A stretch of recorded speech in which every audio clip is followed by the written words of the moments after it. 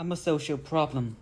Every year, a few more weeks on a locked ward. The only woman in my life was my mother. I never fucked a woman. I would even have done it with a cow, fallen in love with her like, if I'm remembering this correctly, one of the feeble-minded men who haunt the pages of your William Faulkner's novels. With my beloved Vaca, I would have wandered the steppe day after day, mounting her from time to time, staring her in the eye. Her head with its blonde curls over the forehead quietly turned to look at me, and in her long, actual, quiet, bovine eyelashes not the slightest quiver. And do you know what my mother said to the asylum warden the last time? Why don't you keep him? For good. I can't even sew on a button. I can't even polish my own shoes, let alone cook something for myself. Not even a shepherd's crumbs, Miga-style pasta, the only poor people's dish around my numantia. Am I capable of brushing from the table into my wooden poets? No, beggars, bow, emperor, king, nobleman, bourgeois, poet, beggar. I secretly beg some people to give me money in return for a copy of a poem, and if someone does give me some spare change, it's only so he won't have to take the poem. I beg my mother for money too, every day before I go out. If I wouldn't be completely lost without her, I would have done anyway. I would have done away with her long ago. Every Sunday afternoon, I put my hands around her evil old throat. And now she is dying, my mother. What will become of me? Maybe when I go home this evening to our apartment in the project on the edge of Numancia, she will be lying in her coffin already, the coffin she has cried out for from time to time in my presence. The sound a coffin makes when it lands at the bottom of that hole in the ground is no laughing matter. Will be no laughing matter, will have been no laughing matter. And if I know her, she will have darned my socks before dying. She will have cooked a batch of olla padreda or stew, enough to last me for a whole week on a low flame. She will have pressed my father's suit of English worsted from the area around Manchester, double-breasted, with white pinstripes and mother-of-pearl buttons and particularly deep trowel cuffs of the type that have come back into style. Will have pressed it with the heavy old flatiron, heated on the stove and damp cloth, and the crisis, sharp but not life-sharp, will have allowed her to forget death, my father's as well as her own. Yes, my poem lies. I can name things, all sorts of things, but what I can name and speak of, I am not capable of doing, and I don't want to do it either. It's my job to name things, not to act. It's not my job to act. I'm a poet, and it's my job not to act, not to be an Olympic champion, but also not to be a cook, a grater, a night porter, a travel guide, a wood or steel worker, a landscaper, or a pimp, a firearms dealer, a cotton picker, a pipeline layer, a laundryman, a shoeless threader, a locksmith, a dining table finisher, not a person of action, no way, no how. But wasn't it a sort of action after all when Juan Lagunas finally turned on his companion, striking him in the chest with his fist, and not gently either? For that moment it was as if the other man embodied the poet's actual or imagined nemesis and mockers in his native town, from the beginning to the present, no, from before any manifestation of hostility and disrespect. Those who in his view lived a wrong and whose way of life disgusted him in a way for which he had no use in his role as a poet. Thus he attacked his companion as, at the end of the day, the two-step hikers stood atop of the mound of an ancient pre-Christian Celtic Iberian Numantia during his first stay in this region. The former prose writer had met Juan Lagunas only in town. Intramuros, he had always been alone when he ventured beyond his boundary. Now, during the second visit, it became clear that the poet had never set foot outside his city. The soil of the steppe beneath his feet was unfamiliar. He stumbled repeatedly, stopped the toes of his shoes against chunks of weathered rock lying here and there, and he got his legs tangled even when nothing was there to trip him up. Only short grass signed, and the wide expanses. He raised his knees where no object needed to be stepped over and dodged a bull that was actually a cow, and not one nearby but far off on the horizon. He also kept expecting a path where none was necessary. Trackless steppe, the entire steppe, even if here and there it offered some obstacles. Narrow rivulets, a rugged fence, was one big path, easy to see. Even the sound of his own footsteps seemed to make him uneasy, whereas his fellow hiker revived an old pleasure upon hearing the sand crunch underfoot. Grass stems from the previous year and the years before crackling as his ankles brushed them, cushions of moss, still damp with the morning dew, sighing, all of which was and remained a new music to his ears, one that made his entire being fall silent and listen. The poet did not pause for a moment in his day-long monologue to listen, let alone fall silent, even when his attention was called to the rustling of pebbles as they brushed against each other, to the constantly varied concert produced by dried reeds. At most, he gestured impatiently and continued spewing out his tongue talk, undeterred by his own stumbling and the absent sidewalks. The many-voiced concert of the steppe meant nothing to him. A cold wind, signaling the imminent onset of night, whipped around to the two men atop the mound of ancient Numancia. From the new Numancia far below in the bend of the river, rose a mist spreading like a reservoir over the already darkened steppe. Despite the desolation of the scattered farms, the smell of wood smoke grew stronger and stronger. The smell came from underground, beneath the site of the old fortress, long since vanished, but at one time besieged for years by the Roman Empire's legends. The men were standing atop a special charcoal heap. They did not speak. Juan Lagunas, too, kept silent as a matter of course. A dog circled them. It had been following them all day, and the narrator of the Moravian night wanted it to be the same dog as the one in parading at the beginning of his tour, although now the dog was as large as a calf, with a Dutch hound-like belly that sometimes grazed the gravel of the steppe. The paddling of its feet and had sounded exactly like that of the little mud of the enclave. The wind, too, without specifically swirling and changing direction, now gradually seemed to be wafting in from another arrow. The smell of wood smoke was joined by that of damp animal coats and sour milk. Inside a stockade fence, for the benefit of local tourism, an attempt had been undertaken to reproduce the pre-Roman settlement, complete with the cave-like thatched roof huts and alleys that also served as sewers.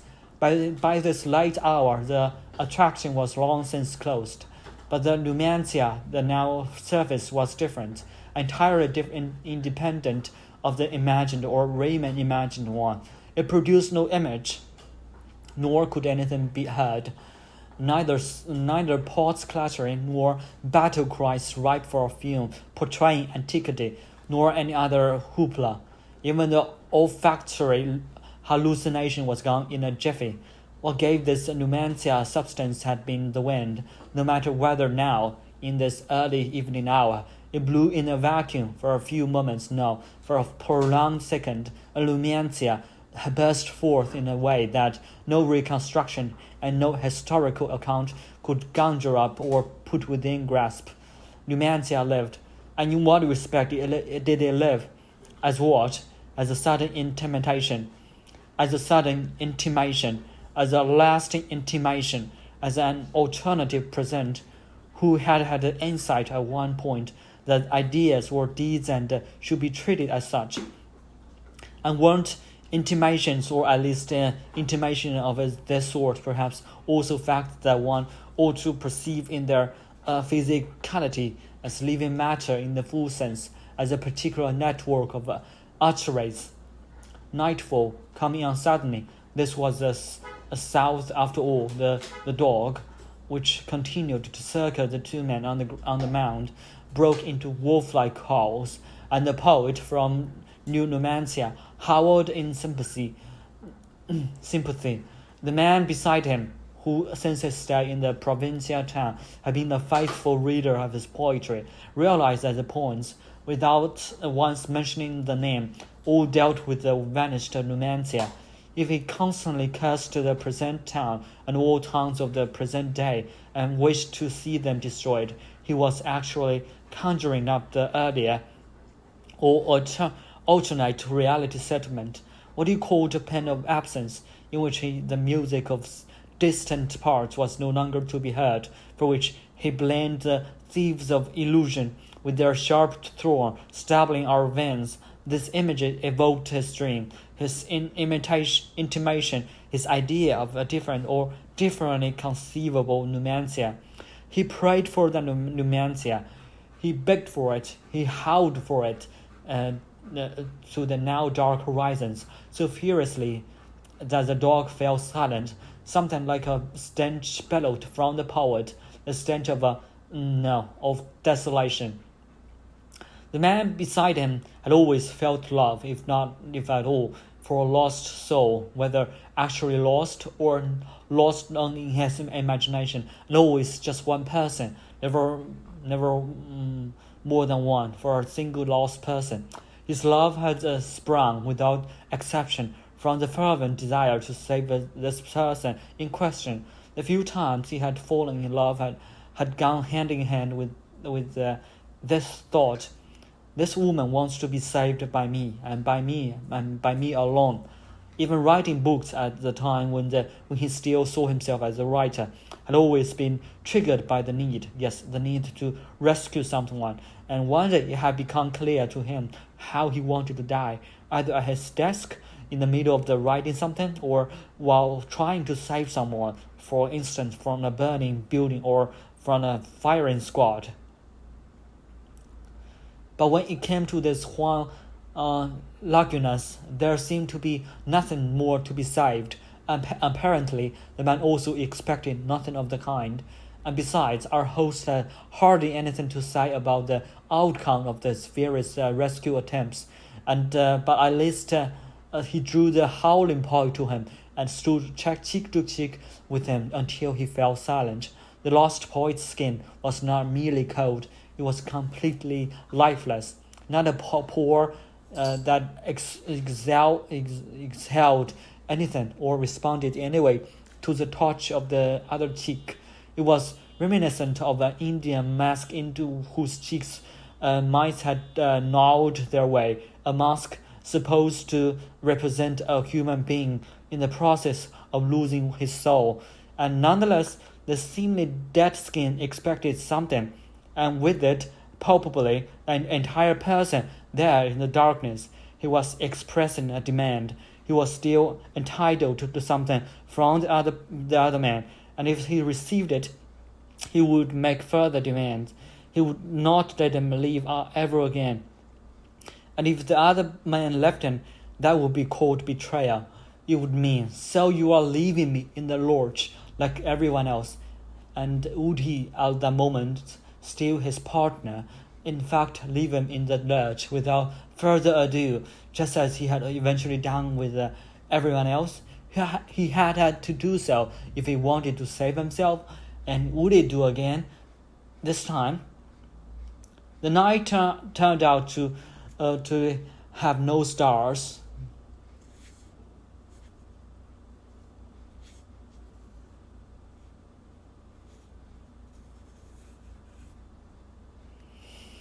The poet of Numantia claimed to be unable to see in the dark, like my mother, so the two of them descended arm in arm from the mound to the step, the dog going on ahead, as if to sniff out the path.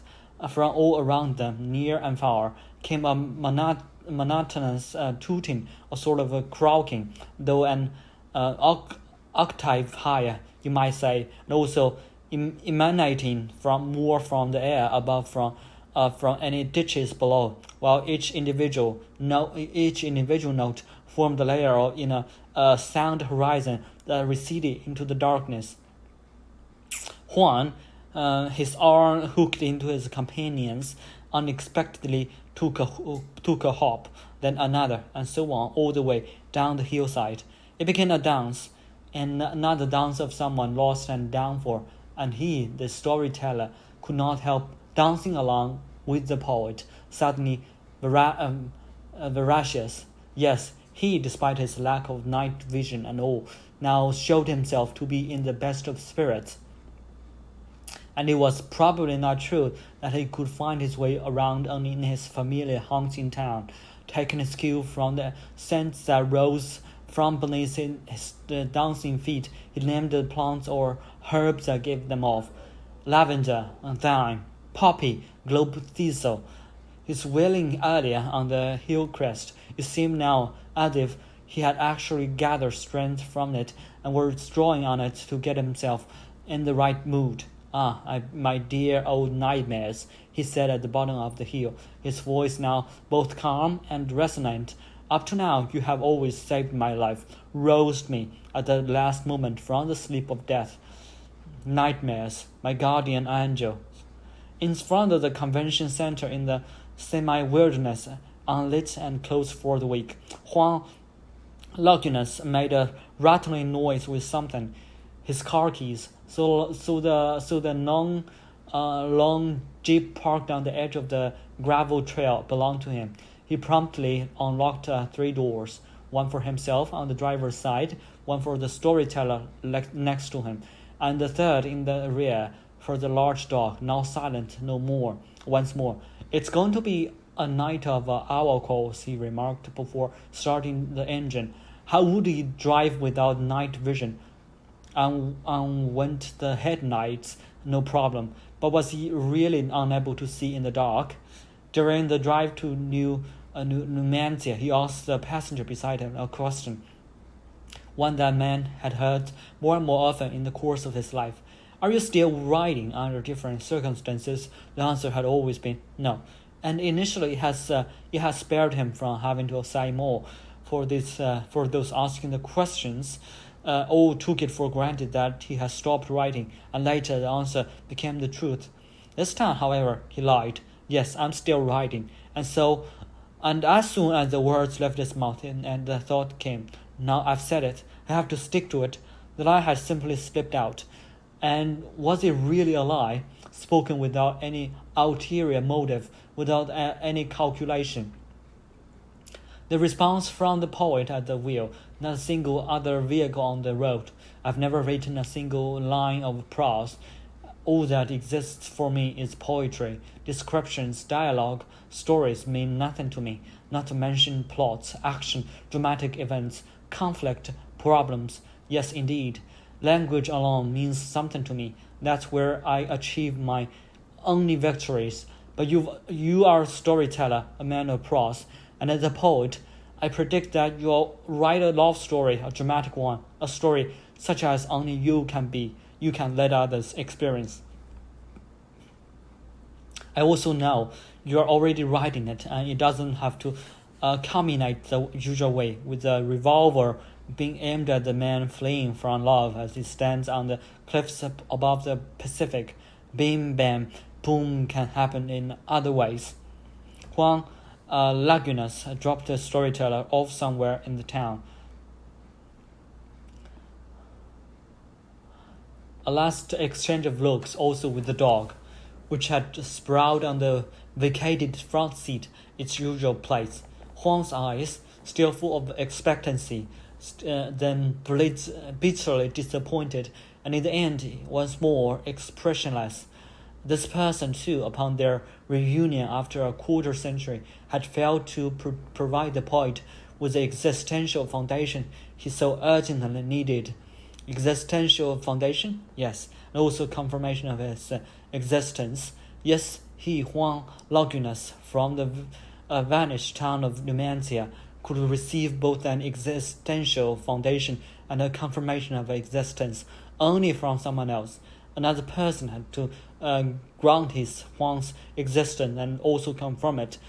And once more, he had been disappointed by such a person. And when he nonetheless finally spoke audibly again, the words took shape as if without benefit of his voice, simply from the flapping of his lips, like that of a small children who cannot speak yet, but play at speaking, except that this was no game. With some effort, one could decipher what he was saying, and in the end had to read it from his lips, now moving without sound. Home to my children, entrusted to me, my ghost. All I wanted to do is sleep naked, without dreams and nightmares to wake me. Once I invented the secret script and went around this town from one person to the next, thinking someone could decipher it, but no one could decipher it. No one wanted to decipher it. We too have met twice over the years, amigo lector, and there will be no third time. And if there is, it will be in figurative sense, in a fundamentally different sphere, whose music will perhaps be white noise. Chapter 4.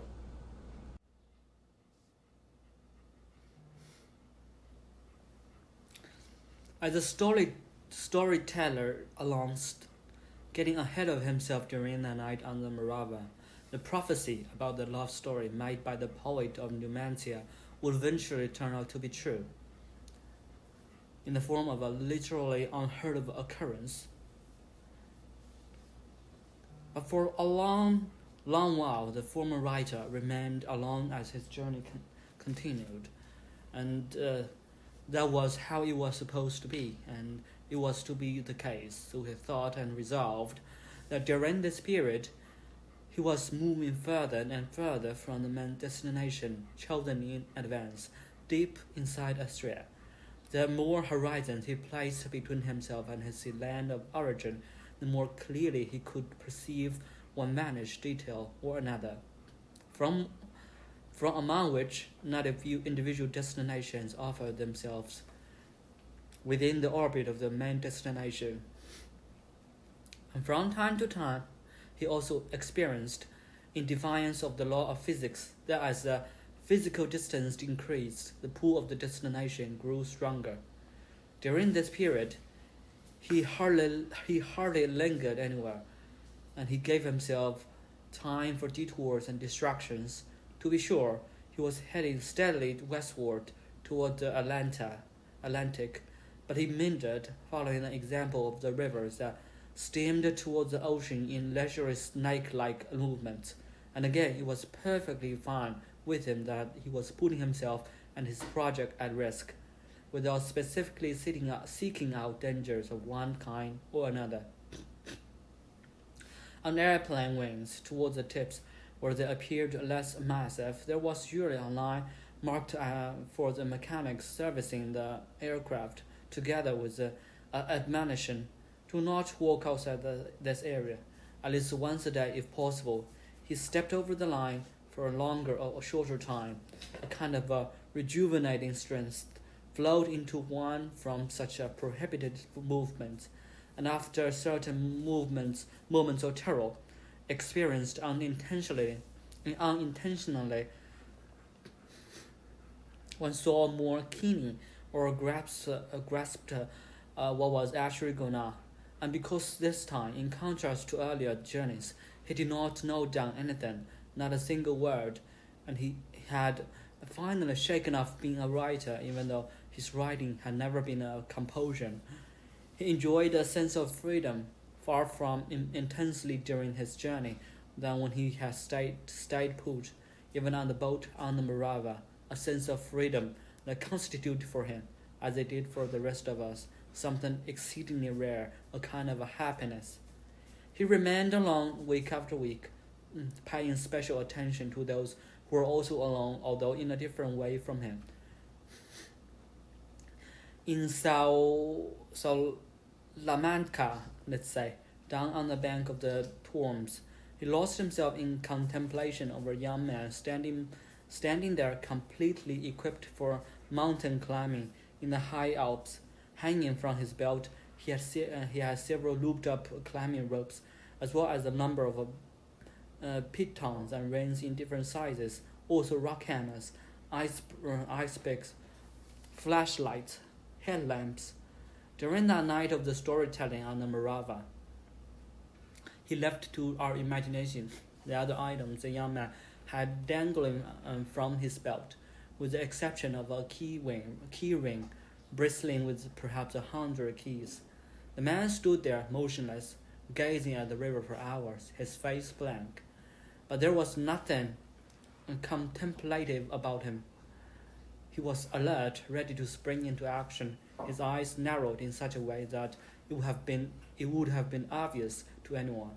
If anything serious were to happen within his field of vision on the water or up on the Roman bridge, he would be off like a shot, armed with his hammers, turnbuckles, and ropes to provide first aid, or intervene, or execute a capture, or perform some other official action, indubitably as the agent in charge.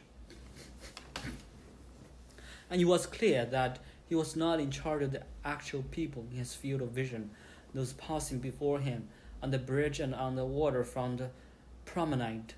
With narrowed eyes and chin thrust forward, he gazed past and through them, all and over their heads, his supporting leg and his working leg poised for motion. His assignment pertained to something that would take place further away, much further away, in an undetermined location. And even once, he finally moved, heading uphill into the city, his equipment rattling and thumping around him with each of his heavy, no powerful steps to take up his next post at the intersection. This standing on guard, more a form of remaining alert, again for hours and motionlessly, had nothing to do with the passing cars of the crowds of pedestrians, which swelled towards evening and seemed to take as little notice of him as they took of them. But one time when a girl brought him a cup of coffee from a shop on the corner and asked the man on guard at the intersection how he was faring, he beamed silently for a fraction of a second over his face, whereupon he once more narrowed his eyes, all the more ready to leap into action and intervene. One hand on the ropes at his belt, the other on the key ring, bristling like a weapon. Another time, in a bar in Ciudad Rodrigo, already close to the Portuguese border, our storyteller could not take his eyes off an old man, more enthroned than seated at the table in the rear, far from the other guests, although he was a guest himself. In spite of the sun's warmth, he had on a fur cap, a table heaped with documents, manuscript, to which the man kept adding piles of papers that he pulled out of a briefcase, leaning against the leg of his table. Black flies, large ones, buzzed around the old man, who paid them no mind as they shuffled through his papers, making notes, adding doubts, always from right to left, as if he were writing in Arabic. Whenever he added doubts, sometimes just one, sometimes two, sometimes three, it could be heard all through the bar, in spite of the babble of voices and the seductive melodies from the jukeboxes, and he seemed to be more in his element than when he was forming letters, all of them teensy-wincy. When he stopped now and then, he would inspect a word or letter through a magnifying glasses, and that always took the longest time. The magnifying glass, not the gold or gold-plated fountain pen, was his primary instrument. After an expansive gesture, in which he ceremoniously shook his jacket sleeves back from his wrists, He would move the magnifying glass in circles above the page until finally it swooped down over the curlicue in question, or whatever. But then the old man devoted more and more of his time to making lines. He began with the obviously underlying things, this too, from right to left. Later it became a crossing out, first a single word, then of an entire line or whole page, with diagonal lines back and forth, and then another page and another. The process accompanied by a snorting that swelled from displeasure to rage, then a fist pounding the table. Then there came a sudden change of image, renewed silence, the pen moving quietly, the page after page, receiving something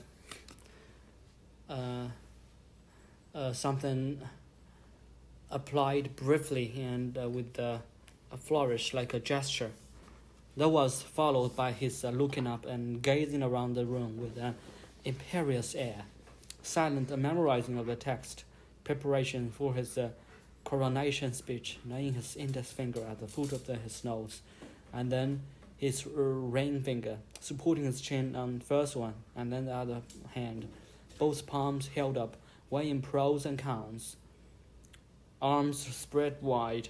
But as soon as he caught a sight of his sole observer, an instantaneous halt to all this, a blow with his fist on the table, then gathering up and packing the manuscripts into his briefcase and hurrying out of the room. In a different era, he would have had the evildoer killed. Never again shall you look upon your king. Our storyteller did not avoid cities, but in them he stayed closer to the roads spread leading out of them than to the centers. Sometimes new of late was the presence of more and more benches extending all the way to the roundabouts at the city limits and around them. He often sat there, reading, looking up, turning back to his reading.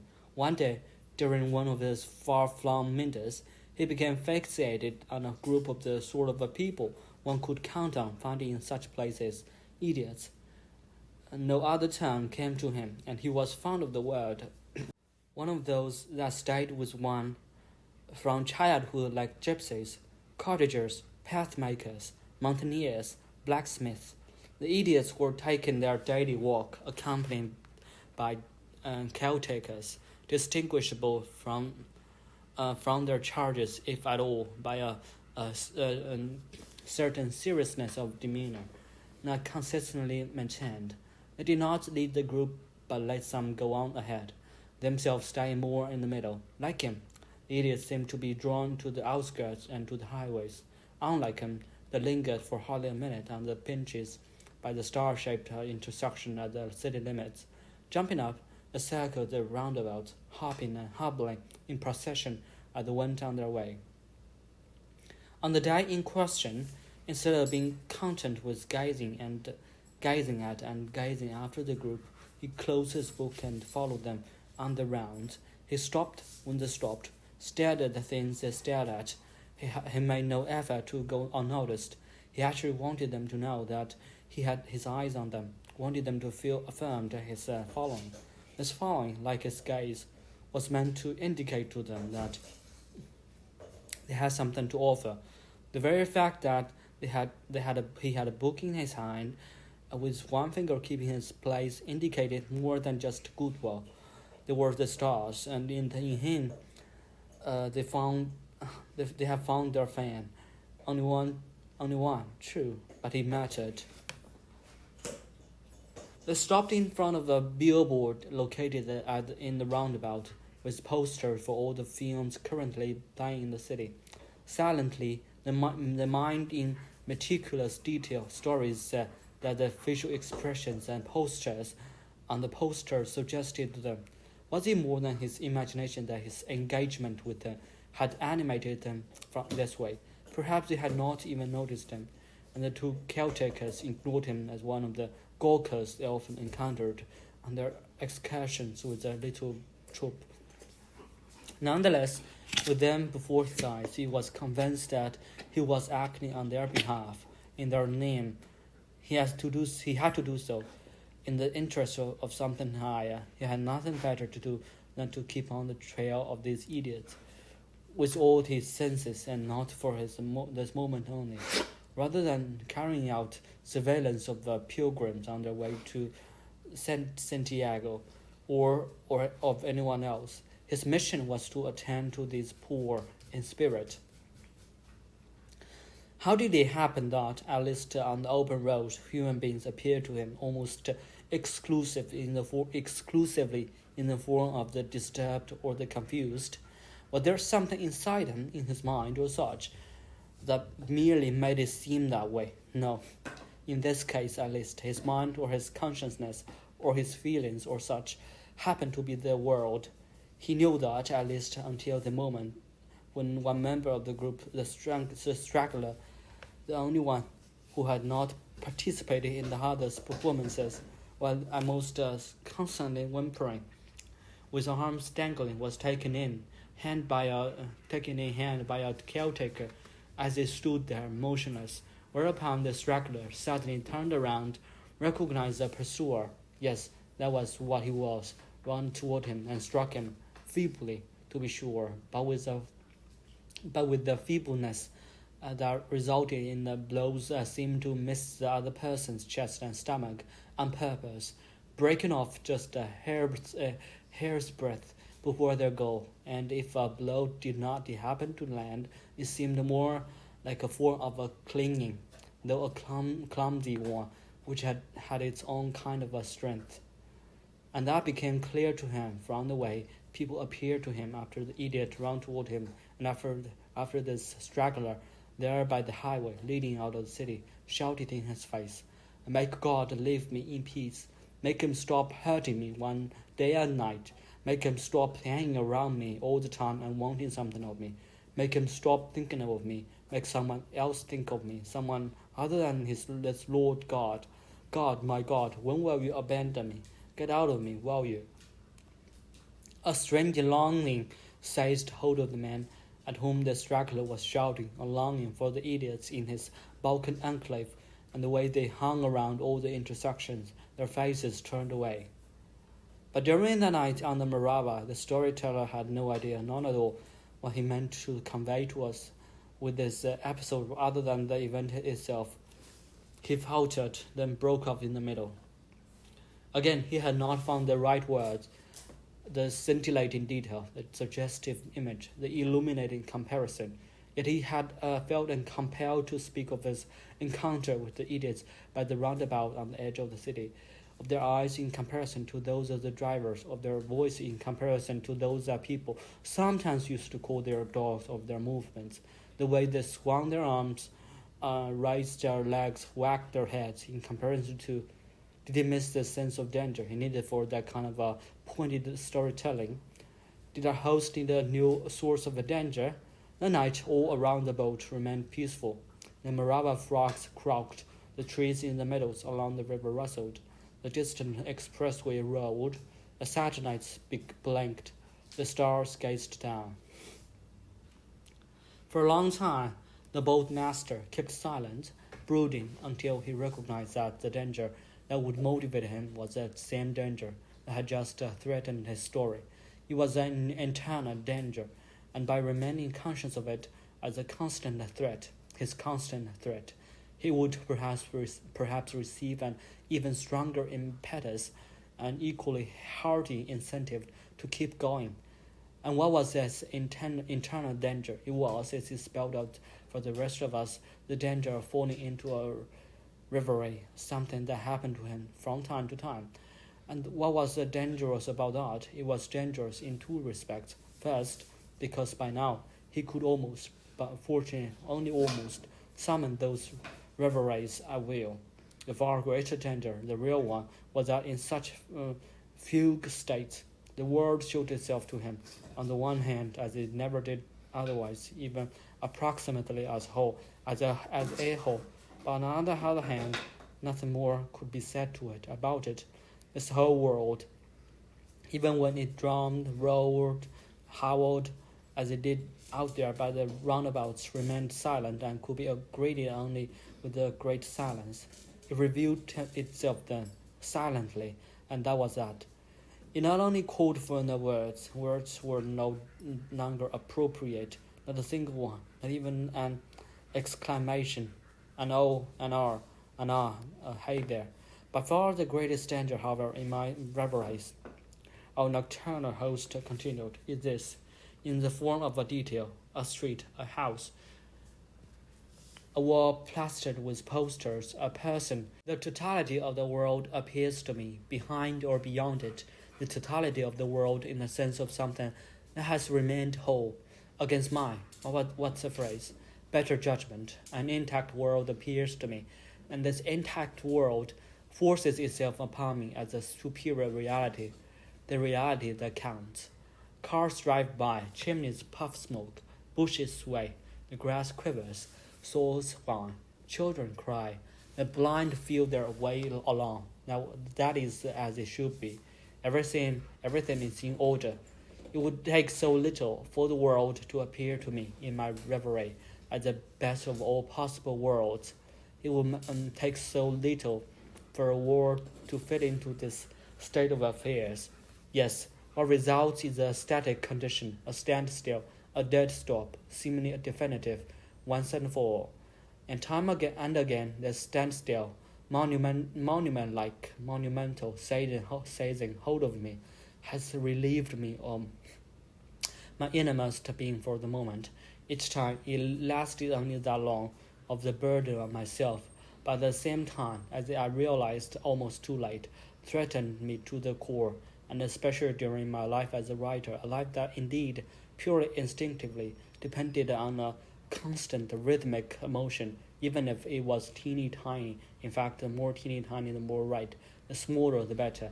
Depended on the succession of moments, not on moments of standstill, no matter how monumental. And although I no longer write anything down, I do not quite know what to do with my reveries, to which part of me clings in spite of everything, because they help me get out of myself and into the world, into you over there, into you over there.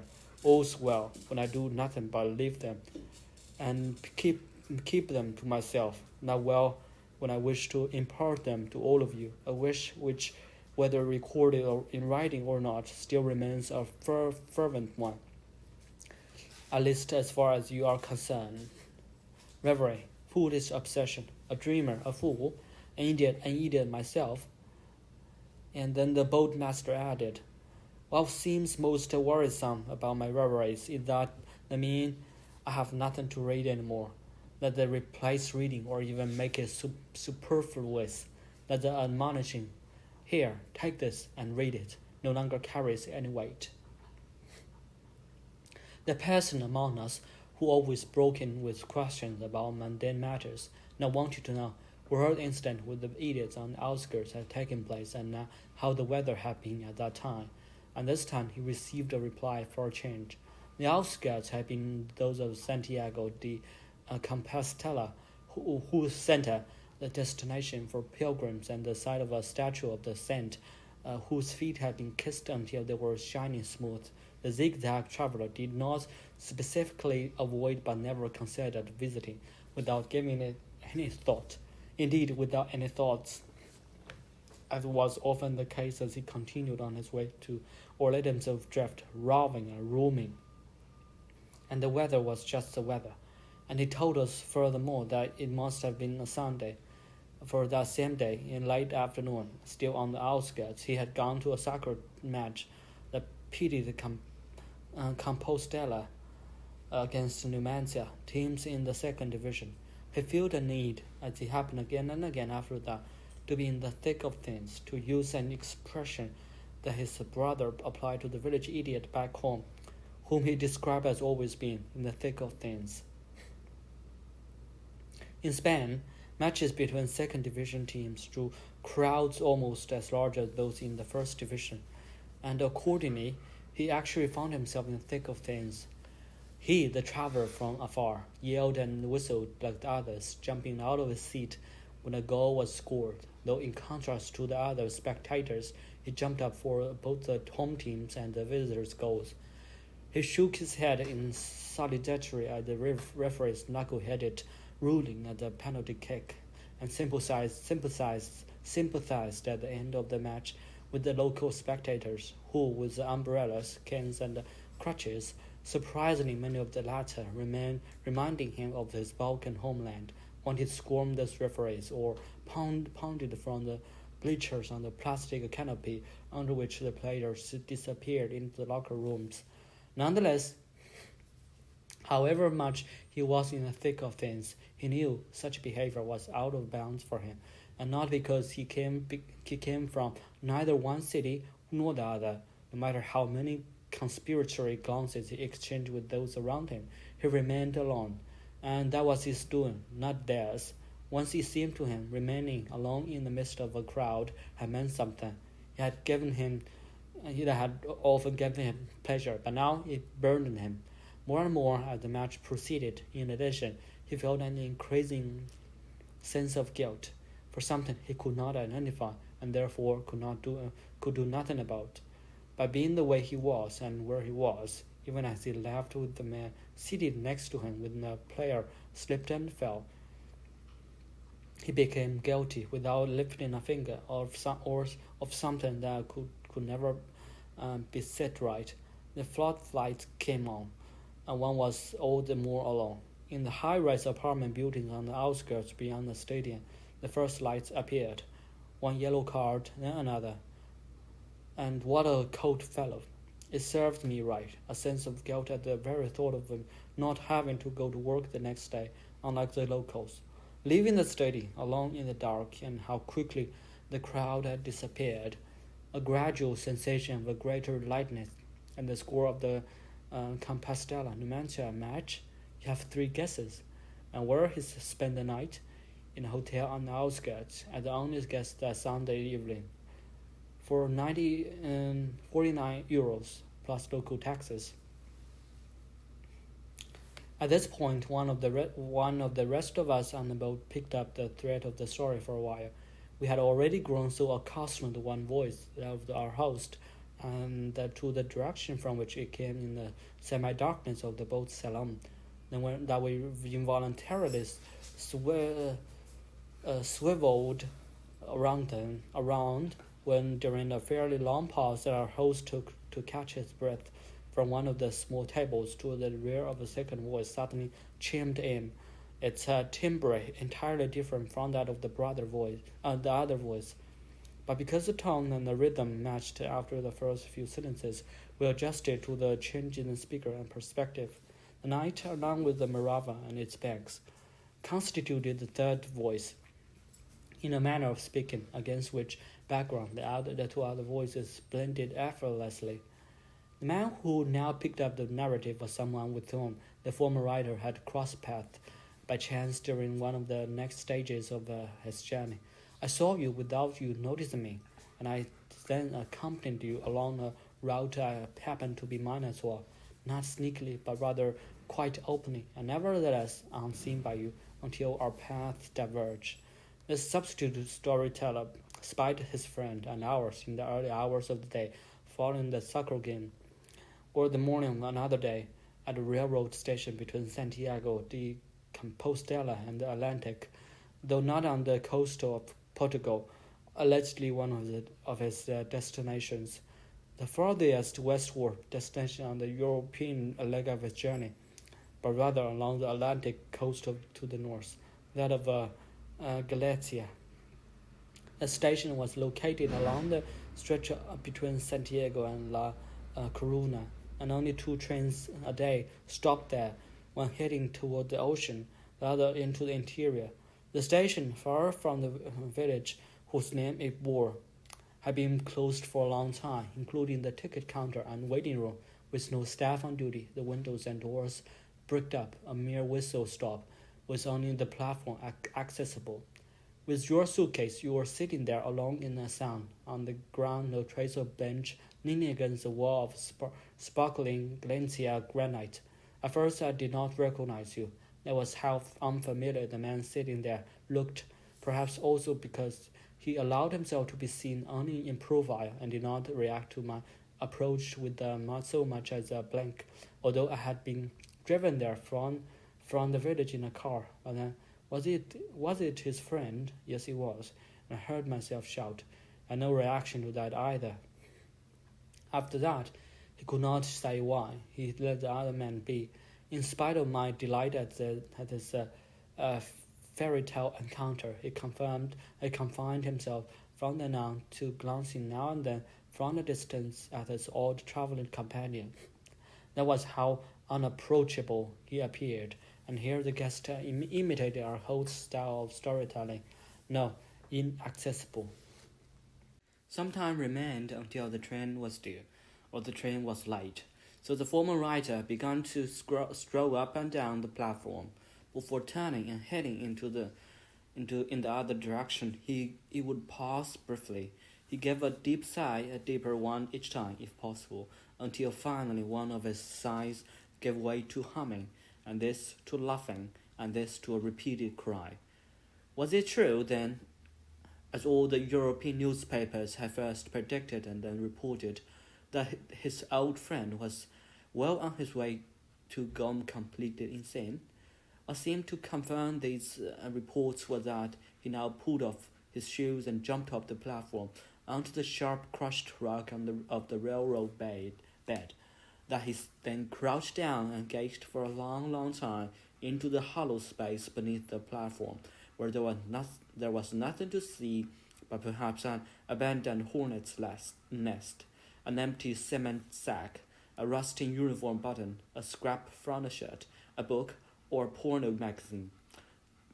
That he remained standing between the tracks even when the train, not yet in view, could be heard approaching from afar, at the chirping up in the wires, and kept his eyes fixed on the slippers, still made of wood along the stretch of mine, staring at the eyes in the blackish wood and the oil and other droplets, shading his own eyes with one hand, as if he were looking not at the ground, but rather at something far off, on the most distant horizon possible.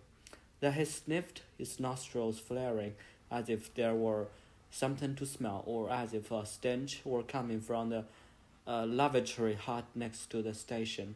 Nonsense out of commission, its door gone, with only the outline of the bowl visible. The drainpipe stopped with the crushed rock. That he, with the train in view now, in addition to his staring and sniffing, raised a finger to draw something in the air, as if deaf to the blast of the locomotive's whistle warning him, and then in the train compartment, still barefoot, his shoes next to him, continued scribbling or sketching, now on the rain-stained window, for the train and its passengers were coming from the rain, as was fitting for an episode taking place in my glacier. I took a seat diagonally across from him, but even if I had been sitting directly opposite him, he would not have registered my presence, as I by now realized. That my writer had gone off the deep and seemed clear from his confused scribbling on the cloudy window. With the best will in the world, one could not decipher the writing. Not only his bare feet and his dirty fingernails gave me the impression that this person was not just inaccessible, but had become one of the untouchables from the lowest caste far off in India. And in addition, as if to confirm my suspicion, he now struck a dove's feather with a blood-crusted quill in his hair, heedless of anyone else's presence, and began talking to himself, loudly and incessantly, keeping it up all the way to La Coruna. Among other things, I recall the following. Everyone is the way he is, and all the shoelaces that won't come united. Oh, jumble of morning thoughts. My mother's singing prevented me from becoming a singer. I'm disgusting people, but I don't want to disturb them. God loves a bashful giver more than the merry one, and he loves the agitated giver most of all. How we wander about in the universe, and I love too little. It's no disgrace to breathe. Green has been passé for a long time. From so much looking, I no longer see anything. Actually, one should die more often. No one rules the world. Worrisome that it can't be told. At least I'm alone. It's terrible how one loses track of himself. Everything is an error. Take words, not colors. Nothing is good for you. Don't buy anything. So much time, and tomorrow it continues. Here the boat master interjected that of course he had recognized his Galician friend, but he had decided that during this phase of his journey he should have dealings only with strangers. That was how it had been decided. That was how it had been conceived, and accordingly he had not let the other man get close to him, had acted in his presence absent-minded, confused, unapproachable. He even imagined that for the other man, and not for him alone, he was invisible. His idea was that if he wished, he could perhaps be seen, but perceived as a mere daydream. He had only to concentrate, and for the world around him, he would vanish into thin air, as the world would for him. To overlook and make himself be overlooked, as he imagined it, that had always been his form of power, and that being the case, would he have been disappointed at being recognized this time as his own very own self, in flesh and blood, despite personifying a figment of the imagination? Not in the least. After this interjection, he urged the interim reporter to continue. What else happened with me on the train? And after that, I trust you follow me in La Coruna. What can you report of me as I made my way through the city? What did I do there? How did I seem? Yes, he was eager to receive someone else recount happenings involving him, much as in childhood he had never been able to get his fill when his mother described what he had done or said at such and such times. And what else did I say, mother? And who was the next person I beat up? And what was my next sleepwalking episode like? When we arrived at our destination, the other man continued obediently. I stuck to his heels for only a short time. After all, I had work waiting. But during my lunch break, I ran into our traveler again, and then again after work. Or had these encounters been pre-arranged? Be that as it may, at noon I saw him in a funeral procession. He was walking in a long column of local people behind the hearse, completely integrated into the crowd. He had changed his clothes, if indeed it was him, which I doubted at first. A dark suit with a white shirt and a tie and hat. No, it was him. I became sure when walking along like the others, hesitating at a traffic light or such, then continuing. He looked over his shoulder once, and after that again and again, I recognized him. Not only by his face, clean-shaven for a change, it was the way he turned his head as he walked, the gesture I most associated with him. In all the time I had known him, he had glanced over his shoulder at regular intervals wherever he went, perhaps less because he expected to see something behind him than because he hoped to sharpen his vision. His spatial vision, or for some such reason, that was my impression. But if this time he intended, as a member of this mourning party, to orient himself and gain keener vision of the way, keener vision this way, his looking over his shoulder hardly made sense, because his eyes were glittering with tears, and their source could not have been the Atlantic wind in La Corona alone. Why else, whenever he turned his head to face front again, would an unmistakable shuddering of his whole body have been visible that could be caused only by sobbing? He was standing too far away to hear it, but I was standing too far away to hear it. But it was a powerful sobbing, gripping his entire body, more intense than could be observed in anyone else in the funeral procession, especially in the members of this immediate family right behind hers. And that aroused my suspicions again. As someone familiar with the town, I had knowledge of the deceased, and if my writer, a stranger to the region, had heard anything about him, he would have realized that this was not someone to mourn. No, he knew nothing about the dead man, let alone have been acquainted with him. So did that mean that this person, weeping uncontrollably, was not who I took him for? I moved in closer, forgetting my plan of spending the lunch break with a seaside sweetheart.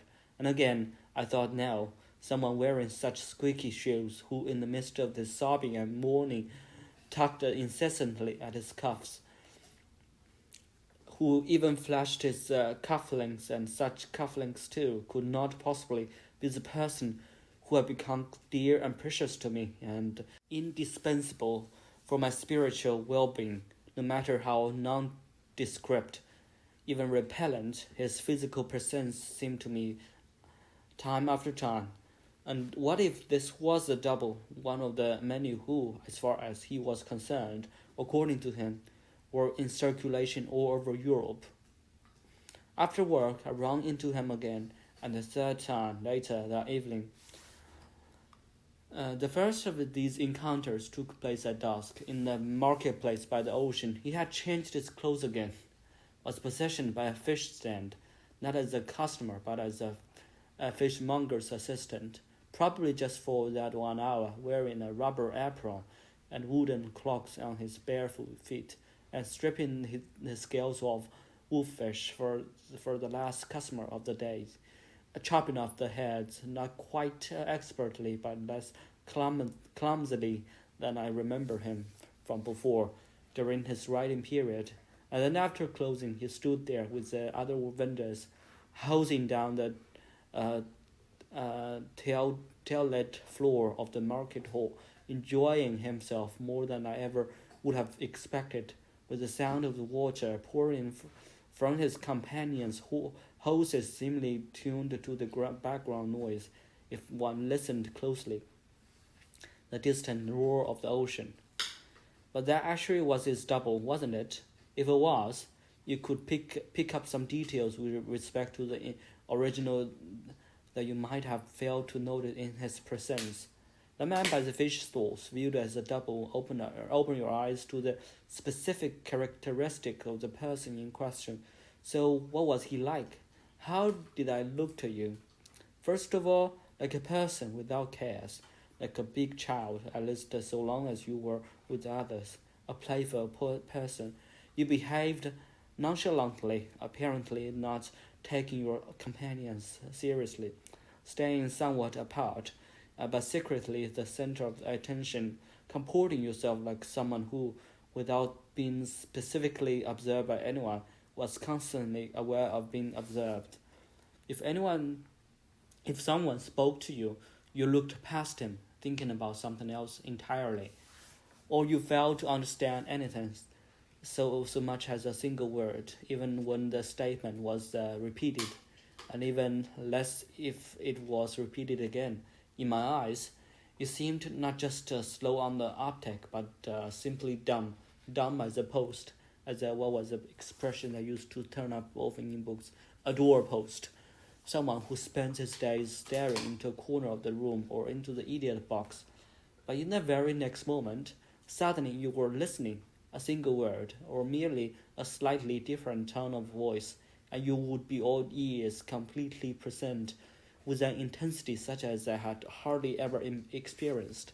Certainly not in my romantic relationships, whether in the city, by the sea, or in the interior. In order to be able to listen, you went so far as to turn off your water spigot. Your face flushed bright red at what was said, shared with you, told, passed from the speaker to you, and you alternated between nodding, shaking your head, clenching your fists, and splaying your fingers. And in the twinkling of an eye, you regained the authority that had seemed to slip away from you almost entirely during your moments of idiocy. And when you seemed to have had enough of such thorough listening, on went the spigot again, and as if nothing had happened, He went back to the motion of wrapping up the workday, having time, being in the present, and self-absorbed in the company of others. I decided to miss the train back to my Atlantean village and to continue my surveillance of my author's double, or whatever he was. I waited outside the fish section until he came out, the last one, through the last open door, which he locked behind him, using a bunch of keys reminiscent of a weapon, a flare. Finding the right key took him so long that I finally recognized some of his earlier clumsiness. He was alone, and if it really was the same person, had changed his clothes. He strolled evening-ward in a summery, light-colored suit, worn under an open trench coat, extra long, with a checked cap on his head that seemed utterly inappropriate for a coastal city in northern Spain, and tennis shoes. His appearance in such a disguise was almost ghostly, though also, if I have been following him with the movie camera, several degrees more distinct than that of the person he was, or the person for whom I took him in my hallucination. Incidentally, it was a great that no matter what his disguise or camouflage, those who had registered his face or merely his way of moving would always recognize him instantly. Even in an astronaut suit or a Montana cowboy's outfit, no matter where on earth his wanderings had taken him, he would be greeted by such a person who would not have to eye him dubiously for a moment, with "Hello, there, it's you again," or "I see you." One way or another, he could not be missed. As he had done at noon in the funeral procession, he kept turning his head to look over his shoulder as he made his way hazy and young across the city. This behavior contrasted oddly with the way he strode along and light-footedly snacked his way through the crowds. He must have expected to see someone behind him, and he expected nothing good of this person. To me, he looked like someone on the run, like someone checking behind him for pursuers, not a single pursuer. If initially he had meandered through the street in a leisurely fashion, now he began to zig and zag, and increasingly made sudden turns. Might this still be a game with himself, with his own imagination? But again, no. If it was a game, then a game involving someone else. His frolicsome flight, or his performance of fleeing, was meant to catch his pursuer's attention, or perhaps turn that person into a pursuer in earnest. What seemed to confirm his supposition was that he disappeared into an arcade with which I was familiar. I waited to see whether someone would follow him in. No one did, and then went in myself. But now night had long since fallen. There he stood, but not alone at the game console as I had expected, but in a sort of pack with others, in front of a dartboard, you know what I mean, a target like the one on the boat there, but with an electronic scoreboard and so on. To his fellow players, who came every evening, he was a complete stranger, but despite having joined them only minutes earlier, he already seemed to fit in completely. He hit the bullseye again and again, and at each of his tosses, the board lit up with astonishing scores. The person whose turn was supposed to come after his kept pulling the darts out of the target and handing them back to him, something that happened with none of the others. Later that night, however, when I had long since stopped watching, he lost his rhythm, his momentum.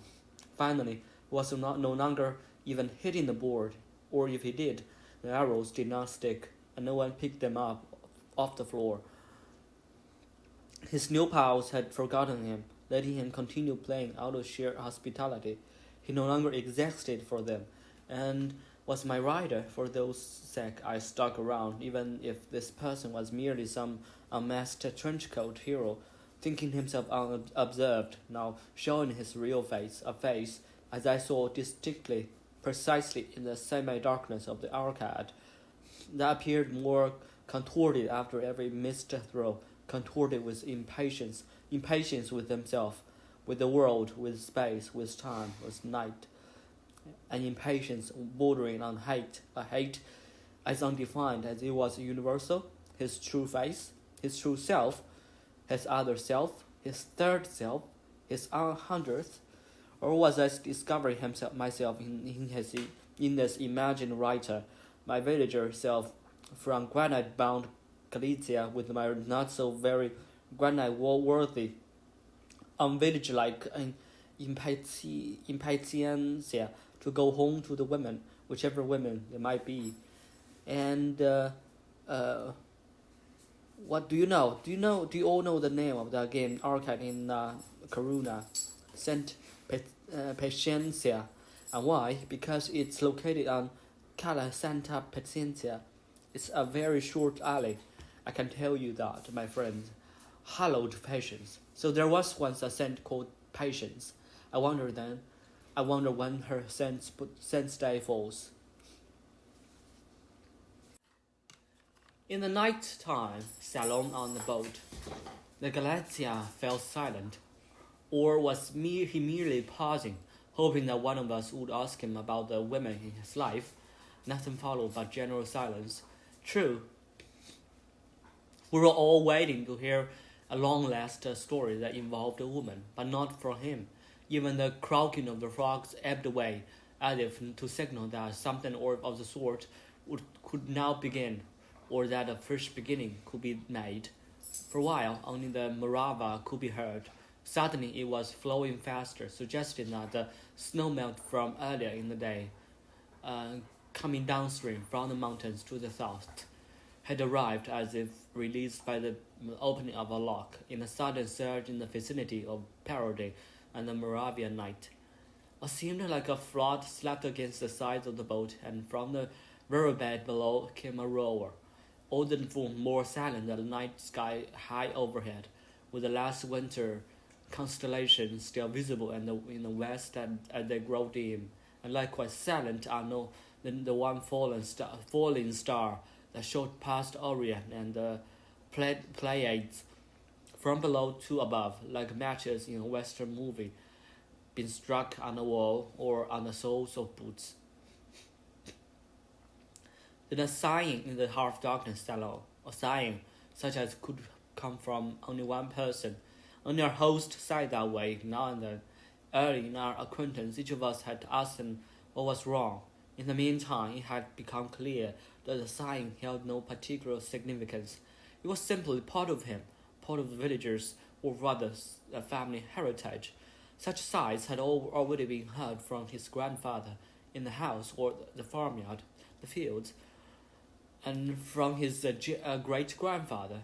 Actually, it was not so much a sighing or snorting, sometimes turning into a moan, which, however, had no significance either, as already noted. And usually nothing followed from it. Only in exceptional cases did it alongside something was about to happen, and in a moment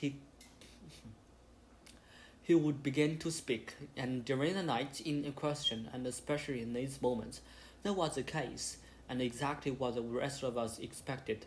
It was from him we wanted to hear a story involving a woman. From him, we had never shared such a story before. But as usual, he put off starting the story, put off opening his mouth. Before he settled down to talk, he went outside and blew with all his might on the clapper of the boat's bell, but in vain, not a pip. And back in the salon, he first described in great detail his wandering in search of a church ruin almost 1,000 years old, still in Galicia, in the interior, to which he had fled from the coast, the surf, and lighthouses were the residual effects of the oil spill, in the face of which no continuation of his project. For that was how he viewed his tour, presented itself.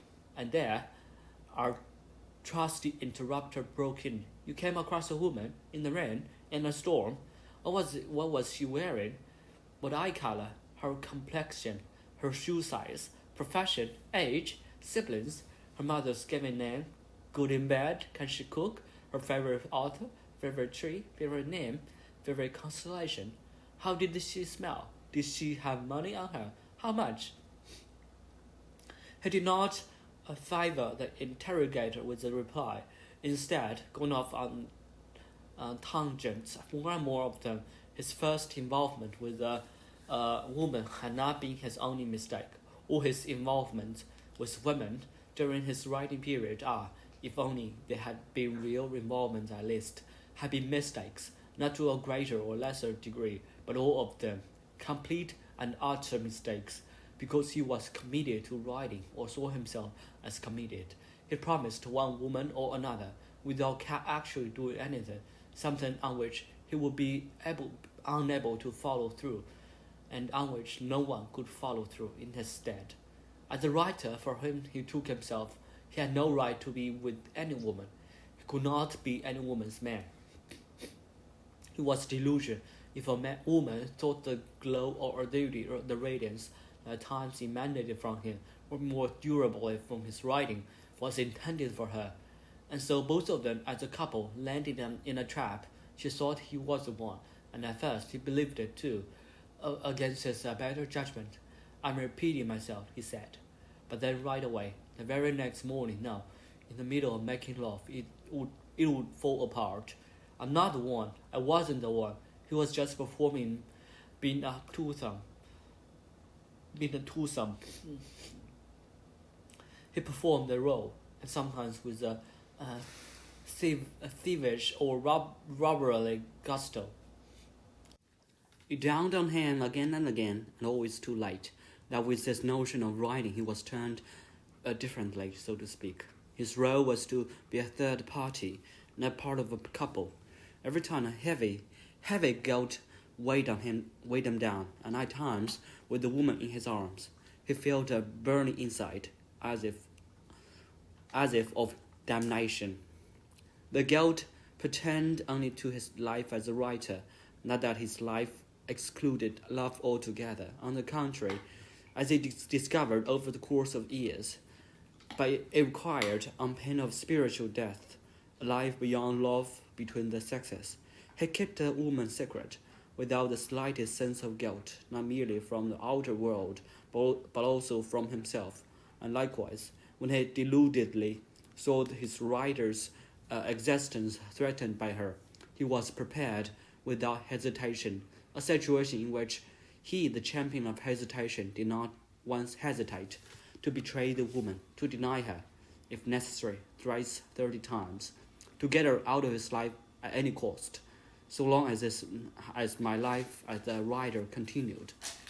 During his creative period, he had suspected an enemy in every woman, and when he shook off that enemy and put distance between them, he did so with conviction, certain he was in the right. Whenever he suspected the woman close to him of being an enemy, she would turn into one, and her enmity consisted of becoming active, not, however, as an enemy of his person, but as an enemy of his work. If this work insisted on taking precedence and induced him to push the woman away, surely the work had to have something seriously wrong with it. Instead of loving his work, he was obsessed with it, and that obsession had to be exorcised. And thus commenced a struggle between him and the woman, without ill will on either side, and rather out of helplessness, which made the struggle all the more merciless. To both of them it was a question of justice, and thus one injury led to another. Who would have liked to speak about the whole thing more light-heartedly, even more humorously, but that was out of the question unless one took his current venture into purposeful storytelling as an element of humor. At any rate, he smiled slightly and spared us further sighs as he launched into the story of the woman who had once almost beaten to death. Perhaps he smiled because of the obvious exaggeration in his very first sentence, something in which he otherwise did not indulge, or, in his own words, "not my style." It was also obvious that he intended to keep his story short and sweet. It stands for others is only an extreme example. Violence was apparently not his thing either. And what is? The conflict broke out again when he was on a book tour, as so often before. Once he set out to felt unsure of himself, repeatedly assailed by doubts as to whether he was on the right course. On some days, he merely asserted that he was, and set out trying to find what was right, if only in a single sentence. And at such times, he was especially vulnerable, if for no other reason than that he buried himself in his work as if it were a question of life and death. And in his imagination, it literally was a matter of life and death, or to be or not to be, no matter whether the book turned out to be just another book. God or the devil knows why he took these things so much to heart. The woman, by contrast, did not want all the drama, the more so because she sensed that he was merely claiming to be right. No, this man was not obsessed with a project, merely weak. It could not possibly be the project. She did know about his conflict, but she did not want to know, and she attacked him. This attacking consisted of her blocking his path, the path to the book, every day. She did not act maliciously. She simply could not help it herself. In the presence of this man, who treated her from morning to night as his adversary, did not even treat her, but just avoided her, with one excuse after another. She had no choice. The truth had to come out, that he was double impotent vis-a-vis her, the woman, and even more so vis-a-vis his supposed beloved, the book. And when he sat working on it, or pretended to be working, she had to continue the conflict, willy-nilly. This conflict had not even been declared. Indeed, it was not even a conflict. It was not possible to fight this man, curled up like a hedgehog at his desk. What she did was more like disturbing him, involuntarily, compulsively, all the more mercilessly. She seized every excuse to knock on his door, or let's say, toss pebbles at his window. Or when she had just wished him a productive workday on the telephone, she would call him right back to ask whether he was finished, and then a minute later, asking how long she would have to wait for him, and so forth. And at night, she would refuse to let him leave, him, whose motto might read, "I am the one who goes away," even locking the outer door, and then, when he could not help staying, she would not let him sleep. Not this way, not that way, him, who, according to another of his saying, needed sleep and dreams for recharging when he had a book in his works. And when after fervent requests, even pleas on his part, he was allowed for a change to go home to his room, to his desk, which for him, so weak in periods like this, was literally a homecoming. After he had taken a few deep breaths in his own four walls, the woman would barge into his life again, giving him no respite. He could not unplug the telephone. If he did so, in no time she would appear at his door in person. And what if he simply let it ring? After an hour of ceaseless ringing, the same thing would happen a few moments after the telephone finally stopped, in no time again, as if this woman had wings. Her voice, as tender as it was merciless, would be heard calling his name outside through the nocturnal stillness, keeping it up until he let her in. And one night, when he finally opened the door, it had reached the point that he promptly threw himself at the woman without even looking at her, and began to beat her. It almost seemed as if she had been asking for it, for she let it happen without trying to protect either her body or her face. He had never struck anyone as he struck this woman. Even when she fell to the ground, he could not stop kicking her without caring where the blows landed. In the middle of the fracas, he almost picked up the hip lying there on the ground, and without more ado, skewered it on a nearby fence post with a pointed finial. Now I'm going to do it, he thought, as if she deserved it, as if he were acting in self-defense. He stopped the story there, having no memory of what had happened next. But even from the earlier part, nothing has stayed with him about the violence but the violence itself. No night wind, no light, no star, no tree rustling, as if that were a law governing violence. His memory remained blank until the next day, when the woman and he saw each other again, as if nothing had happened. Her face and her body unscathed, no redness, no swelling. This too, suggesting that nothing had happened. Never again a woman, never again a book, ran through his mind. And why was he telling us all this? This part of the story went with his later experience at the remote monastery in ruins.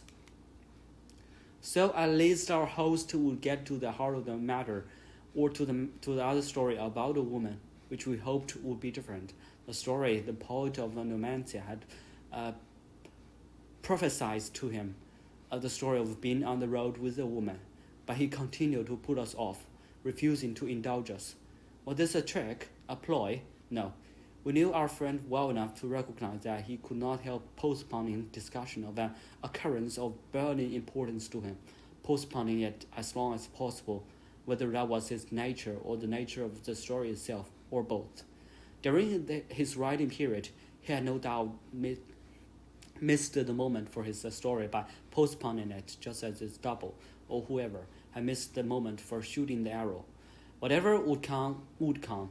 It would remain his problem that, unlike the writer Heinrich von Kleist or members of certain American school, he could not plunge with his sentences directly in medias res. As was previously the case with his writing, the problem now affected his speaking, and it actually seemed to spur him on. Since giving up his profession, he had seen in the running, and not only for a woman. Once he decided to be a nobody, he knew he amounted to something entirely different from a certain author or another. He was in the running because he was available and radiated availability. At the same time, that availability made him appear massive, which had nothing to do with his actual size or weight. Those around him saw him as someone who had both feet on the ground as much as anyone else, who lived entirely in the present and embodied the present more than anyone. Thus, wherever he turned up, it did not occur to people to ask about his profession. He was there without calling attention to himself, took an interest, participated, fit in. If he had ever felt he had a calling, it was to hearing and going to hear, and in that respect he now found himself in his element. He no longer needed any special atmospheric conditions on his ground, and he, now anonymous, rested on it with the necessary gravity. His indefinability resulted in his emanating a kind of a colorfulness, a dark, earthy, peaceful, humane color, and at the same time a music, soundless, that was he wanted it to be heard, music of sympathy, empathy. Not only was nothing to be feared from him, the indefinable nobody. He inspired trust. Was he speaking now from experience, or was this rather his idea of himself, finally free of profession? The overtime had threatened him not merely with a certain inability to function in society, but also with incurable misanthropy. Be that as it may, after all the battles and defeats with the women during his writing years, he now considered himself really at last, having renounced his constructing profession for the woman. Despite his failure, he continued to believe in the tale of a man and a woman.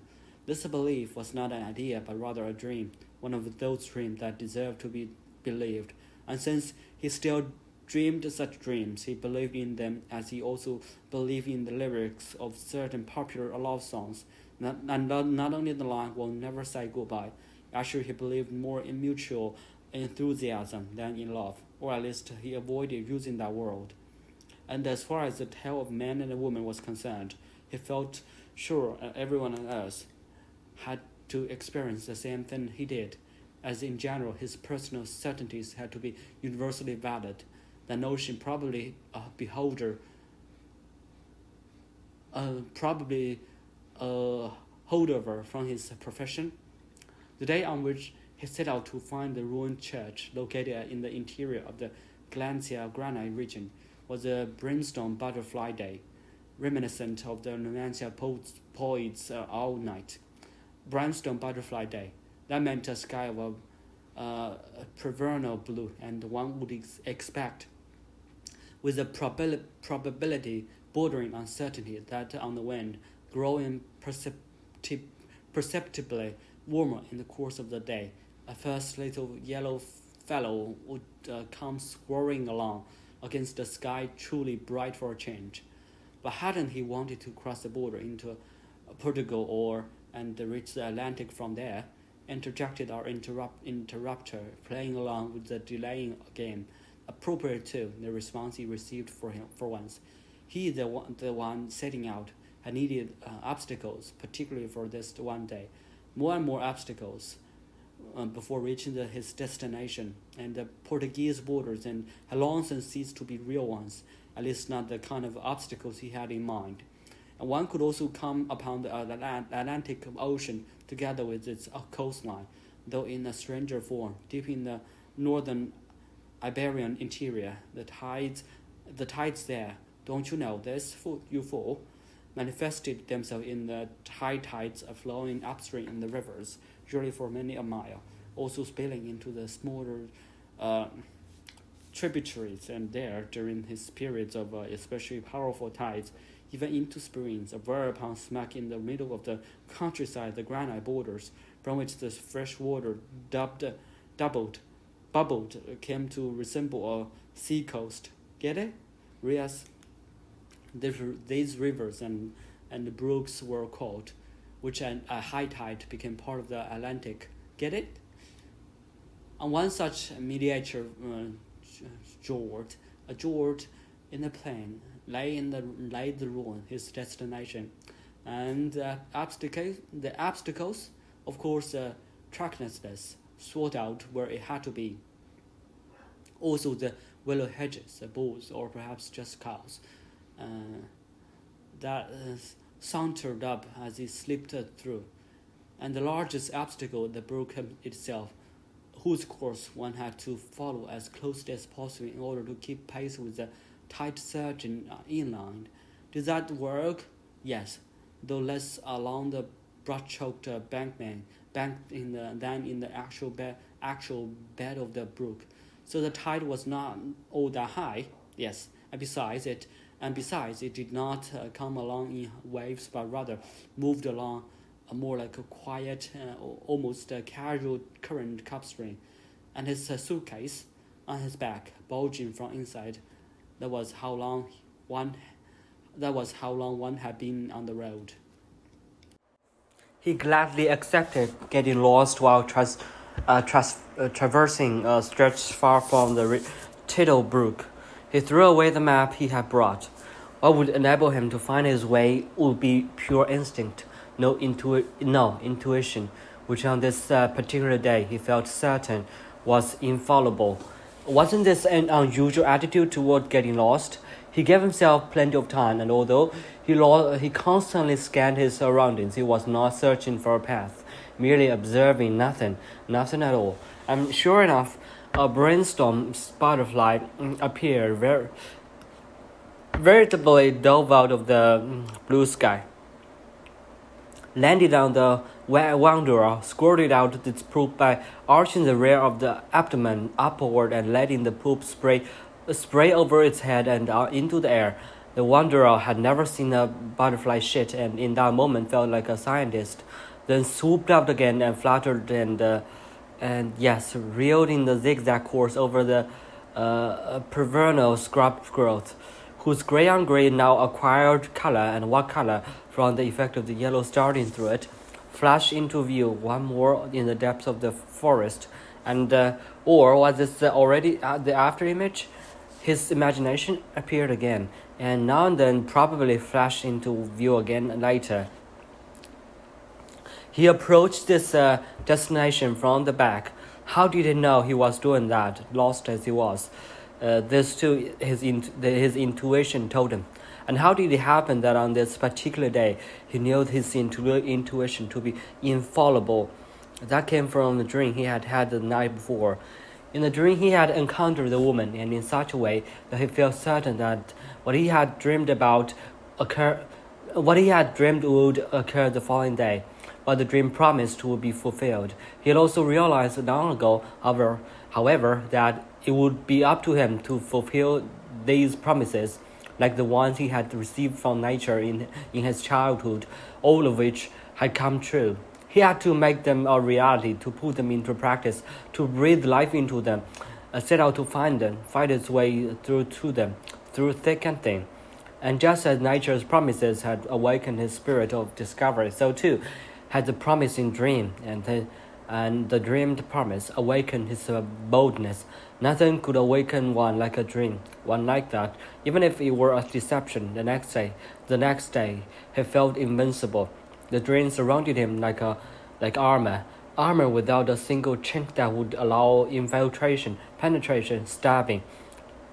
And it was stronger than an illusion. How else would that one feral dog, in which he recognized the one he had seen while departing from paradise, now grown as big as a lion, after some initial growling, have accompanied him peacefully, then even running on ahead through the underbrush like a scout, constantly turning to see whatever he was still following?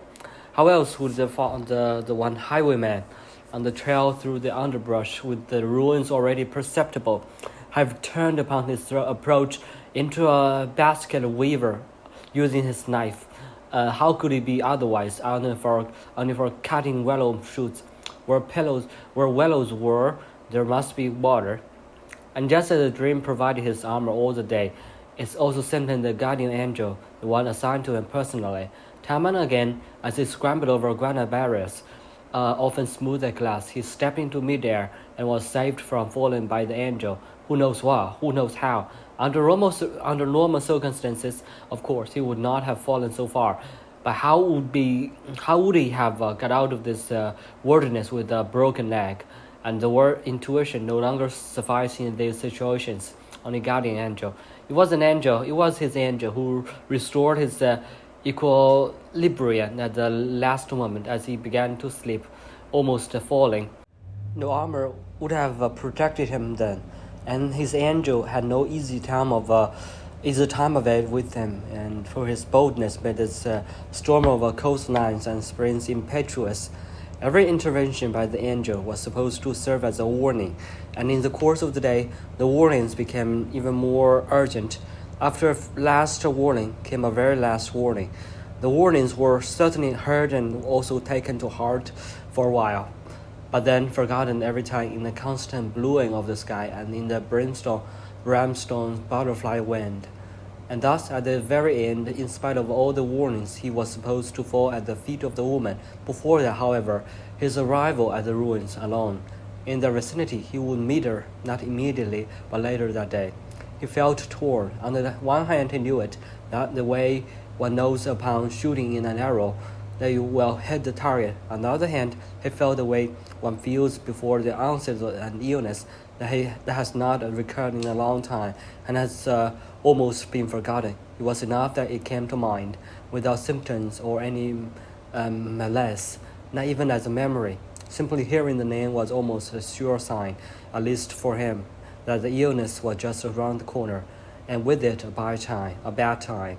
But first he entered the little church, actually just a chapel, to which a network of trodden paths led through the semi-wilderness.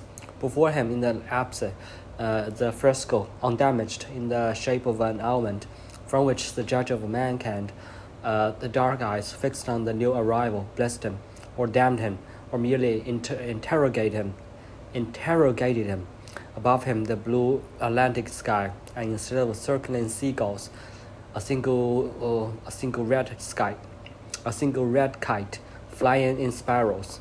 On the debris-littered earth, not a single flagstone left. stalagmite-like dog and bat droppings behind him, just beyond the granite threshold, still untouched.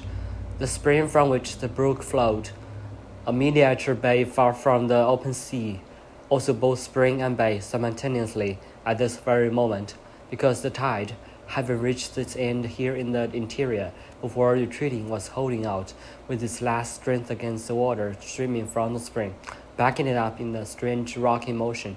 And under overhanging hazels and willows, the sand glittered with mica, out of which the spring gushed, forming a sort of a beach, with fragments of shells and crabs' legs that the tide had washed up, the chapel's threshold functioning as a boat landing, without any boat, but with the smell of the sea. Between the waters, wasn't that also the meaning of the name of the place from which the Moravian narrator came? And indeed, he, the man of fire, had always been drawn to water, to flowing water. And where did it begin, at long last, a story involving that woman? Enough delays, and he would probably have dragged it out even more and missed the moment again if, during the night on the Morava, the woman herself, the stranger, had not unexpectedly emerged from the galley through the swinging door and come to his aid. It was she who began telling their story, and at first he seemed relieved, as if he had been at a loss as to how to get started. Soon he picked up the thread. However, something she was not entirely willing to let happen. She repeatedly took the words out of his mouth, not so much to correct him, though that too happened once, just one time, toward the end, as to participate in the events, to repeat them for herself and recapture them, or for God only knows what reason. But at no point did a dialogue result. No mention was made of an I or a you, and even a way was a long time coming, first occurring in the description of their party. Up to that point, if any personal pronouns were used, they were almost exclusively either he or she, with the she usually coming from him and the he from the stranger. And as an exception, the impersonal or unpersonal one of the footpaths leading away from the spring. At the same time, the seashore led to a guest lodge located at the middle of the grove. The variety of trees are irrelevant, or maybe not. Eucalyptus that was how far north this species had meanwhile penetrated to Galicia, which at one time had such a raw climate. This grove appeared full of light because of the pale eucalyptus bark, and also because between the trees were fairly large gaps, in which, if anything, could take root on the sparse, low-growing grasses, and thus the lodge stood in what seemed to be a clearing without such a thing having been created on purpose. The ground floor served as a tavern with an outdoor terrace, which, with its tables and chairs, occupied almost an entire grove. Bordering it was a thicket surrounding the spring, crisscrossed by the footpath, on one of which he stumbled into the eucalyptus brightness, blinded by it, shading his eye with his hand, and without showing any surprise at finding a lodge so far from anywhere. That was how it had been dreamed, conceived, planned. It took him a long time to discover it. For such a remote location, the tavern's terrace was full almost to the last spot, all the way back to the eucalyptus grown just before the underbrush began. At the same time, there was no noise, only a muffled, steady buzz consisting of noise of voices and footsteps, and woven into the rattling of dishes, pingling of the glassware, even the shouts of children and the braying of a donkey hitched to a tree. A monotone derived perhaps also from the prevernal air, a state of exception, a different one at this time, for a change. And she, the woman, was seated outdoors at the furthest table, alone. That was the idea, and he alone as well, without relatives looking over her shoulder, two orphans, two free agents. And she recognized the new arrival, the man, from a distance, but not actually him, the Pan-European writer or former writer. Nonsense. She recognized the man in that place about which nothing more needed to be said, and to him she immediately looked familiar. Yes, hadn't she been the third invited observer along with him and the poet Juan Lagunas during the now long ago symposium on noise in Numancia? If so, she had disguised herself for the conference, with the exception of the black horn-rimmed glasses. She had been shrouded during the entire event, with a scarf covering her entire head and forehead, and not only during the presentation, but even at the farewell party, almost like a delegate from some Arabia, inaccessible, not exchanging a word with anyone, also so unobtrusive that people looked right past her. And now, her hair loose, blowing in the wind, even though there was none. Or were those snakes, as his chronic suspicion of women interjected for an evil moment? But that question did not come from his conscious mind. Her shoulders bare, the sun on her smooth arched eyelids. About that too, there was nothing more to say. But why had she been disguised earlier? What had she been spying on, or on whom? Actually, those questions, born of suspicion, came to him only much later, during her second absence. Right now, the only thing that accounted to was to go to her and without a word, without so much as, "Don't we know each other? Where in the world did we meet before?" sit down at her table. And what then? Consistent with the principle she had tried to follow earlier, when he was writing a book or a long story, let things take their course. With bold steps, he, who otherwise in life so often fell into the grip, if not of a social phobia, at least of a fear of the unknown that caused him to hesitate unduly on the threshold of a new experience, strode toward her through the trees, worried that he might miss her and find the table abandoned when he got there. A different dream that had flashed through the middle of the one that made him approach so cockily and carelessly. And later, when his suspiciousness drove him into even worse deeds, a third dream joined the others. His guardian angel, which earlier had often saved him from collapsing and falling, now saved him from meeting the woman by making him collide on the way to her table with the tree, hitting his head and falling down flat, unable to get up. What happened next between the two of them?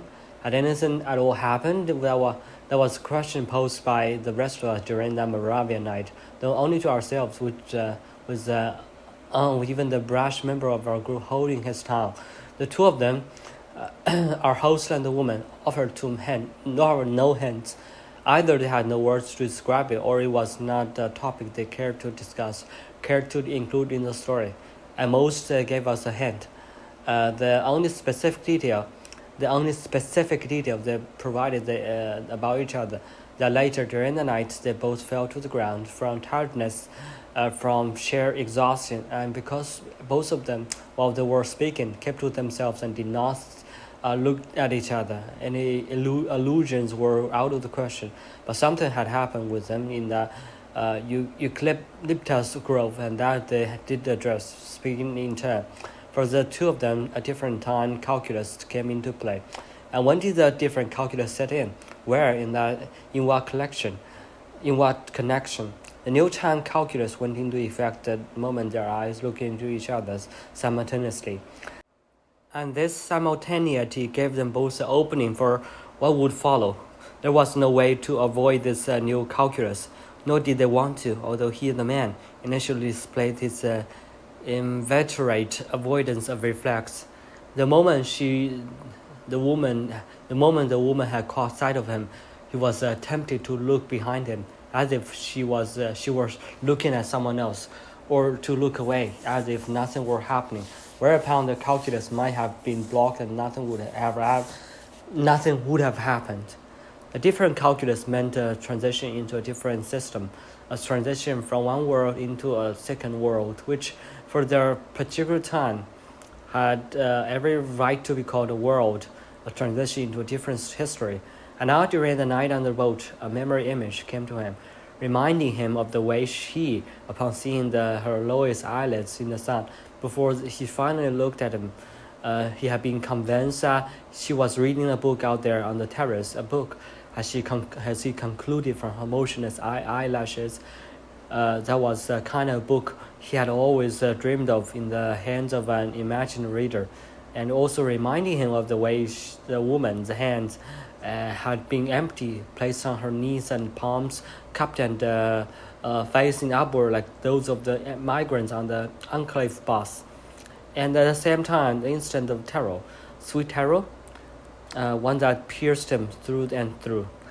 And the different calculus brought with it a different light, and it was not brighter light, but markedly a darker one, a dimmer one, a sort of a dark night.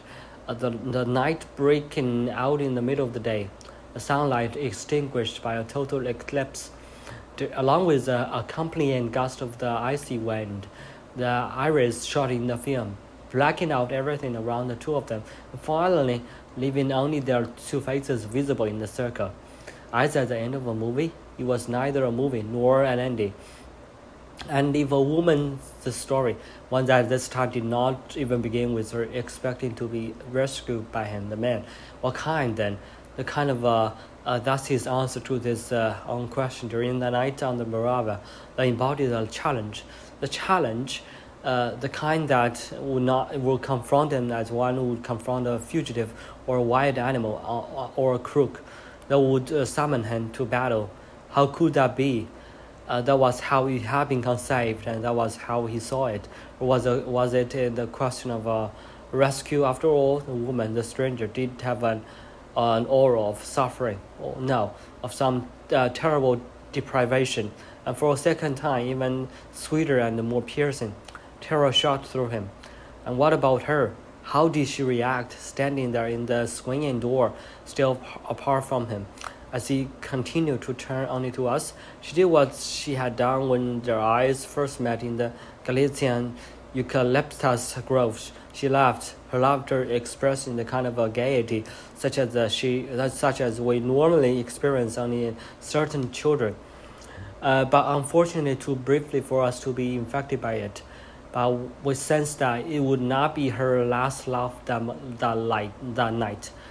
The one where she spoke to the man outside the guest lodge as she pushed toward him the remaining free chair, seemingly reserved for him, turned up in his version of the story. Finally, she said, finally someone suitable. Or was she deluding herself? And what if she was? And she cupped her hand to her ear to catch his reply, as if it could come only from a great distance. In the tale of their time together, wherever the two of them had, and what they had said, done or left undone, or no longer figures, further contrast to that iris shot in the film, in which only what the couple remains on the screen. As they took turns telling the story, they kept a distance between them and looked only at us. But it happened more and more often that he took the words out of her mouth, and vice versa. Did that indicate that the unknown woman and the boatmaster were a couple? Whatever the case, during the night together, momentous things must have occurred, and apparently almost every minute.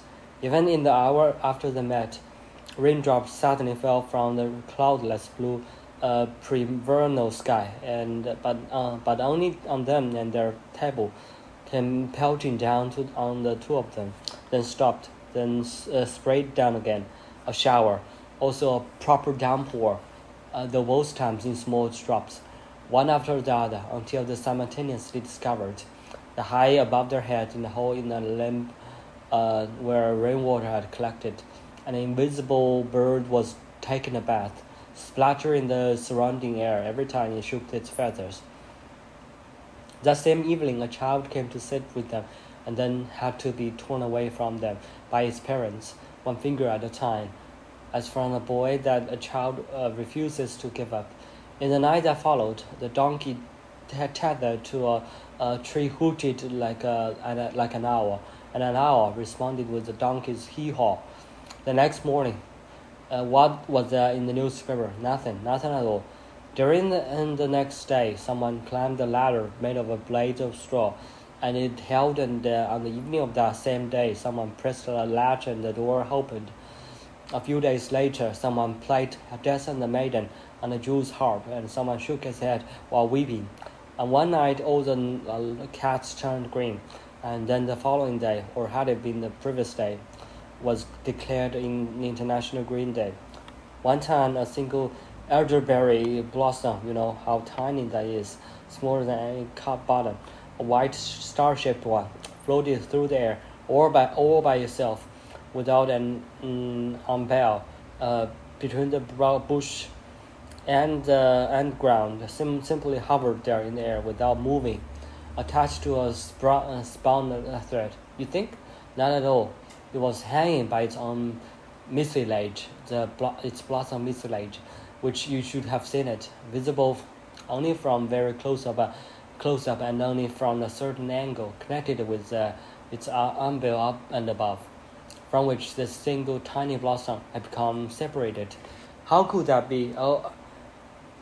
Elderberries blossomed so early, and didn't the two of them grow impatient from being alone together?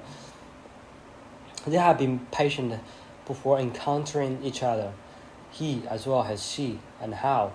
But in a curious arithmetic, their impatience gave way to patience. During the time when the two of them were traveling together, traveling also while staying in place, trains and buses all over the continent plied their roads without accidents for a change. No new war broke out, none of their relatives died, and those who were ill felt better for a while. It could not be otherwise. This was how it had been conceived. This was what had been determined. This was how it had to happen, and be within the realm of possibility for this period, or to find it in any case. When they set out together, set out also while at rest, the cook's white aprons became wider than white, wider than in any laundry detergent advertisement. The sun allowed itself to be looked at without any risk of blindness. The state border on the Olympic Stadium, the Alpine peaks rubbed shoulders with the stand of date palms. The million areas estate without walls or fences, nestled against a tent city for refugees. The monastery garden hugged the international airport, the zoo border on the Tibetan Smile Center. The golf course lay adjacent to the Badlands. The noise canal bumped up against the silent labyrinth. The mine shaft plunged next to the kite flyer's cliff. There was no distance between Atlas and Lebanon, and it was only a hop, skip, and jump from the St. Jacob in the Rosento to Santiago de Chile, and hardly a leap of thought from the Earth to Venus, which one evening sparkled red like Mars. And then, one fine day, William Faulkner's feeble-minded hero panted along behind his beloved cow, and then Madame Bovary dropped her handkerchief, and Joseph K. stopped in confusion on his way to the railroad station, and there stood the man who watched the trains pulling out, and Barr and Bunchadler were out walking in evening light, which was reflected by the white cliffs of Dover. And on another fine day, the cherry orchard bloomed, and then the bridge arched over the Drina, even if the river was not the Drina at all. And then one time a dog barked, and then two people kissed in their stead. And then, or before that, no, at the same time, a bicycle slowly tipped over, while at the same time a ball rolled out of the bushes. A spring cloud became a summer cloud. A spring cloud became a summer cloud. And urine ran. A runner waved. A shoelace was tied. A clothes iron crackled. A newspaper sank to the bottom of the pond. A dance floor filled up, and nowhere was fast to be found in the Pentecostal procession, let alone Mephistopheles, Nero, Medea, Lady Macbeth, or any other witch, and certainly no trace of the Ku Klux Klan.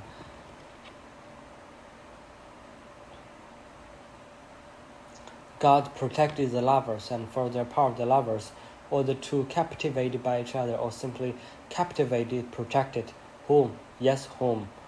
Thus, in this different dimension of time, the first time passed, the time that also encompasses their parting without, however, the time dimensions become inoperative, at least initially, parting that was supposed to occur, that they would go on their separate ways for a while, as far as possible, in opposite direction. That was obvious. During that period, neither of them would be heard from or would send the other a sign of life. And then one morning it was clear that this would be the day for their temporary parting. No need to put it into words. To be out of each other's sight, to know nothing about each other, that was one of the rules of the game. Game? Yes, a great game, a strange, or perhaps not. As they were leaving, putting distance between them, for the first time, the word "we" occurred. Likewise, later, during the Moravian night, as they all were telling the story of providing an accounting, we would never have let ourselves dream back then. When the parting that made us suppose so happy took place, the war would break out between us, a war so bloody that it matched any classic wars between the couples. And at this point in their mutual story, the first dissent occurred. It came from her, a stranger, and as she stood there in the swinging door, she also turned away from the rest of us in the salon for the first time and faced them. And that was at the place where she, as the first one to leave, they did not need external simultaneity, looked back at him one last time, and he allegedly thought that so much purity was so too much for him, and he did not deserve her, that woman. No, the woman now said, that is not what you thought, not in the slightest, or if you did, only for a second, and you forgot it immediately in favor of your eternal belief that, on the contrary, no woman, none at all, deserved you, was worthy of a man like you, and that helped bring about what happened next. You dud, you big fish in a little pond, you mama's boy. And she laughed as she said it, and as this time, he did not join in. She retreated into the galley, where we saw her through the porthole, seated in the light of the neon fixture above the sink, motionless, yet ready to spring into action, as otherwise only Balkan cooks can be observed. In the meantime, the boatmaster continued the story alone. Where in Europe he had a parting taking place, the city did not matter, neither all the cities on the continent had long since become interchangeable. The place from which he had set out, however, deserved to be mentioned, the tunnel on an abandoned stretch of railway that in earlier times had formed a beltway around the city. This location presented itself because the two of them had spent their last time together, still their first, nearby. And on the other hand, it had been his decision to head out through this very tunnel to seek the adventure with which he would win her, the woman. And in their parting, in their separation, real reality appeared, blossomed. The shrill cry of falcons above the former railway, cut with its rusted, partially dislodged rails. It was a falcon's cry day. The cries outside accompanied him partway into the darkness. Similarly, the low-angled rays of the sun, whether of morning or late afternoon, lit up the tunnel ahead for a short distance. The yellow reflection of the concrete walls, of the rails, of the rotting wooden sleepers, of the sandy ground, had something inviting about it, making the tunnel, not only its entrance, appeared inviting. Walking along was a pleasure, albeit a somewhat uncertain one. The tunnel occupied a longer segment of their former beltway than could have been anticipated. Ahead of him, only blackness, no light from the end, not even a small bright dot. He had neither a flashlight or matches on him. Soon he found himself walking in a complete absence of sound. the din of the city having died away, leaving not so much a faint roll. Inside the tunnel, he heard not even the occasional drop of water from the ceiling landing in a puddle on the ground, or the scuttling of rats, such as would have accompanied a corresponding scene in a film. Was the rest of the tunnel even passable? He had not inquired that too, as it had been conceived, just as it was out of the question to turn back to the stretch where at first, when he looked over his shoulder, he could see the sun shining through leaves still in the semicircle that moved further and further back.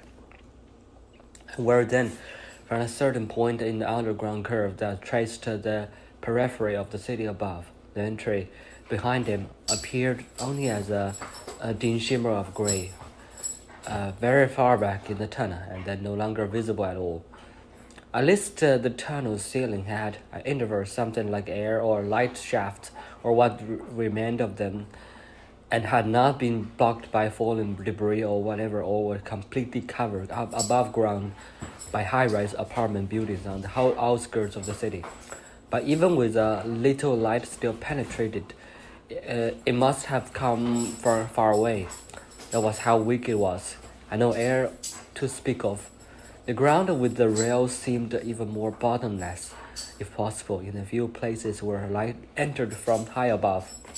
A blackness seemed to rise in front of him, from the ground, such that one raised one's knees with every step, as if one were walking on the quicksand, and had to expect that at any moment one would sink in or even fall into a pit. Still, light now and then, yes, except that these extremely rare spots seemed dimmer each time, which reminded him, as he told the story, that the time of the day at which he had set out to traverse the tunnel contributed to the effect, and how it was the late afternoon sun that had lit the way for him at the beginning, and in the meantime the sun must have been going down outside, up above. Soon night would be falling, and he would have to grope his way forward in total darkness, along some stretches with blocked or covered over light shafts. He had already seen of himself in such a situation, or rather, not seen himself, with arms outstretched, had navigated through the pitch darkness, placing one foot right behind the other, expecting at any moment to be dealt a literal death blow or devoured by the man-eating giant into which the darkness could coalesce. The night arrived. Even from the light shaft, if there were still any open ones up there, came not another drop of light. At least he had his mobile telephone on hand, and its keys lit up and let him see his own hand, or sense it. Obviously, he had no reception down there, and that was all right by him. Whether that is obvious or not, he no longer cared to find his way to safety, as he had earlier been the case. And he most certainly did not want to be someone who had been rescued upon entering the tunnel and plunging into the first darkness curve. He had still been on guard against human beings who might be squatting there, the homeless, fugitive, drug addicts, lying between the rails, leaning against the walls, cowering in niches, silent and ready to pounce, along with its just such dogs or the devil knows what other creatures that might jump in out of the black on blackness. Then later, with the disappearance of the bit of light in the accursed tunnel that refused to end, he had longed for people, any people. And in the third phase, he simply groped along without thinking how far he might have left to go. He might have left to go, or whether he had at least reached the midpoint, teetering onward, ever onward. Before he summoned us to the boat for the Moravian night, he had considered whether he could introduce into his story phosphorescence, for instance, from the rotting railroad sleepers, as something that had helped him keep going from time to time. But there was no phosphorescence that would have allowed the entire episode to appear less monotonous, so he had dropped the idea. Instead, he had the sound of his own footsteps and the rhythm, determined by the invisible cross ties themselves, even where they were dislodged or missing altogether. He began to count, and in the process of doing nothing but counting, he moved ahead, not beyond any earlier hopes and fears. He counted and counted and counted, and imperceptibly he began in the silence to describe, merge into telling the story of what he was experiencing, just saying in the present, but using the past tense. No, it was not he who merged into this storytelling, but rather it. It told the story in him. It began to narrate inside him, and the storytelling was not addressed to some undefined listener, and certainly not to the rest of us. The desire to gather us around him did not arise until much later on the hour, but to her, the woman from whom he had just parted. To her alone, the story was told silently, continuing after the darkness into the time that followed. From time to time, no, not merely from time to time, but from step to step, and clear as daylight, and without need to invoke a fairy tale and the fairy tale powers. In this way, he finally made his way into freedom, now no longer a traveler and not even a former rider anymore, and especially noble master, and a simple creature. When he reached the end of the 8-mile tunnel, night had fallen long since, but having scrambled up the embankment, he found, right there on the edge of the city, a bakery that was still open, brightly lit amid the darkness of the outskirts, and without needing any prodding from us during the night on the Moravian. He repeated what he had already told her, the stranger in the bakery, simultaneously with becoming a customer, the last customer of the day. He bought a small loaf of bread with olives baked into it, heavy ones, and also an almond rolled with raisins, as well as a cruller with plum jam filling, and consumed all of them outside on a bench by an arterial road leading out of the city. Chapter 5. He had never known his father, and during the man's lifetime he had never felt the urge to make his acquaintance, nor was it to see the grave that he set out now. His intention, rather, was to get to know the area where his progenitor had been born and died, and if possible also the areas adjacent to and beyond it. The plan had come to him a while back.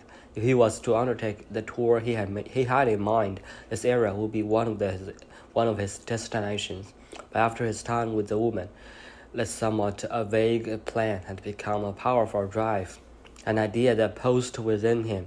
If earlier he had perhaps needed an excuse, once the two of them had been together, then necessity vanished. He would go to his father and the forefathers' region just for himself and for her, the woman, as indeed everything he experienced and took in during her absence was also for her. And what was the idea? What was he burning to experience? To roam hither and yon, and especially to snoop around. Yes, snooping around would be his principal activity there, and he felt certain there was something to ferret out in the paternal landscape, whether involving the deceased or someone or something else, though not a crime, one could never know. He could not bring himself to utter his father's name, just as he concealed from the rest of us the name of the town. It was located in Germany, in the southern foothills of the Harz Mountains. To pronounce those place names, he had just enough of the energy that he lacked for saying his own town's name, and also, unlike with the Dalmatian Cordunia that came up earlier in the Moravian night, for inventing a place name. In the case of places in Germany, towns as well as villages, he lacked the capacity. But Harz and Germany he mentioned, even repeatedly, with the storyteller's gusto. The only somewhat more precise indication of the topography, the landscape forming an arc around the town, was a karst of the sort otherwise encountered primarily in our Balkans, with subterranean limestones and dripstone caves, fields covered with knife-sharp white scree, the lines visible as dark green hollows in the grasslands, and the water courses that suddenly disappear into the ground. And the former border between the West and East Germany was nearby. The town was located in the area where the two zones touched.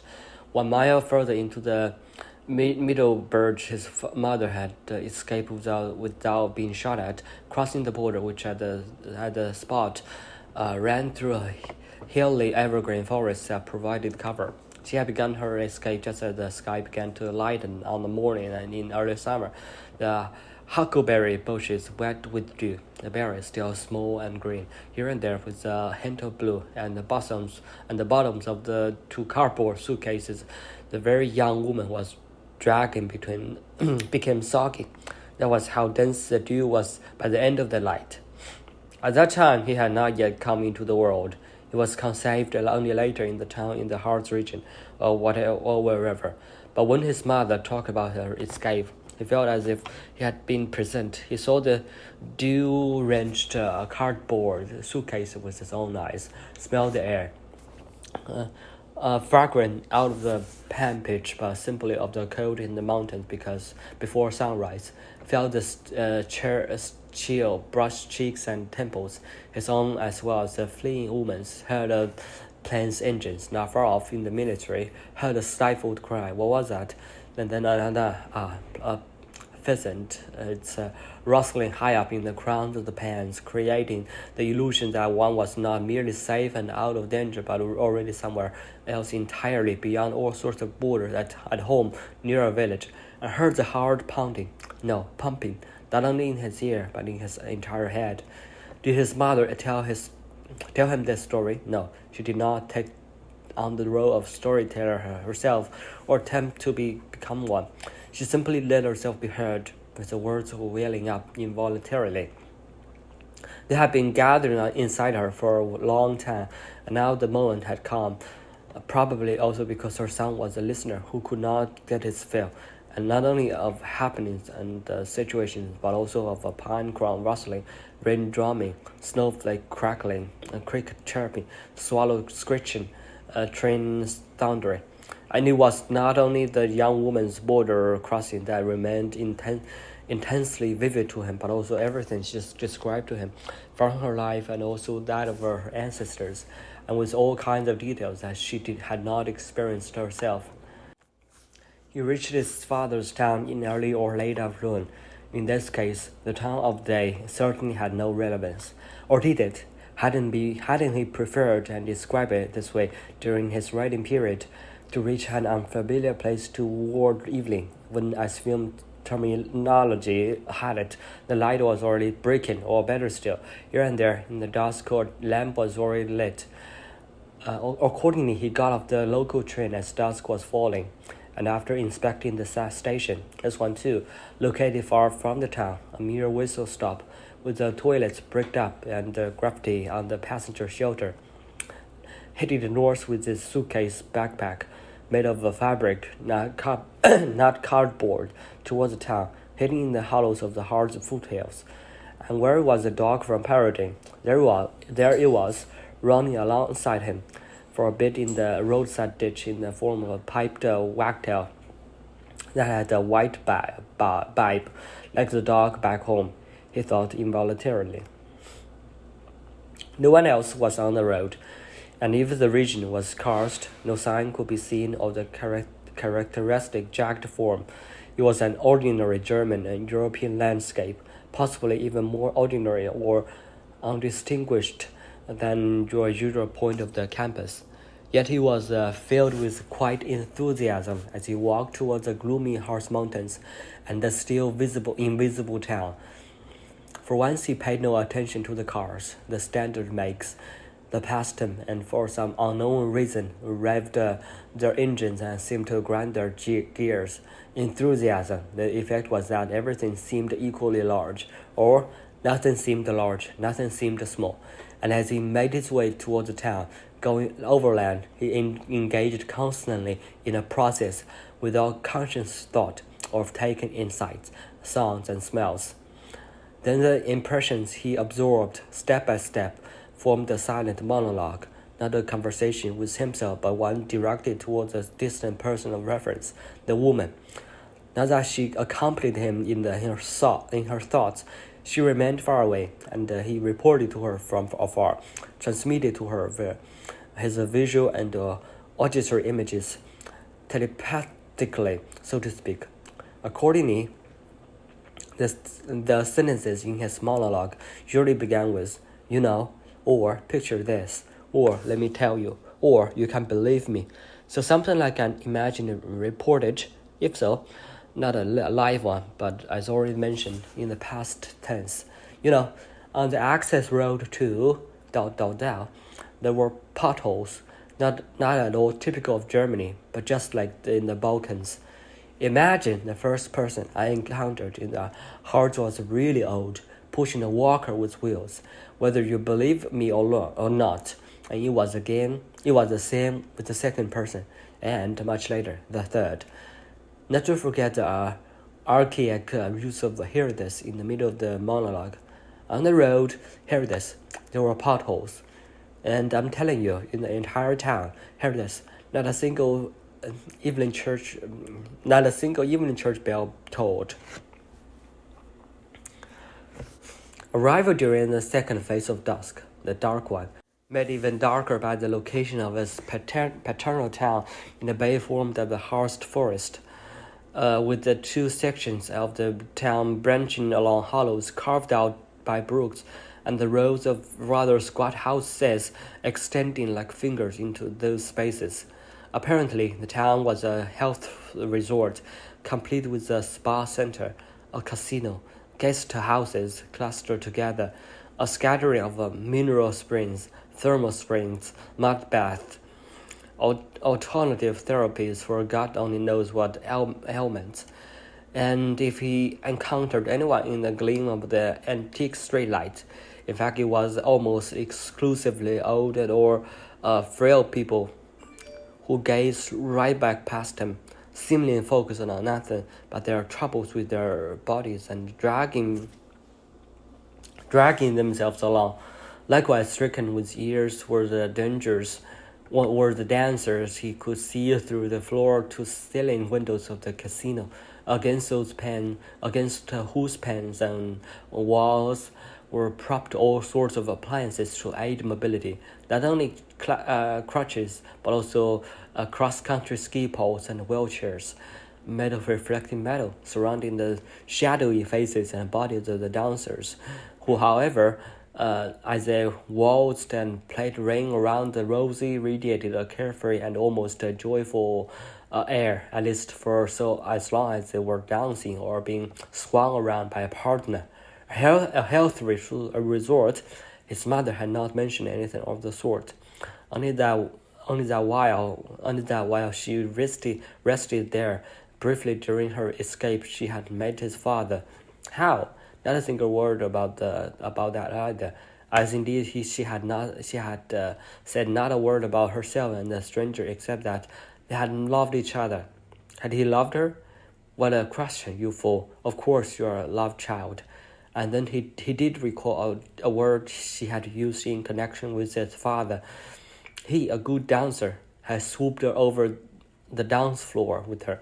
The kind of outdoor platform must have been popular at that time in the town in the heart, and the word she used seemed rather daring, given her own birth and death place with its somber Balkan mood. He spent day after day in the central German town without, what was a formula used in old novels, experiencing anything worth mentioning. And nevertheless he was amazed, constantly amazed in this place, where there was hardly anything to be amazed at, and until he resumed his journey, much later than planned, he did not cease to be amazed. He was amazed for the first time, and not only for the first time on this tour, but for the first time since way back, since time immemorial. Who would have thought that in Germany, of all places in a remote part of the country, where from beginning to end one was not entirely sure where one was, at least nothing reminded one of Europe or of any other continent, this particular long-last capacity for amazement would turn up, even if perhaps only for the time being. But was this really Germany after all? And if so, was it the West or was it the East? No, he realized that they roamed in ever widening circles through the town in the hearts. It was neither nor. It was a chronic border region through which his mother had fled right after the war. Perhaps it had been such a zone even before the war, had always been one, possibly as a result of the mountainous mass plopped down in the midst of the German provinces. If what Hugo von Wolfmanthal had described the central area, or had experienced as indescribable, still held true, that in Germany even objects such as a wash basin, an apple, a floral bouquet, lacked reality, lacked thinness. Then the region around the paternal town did not belong to that Germany. Did it have to do with the aura radiating from his mother's escape roads and ramblings, as he imagined them, or from his unknown progenitor, or in general from the not even legendary ancestors on his father's side? He had no explanation, and had no desire to find one. Amazement and reading. For the first time on his journey, he had got around to reading, and became capable of reading and had need of it. And as he read, the zonal area expanded after all into something that might be called Germany, though only because, and while he was reading the one book he had brought along his tour. To be sure, he opened it earlier at random, but had been incapable of letting the sentences sink in, skipping them, as he was also skipped individual words, as if he could anticipate them, like phrases in a newspaper, and that did not qualify as reading. It showed disrespect for the book, and at least this particular one. He did not want to reveal the title to us, only this much. It was not a volume of Hand's journey through the Alps, though the one taking place in winter, nor one from any other season. Amazement and reading, and thus feeling that he was in Germany after all, double amazement. It was unlikely that he would have traveled through a more peaceful region than this, either previously or later. Yet in this area he encountered no one else who was reading. Either this fresh air or mineral bath resort had no bookstore, or if he did, and that seemed more probable, he gave it a wide berth, as he had done with all bookstores for a long time now. And yet, in one of the many side streets of which the town largely consisted, he had come upon books, a large pile of them, amid the bulky waste put out on the sidewalk, and among them, no, right on top, was one book whose author was, guess who? Reading and Germany, in which objects said to be inanimate filled one with amazement, as if they had been resurrected after a century in an antechamber to hell devoid of form and color.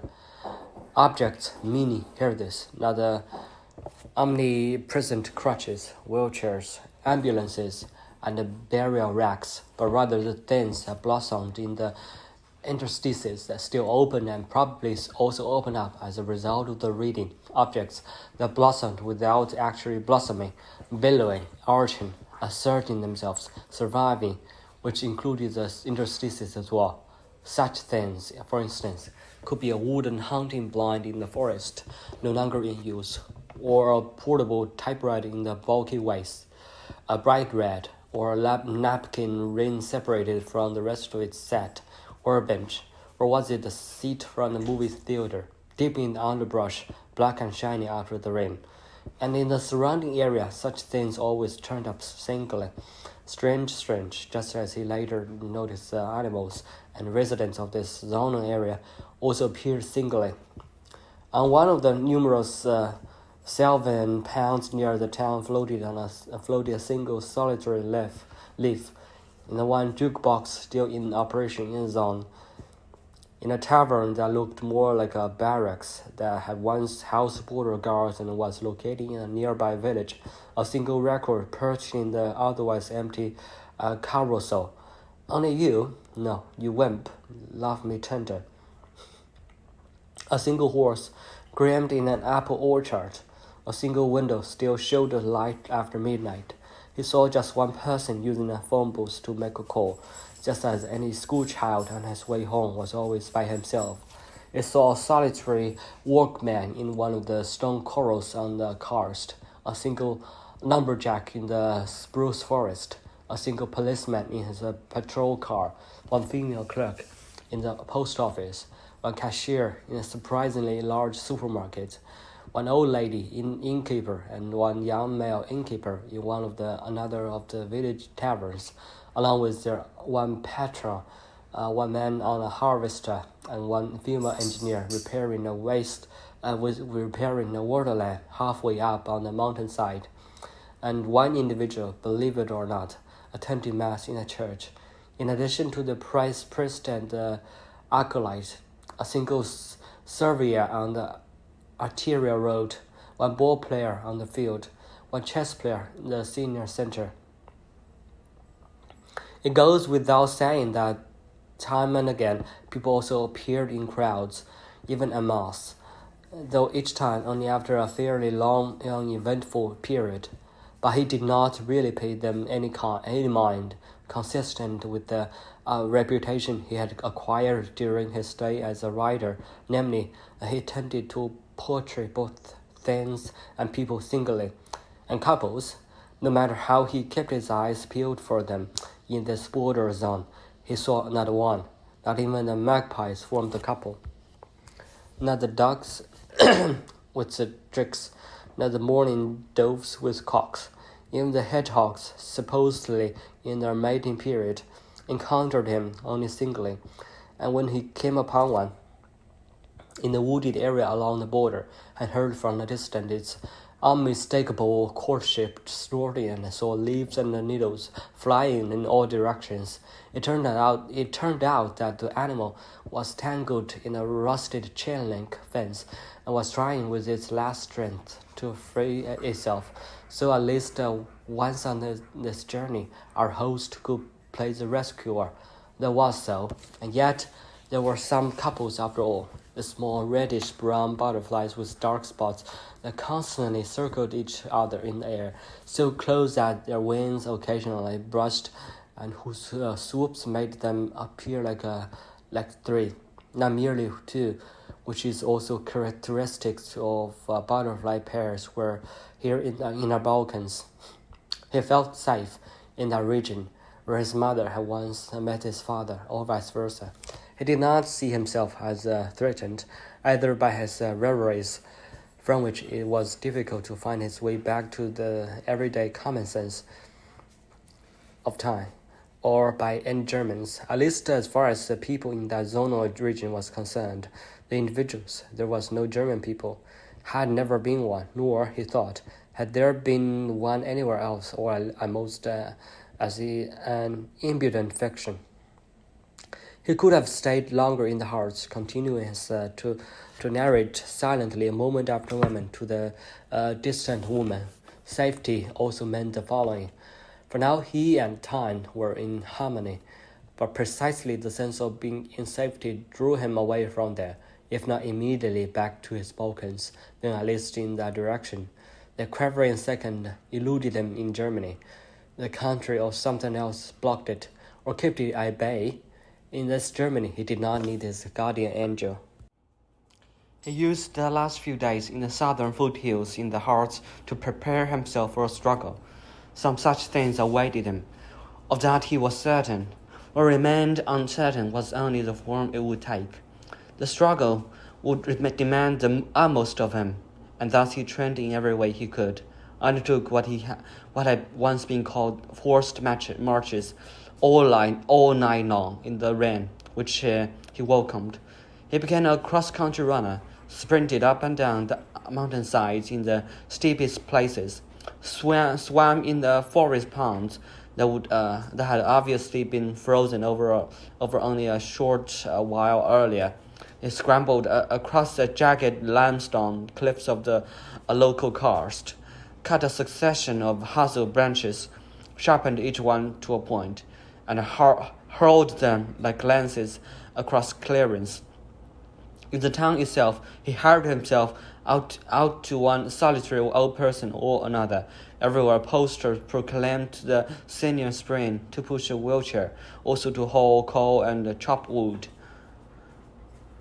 And above all, he read and read. This constituted his primary form of preparation for the struggle, breathing practice without the specific exercise. Meanwhile, his thoughts dwelt on the absent woman, and he conveyed to her, always in the past tense, what he experienced in the present. For instance, hear this: on the woodland path, he suddenly came upon a solitary hiker, an elderly one. What else? Poring over a map, but a map that showed not merely a different region but different country in an altogether different part of the world.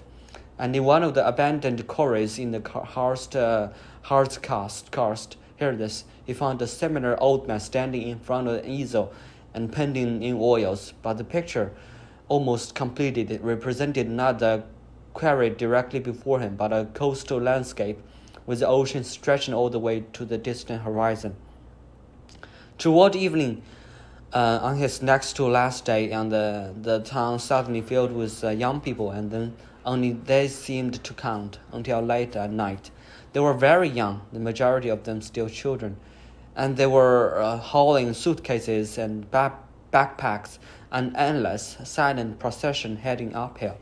They had arrived on the last train from, let's say, Göttingen, and they were not setting out on a hike through the heart, but were rather returning at the end of the holidays to their boarding school, as he realized while following them. He had overlooked this institution previously, although it was almost the only larger structure in town, located along a hollow branching off another hollow in the foothills, remote not only from the town center but the ground and the grounds of the spa, but remote from everything. One after another, lights went down in the building's hundreds of windows, several at a time on the lower floors, one at a time on the upper ones, where the windows were much smaller and correspondingly more numerous. In the courtyard in front of the building, school staff members sat at several tables in the near darkness to check in the students, who formed the long queues, hardly a sound to be heard, let alone laughter or Hattie, watching from a distance, decided it should be that way.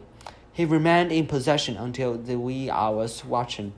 The silhouettes in the upper courses of windows did not always remain single, but sometimes moved back and forth together, and it was until late that, if any were still visible, that they were by themselves, with hardly any movement to be seen. For a while, the clatter of ping-pong balls could be heard, altogether with the flute and very briefly harmonica, and then only the tack, as even metronome, or was it actually one, and later nothing at all. The windows dark without exception, the night wind around the long building carrying the smell of the communal evening meal. Or was he merely imagining that? And when he finally decided to leave, as if he had seen enough, as if one can ever have seen enough, a pupil appeared at his side, another near child, with a bag slung across his chest and a bulging knapsack on his back.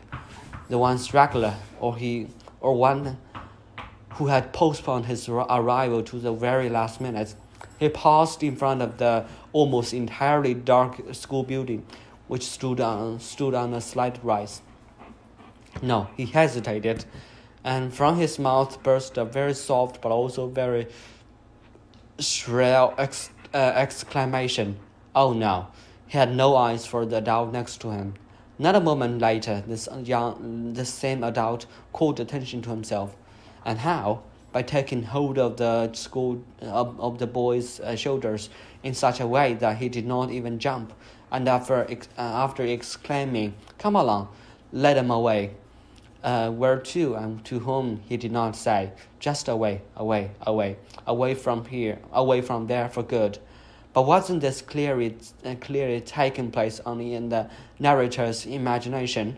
It was true. He formed our interrupter imagination, and what if it was? And why only? One quivering second had apparently manifested itself up there in Germany after all, in one way or another. On the morning of the last day he would be spending his father's hometown, he finally went to the cemetery. It lay on the edge of the forest beyond seven ridges belonging to the foothills of the Harz, and the spruces, which were very tall, seemed not to have been planted specifically for the cemetery, but to have been left over from what had once been a spur of the forest. It was a repetition of the brownstone butterfly day in southern Western Europe.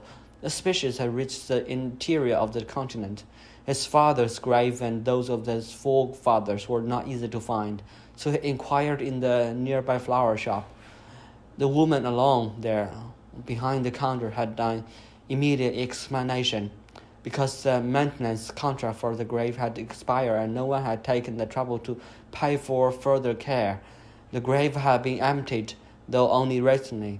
The spot was still free, and she showed him on the diagram the row and the number of the grave, for which she had been the caretaker.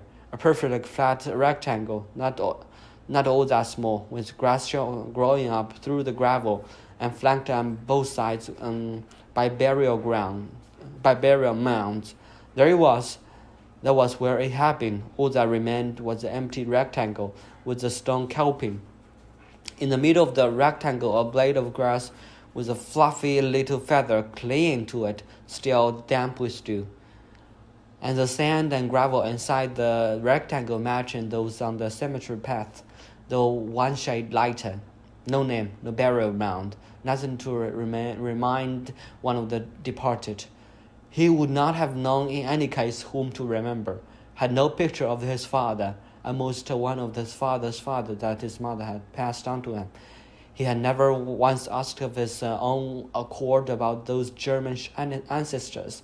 And this picture, it showed his father's father, unknown to him and nameless, out sliding with his wife and children, somewhere on a hill in the southern Harz region, perhaps similar to the one where the rows of graves march up the gentle incline, and his grandfather, still young, was pulling the sled with his son and daughter uphill, stopping suddenly and saying to his wife, the only German to whom the former rider gave a name during the night on the Rava, "Lena, I'm dying," and almost at that very moment falling into the snow. And what was strange, he now repeatedly found himself talking spontaneously with his deceased mother, whereas with his vanished father it was not possible to speak, although he felt the urge to do so.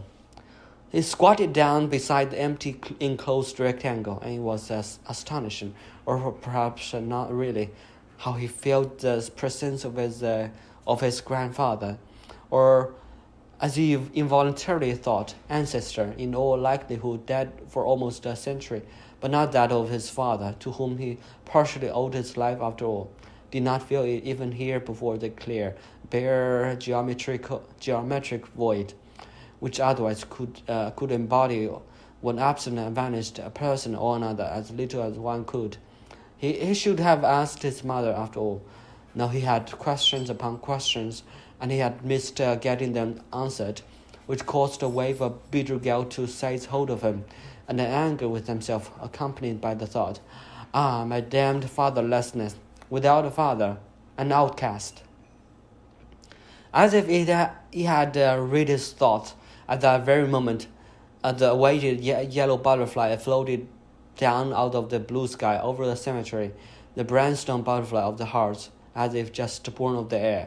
One of us on the nocturnal boat, allegedly an expert on Japan and on Nor theater, predicted at this moment in the story that it was as it fluttered closer, it would assume human form, just as on the North stage, and exclaimed when the bowmaster in fact described as very thing, exactly just as I said, in a booming voice.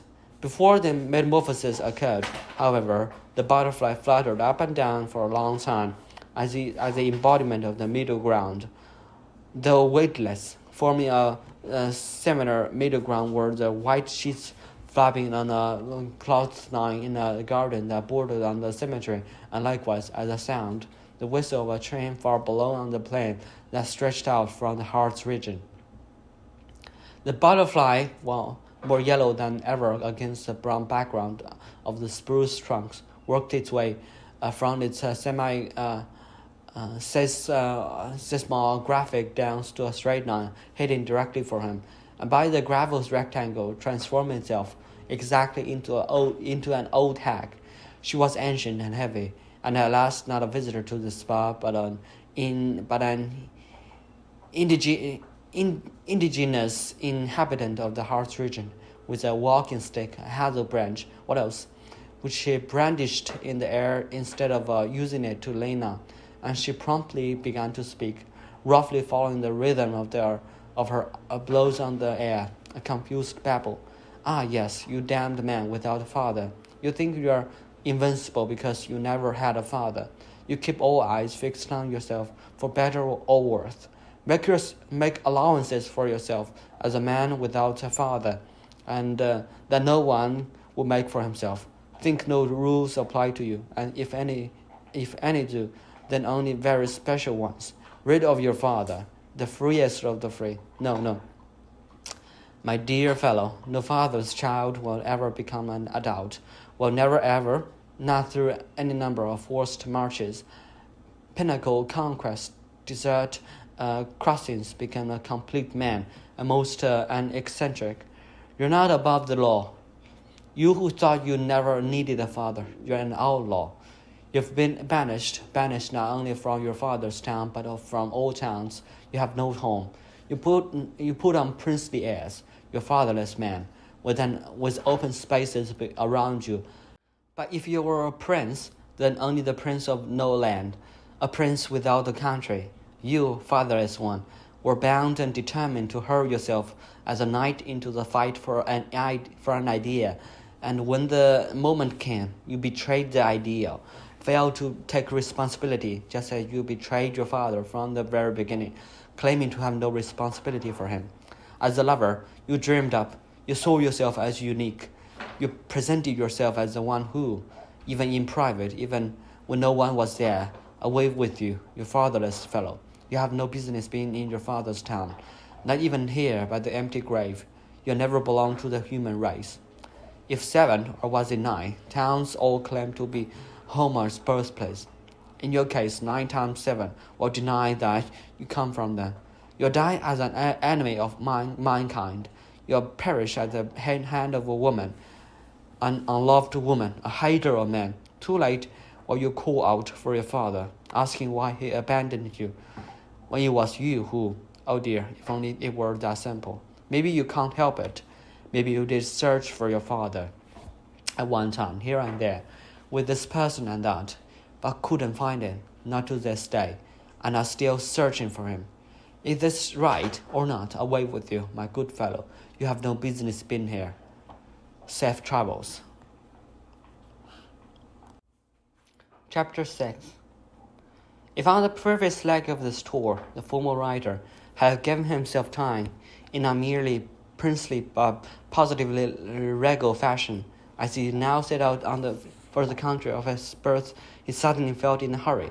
He was drawn less to Austria than to what lay beyond his home. Yes, his home in the Balkans, to that boat on the Morava. He thought, no. He knew he was bound to the river and to the town of Parodin. Knew he had an obligation to the place, even if almost no one there gave a damn about him, let alone needed him. With Austria, however, nothing in his thoughts linked him now, and that he had been the case for so long that occasionally it struck him as an almost sinister. His brother, to whom he felt somewhat close without their being in contact, and likewise Gregor Kushnik, who had recently fled home from the No Man's Bay, and Philip Kobo. These two did not constitute Austria for him, any more than did a couple of other acquaintances in that country. His native land, to which he had once been attached, which then in a transitional period had become his enemy, and to which he had once more become attached and ready to defend it like a true patriot. If it happened to be attacked again, tooth and nail, from the outside, though in a very different from past attacks, this homeland had slipped out of his consciousness for better or worse, and he did not feel altogether good about that. Not even in his dreams did this native land turn up. On the other hand, when he thought back to the period, mercifully short, even as a very young writer, he had been assigned the role of representing his country, and had accordingly sometimes acted in that capacity. Even today, he was flooded with embarrassment, and at least he had given him a sense of freedom when he had subsequently ceased once and for all to be the spokesman for anyone or anything, or not to be a public figure, not even of the sort he had sometimes been in those earlier days, more in jest than in earnest, and certainly not as a national author. He had escaped from all that not only by moving to the Balkans, a region under a cloud, and not only by renouncing any form of publishing. He still thought he had incurred guilt by playing along, if only half-heartedly, with the idea of being national writer, lasting guilt. And why had he played along? Perhaps because at the time he had actually believed for a short while in something like another kind of a nation, in fundamentally different nations, and had thought he could help to embody them. Fool, village idiot, house post. Recently, however, dreams about his native land had returned. Every night a birthplace dream, lasting all night long, with an epic breadth new for such dreams. He explained this phenomenon to himself and later to us, his audience, in a boat salon. Thus, during that time, he and the woman, the stranger, had been together. He had talked to her constantly about his childhood village and his ancestors, without being asked, as if this sharing, including the fact of his not being asked, were a necessary component of his enthusiasm about her and him, about the two of them. Even in her absence, he continued telling her silently about the escarpment behind his house, where on Easter Eve the rain of fire, visible across an entire valley, formed by oil-fueled torches, or was the oil burning in tin cans, glowed, and where Jesus' resurrection was celebrated with fireworks, in the course of which an operator had once had his arm blown off. And he also described that bend in the brook where one summer he could not help seeing his mother naked for the first and last time. The last time, mother, I see bags there with several others, and he described the barn out in the fields, from which he heard, as this past year one day, the voices of a woman and a man sing out, and these voices were so calm, so melodic, and in their alternating singing, with equally calm and melodic pauses in between, and the voice of two people invisible behind the weathered grey planks, a dialogue that he could not make out, but more tender and intimate than he had ever heard anywhere, and not to be jolted out of this particular calmness by any incident. He went on and on, describing how things were back home, by preference talking about nothing of moment, nothing at all.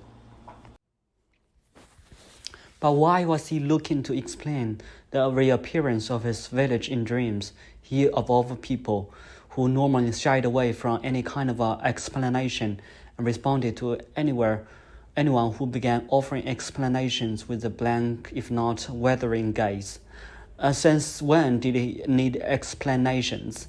Since he had stopped writing, since he no longer wrote sentences one after the other, linked by because, as a result of, and due to. Wasn't this precisely an attempt on our part to come up with an explanation? Since when did we, his listener, his friends, need explanation? Since we have ceased to be his readers? Isn't that precisely? Enough about explanations, now and forever. Amen. Furthermore, his recent dreams were terrifying.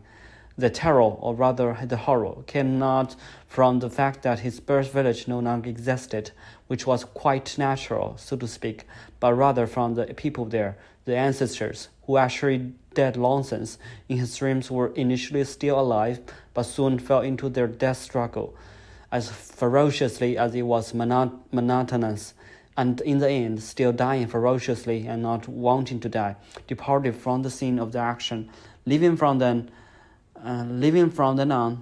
on only the former side of the village in a void as gloomy as it was poignant, nothing but the geologic formations there, or, how did one put it, the topography, the hilltops, the gulches, the bends and the three-way intersection of former roads, without the roads themselves, the circle of the tree stump in the middle of the village, without the tree, and above it the dome of the sky, without the sky. Now our interrupter wanted to know whether this explained why the traveler had been in such a hurry to get through this country of origin. Of course, he was asking only in jest. For wasn't it clear that these dreams were pertained only to the village and its surrounding area, and in no way to all of Austria? They had never been the subject of earlier dreams either. And besides, during his passage through the country, he was soon not in such a hurry after all, as would become clear in the course of events. Heading southeast from Germany, he traveled by plane, an exception on his tour, and however quickly it took off, it flew much too slowly for him. With every glance out of the window, it seemed as if the aircraft had hardly moved. It was a clear day, and the flight passed over the Alps, covered with snow, as white as snow can be, all the way down into the valleys. Each of the valleys dark, narrow gashes, and had more the character of an inhospitable trench, an uninhabitable raven, a cold spot. And this desert of blinding snow below, without a single sign of life, stretched on endlessly. The pilot came on the loudspeaker to recommend looking down at the sea of stone, and an eternity later the death range. The two sides hardly differed, however.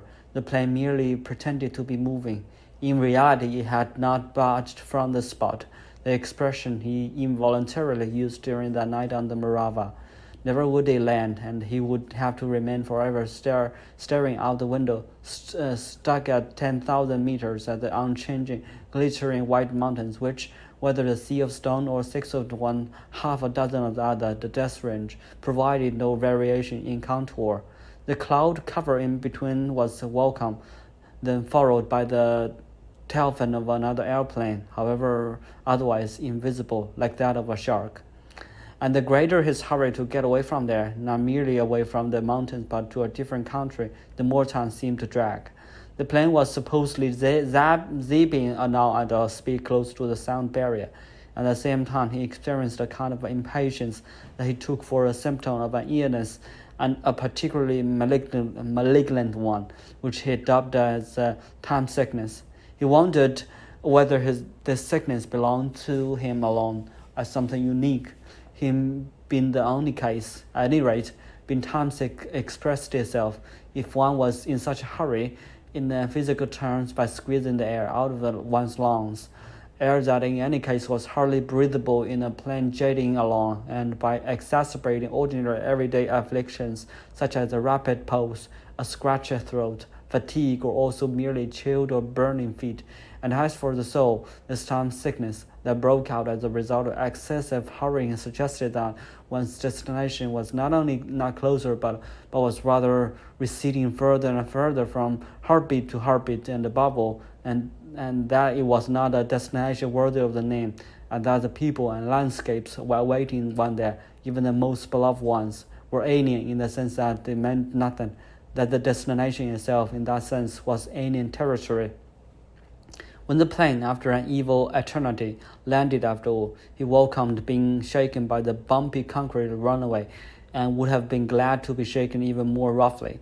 Nothing against haste. It could be pleasurable at times and mobilize one's vital spirits, especially if one could concentrate intently on the haste itself, have eyes and ears for nothing else. But rushing, being in a rush, should be avoided wherever possible. For the rest of the tour, he had to see to it that he would never again stumble into the kind of excessive haste that came from within and inflicted an acute sense of having too little time. He reached that decision as he stood motionless for a long time outside Shiwacha airport, off to one side, as a woman's voice repeated over and over on the public address system. Attention, this is a tow-away zone. Earlier, as the plane approached his Astria, flying in a wide loop over Lake Lucido, close to the Hungarian border, before heading west again, he had already decided to resume the cuts he had been planning to make in his itinerary. While approaching solid ground and experiencing the plane's deceleration, one returned to time, settled back into it in a presumably innate system, all within the space of a single second that restored one's soul to health. And that moment the earth below could be seen and soon also felt, without one's needing a bird's eye view. Looking down, one caught sight of the reeds forming a belt around Lake Lucido, at the same time as one felt them tickling one's cheeks as they had long ago, and as one gazed down at the expanse of fallow fields bordering the runway, one recognized the former cart tracks, long since plowed under or leveled, and the fielding brooks as darker strips, welts, hairpin turns, and meanders inscribed on the smooth pale surface. When walking along one of those tracks or along one of the brooks, holding an ancestor's hand, barefoot on a summer day before dawn, ankle-deep in the dust of the path, which shimmered in the dim first light and was still cool from the night, with scattered raindrops falling, large ones the size of shilling, the dark shilling-sized crater in the dusty sand, one crater after another, and connected the cart tracks. The two people walking on it and the summery pre-dawn landscape for another eternity, with the moon above, whether visible at the time or not. No, abbreviating the itinerary home or to the Balkans was out of the question. Being on the road, the expedition had to continue in the rhythm that had guided up to that moment. No leveling, no infilling, no beeline, no speed up, no time-lapse effects. The round and zigzag trip had to continue as it had begun, as a long drawn-out tale. It was already long, and as he arrived in Astria, it was a day shortly before the onset of spring, like the day on which he had set out from the enclave on the Morava. The last patches of snow here was as there, grey grass, with single fresh shoots, few and far between. It was still the middle of the day, and the sun was shining, the sun of having time. To enjoy the sun, he decided to set out on foot from the airport, heading into the countryside without a predetermined destination, letting himself be led by the roads, the paths, the shortcuts, the horizons, and of course the sun of having time, all the way to Vienna, and for all he cared, though not into the heart of the city, the inner districts. Not that he had any specific objection to them, it was involuntary resistance. In the past, he had been in his capital city very often, and each time it had presented itself to him as a labyrinth, unlike any of the other great metropolises, and the center had been where he completely lost his way. If occasionally he thought that he finally knew his way around, at the very next narrow side street, or after taking the covered passageway from one palace to the next, he would have no clue which way to turn. That was during the period when passersby still recognized him as a person who, and when he asked someone for directions, the person would be surprised that he, of all people, in the other person's eyes, a public figure, a representative of the country, for that was how a rider was viewed in those days, but not a few could get lost there in the very heart of the country, and it seemed inevitable that in the inner district of Vienna he would lose his bearings from one moment to the next. Even if it was his 100th time in a certain occasion, even if he had a map in his hand, he would strike out in the wrong direction and eventually be unable to find his way out of the labyrinth, or at least not without someone's help. And in the government district, he invariably mixed up the mysteries and the buildings in general and introduced himself to the concierge of a theater, who he thought was the concierge of the Hofburg, tried to enter the Hofburg, or whatever it was called, through a delivery entrance, and finally fled from the Kaiser's crypt, which he had never intended to visit, to an ordinary sausage stand, where he breathed a sigh of relief. For all that was left of the once great empire was a labyrinth in its center? No. With a newly realigned Europe was at the right turn. Some of the old grandeur seemed to have returned, at least for certain of its citizens, especially the younger ones. Gone was the imperial mentality, if he had ever existed, replaced by an openness to the world of the sword that he, as a young person, having left the cherished village behind, had found sorely lacking in most adults. Although nothing about the borders had changed, the country no longer appeared so small, strange, or not really all that strange, that the empire seemed to have returned, if only in certain hints and trace elements, presenting itself not boastfully in its somewhat ethereal representatives, but on the contrary, quite modestly. No actual feature of an empire could be seen, and the country would never again be degenerate into an empire, or maybe not. How about the unspoken aspiration of some older folk? Be that as it might, the younger folk from this country, whom he saw as a revive in some aspects of the former empire, appears to have no unspoken aspirations to be immune to anything imperial. The reinvigorated trace elements of the old empire would remain just that, or was he mistaken? Or I will eat my hat. And how did he know all this? He knew it first of all from the flight, during which the natives among the passengers had behaved in a manner fundamentally different from that of, let's say, 2 decades earlier.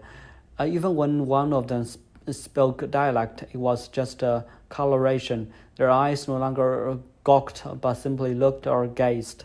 And above all, it was their voices, if any at all, were raised. But was he hearing properly? The projected matter-of-factness, together with a calm, sovereign confidence previously unfamiliar to him among his own people. And he also knew it from his time in our Balkan enclave, where his younger fellow countrymen stood with the encircled residents of the enclave, ostentatiously, quietly, attentively, egalitarian in spirit, eager to learn.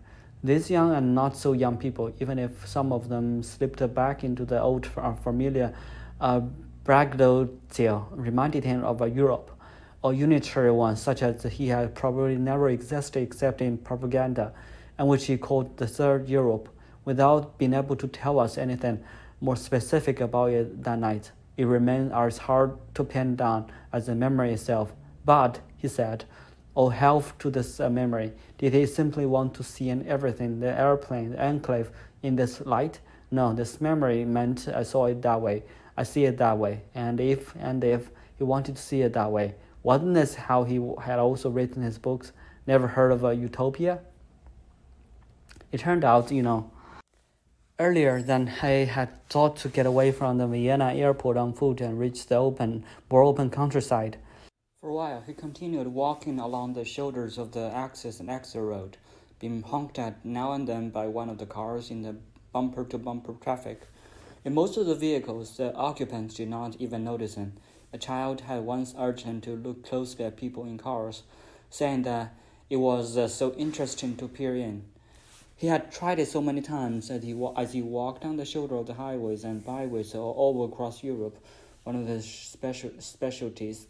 but his head always began to spin and left him disoriented.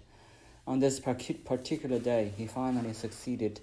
It happened because he paid no attention to the faces, which in any case could hardly be decoded, and concentrated on the hands of the steering wheels, how differently each of the drivers held the wheel, or did not hold it. The classic model, with one hand on the right and one hand on the left of the wheel, marking its diameter, so to speak, was more the exception than the rule. It was more common to see both hands resting at only a slight distance from one another, close to the peak or divide the wheel's circumference. If the first mentioned placement of the hand suggested an image posed for a movie close-up being filmed in a studio, with the driving merely simulated, as became most pronounced when the driver kept turning the wheel slightly back and forth without having to negotiate a curve. The second placement suggested a film being shot on location, as did all the other hands glimpsed on steering wheels. What all the hand positions had in common was that despite the distance from which he was viewing them, in the steady stream of heavy traffic heading toward the airport, each and every one appeared as a close-up. The most frequent hand position, as he recognized after a while, was probably the one in which both hands rested close together near the bottom of the wheel. And the champion was a woman who grasped the wheel at the bottom from behind in such a way that her fingers, except of course for her thumbs, pointed toward her, while the second place winner was a woman whose two hands held the wheel at its lowest point from above, so to speak, which looked like a fist clenched around the wheel, with the knuckles in a close-up within the close-up, appearing most prominently paler than the rest of the hands. Not infrequently, he also saw a single hand on the wheel, sometimes a right hand, sometimes a left, preferably when the wheel had a spoke to hold on to. This one-handed steering occurred more often with men than with women, and then exclusively young ones. Only once did he see an old man driving along casually with one hand, and when he looked closer, the man turned out to have only one arm. The drivers more advanced in age either kept both hands in a classic position at the wheel's midpoint, or these constitute a slight majority higher up on the wheel, and almost 100% of them held their arms out straight, with the seat pushed back, looking as if they had sunken into such a way that their arms and hands were visible, seemingly stretching toward the distant wheel from somewhere underground or from a different horizon. Some truck drivers also did out of the ordinary things with their hands, sitting either with their torsos leaning toward the wheel, no matter where their hand, fist, or just the fingertips rested, or with their elbows braced against the wheel. No matter what their position, most of the drivers were alone in their vehicles, except for one time when the car was packed with passengers, as in our Balkans.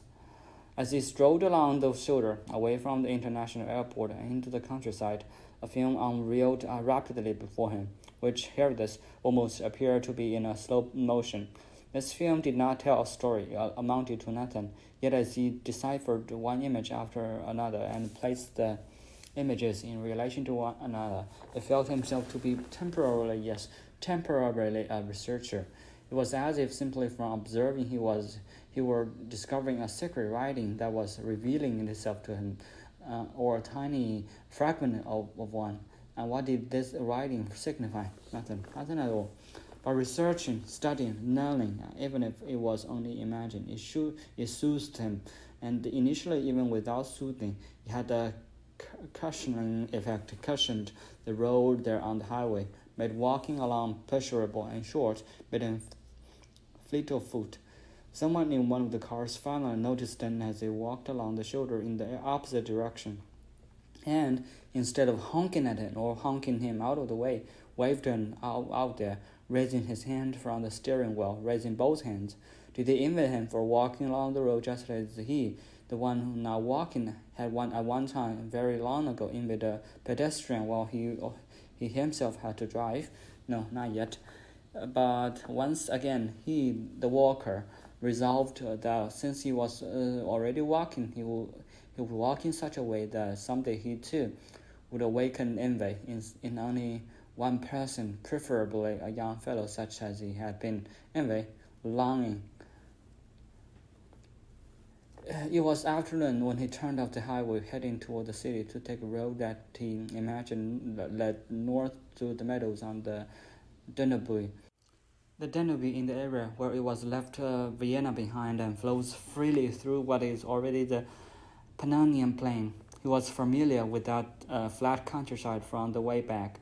Whenever he had been in the capital, he had felt drawn to the region, and accordingly, he had stopped by to see Joseph Haydn's birthplace, and had undertaken a pilgrimage from Petronia across the fields to the Pagan's Gate in the late Roman town of Carnuntum, and had nonetheless cast to the unseasoned wind the admonitions about the beggar's mentality formulated by the writer and emperor Marcus Aurelius, who had held the fort there in the wilderness. Intrigued by its name, he had checked out the Fischbund, where the small Fischka River flows into the Danube. He knew something about the area, extending beyond Maria Island, Hansberg, and Mansworth. But on the day he arrived in his country of origin, he wanted to know none of that, and to avoid anything he had yet to learn, he decided, as he took a shortcut through an uninhabited region of grasses, already more like the steppe, to turn a deaf ear to any knowledge, especially knowledge of names. Feeling crowded by names such as Vienna, Austria, even Danube, he thought this approach would give him some flexibility. A hefty gust of wind from the east buffeted his side. Where was the dog from parroting? For a moment the dog crossed the path in the form of a ribbon, large enough for two and almost silent, accompanied by nothing but a rushing sound from far away in the east, and whisking by so close to the ground that it looked as though it were running at greyhound speed through the faded grass. Deep black gleaming pelt storming through the frowns. The many hollows in the meadows along the Danube had to be avoided. These were branches cut off from the main river, dried up stream beds or ponds, which did have life in them. For after all, how else to explain the omnipresent fisherman on their banks? Often, as he forced his way through a dense, outgrown forest, he would find himself in what looked like a New England vacation spot, where, however, not a few of the white wooden cottages appeared to be inhabited year-round, with smoke bellowing in a westerly direction from the chimneys, laundry fluttering on clotheslines strung under porch roofs next to rocking chairs, clothing enough for entire families, even several generations mixing in with the dish racks and bedside mats or whatever. Here and there, gardens carved out of the overgrown floodplain were being raked in preparation for spring, with some of the rakes sounding as if they were striking ground that was still frozen solid. Some of the gardens were being not merely tilled but also expanded. The clearing continued.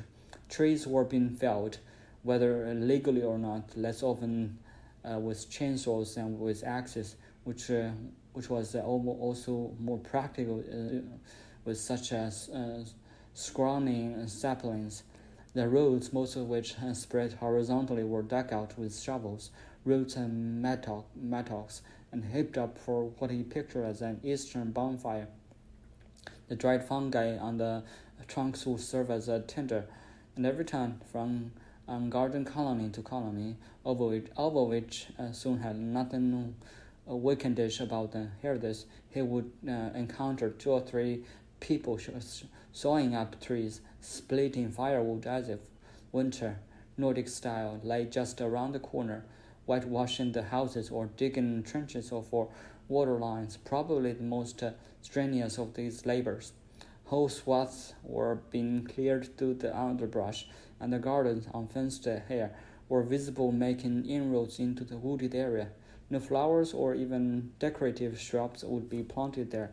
The these were not ornamental gardens, but arable land. The inhabitants of the settlement, starting with what had been weekend cottages, were engaged in wresting land from the overgrown floodplain. But what did it mean that boats, not simple fishing skiffs, but proper houseboats, were up on the blocks in many of the yards, and like the houses, they were being scraped, sanded, and painted, though not white?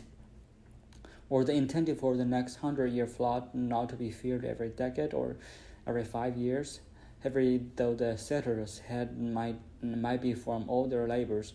When he greeted them as he passed by, and he felt compelled to greet them, an urgency that had overgrown him and had overcome him with since he encountered the country. They looked up, heard this, including those wearing earbuds as they worked, and returned his greeting as if it were the most natural thing in the world.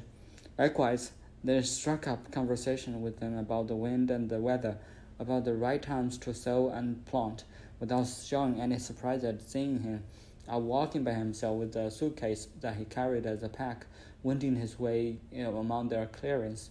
It happened more than once that he was invited to pitch in for pay, of course, and when he could do so in passing, so to speak, he helped out with moving the sofa, pushing a truck that had gas stock, and one time he did accept a payment, though only in the smallest of a small change.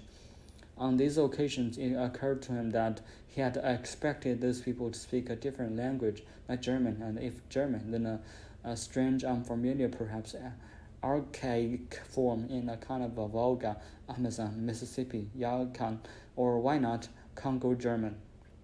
But all of them spoke Austrian, even Viennese dialect, whether it was a variant from Ardberg, Kastritzdorf, Semmering,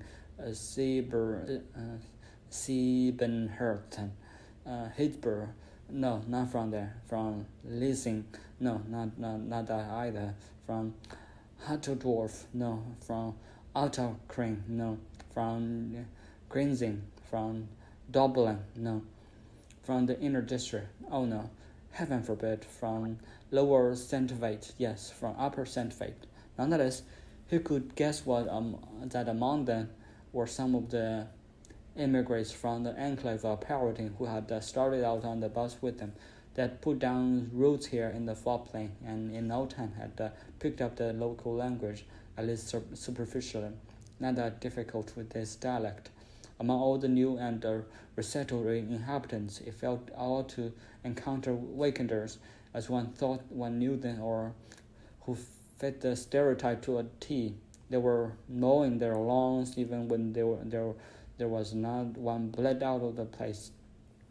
Grilling fish, they had caught themselves finger or palm-sized, and when one of them was sitting indoors, his presence revealed itself in the bellowing of a lace or not lace curtain in a voice booming from a radio, and when such a person could be glimpsed through a window, one saw only two hands, and only hands holding up in one way or another a small newspaper seemingly meant for dwarfs.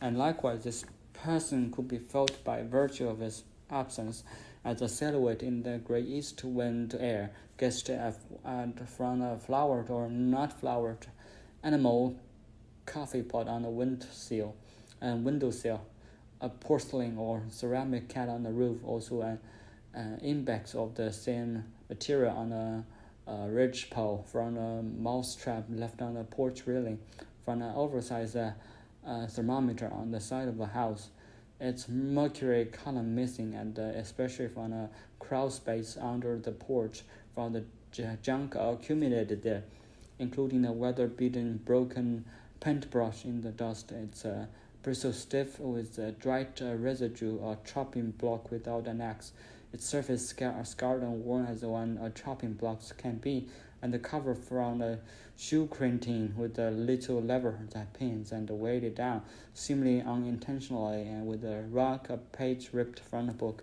darkly yellowed but with some sentences still legible if one went down on one's knee. Dime and puppy, From them the heart receives a distant intimation.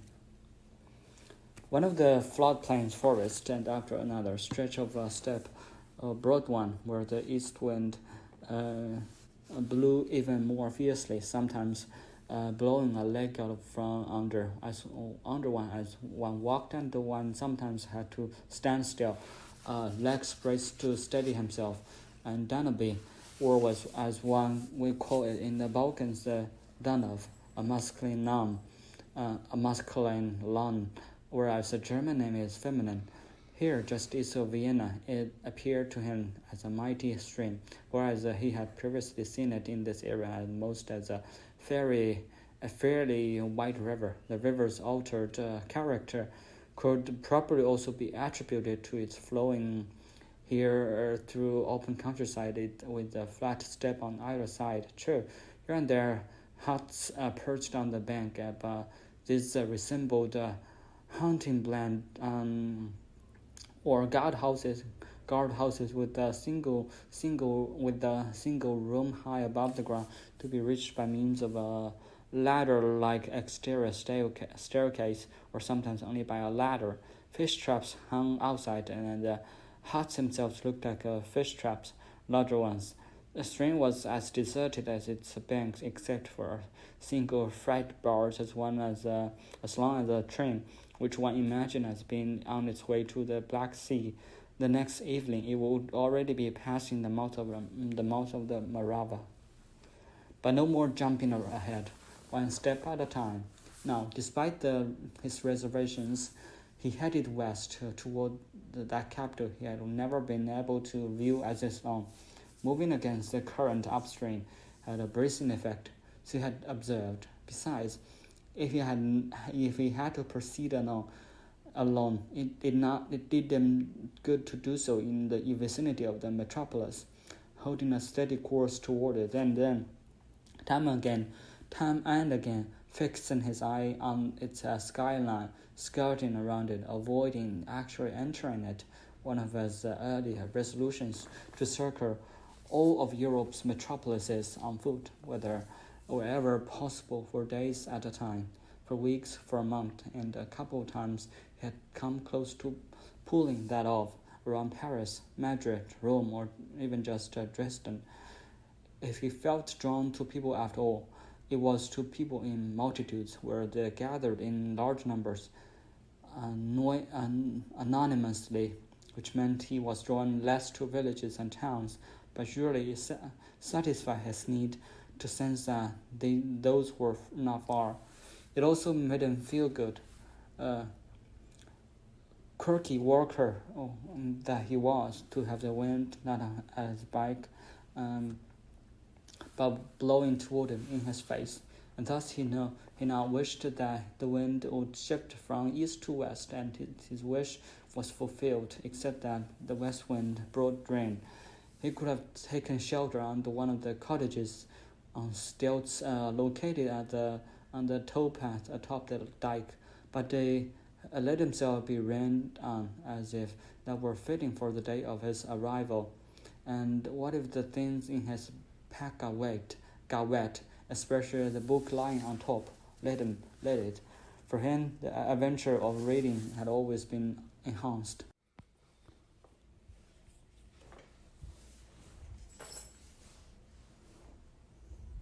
If the book had suffered some external damage, was stained, mildewed, her pages stuck together, had a pungent, perhaps mushroomy odor, when he had new books waiting to be read, he would sometimes leave them outside on purpose until they started to yellow from exposure to the air. The paper became wavy from the dew, or why not, from light rain showers, and then before he began to read, he would bend the book until the covers almost sheared off, strike it against the wall, play football with it, hurl it at the ceiling, and in the middle of the most enjoyable reading, if it was snowing outside, or even better, hailing, it would happen that he went out and let the pages he was reading be covered with by drifting snow, or properly pounded by hailstones, after which the reading became more enjoyable by several degrees. It was a bumblebee dying day, characteristic of the season between winter and spring. When the weather turns so warm toward noon, the bumblebees come thundering in from somewhere or other, perhaps searching for even greater warmth, staying close to the ground rather than up in the air, down in the grass, through which their heavy yellow and black bodies went their way, not at all numerous and each one by itself, but with sonorous buzzing creating the impression of several or whole swarms of bumblebees. Do bumblebees actually swarm? Then, however, when toward evening the late winter chill returns, the buzzing and the sonority fall silent, or instead, here and there, even deeper in the grass, an abrupt hissing becomes audible, breaking off just as abruptly, a whimpering as if from a prisoner, and when you look down, you see littering the town towpath up on the dike, bumblebees on their backs, their legs still quivering and flailing, or already cricked and motionless, and the two pairs of wings drawn in against the body, with perhaps one of the transparent wings sticking out a little. These little puffed up creatures that but an hour ago were so full of life now shrunken, a couple of them lying on their back or more often tipped on their sides, uttering one more cry of alarm, but most of them already dead as bumblebees, which is perhaps more vividly dead than dead as doornails, more graphic with the cricked legs, their antennae extended rigidly into the void, their proboscis expire in the middle of the sucking, and above all, their bumblebee posteriors, with their furry covering, meant to warm what and how the rain may cause various parts of the bumblebee's anatomy to glow in fresh colors, honey yellow and bare black, yellow and brown. But no amount of placing your bees in one's palm and blowing on you and will save you from death or bring you back to life. That was already true in one's childhood, and nevertheless, I'll tell you, it was tried again and again back then on Bumblebee Dying Day as today. Was it his imagination that he now heard the great bell of St. Stephen's Cathedral boom in the distance, ringing in the evening and reaching him from the heart of the city, of which he could glimpse only a few warehouses all far off, while at his feet the rain slapped the deserted surface of the Danube, which seemed to flow faster while swooshing by smoothly. No, it really was a bell. And so, the three sounds mingled, the distant booming combining with the rain slapping and the river swooshing, almost roaring for moments at a time. And he then noticed the fourth sound, that of his footsteps on the path along the dike, which blended with the others. And in this way, he finally found a name for himself in the story of his journey through Europe. Now, not as a traveler, tourist, or former writer will be henceforth be known, but as a wanderer. Yes, he was a wanderer, the wanderer. And wasn't there a song about that? I am a lonesome wanderer. Beyond the warehouses, hundreds of years old, towering skyward and seemingly long since out of use, there now appeared to the rainy haze of a similar structure which, instead of towering skyward, walled off the entire horizon. It's what the former Cassiria Burstov Juvenile Penitentiary, or whatever it was called, stretching for miles along the ridge, its thousands of windows now only gaping holes which they might have been even when the building was still occupied, and above them a roof of massive and heavy, as if from another planet, made of the heaviest materials possible, and itself a part of the planet, a structure such as the world, the earth, had not yet seen, which probably also explained why the bulwark against delinquent youth was still standing and not to be torn down.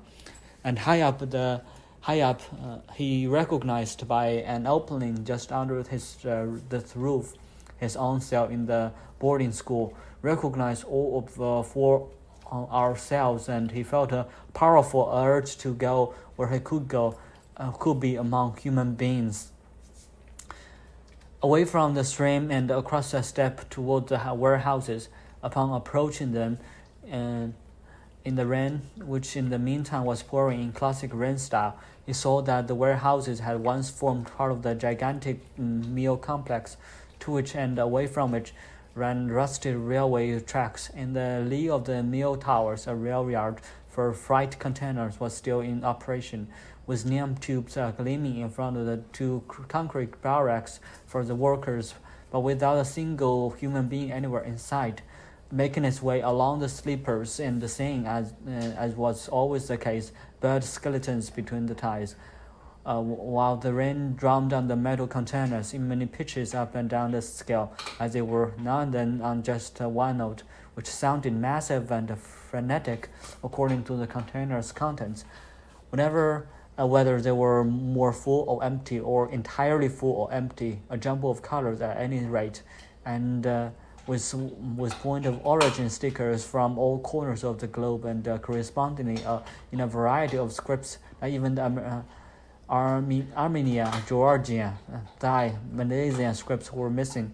And on the edge of the container depot, where after the stretch of steppe on the floodplain forest resumed, appeared the inn for which he had been hoping.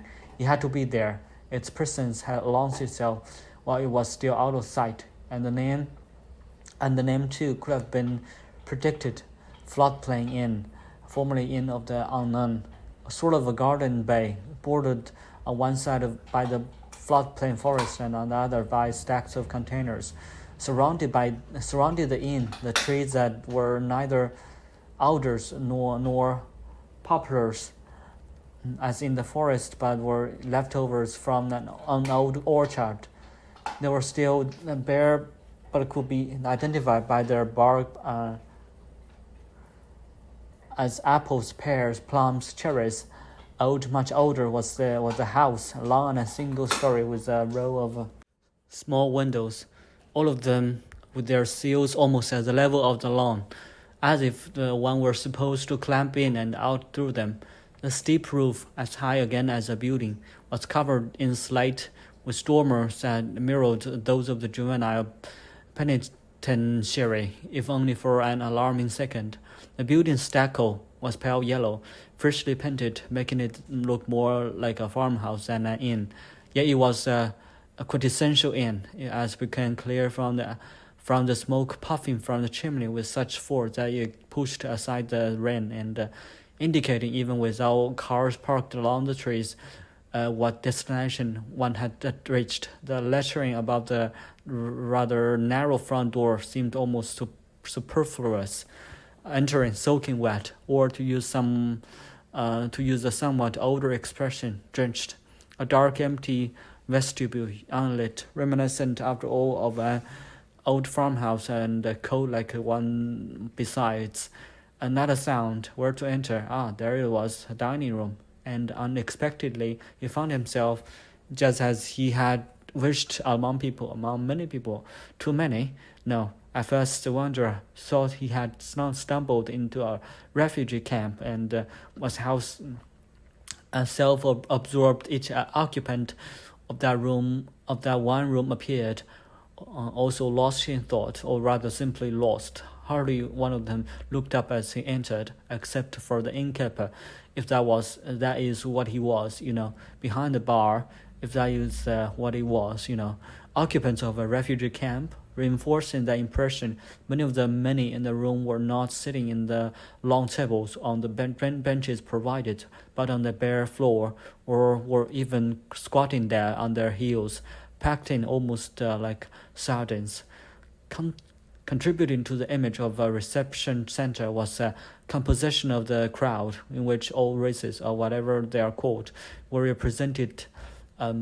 Mongolians with Africans among their Zulus, and, or was he mistaken, Pygmies, Eskimos, unmistakable, with equal unmistakable Indians from the Andes, Tibetans, though not displaying that world-famous smile. Was this possible? Yes. Australian Aborigines, though here not wearing loincloths but suits and ties. But how to account for the presence among the refugees of 100% native Austrians? They too, they're on the bare floor, some of them in traditional peasant costumes from Styria, from Carinthia, and had he been away so long that he had forgotten? And what about the tall Irishman there, in an elegant ankle-length duster, red-haired, of course, who at that moment worked his way out of the crowd and mounted a previously unoccupied platform by the wall in the back of the room? And how about the naturally snub-nosed, naturally Viking-blood Scandinavian in a fur-lined parka, who now followed the Irishman, and in the meantime had Japanese, North Americans, Germans, even more of us Austrians become refugees? At any rate, one after another, clearly identifiable individuals now stepped onto the stage. A beautiful Mongolian woman, a sun-tanned Uzbek, Galician from the north of Spain. No, these were not refugees. If the many people, whether in the dining area or on the stage, were lost in thought, or at the same time they were paying attention, they were lost, as one could see on closer inspection, not in their own thought, but in something outside themselves that they all had in common. Did such a thing exist? Yes, it did. It was anticipation. Any moment now, it, however it was, would begin. And that impression was reinforced by the innkeeper or organizer, who from the spot behind the counter turned towards the new arrival and placed in his index finger over his mouth. With his other hand, however, he energetically waved in the drenched traveler with such a welcoming, veritably Balkan-style, hospitable smile in his eyes over to the granite fireplace, not at all usual for a farmhouse where a fire blazed like that of a blast furnace, sending out so much heat that in no time one would feel dried through.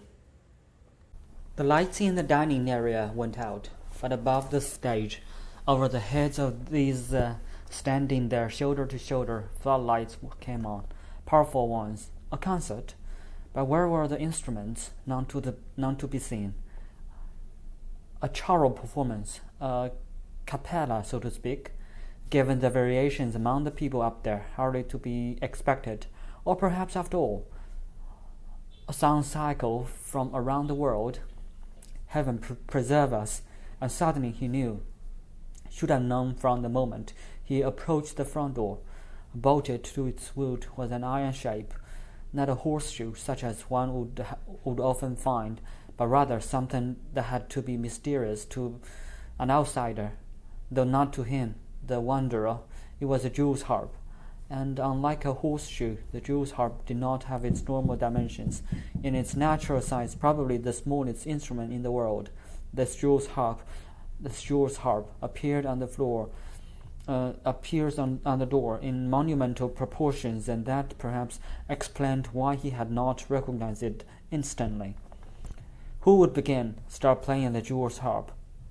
Not likely that it would be the two Austrians in their traditional brown loden suits with horn buttons, the buttons on the lapels in the form of skulls. But why not? Their faces, in which their eyes were screwed up with concentration, hardly differed from those of Mongolians and Yakuts. Their foreheads and cheeks gleamed just like these of the Zulu, the Indio, the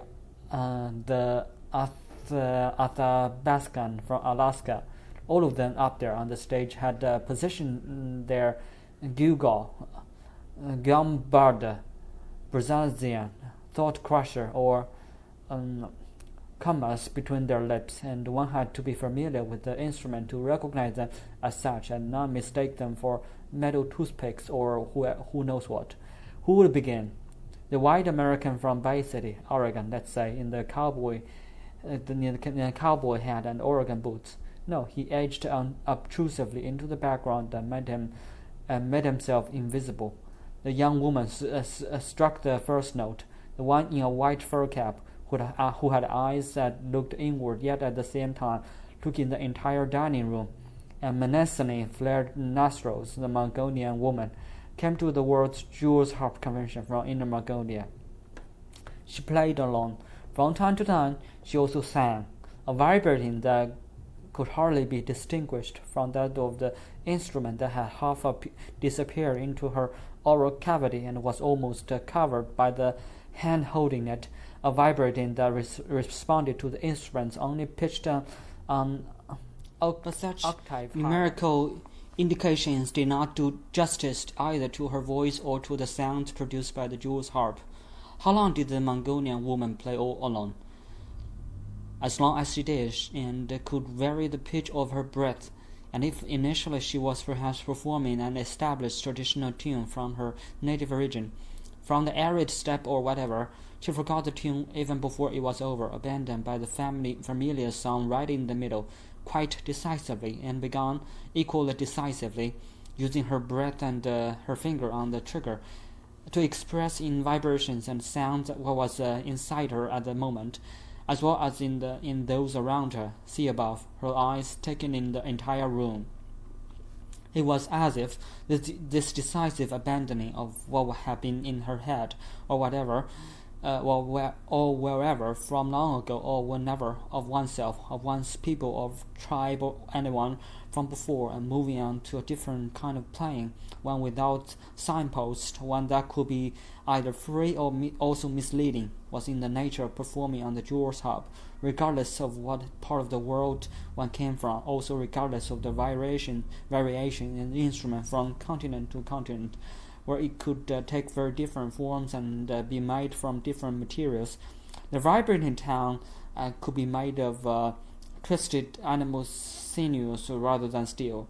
The players who followed the Mongolian woman, the Sicilian, the Turk from Konya, and so on, if they even started playing anything from their own countries, their signature melody, so to speak, all broke off in the middle and moved on to something that could not be characterized and certainly not captured in musical notation. Even the two Austrians who fell in at the end together, unisono, in the rhythm of a Lander, or was it about polka, and gleefully abandoned the rhythm after the first few measures, and with eyes gleaming like those of the players before them, took up a kind of call and response consisting simply of each breathing toward the other through the one steel string between his lips, a sound beyond, or rather before speaking the music, just as the jewel's harp, if any instrument at all, was one that preceded any kind of speaking and any kind of music, a sort of a tuning fork, though a very special kind, its particular sound produced not by means of striking a dead object, but by activating sustained human breath. Yet even without a signature melody, usually struck up more in jest, one could hear an entirely different country from each performer, no matter how unself-consciously he plucked a string and breathed on it from deep in his chest, his own, his native environment, his ancestral land, not necessarily, rather an indeterminate one, but indefinitely a country, a hinterland clearly distinguished from that of the person playing before or after him. This feature common to all these very different countries turned out to be the way in which each individual performance evaporated so suddenly after it ended. How so? Listen. It seemed to be a further part of the nature of playing the jewel's harp that it resisted coming to a harmonic close of a finale.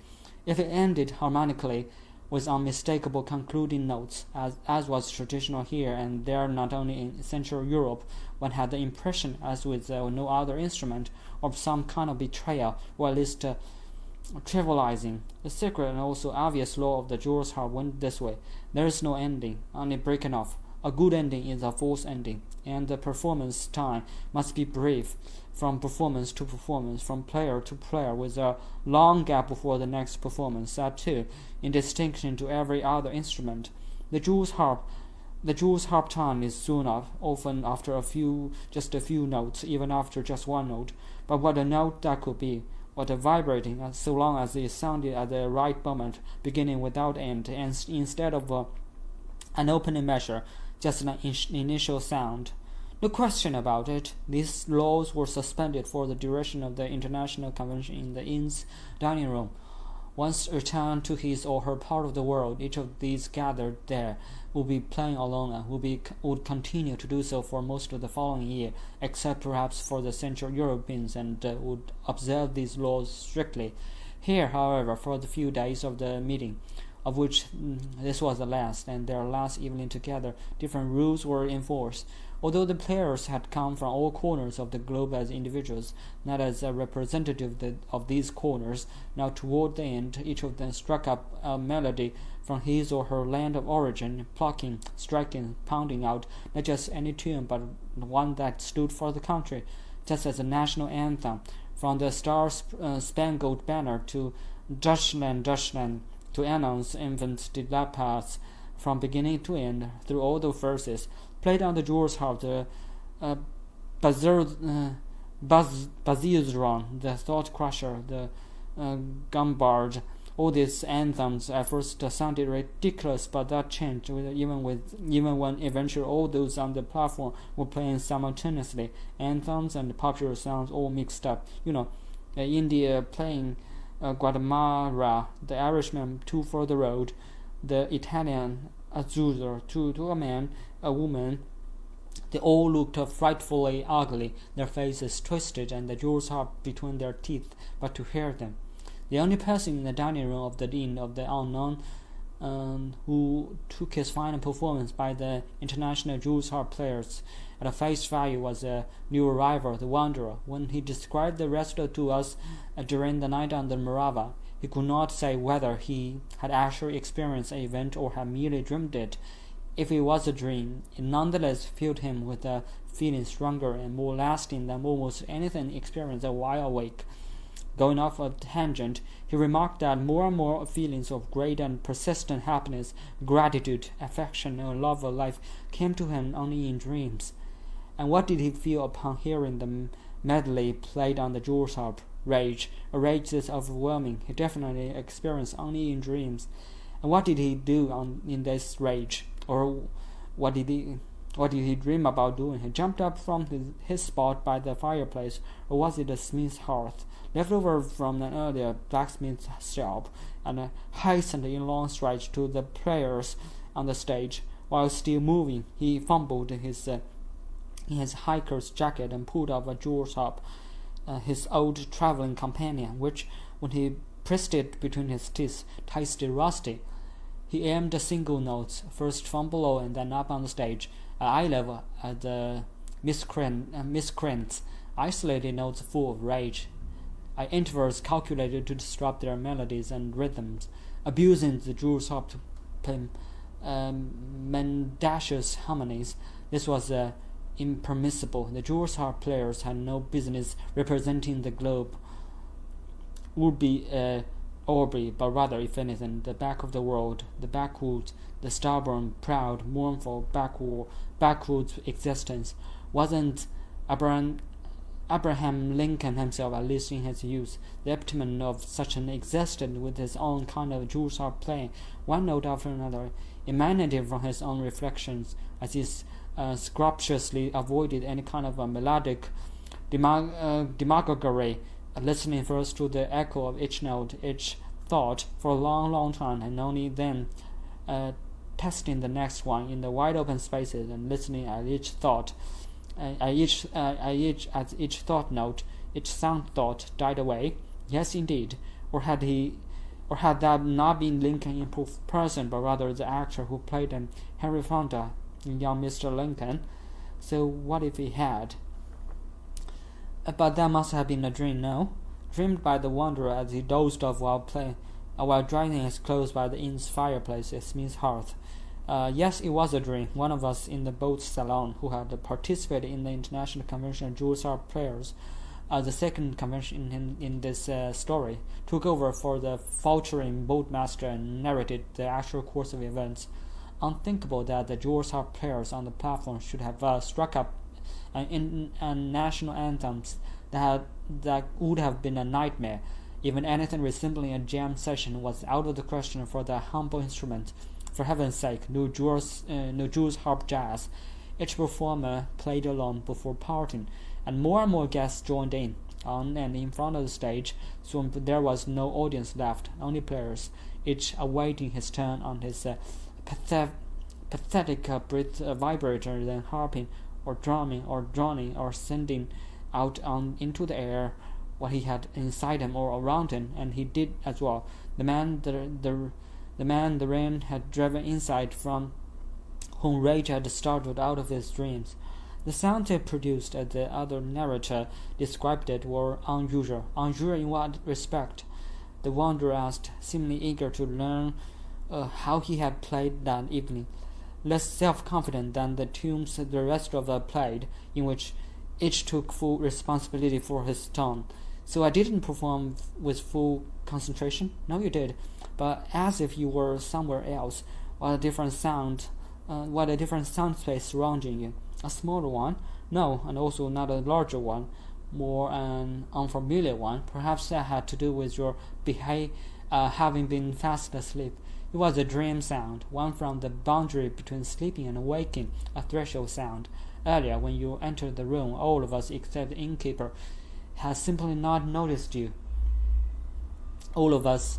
That was how nondescript you looked, and like someone from the cleaning staff, perhaps arriving by bicycle in the rain. At any rate, no one was surprised to see you come in, or thought it was all worth asking about. That was the motto of our annual gathering, from the Yakat, supposedly meaning middle world, and God knows we had conjured it up all these days with our harping, drumming, and plucking. But you, with your sound from a different realm, gave our middle world, LG, a different form. Here the interior narrator turned away from the host of the Moravian night, who apparently could not get enough of this account of himself, and addressed the rest of us on the boat, describing the ending of the Jewish Harp episode. The meeting ended in general astonishment between heaven and water, as one of the wrap-up speakers expressed it.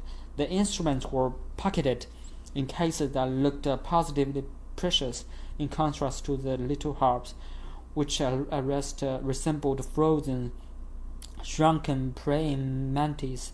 Just before this, they had been passed from mouth to mouth to allow them all to be touched by everyone's lips, been dunked each time in a glass of brandy, just as people had previously shown considerable amazement. Now they ate and drank until far into the night on the banks of the Danube with considerable gusto, the wanderer included, without anyone's getting drunk. But intoxicated as some of them certainly were, the rain pounding on the roof tiles, the fire hissing in the forge, and the imminent departure were all they needed. One person held up his Jewish harp and snapped it in two, bending the steel town until it broke off. But that was no misfortune, because the inn, as it now turned out, was also a workshop for making Jewish harp, and the innkeeper was also the blacksmith, and close to the forge stood his workbench, where they fabricated a replacement using the metal file and the soldering in iron. An intoxicated player stopped just short of putting the new instrument to his lips while it was still red hot. When the playing had finally ceased, storytelling took over in full force.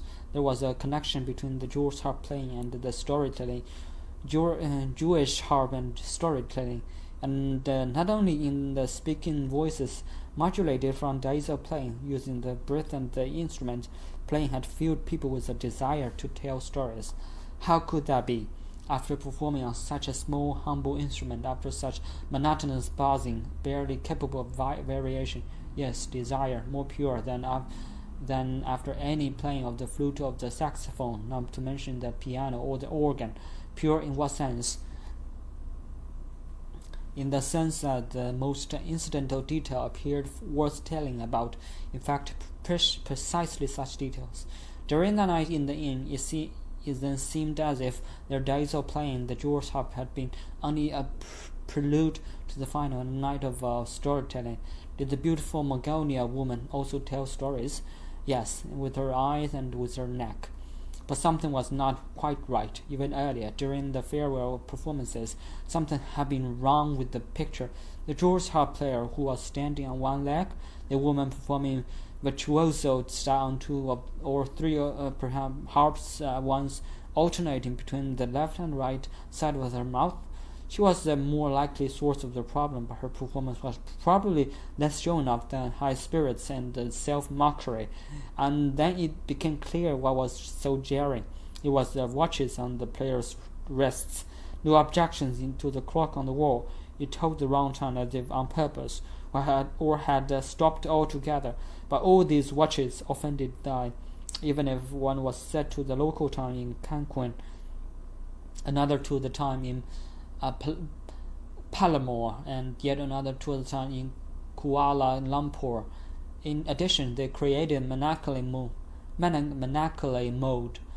Catching sight of them made one feel as though the storytelling time and the performance time could not hold their own against real time, as though both, one as much as the other, were a futile illusion, smoke and mirrors, and also the wrong form of measurement. It had little to good that all these present, as if have previously agreement, removed their time measuring devices from the wrist one after another, or hid them under their sleeves. Even without visible clocks, a normed time was taking over, and more menacingly the closer the festivity came to their conclusion. And what threatened this celebrating isolation, an absence of future? Ah, time as prison. Come back, stuff for dreams, stuff for play.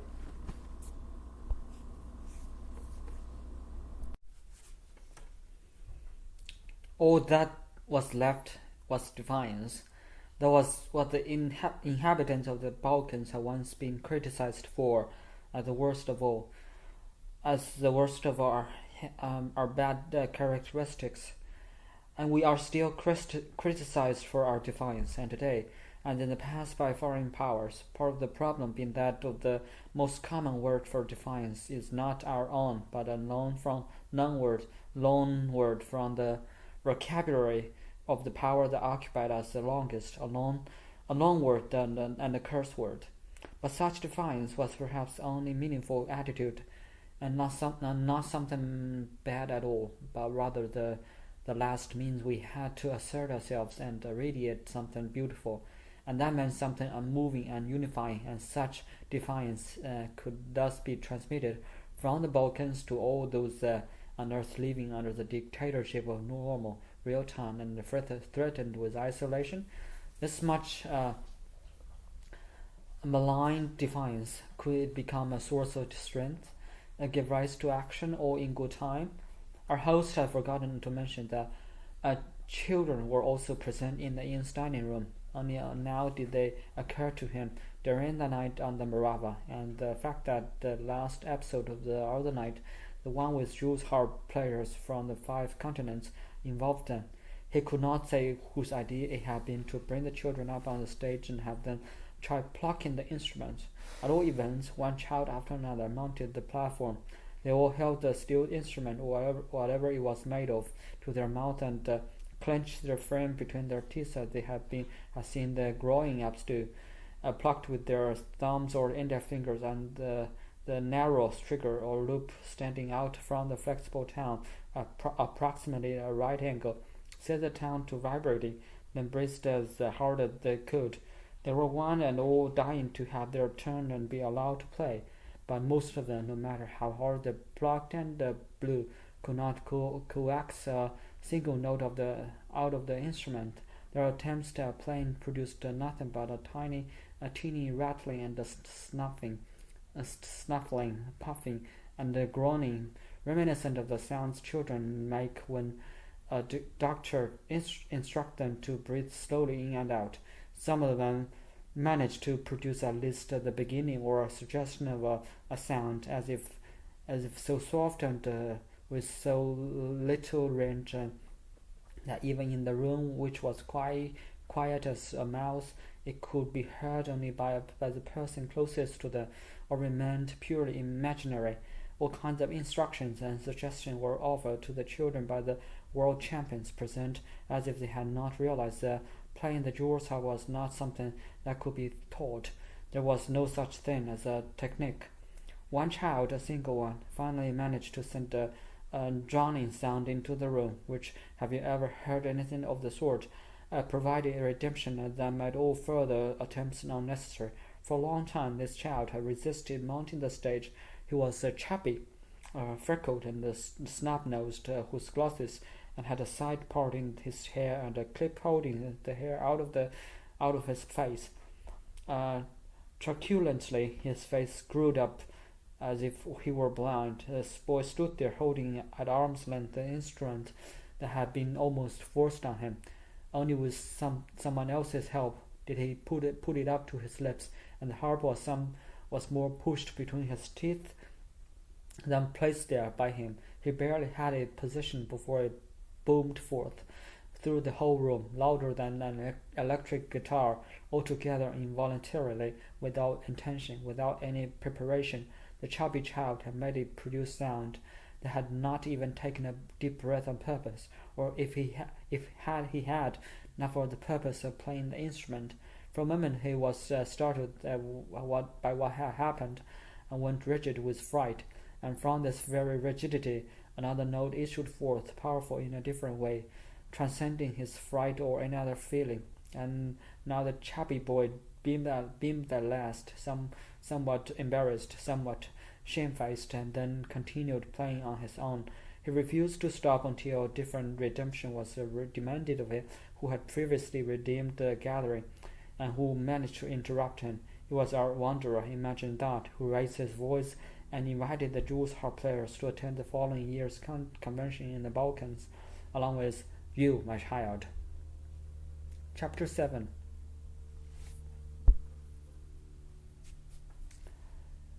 When he had brought the story up to this point, the sound of the jewels harp made itself heard on the nocturnal boat, as if he had planned it at the finishing touch, the same note several times at the same pitch, and only gradually did we realize that no one was plucking away in the semi-darkness.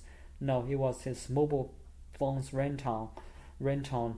He did not answer it. Instead, the frogs answered in a sort of a chorus from the belt of reeds along the Moravian. And how did they answer? Their monotonous croaking, and modulated into an unmistakable droning, an angry drumming, half underwater. Was the enclave threatened again? Did the spot where the boat was moored have to change again? Or did the storyteller, as suggested by the index finger he put to his lips, want to create the kind of attention of which way the audience had no need? Only after some time had elapsed and the ringtone had finally fallen silent, and did he resume his story. His detour to the playwright Ferdinando remained in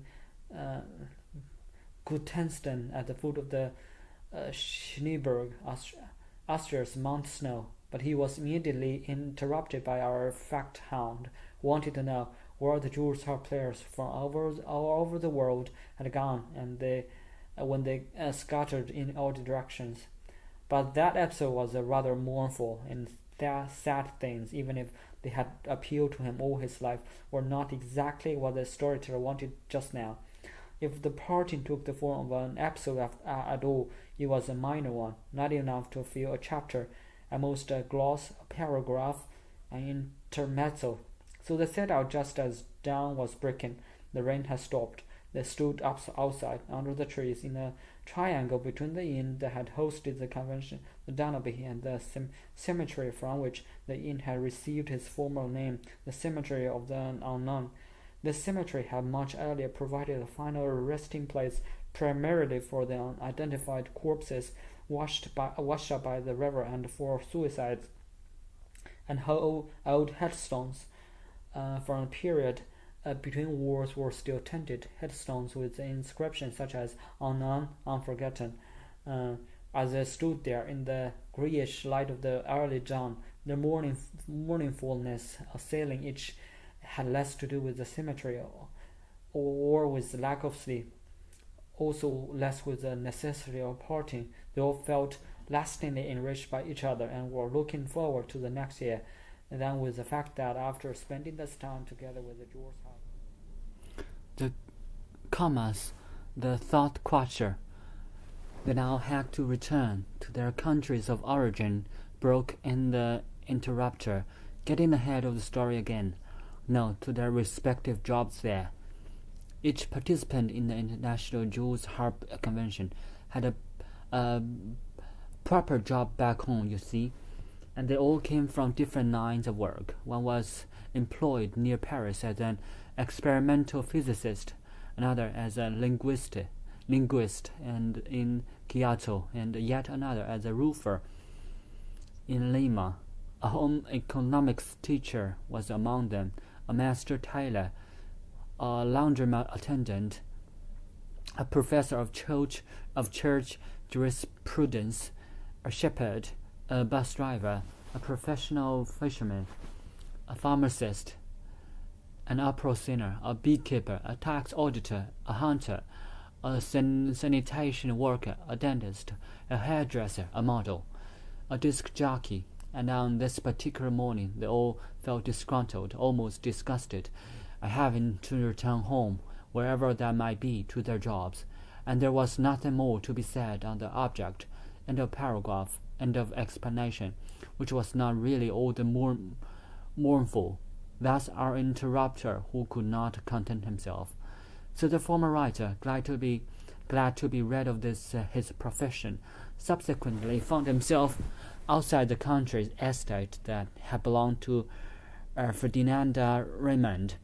Did that literary figure actually exist? Had he ever existed, and hadn't the writer and actor occupied only a rented room in the tiny village of Guttenstein near the Schneeberg, and only during the summer weeks dedicated in the 19th century to seeking fresh air?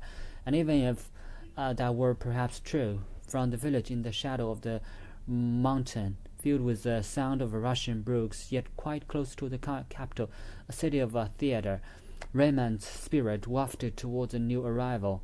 He had expected no less, and that was why he had made his way to Guttenstein in Lower Austria, and his expectation was fulfilled the moment he took his first step past a sign marking the entrance to the village. The same thing had happened every time he had sought out the haunts of his predecessors, or rather path-breakers, as whole successor, or more like a slow-poke follower. He had seen himself during his earlier life as a writer. The spirit of those who had put him on his track could be counted on to waft toward him, surround him, dance around him, speak to him, whenever he sought out their favorite haunts, even if those places existed by now in name only, with nothing left but overgrown fields, stagnant creeks, tree stumps, Virgil ends near the banks of the Mincia River, or a cul-de-sac ending in a tangle of brush and among the rubble from which Sophocles Clonos, let's say, had received his name. Right there in the middle of nowhere, nothing, without any memorials, the spirit probably spoke to one most powerfully, and in smaller places like Oxford, Mississippi, Visgrad, Bosnia, Kliffsbach, Württemberg, and yes, Gottenstein, Lower Austria, more clearly than in large cities, whether in St. Paul, Minnesota, in Taganrog, in Oslo, in Lutich, it spoke to me. It spoke to one, if at all, at most in a seemingly deserted side street. It was not curiosity that drew him to the realms of those who had become most near and dear to him in the course of his life, or rather, in such places he wanted to know not anything specific about the place itself, but about the person whose spirit he had no doubt resided there. For that, however, he had to go to the actual place. Only there would he learn what he wished to know. But these were probably not conventional pilgrimage destinations, and for heaven's sake, not oracle slayers. What could be more pervasive?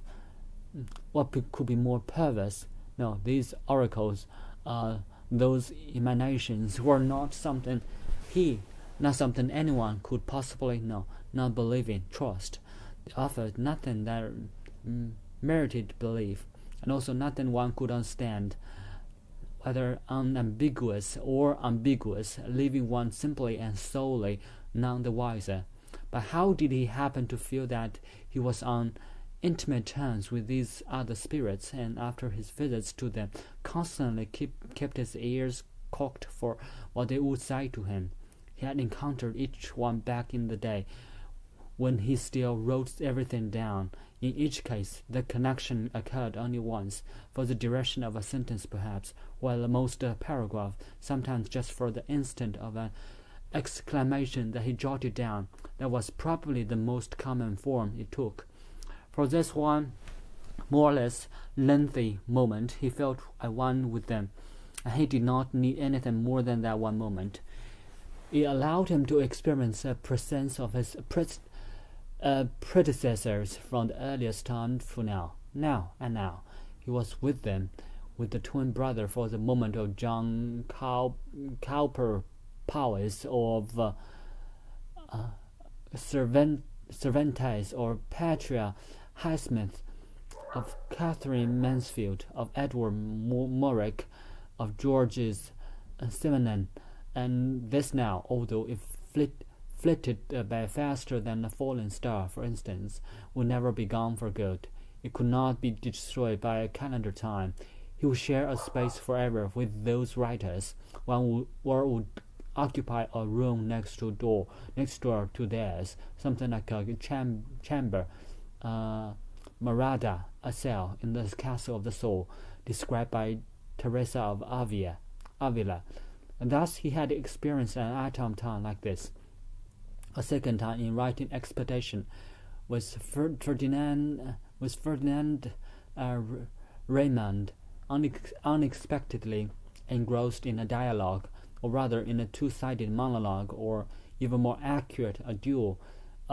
Daydream-like aside, he had been sure that he felt the presence at his side of the author of this magic plays, and had seen himself as one chosen to carry on the tradition, as a second voice, a repeater, a recapitulator, and thus he had come to Gutenstein to commune with his comrade, and follow this brook upstream through the village, located in a valley that narrowed as it neared the Schneeberg and Low. A spiritus loci of its own accord, the village would not have radiated any spirit. Not only became eloquent and spoke continuously to the new arrival, but also showed itself to be receptive, loosened his tongue, involved him in a dialogue.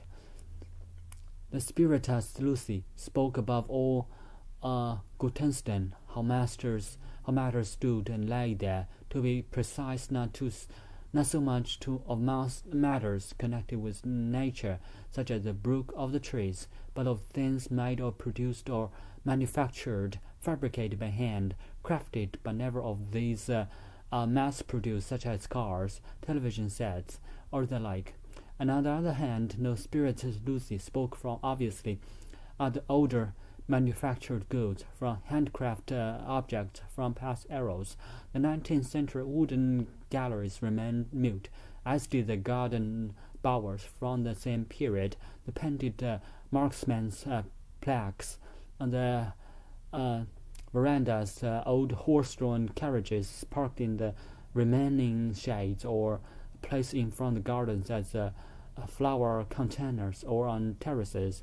Likewise, silent were the Biedermeier's wardrobes, chests of doors, and armchairs glimpsed in the houses as one passed by. Indeed, every object from Raymond's period, whether an oil painting or very early photograph, as were the writer's personal possessions, let's say the bed he had slept in during the summer holidays, his writing desk, his quill pen, his bed, for which reason the wanderer, marking his way through the village, avoided from the beginning any spot designated as a memorial. What spoke to him and sparked the dialogue, one more lively, more spirited than almost any he succeeded in having with a living person, were inanimate objects almost exclusively, along with the stones in the brook and the breeze from the brook that blew up at him from below. Timeless objects along the road, such as a crudely knocked together bench, a chair of an indefinable style in a front courtyard, a beehive that was neither clearly old nor freshly painted, a wooden ladder, even a bicycle from some time in the past, a hazel stick leaning by a front door, a flower box filled with nothing but sand, a mailbox for complaints that would not be emptied until the following fall, if at all, a dusty cap on a windowsill, a row of grey weathered clothespins on a line, a so-so gazebo, a so-so support for a fruit tree, a privy in a rare courtyard with a heart thrown out of the door, or maybe not. Wherever he looked, Ferdinand Raymond spoke to him in his Gutenstein, and then spoke not merely through objects in that place, but also through the occasional cat lying quietly on the shed roof, not, however, through any dog, no matter how sound asleep. Caution, risk of rabies. And likewise through the inhabitants' eyes, cheek lines, shoulders, primarily the older ones, all in light of Raymond's rather early death, and especially the dangling arms, and if possible even more distinctly through the cowlicks of children, more straggling or doodling home after school than hustling, and often going out of their way to accompany one another rather than heading straight home. And how did the dialogue go between these two? Yes, old comrades, more or less as follows. Ferdinand Raymond, greetings to ye, friend. High time you showed your face in Gutenstein. What brings you to me? What would you like to know? Ask me everything except how one can become happy and contented. The man seeking insight from the oracle.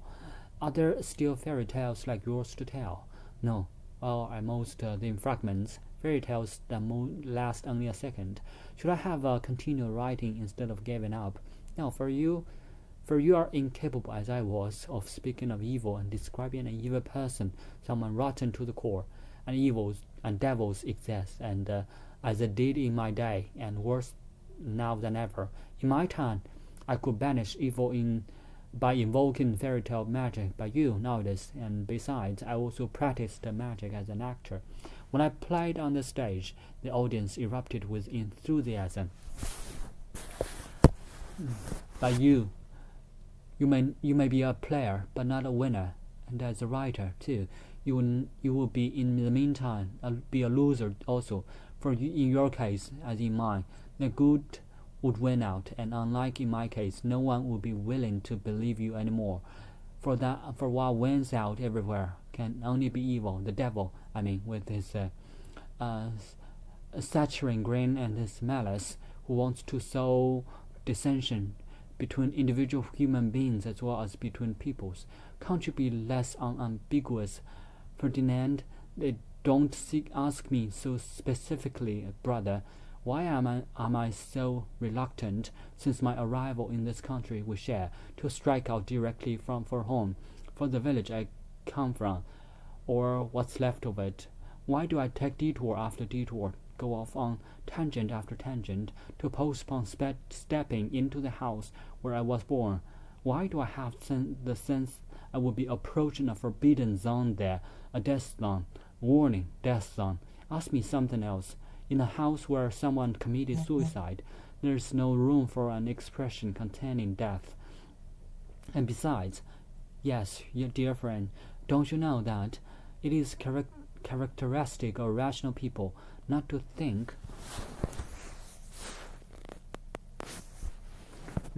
about death but only about life? and likewise about love. For a time, when I was on the road, that was my only thought. One thought led to another, and accordingly one sentence addressed silently to the beloved gave rise to the next. But how does it happen, magician, that since I have been back in our shared country, I have had to make more and more of an effort to summon these thoughts, that the corresponding words and sentences become more and more theoretical, not innately theatrical, as in your case, and you are hardly directed to a distant reality, the distant proximity, and no longer have any direction and are incapable of flying, if indeed words of love don't fail to materialize altogether. How can this be homecoming and threatened with lovelessness, or worse still, hitting home and arriving ulterior motives? Heading home and having ulterior motives, homeland and distrust. Ah, speak not to me of love, little brother, not to me. Love, especially love for a woman, does not belong to my vocabulary, and more than homecoming and homeland. True, I am an illusionist, but I know my limitations, and they are called distrust and suspicion. Or you might call it distrust, mistrust, healthy mistrust, unhealthy, fundamentally unhealthy. For all my days, I lived with the thought that a woman would save me. Who else but a woman? And I needed so badly to be saved, my friend, time and again. And then time and again, beware, woman, beware, betrayal, beware, death zone. And then time and again, a period in which I was not close to Antony even in writing.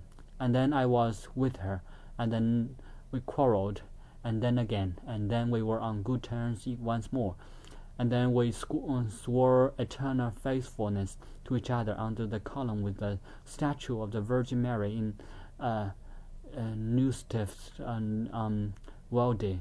And then we quarreled again, and for a long time she did not come up to see me. I had terrible headaches, and that time was not good, evil absence. And then we traveled to Gutenstein, where I was very sad. And on the way back, I put the pistol in my mouth and fired, and not out of fear of rabies, but because of the woman. Nothing is free in life. A great deal is free in life. What to do, Ferdinand? No danger is ever past. Even hunger cannot be relied upon anymore. Why do human beings turn up only in the newspaper nowadays? Nonetheless, you should write it all down. There's not much to be seen in a village. We are in a foreign part here. Be peaceable. In all this surviving worthwhile, no one will save you. In the end, it all comes down to grace. Much still takes place. No cause for rejoicing. Do not call me an inspired writer. Call me a collector of material from the air, an ashman. Ashes to ashes, air to air. I am puzzled by everyone who is merry. Keep to the truth and seek it. Actually, one should do nothing all day but sharpen pencils.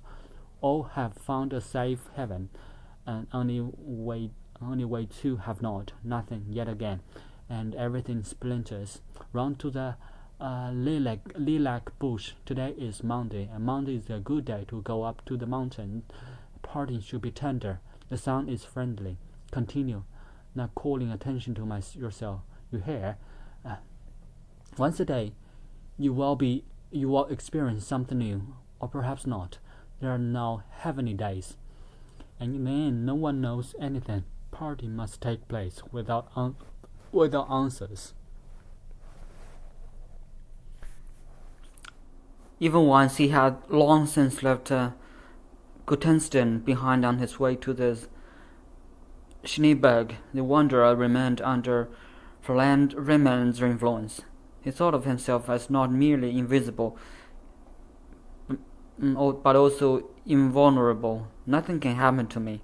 Furthermore, he left her as if it lent him wings, so that he veritably flew up to the mountainside, although the paths grow increasingly steep. Beyond every bend and boulder, their dialogue, or rather their chaotic, stammered exchange, resumed. It was a kind of ecstasy of what lifelong experience really should have taught him to be wary.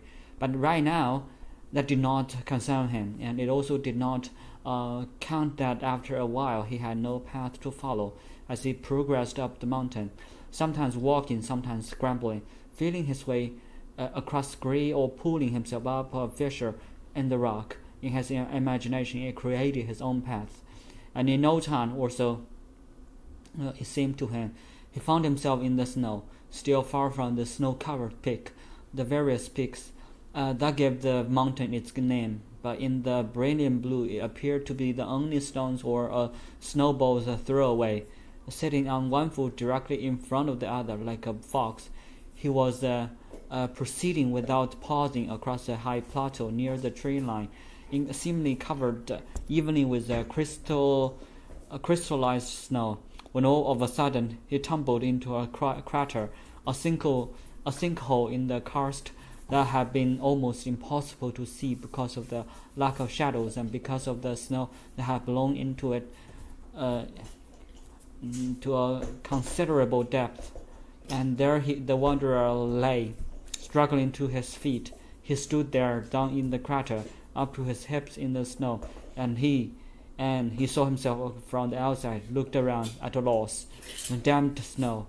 At that, Camus, a real name this time, came to this edge of the depression and, with its head turned to one side, stared at them out of the one black eye, and after it had gazed at them from above for a good while, using its ramp as a sleigh, it slid down to him in the sinkhole, stood up on all fours, and conveyed, without beating around the bush, without stammering, unlike in the earlier dialogue down in the valley, enough for avoiding the beaten paths, enough for going it alone, leaving others in the lurch.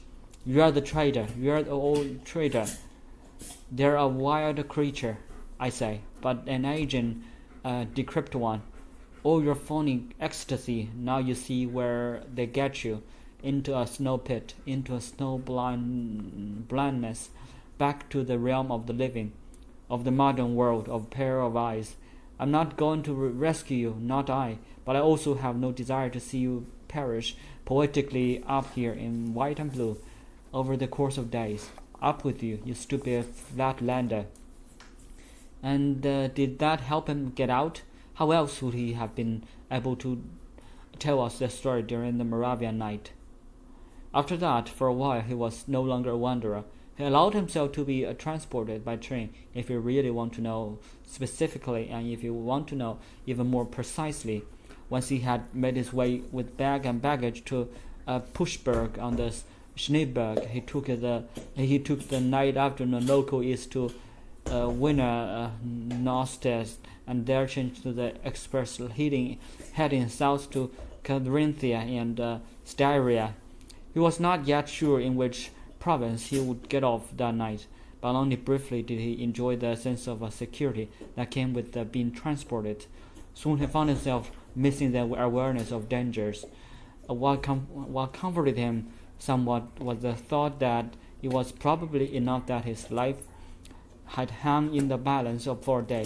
Besides, he told himself, if the danger did not come from outside him, it could be counted on to come from inside.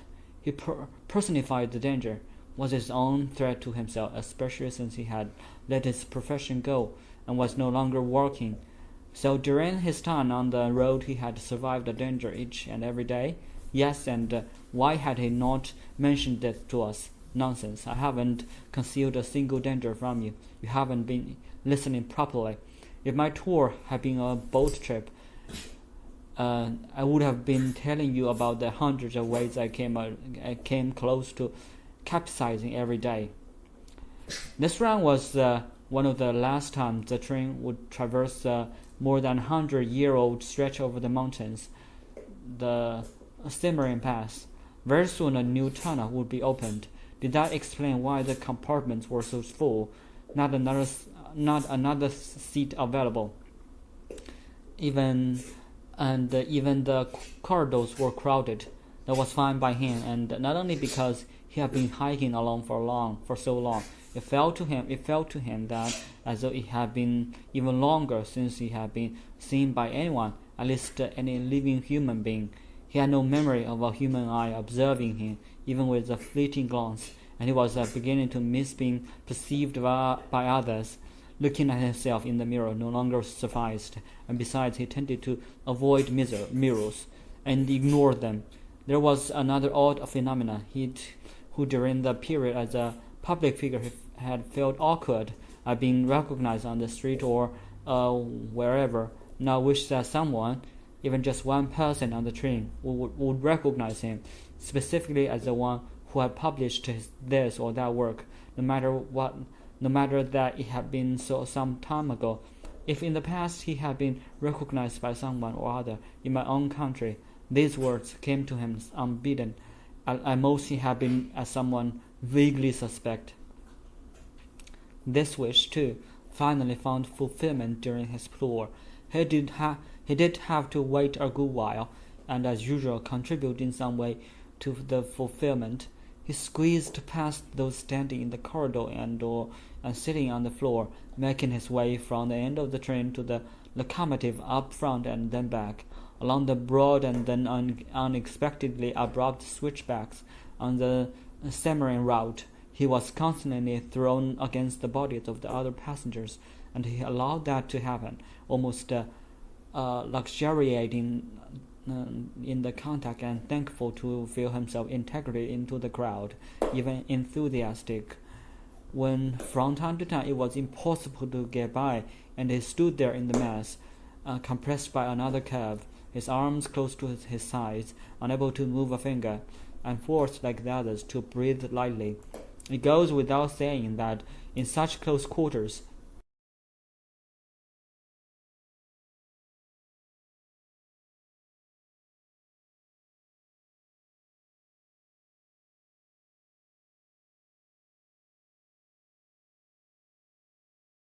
further away than a handbreadth, a nose length, and the distance of a toothpick, of an eyebrow, of a auricle, of a hasty glance. But far and wide there was no one who returned his gaze for even a second.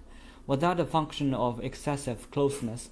Was it impossible to register anything at such close range?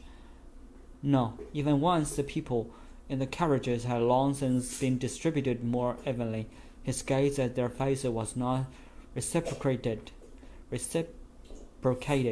and no one perceived him, and he was not the only one to go unseen, to not exist, as it were, even among himself, even in cases where their clothing, age, or other features suggested that they belonged together, formed a group that did not relate to one another. No one had eyes for anyone else, yet almost all of them, from one end of the train to the other, were very young, and without exception, all other expression, good-looking. Entire classes from Carinthia or Styria, returning home from a school trip to the national capital.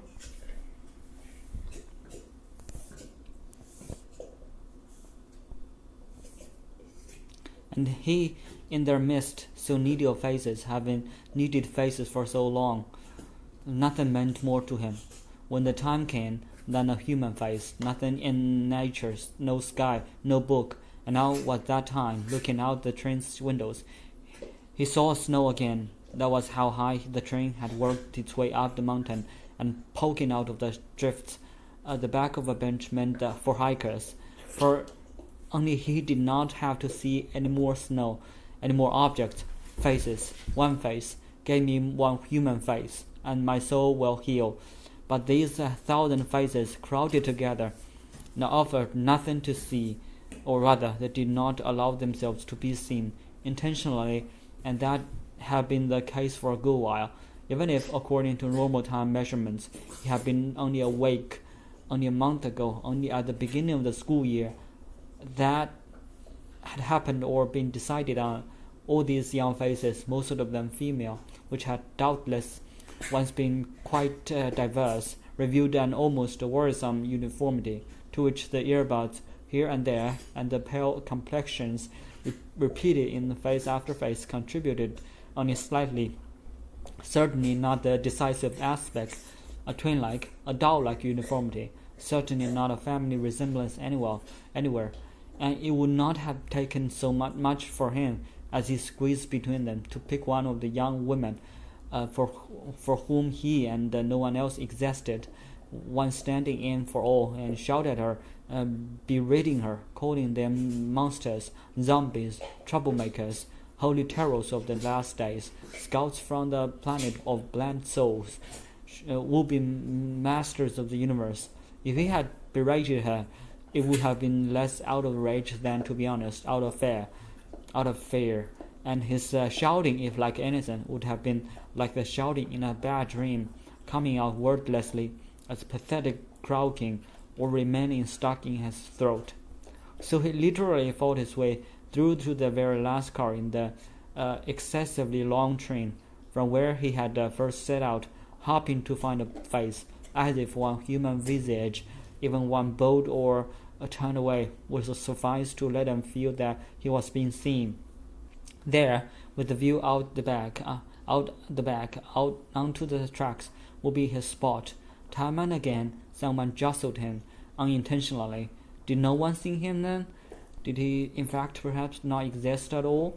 In the end, he almost jostled someone in return, simply to prove that he was really present among all these young people. And then, at the very end of the train, the girl sitting on the floor and reading, her back against the glazed, sealed rear door. The steeper the climb up the mountainside, the slower the train moved, taking the turns almost at the speed of a walk, with the result that the landscape behind the glass door receded in slow curves, offering each time a changed perspective, while also seeming to recur, like the backdrops in a play or in an old film. At first glance, the girl looked hardly different from the other young folk on the train. Leather jacket, jeans, ankle boots, a fake diamond stud in one nostril. But what immediately set her apart from the others was the way she sat there and the way she was reading. Initially, he saw her only through the legs of those standing all around, and caught only a glimpse of the book on her knees, without the title.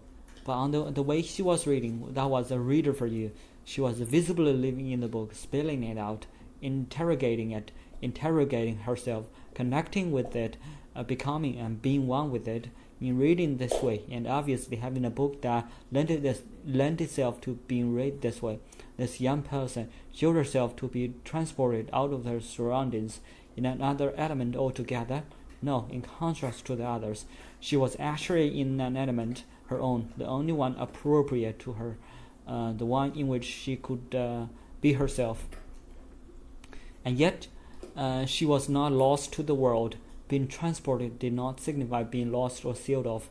She could also take in whatever was happening in the corridor and outside the train that was worth taking in, vied the way she periodically raised her eyes from the book and looked over her shoulder through the glass door, both actions apparently motivated by her reading, nothing but her reading. And he could not get enough of the watching this young woman, almost still a child, no longer a child, read and read. A concentrated solemnity radiated from her brow, her lowered lids, her flattish nose, her full lips. Watching at times seemed to be humming along with what she was reading. A solemnity that radiated, really, yes, Mr. Know-it-all.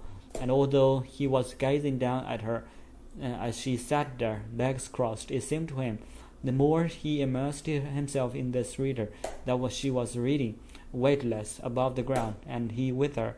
Part of her solemnity was that now and then, even though she was clearly not reading anything comical, little known humorous, she would smile or grin, or most frequently would take her head after every paragraph, indicating her astonishment, her surprise, her inner eye opening, venting itself in a barely audible sighing and of giggling. Everything about her, no matter how still she sat, harmonized with the book. And if the book facilitated such opening up and becoming beautiful, it indeed deserved a name, or maybe not. A reader like this, male or female, sensitive through and through, he had imagined in the past for his own books, A being like this, from that kind of a reading, he would have recognized her on the spot with 100% certainty. Even supposing the book being read and had not been one of his, he could have been its author, judging solely by the reader's eyelid movement, a movement free of all reflexes, an eyelid movement that marked the conscious pausing, dawning awareness as pausing. His reader instilled patience in him, and accordingly the conviction came to him that her reading was tantamount to protection. By reading as she did, she was helping someone in danger. Such reading provided protection, giving and maintaining safe conduct. This reader came across as motherly, though she was still partly a child, and would remain so all her life. Yes, to quote his exact words, I esteem my readers even more than myself. Again she raised her eyes from the book, but instead of looking over her shoulder as usual, she gazed at him through her legs of her fellow passengers. That happened after they had already reached the summit of the submarine pass, and through the train's rear door.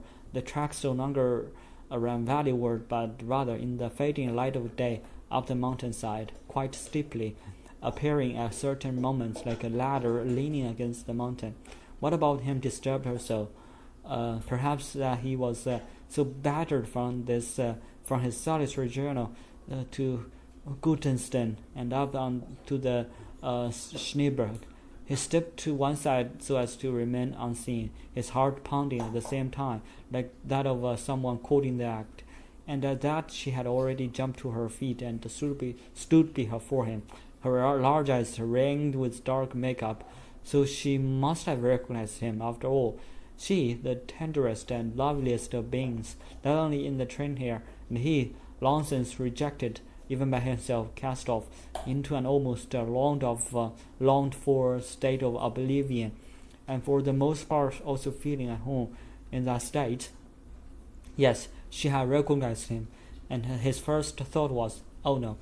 And what happened next was described during the night on the Moravian, not by him, but by the stranger, the woman, who, as if on cue, emerged from the galley to join the rest of us again. He seemed to have told her the rest of the episode so often that she knew it by heart. Did the boatmaster wish to avoid the appearance of vanity? But in listening to an account of his own adventure, didn't he increase the likelihood of seeming vain? On the other hand, what came next had hardly anything to do with him. The stranger told us the following story. The beautiful young thing had not only recognized him. She was his reader. I know your books, was her second statement. Almost involuntarily, his eyes came to rest on the book she held in her hand. No, it was not by him. It belonged to a long ago century. But for a moment, it could have been him. She stared at him in amazement that he was alive, that he existed in flesh and blood, that he was on the train, that he was there, not somewhere inaccessible distant. She plucked at him, at his coat, at back, and pulled him to the rear door of the train. They stood there together, and looked out at the tracks curving away from them. She knew nothing about him, nothing personal, and also did not want to know anything, either where he was coming from or where he was going. She also had no idea that he had long since and consciously given up writing books. He was and remained the writer, here and now. Likewise, she did not tell him what she thought of his books, did not judge them, did not even mention specific ones, and at first he wondered whether she hadn't mistaken him for someone else. But no, he was the one. It was clear from what she said, which, or so he imagined, would never have been expressed so frankly and straightforwardly to another member of his clique.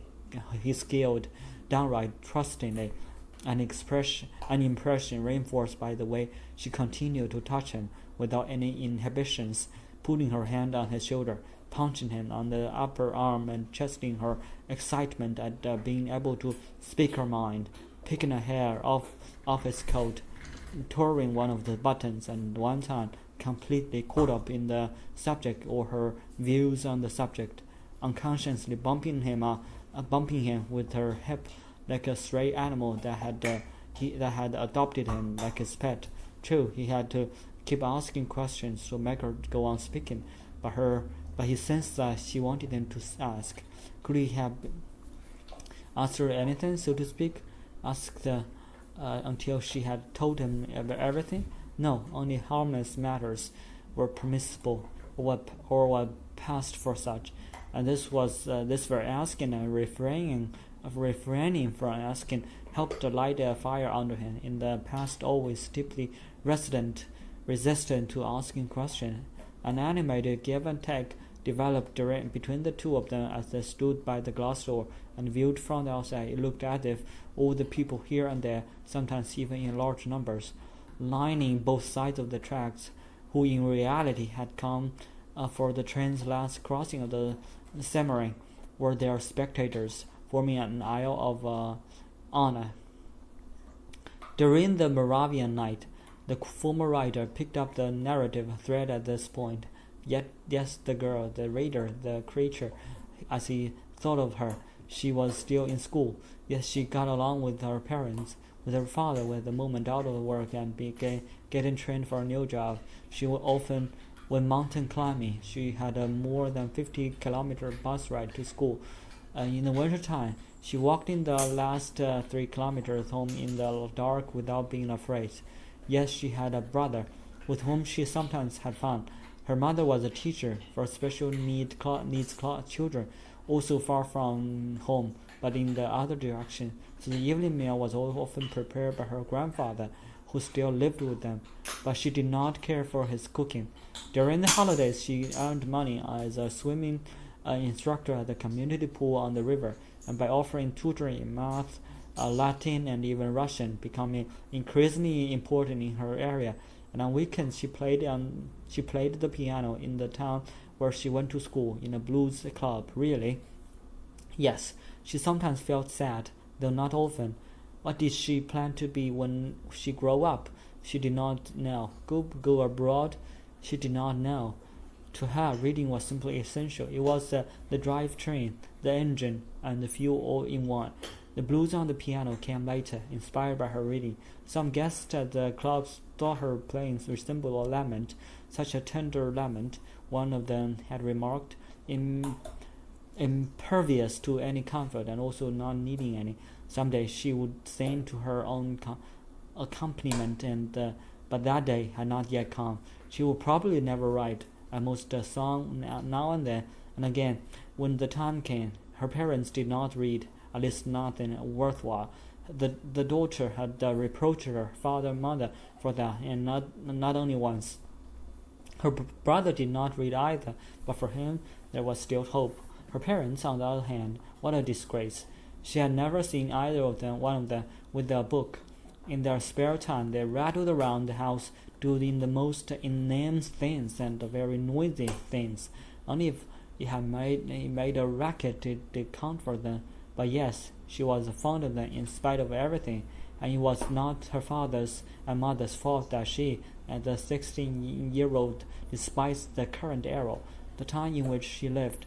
Her reasons, none. All she could say was that some of her male and female friends, though she hadn't some, yes, of course, felt the same way, isolated, filled with an enthusiasm that had never found expression through a larger movement undertaken with others. They disliked the present, they rejected it, excluded as they were, and were prepared to fight it, each in his own or her own way. Not even rap offered any hope these days. And if she, the creature, wished she were living in a different era, it was not one in the future. She could not imagine what she would like, but in the past and in a different place. She would have liked to live, for example, in America in the 40s and 50s in the last century, or in Russia during Dostoevsky's time. Despite the nihilist, precisely because of them, or in the pre-Christian Greece in the days of Pythagoras, whom she, the only girl among the students at the school to do so, pictured as a teacher, one whose mathematical principle not only taught one to calculate and measure, but also guided and disciplined one to understand the logic of language or of speaking and writing. What a creature! And to think that such a creature was growing up in the country that had epitomized for him, and at least during one period in his life, the hub around which his prejudices revolved. The disappearance of prejudices worth narrating as hardly anything else could be. What would be more fruitful as a narrative subject, and that such a creature was confiding in him of all people? What a gift! One he did not deserve. His heart, he said, using his exact word, was ready to burst in the presence of such innocence against his exact word, and receiving once again, certainly not by any means for the first time in his life, receiving such a gift, which he thought he did not deserve, became too much for him. And at a station where some of the cars were uncoupled to continue on to Styria, he abruptly said goodbye to the young reader, the tenderest among thousands, as she appeared to him, and got off the train, to be alone with the after-image of the creature. If he could still imagine a painter for his times, it would be a painter of after-images. That was the role he resumed during our night on the boat, though merely with the one finger in the air and a few evocative sentences. With the after-image of a fellow passenger before his eyes, he sketched out for us how he pictured her at the moment. Although he was night, he saw her in daylight. As we sat in the boat salon here on the Morava, each of us had his table, she was climbing with her grandfather to a mountain pasture far off beyond the Karavanka range. They had slept in the hay loft of a barn belonging to the last active farm on the southern slope of the South Alp. She had scratches on her legs from the hay, cut years earlier, and dust in her nostrils. But those features were not significant in this after-image. What was significant? What was going on inside her, the interior of her exterior, and the girl seen against the glow of makeup flakes along the trail, which now narrowed to a cow path in the first light of day. He saw her beneath the last flickering stars, which she pointed out to her grandfather, that she was too bleary-eyed and also too preoccupied to look up. He saw her between two boulders at the entrance to a hiding place once used by the partisans, with nothing there to serve as a remainder. No granite fragment, no shell casing, no ring of ashes, no pieces of cord, no scraps of a pamphlet, not one piece of type from the printing machine the Allies had dropped by the parachute. Perhaps the most important of all was only the grandfather reminding himself as well as his granddaughter, and suddenly no longer feeling tired. He saw her with glowing black eyes, holding in her hollow fist not bullets but rock-hard blue juniper berries. He saw her darting up the mountainside, far ahead of her grandfather, letting out a piercing shout, then another, until finally she heard the echo. He saw her waiting for the old man, squatting on her heels, then going back downhill toward him, and forever going toward him, or also no one, at least no one specific, simply all her life going toward, not allowing anything or anyone to get her down, filled with sadness from time to time, but externally invulnerable, protected by herself, by her nature, by her being forever free, forever young. And in the end, that was what he wished her from afar. And he, after the meeting with the young reader, he remained alone again for a long time. He wanted that too, avoid any encounter decisively with conviction. Yet upon getting off the train, he had ended up in the town where he had perhaps the most acquaintances of anywhere in the country, not from his profession but from his time at the university. How to avoid well away from the center of town, which also in contrast Vienna, soon and without clear markets merged into nondescript areas, but why not head straight for home, his birthplace, as he wished to, or at the Camoys by the snow pit had ordered? What took you instead to G, of all places? It was a dream, another dream. A dream? Yes. Hasn't a dream ever made you go somewhere? Not me. Me? Never. What kind of a person are you? You should be ashamed of yourself for getting your dreams, or even worse, being embarrassed by them. Listen to my dream. All of you have already dreamed it, each of you, again and again and again. Otherwise, I wouldn't tell it to you. It has to do with the backside. A backside. What kind? The backside of a house, for instance, where one spent one's childhood. The backside of a mountain that one has seen or hiked only from the front.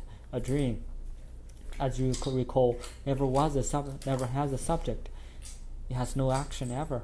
All it enables us to see, as we cannot when awake, is the backside of an empty, seemingly lifeless sphere that can nonetheless make itself felt in our innermost vein and heel bone.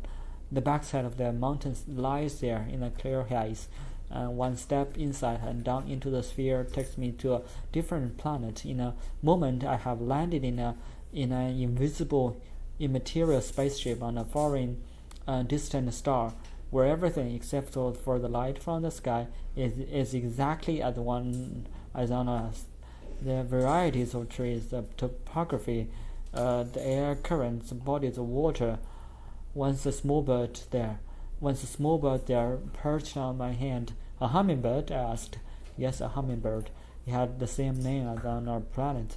Everything almost looks the same and has the same name as the hair, and yet my innermost vein, or someone, or something, knows that it is different, starting with the first step into the realm of the backside. Different how? Simply different, fundamentally different, overwhelmingly different, processingly different, wonderfully different, worrisomely different, investigation worthily different, systematically different. Systematically? Yes. Chapter 8. During the years when he was at the university in G, he had lived on a hill, on a slope that faced the city and the buildings where he had classes. The path he took had run along the ridge of the hill, but either the side of the hill facing away from the town had been obscured by the houses, or he had never consciously looked down in that direction, let alone been tempted to step off the path on that side or venture downhill. During all his years as a student, the back of the hill was not even an terra incognita to him. It did not exist. In his dreams, however, much later, the side of the hill, as well as the landscape down below, desolately far down, appeared to him as a different planet, also under a different sun. And to this dream he gave credence, a rare enough occurrence, and so he set out for his overlooked area, full of a curiosity, positively driven by the spirit of discovery. He had little to report from this part of the expedition. If he made discoveries, he were fairly ordinary ones. The sense of the uncanny that had underlined the dream, that the different planet could lose its atmosphere, its airspace at any minute, dissolved. The day on which the wanderer turned off the road along the ridge and ventured onto the backside of the hill was a bright, sunny day like any other. On the winding streets and alleys leading downhill, he felt he had particularly firm ground underfoot. A draft wafted up toward him, strengthened further by the breeze his own movement generated. Spring sunshine lit the way ahead, mild in a way that one could imagine only for one's home planet. What remained in effect from the dream? The sense of having plunged into another realm. From the moment he stepped off the ridge line, even his own circulatory system seemed to take a different path. The back of the hill, in contrast to the side facing the center of town, the north side, turned out to be thickly settled. This too, contradicting his dream, in which it had been unpopulated. The houses were rather small, often having only one story, more frequently older rather than newly constructed, and all of them of different heights, at very distant distances from one another, also with a variety of roof style in a nice jumble, and set in equally small yards, and this for as far as his eyes could see, and they could see far, all the way to the opposite slope, the antipodes, so to speak, not merely thanks to the landscape, but also just because they could. With every step, he saw new territory, and alien and familiar at the same time, and showed no trace of dream gloom. This was not his city, to be sure, but his country. You heard right. He called himself, no doubt about it, saying to himself in quiet amazement, "That's my country. That would be my country. That would have been my country." And in that respect, perhaps, he could speak of a discovery after all. It fit the circumstances that, although the houses were almost exclusively private dwellings, they appeared to him as small businesses. Here a mill, over there a carpentry shop, in between a distillery, a cobbler's, a sawmill, a stonecutter's, a master mansions, a laundry, not to forget one or two farmhouses and inns, and also one or two small factories for all sorts of things, and in particular a research center, and next to it the house of the town clerk. The business about my country, however, he forgot almost immediately, in silent amazement, yes, without words. If, as he had done earlier, he had been writing down everything that went through his head and opened his eyes, or the opposite, he would have written that one word, silent amazement. The silence, the sounds, the noise, the racket were the same as everywhere in the world, and that too, in contrast to the completely soundless stream, let everyone come up with his own soundtrack. But during his descent, this time at least, he listened in silent amazement to the whistling and the whirring, the pounding and the banging, the barking and the mewing, or the types of noise were pretty much all going on at once. But with him, they went in one ear and out the other. The amazement occasioned a type of concentration, more involuntary, yet also more complete than one could wish for. It involved admiring, concentrating exclusively on one object, one happening, one moment, and it involved learning enjoyably in a way that made him wish he could continue yearning forever, but only in this way, and never again in the way he had learned in old days during his student days on the other side of the hill, in his narrow, dim garret, there without a glimmer of a large understanding and without a breath of or whisper of the present, or relevance or the significance for the world of what he was studying. Amazement and learning, now. But what specifically did he learn on the backside of the hill? Concretely, what earth-shaking things? What, for instance, a sparrow no bigger than a hummingbird was bathing there in a dust-filled depression. Two men were standing at a garden gate, one of them inside, the other outside. On the windsill stood a saucepan, a bicycle tipped over, a woman and had green eyes. A man had a scar on his cheek that was not from dueling.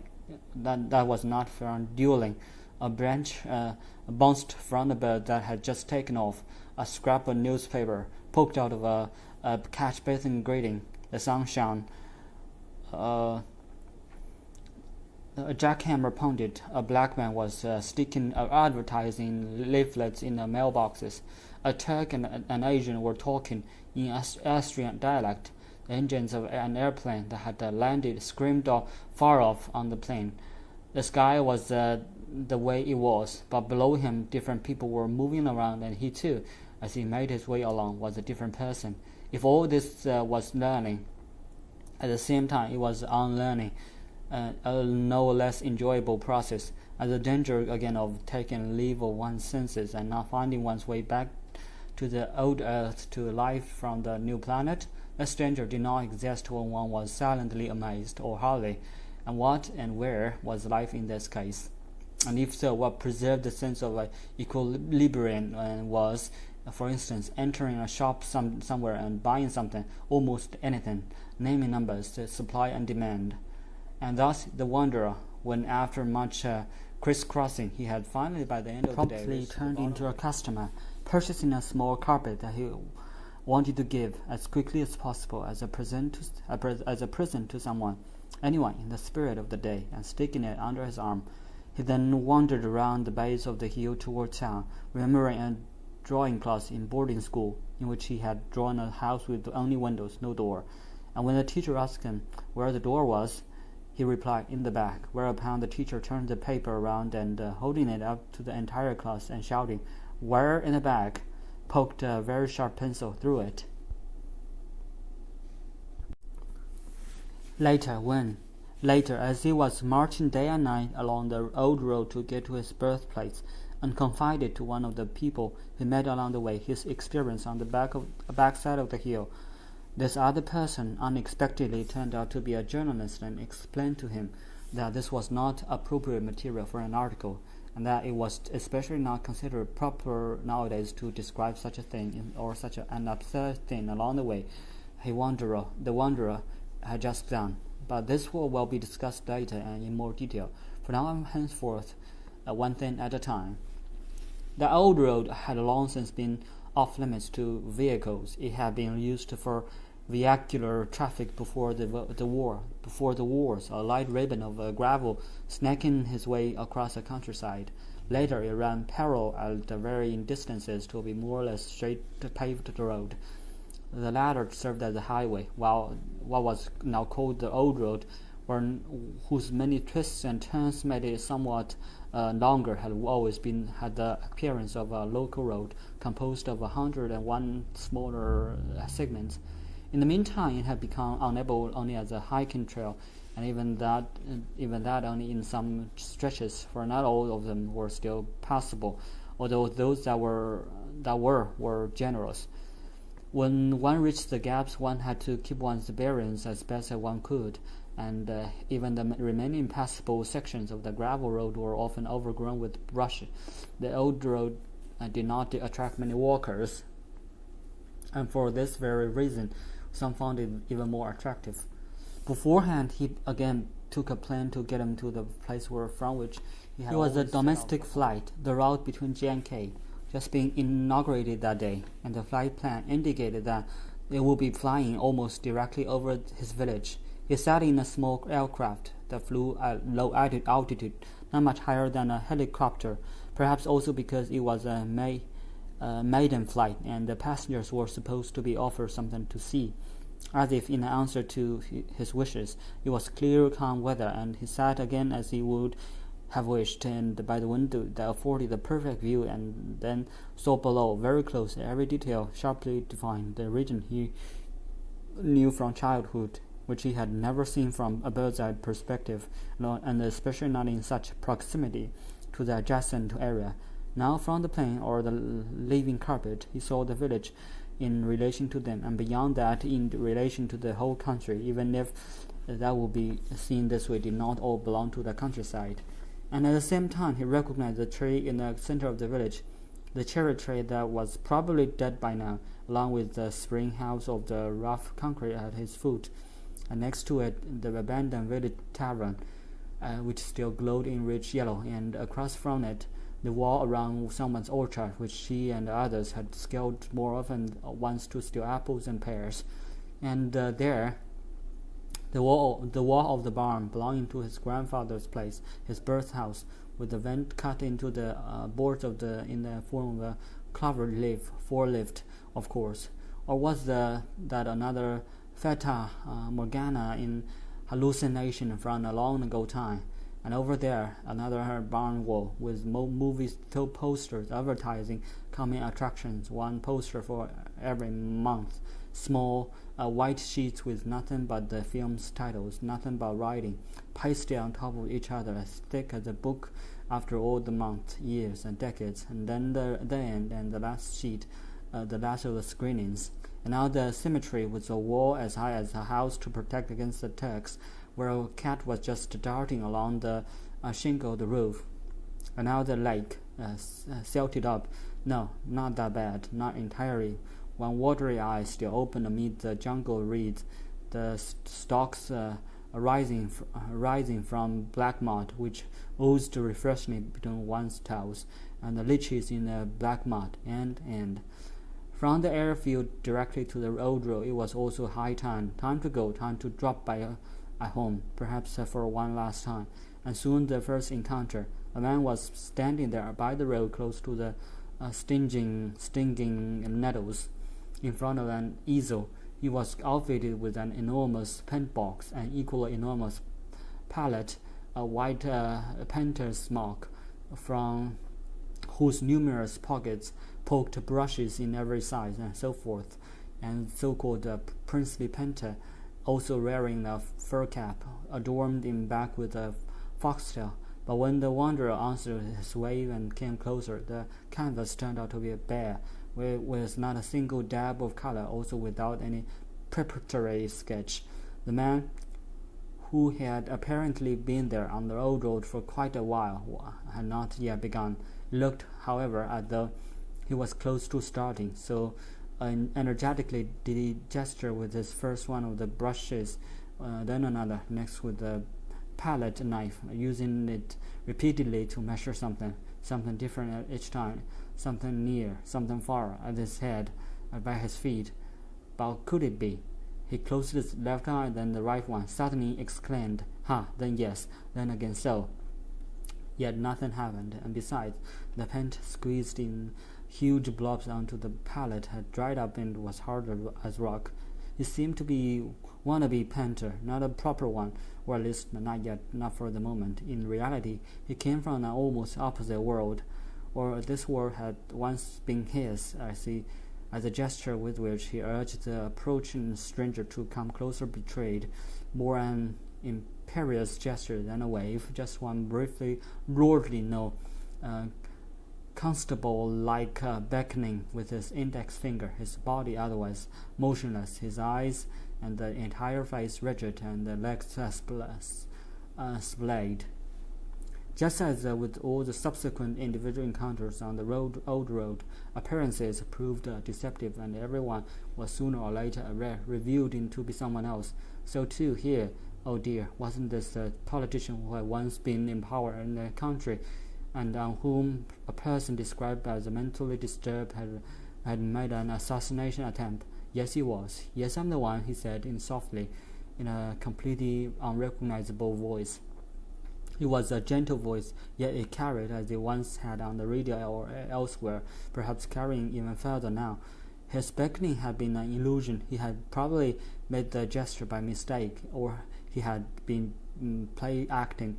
His eyes were also gentle, eyes such as one seldom saw in this day, and large as if opened wide, pleading, almost dry, the pupils intensely enlarged like a child's, as if he were gazing into darkness. And he talked incessantly, without asking the other person where he was coming from and where he was going. He had waited so long on the old road for another human being. No one had been attracted by this get-up, or had no one else happened by. At intervals, he showed off the scar on his abdomen from the gunshot, and gave himself an insulin injection. In the shock of being shot at the point-blank range, he had become diabetic from 1 second to the next. He had become He had turned his back on politics. He was nothing but a disabled pensioner, a widower without friends. He had not had any friends earlier either, but that had not mattered to him at that time. How pale he looked, although he was out in the fresh air all day. For a while he had still gone to the marketplace, making his way from booth to booth, also to the soccer field or ice hockey rink. Had mingled with the crowd when one of his successors presided over the opening of a bridge somewhere, laid a cornerstone, put the first shovel in the ground. In the meantime, however, he spent most of his time on the old road. Not that he wanted to get away from people.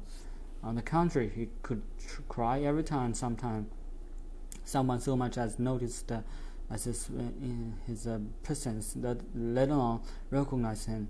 It was the masses he could not bear any more. Even just a few, more than 2 or 3, scared him off. First of all, only one person at a time came along the old road, and besides, in his painter's disguise, he could think so wonderfully, painfully there. More and more ideas, not for himself but for his country and its citizens, were spawned there. If he had the chance to do it over again, he would still become a politician, but a politician such as there had never been in these parts since Caesar's time.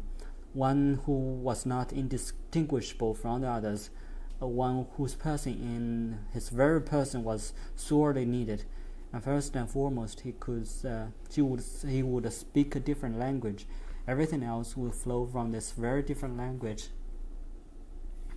And on the old road, a new language came to him, but only individual words that did not fit together to form sentences. He had not reached that point yet. But just you wait. And he stretched out his arm toward the distant city. How his hands shook! He could hardly hold the brush, which in fact dropped into the stingy nettles without the former politician seeming to notice. He did not take his eyes off the other man.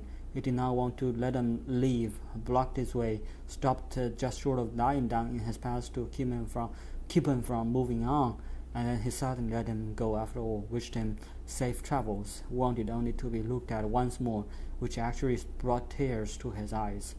Some time later, a voice called out to the wanderer on the old road from behind. The voice this time, not gentle but grating, a scratchy voice that drawled out the sound and swallowed the syllables like a drunk.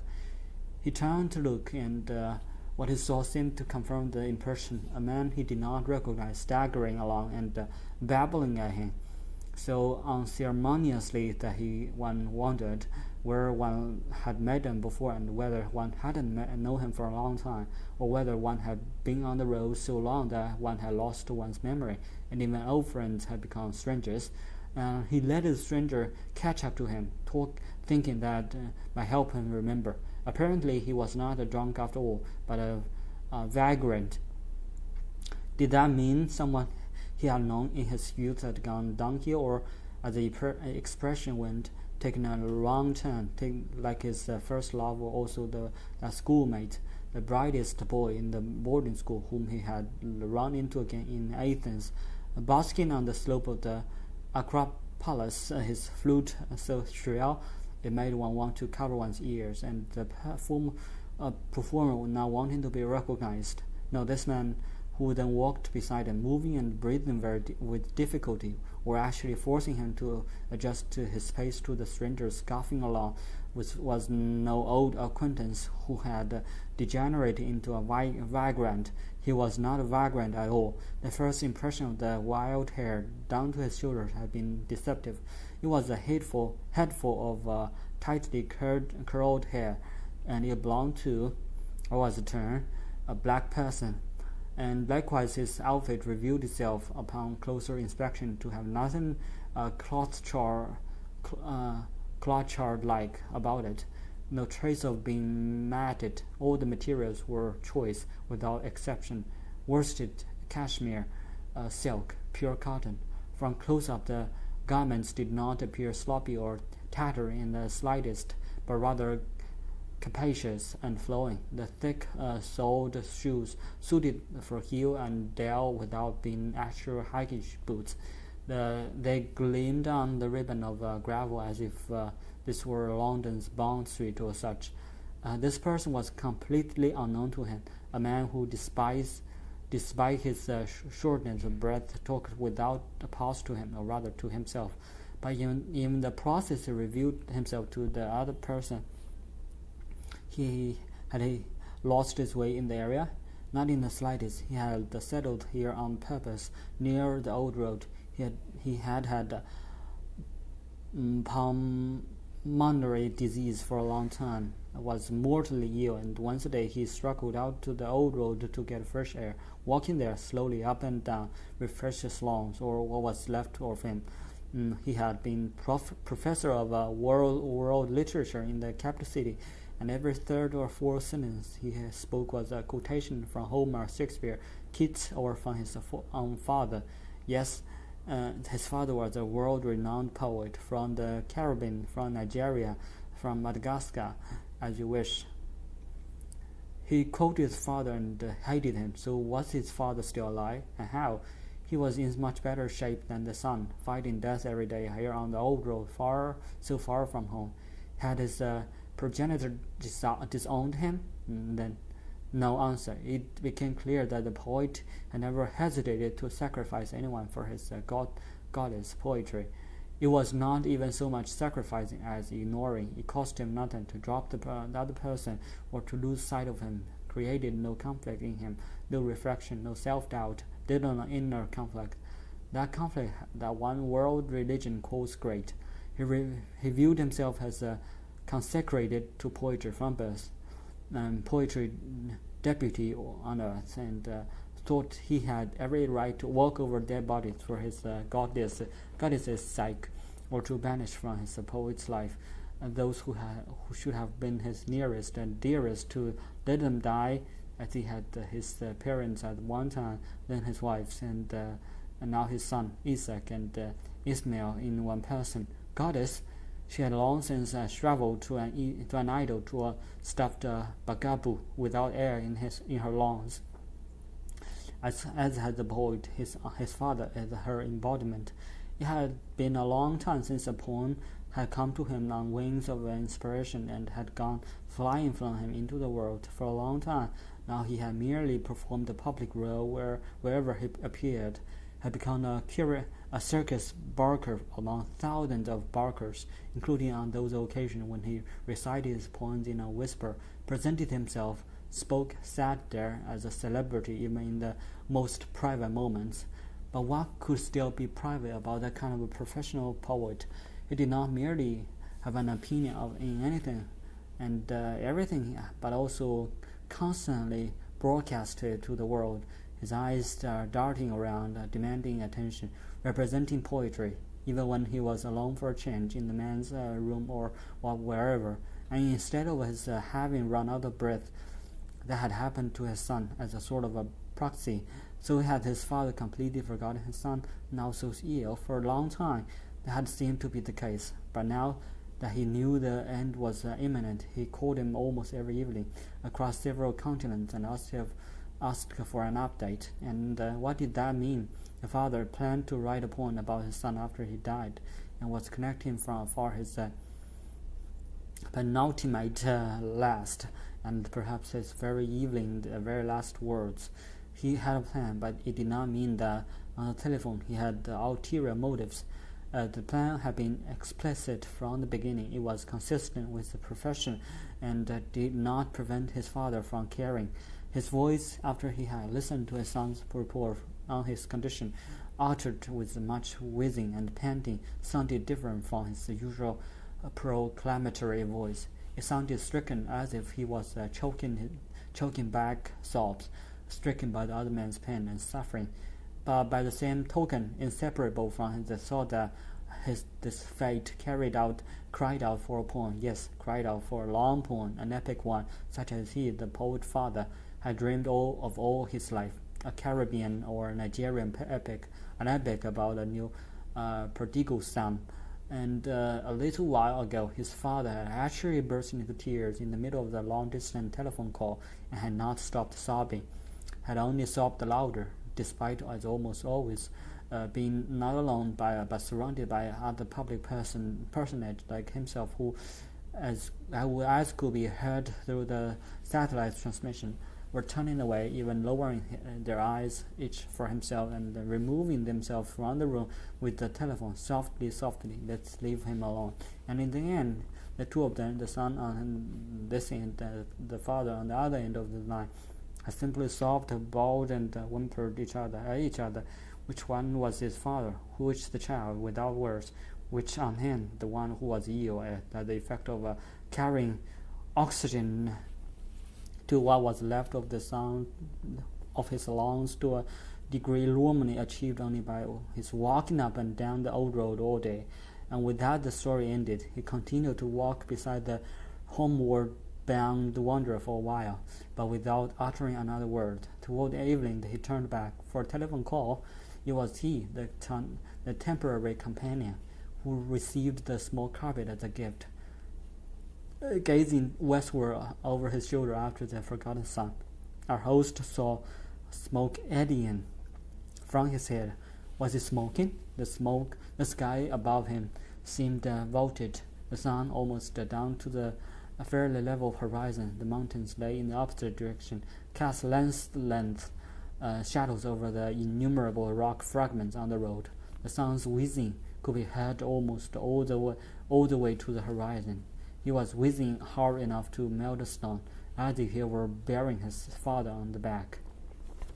The other man, I, walked on all through the night. The former politician had given him a handful of nuts from my own garden, and the former professor had given him a piece of chocolate from my own homeland, and those were his provisions. The night on the old road was bright, thanks to in part to the gravel, still white, possibly bleached by the weather. Even where the material had sunk into the ground, along some stretches and had been covered by layers of post-war field, even when it was out of sight, the road retained a certain incomparable firmness due entirely to his gravel that did not let one wander off course. Even along the stretches that were almost pitch black, where the road led through the woods, usually a dense spruce forest. During the night he still had quite a few encounters, each of them only in passing, for a couple of minutes, merely sensed yet leaving no less of an impression. Encounters, moreover, affecting only him, the walker, whereas some of these encountered by him that night on the road did not so much as to notice him, perhaps on purpose. As our host for the Moravian night described this to the rest of us, it seemed as though the night of our storytelling, already far advanced, was reinforced by the night he was telling us about. For a long time, all he registered of the nocturnal figures on the old road was their gait. Depending on how they came toward him, despite the darkness, distinct gaits could be recognized. Those who bustled along wanted to call attention to themselves, but were harmless. There was nothing to fear from them, as was always the case with vain people. One was perfectly safe in their presence. On the other hand, some of the walkers were dangerous. Their very gait spelled danger, just as the running posture of certain dogs signals danger even at a distance. One had to reckon with the possibility of being attacked. The peaceable walkers were something else again. One could count on being greeted as they passed and receiving good wishes for the rest of one's journey. And it was something else yet again with the peacemakers among the walkers. Not that they meant anything by it, completely preoccupied, taking no notice of the world around them, let alone of the person observing them. They infected that person through their casual hour of walking, which forestalled any warlike thoughts, and involuntarily, like any art, or perhaps not, offered a liberating example, lighting up the road in the darkness. While on the other hand, there were the warlike walkers, trumping loudly but not really dangerous, at least for the moment, dangerous only by virtue of their numbers, albeit during the night on the old road dangerous also as individuals. And then the desperate or despairing walkers, their heads and shoulders drooping, their steps ever so small, hardly raising their feet off the ground. And the ugly walkers, each of whom, instead of moving in one piece, with legs and brow in sync, as they were supposed to be, or perhaps not, after all, had his limbs all in a jumble, and dangling, bobbing, and not head over heels, but heels over head, and all altogether full of ill will. Otherwise it could not have looked so ugly, not a walking, but seemingly vengeful, intentionally offensive, letting himself go, which created the impression that the person in question wanted to show the world that the only real thing, the only thing that would remain in the end, was this kind of a scornful refusal, absolute refusal to budge. And even more insulting were the self-consciously attractive walkers who mistook the old road for a running track, and while passing an imaginary reviewing stand gazed into the distance, a distance they merely feigned to see, and with their rolling shoulders and vigorous gait conjured up an elan that stemmed from the devil only knows what, but definitely not from their style of lacrimation, which seemed utterly fake and almost made one want to crawl on all fours in front of this type of walker or creep forward in one's stomach. But then the opposite occurs with the walkers, whom our host placed even higher on than the peaceable and peacemaking walkers. He called them the imagination sparking walkers, and varied or corrected them moniker to the inspiring ones. The characteristics he did not want to mention any except perhaps that the inspiring walkers, although he damned, moved along beneath the heavens, Kent's starry ones as well as the starless ones, and Kent's starry ones as well as the starless ones. And it added that during the other night there, in some cases, the walker types had switched identities in mid-step, like chimeras, or peaceable walker might turn in an instant into a desperate one, a pseudo-attractive one into a truly attractive one, an order-loving one into a dangerous one, and so forth. Since we're really hopping in a different sense on the old road in the hour after midnight, how should it be otherwise? Action, and the word specifically, flight and pursuit. The country's past returned in scenes of war, in life and death situations. Some time ago, the silence had become sinister.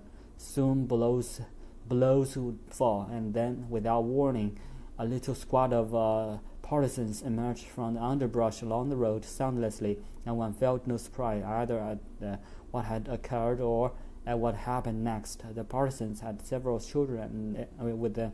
The partisans had several children with them, were leading them hand on shoulder, and the children walked with their eyes closed in their sleep. No one spoke. "Get off the road, you've been betrayed." One wanted to shout, but could not get a word out. And in fact, a moment later, at the next bend in the road, people jumped out of the ditch with only swastikas and the gun barrels invisible and see above. And suddenly a church bell pealed, and after midnight at that. But just as suddenly a third group came into view on a sort of a reviewing stand made of steel, new and plainly not belonging to the old road. A camera could be seen there, the kind that can also film in the dark. The whole thing was a scene in a film. The action belonged to a film. Bodies hurtling to the ground, blood spurting, eyes breaking, one child diving back into the underbrush, the sole survivor, who later, when he was grown old, would say, "We always walked that night. I gazed at the stars until I fell asleep." When a partisan's child survives, the fear stays with him for his life, and a child fears for his life much more than a grown-up. Only now do I know that. What I knew was fear, a life in fear, and in my fear I felt like the stone. I did everything possible not to be a stone anymore, to feel myself, but I was a stone. That was all there was to it, and something else stayed with me, and I never again trusted anyone enough to talk about my feelings, and not only those about the war. That stays with me. And looked at that. What was the director who was making the film? Wasn't it Philip Coble, the writer from the neighboring village? Yes, he was, and he had also written the script which he let the wanderer glance at with a flashlight. Did he even recognize his old friend and one-time rival? Did Philip, who had gained weight and spread horizontally, who had once been so gaunt, realize with whom he was speaking? Pointless questions. Such things did not count during the night on the old road, where everyone could speak with anyone spontaneously without needing to be introduced, and thus Coble opened up to the other man, friend or not, without any preliminaries during the brief interval before the next scene had to be set up, perhaps also out of tiredness. For a long time now, he had been writing only film scripts, and because they were hopelessly personal, he filmed them as well, not without passion, and above all free from fear. In contrast to the days of his novel writing, he was also always elated to be working with others. In his eyes, literature had lost its luster. Only for this era, forever, it no longer had anything to offer, not even the stars, for it had no glow for the glow of distant parts. And yet, Franz Kafka was not dead. friends, and Grandfather and Adalbert and Stiffer still lived in our midst in the next room. Samarkand was no less legendary and real than before, had even moved closer to this side of the border. If now it had shrunk to the size of a village, to the neighboring village beyond the neighboring village, and was located no longer on the silk or salt pepper or some other road, but not even half a day's walk away the old road here. And there was so much pleading in the world, silent pleading, so in so many eyes, perhaps more than ever before, and so much sighing to be heard by anyone who had ears to hear, embarrassed, wordlessly sighing as never before. Only the bold ones, the inwardly cold ones, the shamelessly ones survived. No, the shame had also survived, though in a form different from the one described of old. And the silently pleading ones and the wordlessly sighing ones demanded, yes, panted to be asked, and likewise to receive an answer. They wanted to be preserved and written down, but not necessarily in images, and certainly not for television. And look, the child here, the children, in them is concentrated far more purely than in us big folk, us grown-ups, the secret of the times, and the secret cannot be filmed. The secret of the times in the children. What did that mean? What did he mean? What did he mean by that? Without any external happening or action, and also without any outward sign on the little one there, on his little body, a single moment determining him the entire future course of his life. A single moment, not anything lasting, decided what time will be for the child from then on, and also how this time will be for him. This one decisive moment struck the defenseless little body like a bolt of lightning, going straight to its core, unlike with me, the adult, who, on the contrary, has become more or less immune, and one would have to search for a long time to find anything resembling a core in myself. And the secret of it was that this lightning moment passes the child by seemingly without a trace. The one who caused the lightning, who lit and tossed the bolt, I, the adult, the father, the mother, saw the child continuing to play as he had been playing for the moment before. If only he had at least paused or looked up at me, and did not notice, or noticed only long afterward, when it was already too late. That one moment would remain branded onto him, irrevocably, hopelessly, for 80, 90, or even 100 years of a time sickness. But as someone else was to write the story, or perhaps it had already been written, and not only one story. Kobo was called for the next scene, the child lying among corpses as the sole survivor, and the nocturnal wanderer continued on his way, having been given a salami sandwich from the film crew's field kitchen. He could now cancel his plan of visiting Philip Kobo in his Rinkendorf, close to Old Road, and that was fine with him. It still did him good to be among his own kind, and that was how he felt, strange even now, when he was out of the game, but for as short a time as possible. Just in passing. Once there had been 3 of them in this area who he was passing through, who had, what was his expression, made a name for themselves, the writers, names. Oh dear, names. How comforting it was now to go through the night as a nobody, in our darkness in this hour, among some stretches on the old road, veritably solidified into something material, a material so soft and cloud-like that one had the sensation of being lifted off the ground and becoming disembodied, without worrying about losing one's way, hoisted under the armpits by the darkness and made to hover, at least without the earliest strain of walking, and without the slightest resistance from the air. Names, all names. He had hardly been able to invent names and write them down, as if for him and his writing they were taboo, and yet there were certain names that had kick-started him.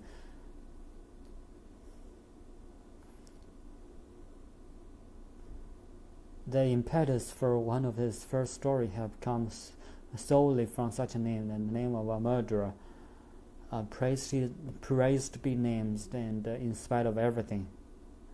He thought of Gregor Kuchnik, the 3rd person from the region, together with Philip Kobo and himself, and then, not for the first time, someone whose name had just come to mind, showed up in person within the hour.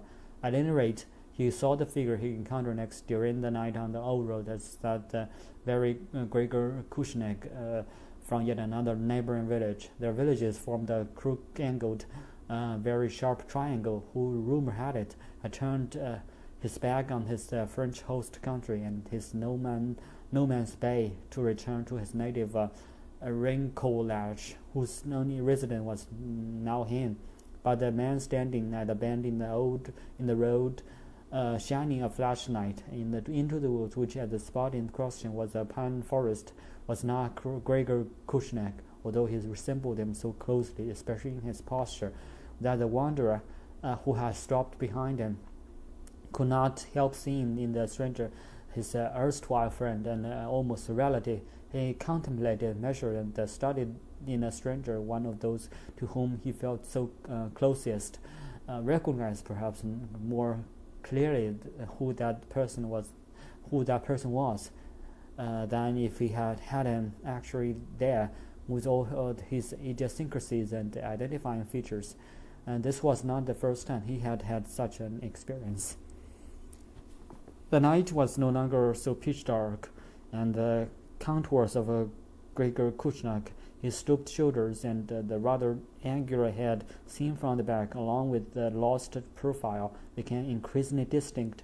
The night wind already felt somewhat like a morning wind, wafting up from below, from the ground, changing directions. The man by the side of the old road seemed not to feel the gaze on his back. He had eyes only for the count of his flashlight, which he moved pulse by pulse. So this old measurement unit still existed over the litter of pine needles.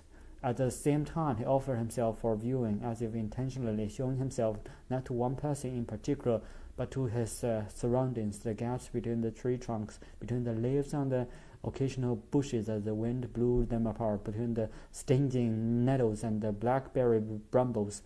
At his feet a basket filled with what he had gathered during the night: dandelion greens, feathers, snakeskins, mummy-feed fires, salamander, pieces of birch bark, white with lines that made it look like natural writing paper. And how could it be otherwise? Among the other odds and ends, a goodly number and numerous types of mushrooms, spring morels, wood ears, daddles, arranged and exhibited as if to prove to the world that it was possible to gather fresh mushrooms all year round. And it was these he was after above all, and these he was hunting for, which showed that the rumors about him were true these days, even at night. So who, as what kind of a person did the Kushnak reveal himself to be? Engrossed in studying his contours, the nocturnal wanderer gradually formed the image. No, not just one, but rather one image after another, more and more visual atoms in succession, which yielded the story, though not the kind that focused on what happened up to now, from the past to the Gregor, but one that began effortlessly in the present, now in the course of his being observed, and flowed equally non-obtrusively into the future, into what would come later. It was a pessimistic story, without malice aforethought. It took shape all by itself behind the observer's forehead, a poignant story. And here are a few atoms or elements from that story. Gathering mushrooms was not an escape Gregor Kushner hoped for. Neither was returning to the area around this native village, driven out of the no man's bay by the noise. Sooner or later, he inevitably found it catching up with him on his home's turf. After half a day, the silence under his grandfather's linden tree was already gone. He needed earplugs to block out the night wind. Even here, along the old road, as well as the music of the wind in the trees, the flute, cello, viola, and the saxophone notes sounded when the trunks, thin ones, rubbed against each other. Now below, now up above, the noise was there, all over the world, unceasing.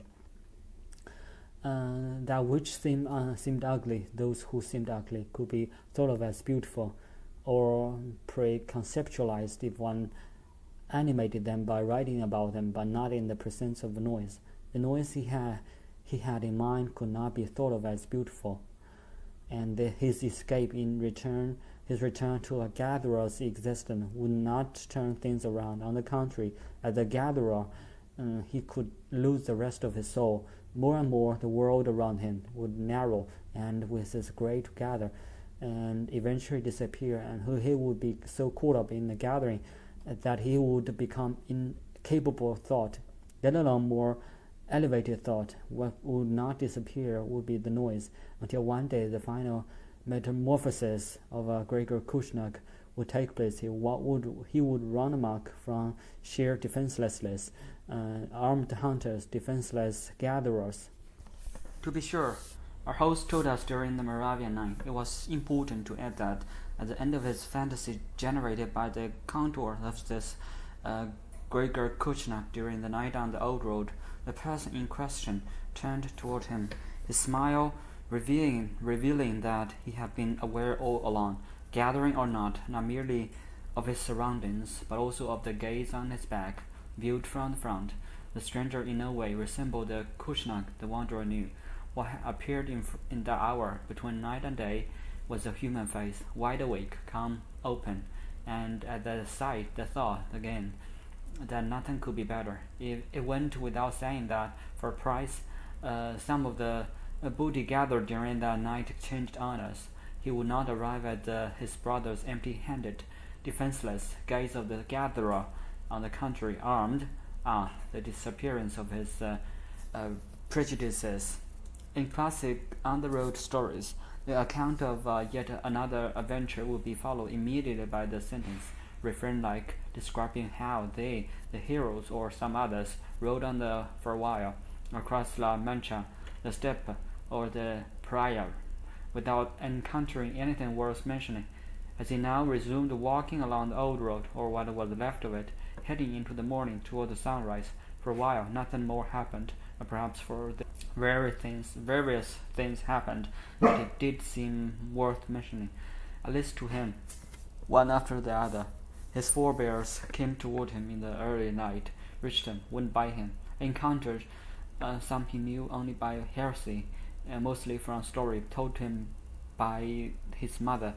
One member of the family who had emigrated to America almost a century and a half ago and had disappeared there, trundled past his possessions, a few bundles knotted together in a one-wheeled barrel called carriola, and spat out a wad of brown chewing tobacco, his pale blue eyes open wide, unblinking.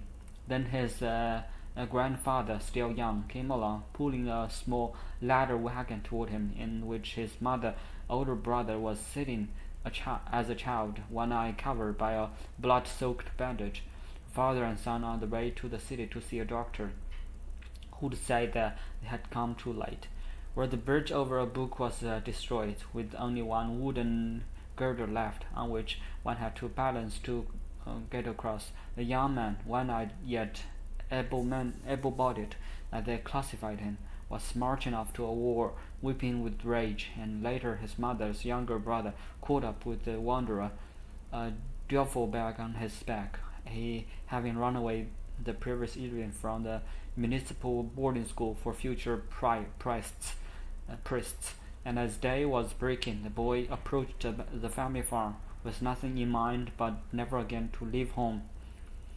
On this stretch of road, all his absent relatives could be felt, where there was nothing, where nothing else was happening. They formed a procession, no matter in what direction they were going. They wafted toward him, wafted over the wanderer, wafted through him. Not just one of them gone forever, all of them gone. Only his mother did not make an appearance, and that was fine with him. True, with the passage of time, he had rid himself of his fundamental sense of guilt toward everything and everyone. He owed his reprieve in part to the fact that the primary source of his guilt, writing, or even the mere compulsion to write, no longer existed. But toward his mother he still felt guilty. He thought he had felt her, telling himself that he was already too caught up in a life of his own, where he had stayed away while she, clinging to her pride in her loneliness, died by slow degrees. Without his apparent assent to what was happening to her, he thought, the woman could still be alive today. Then, even displaying her characteristic cheerfulness, not at all motherly, flicking the ash of her cigarette, taking his arm, tossing her head over nothing at all, and instead she lived only in his dreams, in which time and again death was imminent, in which she lay dying over and over. If only he could have at least shaken off this final remnant of his fundamental guilty conscience, or could at least blame it on original sin or something. After sunrise, about a mile before the old road met the new road, he came across a person of flesh and blood again, a living soul. It was no longer far to the next settlement, from which he heard, coming over a rise, a jumble of noises. Astonishing for this rural area, the noises themselves astonishing, and smelled more and more smoke, streaming from still invisible chimneys, and the wanderer noticed behind him the man who was walking very quietly, noticing probably only because he had the habit of turning in a circle of a couple times to rest and refresh his gaze. The second wanderer was practically on his heels, walking quietly, and barely avoided stepping on his foot when he paused for a moment. But not to worry, everything about the man behind him seemed made for reassurance. Everything about him looked friendly. The eyes which shone at me, I was the one meant, I alone. The voice that emanated from the way down in his chest without his drawing a deep breath, a sonorous voice with a confidence-inspiring timbre, the firm yet not too firm, warm yet not too warm handshake, the spread of his legs wide yet not too wide, and above all, the thick lips, looking as if naturally pursed in a dreamy smile, the kind of lips that in a classical story could have bespoken devotion and bliss, and which reminded him, the wanderer, of the lips belonging to the three kings of the Orient as portrayed in statues back home on the village church, the three of them offering their gifts of gold, frankincense, and myrrh for the newborn baby in Bethlehem, and the sight brought back the names of the kings, which in turn suggested the name of the amiable fellow walker, Melchior, and that was the name he bore during the future course of events. The two of them continued along the last stretch of the old road together, as if it were entirely natural. Hadn't he run into this Melchior time and again during his journey at the Jewels Harp Players Festival or on the maiden flight from G to K? Indeed, his companion played a Jewels harp for a few paces, the newest model from Sardinia, not exactly impressively, but nonetheless, and the former writer then told his Melchior various things about his European tour long before the night with the rest of us on the Moravian boat. That too came about perfectly naturally. Melchior appeared so eager from the first moment. He was all ears even before he had heard anything, and how he even threw himself into everything he heard, laughed at every other sentence. If he had been seated, he would have slapped his thighs. If another listener had been beside him, he would have poked him in the ribs, and in fact he kept gazing into the empty space beside him, nodding in that direction as if to say, "Well, you listen to that. Isn't that just too much? So true, so true." And in that way he gave the storyteller the feeling that his tale was something very special, unique, as if every little episode were an unheard of event, and as if the individual words and phrases were precisely the right ones, and above all occurred at just the right moment. Why would this Melchior otherwise have kept repeating them or commenting exactly, "Right you are"? That hits the nail on the head. And finally he threw his arm around the storyteller and walked alongside him, shoulder to shoulder, matching his steps to his chubby-cheeked face turned toward her, so close that it made the wanderer feel almost uncomfortable after a while, reading his sentences from the wanderer's lips, and thus progressing from repeating after him to speaking in unison with him, although what came out was mostly a meaningless gibberish, similar to what results when one sings along with the song, trying to guess the words by looking at the singer's mouth. Eventually, Melchior slapped him on the back and let go of him. There followed a seemingly contemplative silence, during which they walked along side by side for a while. The last segment of the old road was laid out as a fitness trail for the inhabitants of the town on the other side of the rise, waking up with the racket, for old roads nostalgics, weary from the long journey. The only person at the moment who paused briefly at the station along the trail and followed the instruction on the signboards was Melchior. He danced, hopped, crawled on his belly, turned somersaults, clambered up a pole with footholds, and when he came upon a sign saying, "Cross the ditch at the run," he obeyed to the letter, and likewise with "Take your head in your hands and press it 36 times between your knees." People came toward them from the town in increasing numbers, each by him or herself simply out for a morning stroll, leaving the fitness trail to its own devices, and from afar he greeted each walker, waved at all of them with the broadest smile, which was returned rather shyly, also with a surprised expression. At the same time, he made room for each of them, moving to one side, letting the other have the right of way in the narrow stretches with a politeness that could hardly have been outdone.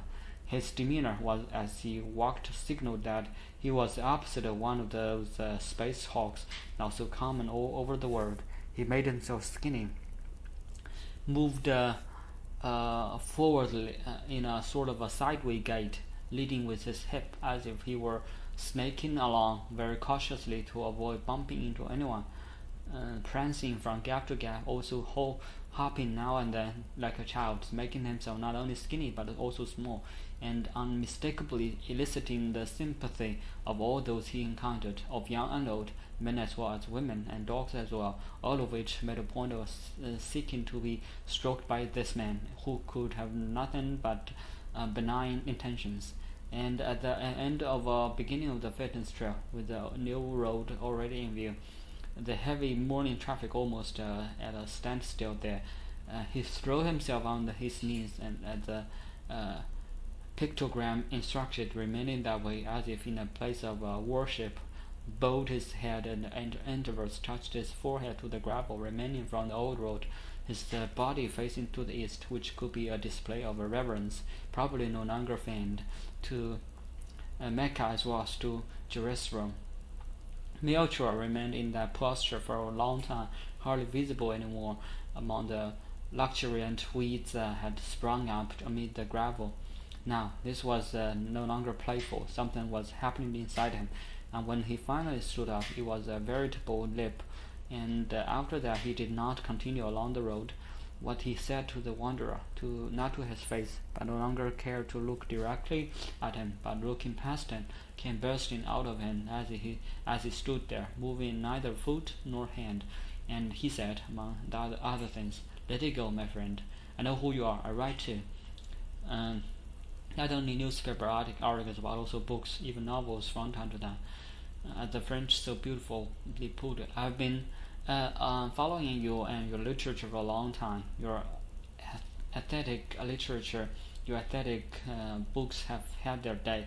Poetic language is dead. It no longer exists, or only as imitation, as posturing. Didn't you yourself proclaim that you weren't worthy of your noble profession? So why would you reproach the rest of us for our lack of dignity? We've had enough for your writers and your dignity. Any writer today must make a point of being undignified. Yes, those of us writing today have jettisoned dignity once and for all. The Holy Ghost no longer has any part in what we do, and no subject is sacred anymore. And for us, the word and no subject is taboo. The dream of the writer as an originator is dead. If only you had learned the art of the adaptation in time. Long live the literary adapter. Wear it, we alone. Adaptation is all, I'm telling you, man. Only my language, the language of journalism, still lives. It alone hits the target, nails down the facts, doesn't put you to sleep. The book about your European tour, I'm going to write it. Most of it's written already. Was written or was already written, finished before you set out from your Moravian night. Need only add the names of places and persons. Everything was laid out long ago. The plot, which is different from the ones you just hinted at me. The situation is dramatic in a different way. The characters, yes, real ones, not the stuff of dreams, and also the way the characters are characterized, their psychics, and also the way their psychology is worked out. The current reality and also the way it is realized. The climaxes and the elements of surprise, and also the way the ground is laid for them. All that can be learned in any creative writing program. I was born into money. My private jet is waiting on the outside of the hill, and the most beautiful women in the world caress my chest, which is bare under the white shirt I always wear, unbuttoned down to my navel. But admittedly, the only thing that turns me on is literature. I haven't succeeded yet, despite my books, despite my novels, despite my plays. I've bought up the publishing houses and theaters, of course, in making literature my own, mine alone. But now it will become mine, and no Duex Machina will tear it from my grasp. And you, my man, off with you to the ash heap of history. You've already lost the last shreds of your dignity by living in the Balkans and loving the Balkans.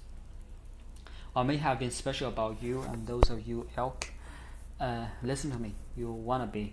The creative aspect is no more than an aberration. The couple of you who still insist on aesthetic qualities aren't even minority among those writing and publishing. You who see these qualities as the essential content in contrast to the majority, engaged in the dominant forms of publication, technical, legal, journalistic.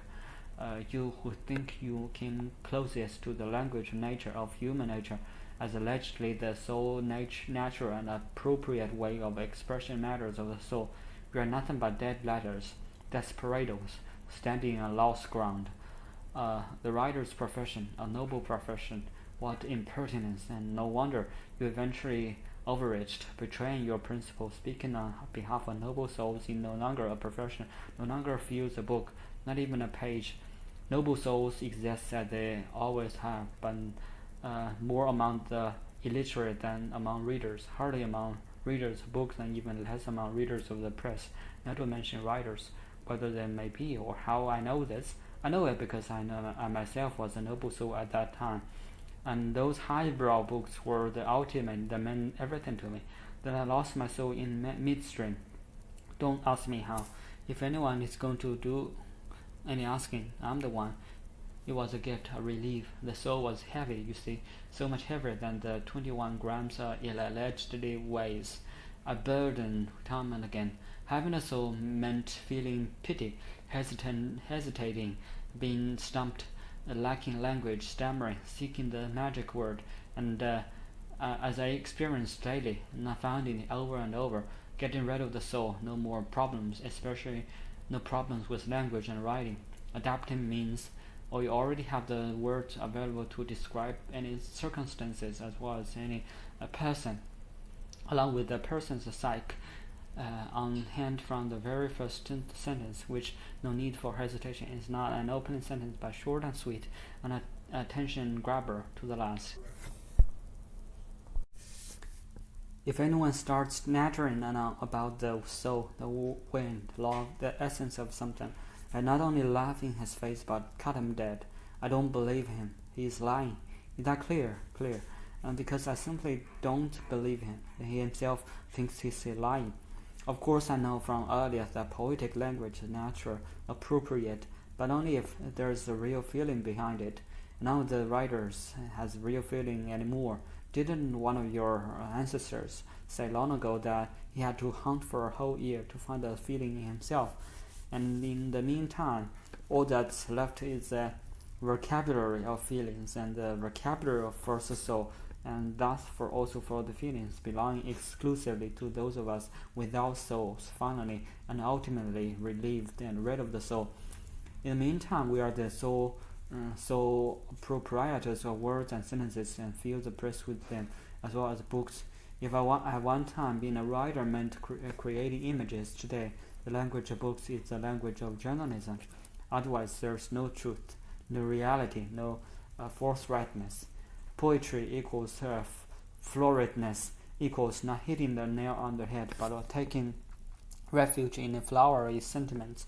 I'm a rotten person, I know, but at the same time, I'm clear about it, so I live with my rottenness, and I enjoy it. Being clearly rotten gives me power, and I know the others are rotten too, just like me, and you too, but you don't admit that to yourself, and therefore I have power over you and have an easy time of it with you.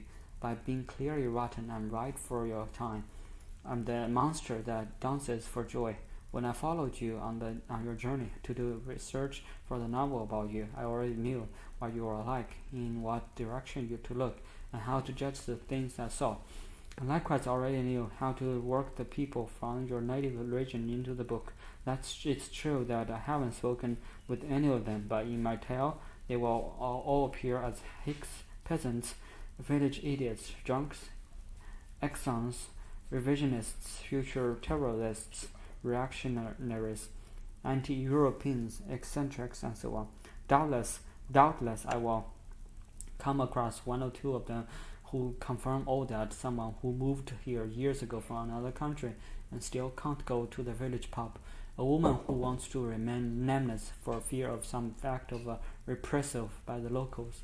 A method I regularly use in my work as a journalist, which I pursue parallel to my novel writing as an author shield. And if I can't find the two reliable witnesses, I simply invent them using what's of term novelist license. I've envied you for a long time, my good fellow, less for your books,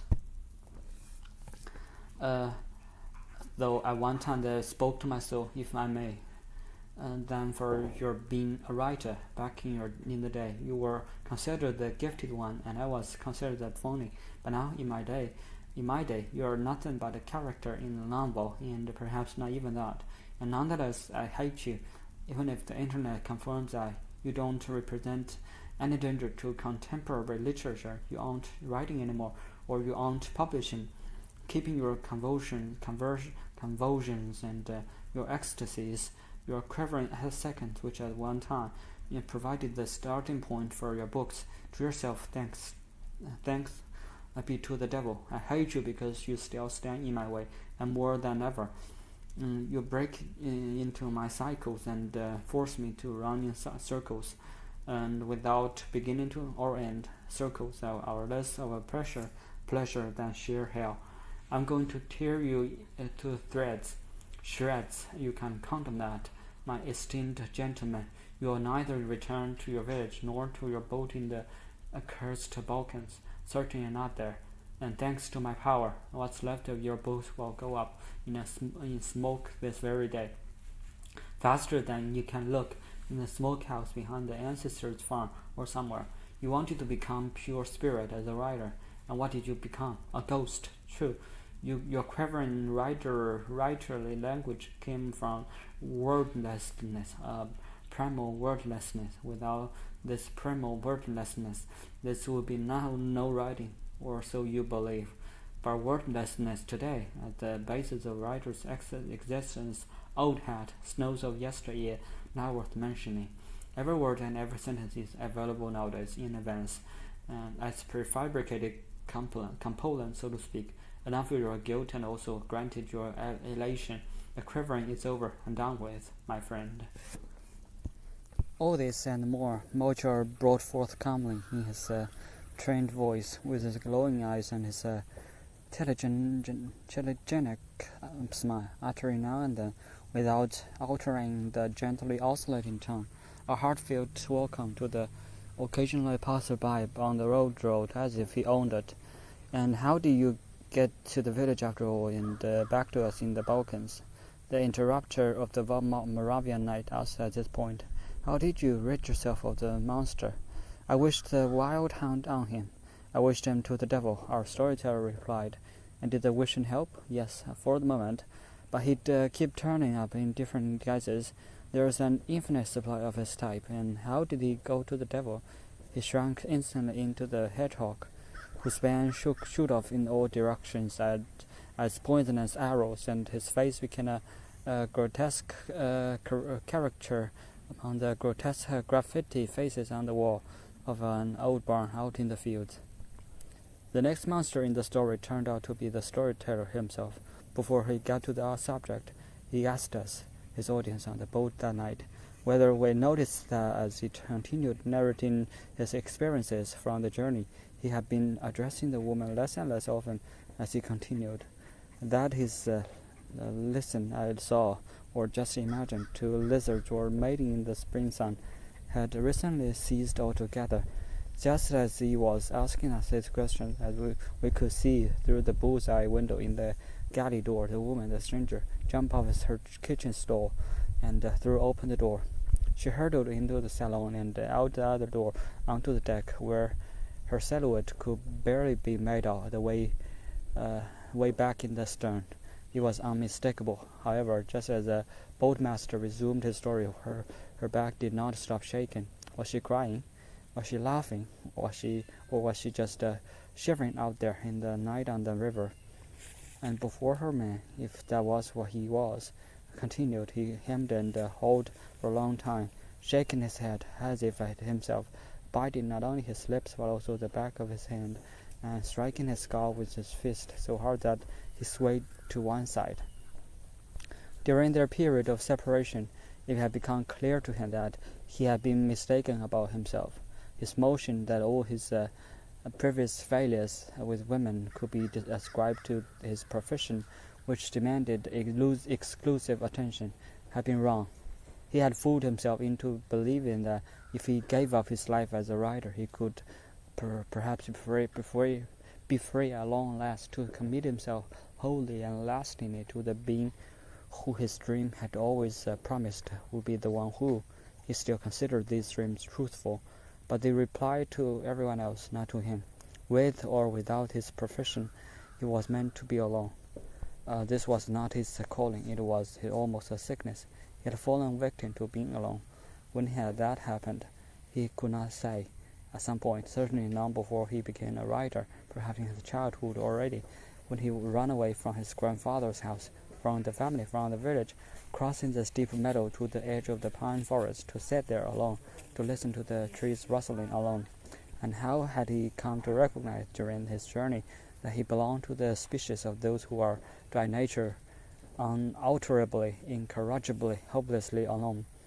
The aloneness idiots, aloneness lunatics, independently of his writing, which he had thought had prevented him from revealing his dreams, from leaving others who have said, by demanding all of them.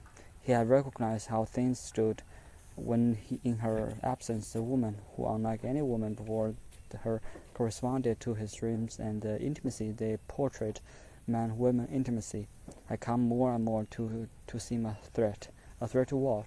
A threat to his alone, to his experiencing things alone, altogether to a way of experiencing things that with her at his side would become impossible.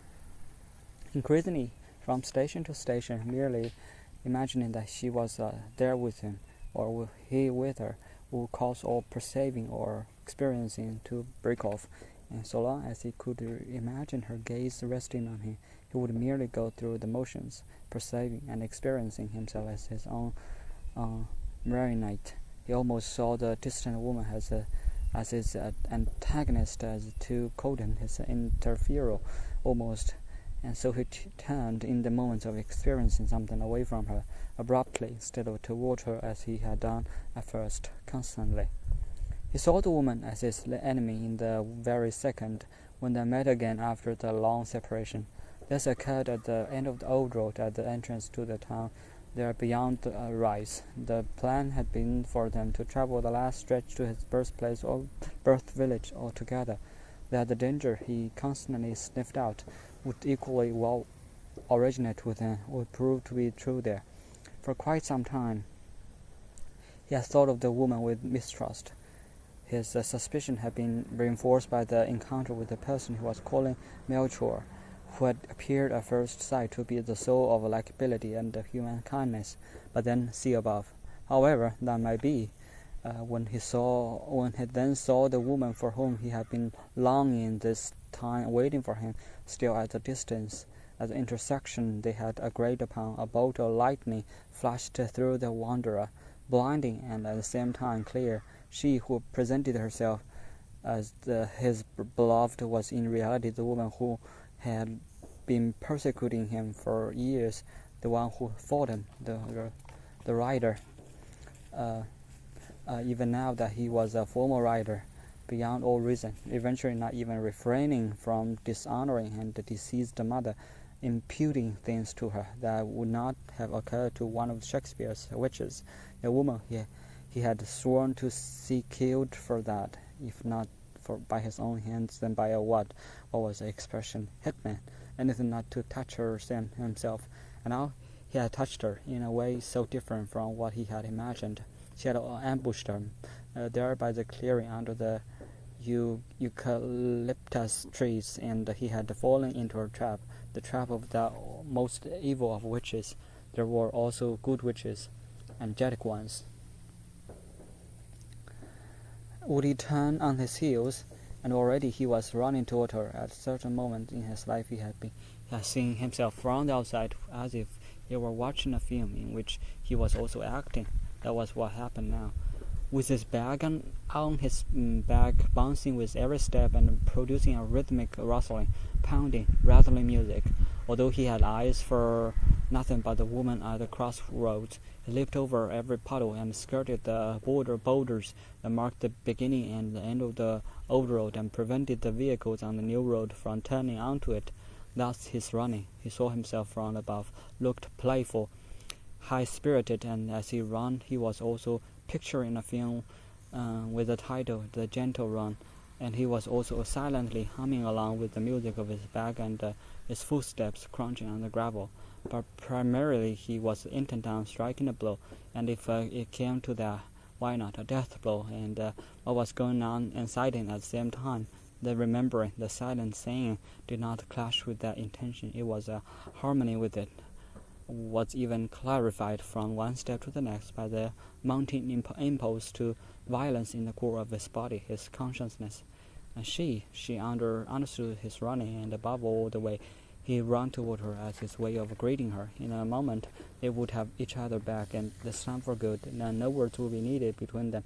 Not now, not at least, and then not for a long time, perhaps never again. A word, whatever it might be, even the tenderest, would shatter the morning dream, which as long as they both gazed in silence, meant more than any other reality, would destroy it. But then the runner spoke, his voice becoming louder, shouting in a way completely at odds with his running. And what did he shout? I know who you are. I've seen through you. Get away. You she-devil, go to hell. She responded with a smile, thinking he was speaking in jest and that his words actually meant the opposite. But already he had hurled himself at her and struck her. Just once, so hard that she fell to the ground, into the tall grass around a tumble-down milk stand at the intersection of the old road with the new road, and did not move. Hadn't anyone witnessed the act of violence? Wasn't there a lot of traffic on the new road? It had happened so abruptly, so fast, and the woman had disappeared into the grass so fast, and all of it so unbelievable that no driver, including those who might have been startled for a moment, believed it had really happened. There were no eyewitness, or rather there was one, and that was him, the perpetrator. And what did he say? And what did he see? He saw himself at the moment of the blow, and this moment would continue to pop up in him at least once a day for the rest of his life. And no amount of sharing the story would heal or absolve him. He saw his own face as it struck, and it was not as dehumanized as it perhaps should have been. It was the face of an avenger, or of one who had lived year after year in anticipation of the moment of revenge, calm and handsome, the face of a hero in a film, if not exactly that of a Gary Cooper or Marlon Brando, but of one suitable for him, of his true face, undistorted. And the woman, out of sight, vanished. And besides, after the blow, he had continued on his way without stopping, away from the old road and the scene of the crime by the milk stand on the side of the highway, heading toward the town beyond the rise, briskly but without running and without looking back. He had done the right thing. Victory. Chapter 9. If he had known the place at one time, he did not recognize it on this particular day. He did not recognize anything for a whole long hour, although this had to be his native region, very close to the village where he had been born and spent his childhood. Over the next rise, or perhaps not at all, the sky-high mountain chain on the southern horizon, craggy limestone, should have been the Karavanka range, behind which the Balkans began. But it was a different range, an unfamiliar one that seemed to have been moved up there from somewhere else entirely, and he had the same impression of the rounded ridge to the north, it too, almost sky high. It was not the Alp familiar to him from childhood, with veins of iron, a great crouching animal of granite and mica that attracted lightning, and the river below, hardly visible as it flowed along in its trail, was not the Drau, but also not the Ebro in Spain or the Silver Boat Creek in Montana. The river was as unrecognizable as the mountains, coming from an unknown direction and flowing in an unknown direction, impossible to locate it and this entire landscape, and so foreign the village when he reached it. Where am I? Good heavens, where am I? The only halfway graspable feature of the village was the name Philip Kobo had used for it the previous night, Samarkand, although that was not its name, but rather nowhere a sign, and if there was one, smeared over, blackened, the letters riddled with bullet holes, illegible. Samarkand. For an entire hour, nothing home-like revealed itself to him, not in the dwellings, and especially not in the inhabitants. On earlier visits, he had seen only familiar faces, even if he was not personally acquainted with them individually. He saw features passed down from great-grandparents to great-grandchildren, the same features appearing through the generations. These features, as well as the traditional dress, including chamois horn buttons, the group of hikers from sky poles, the mud-spattered backs of mountain bikers with piercing voices and screeching brakes, the black cassock of the local priest, the old wheelbarrow planted with pansies in the front gardens, the local dialect. All these he could have done without, not necessarily with a heavy heart. But this village seemed to be inhabited by people of all human races except the one native to the region, so to speak, and the majority were, Samarkand, and people who were, as would have been said at one time, from the Orient. They were alien to him, not because of their dress and appearance, but because they were strangers to themselves in the region.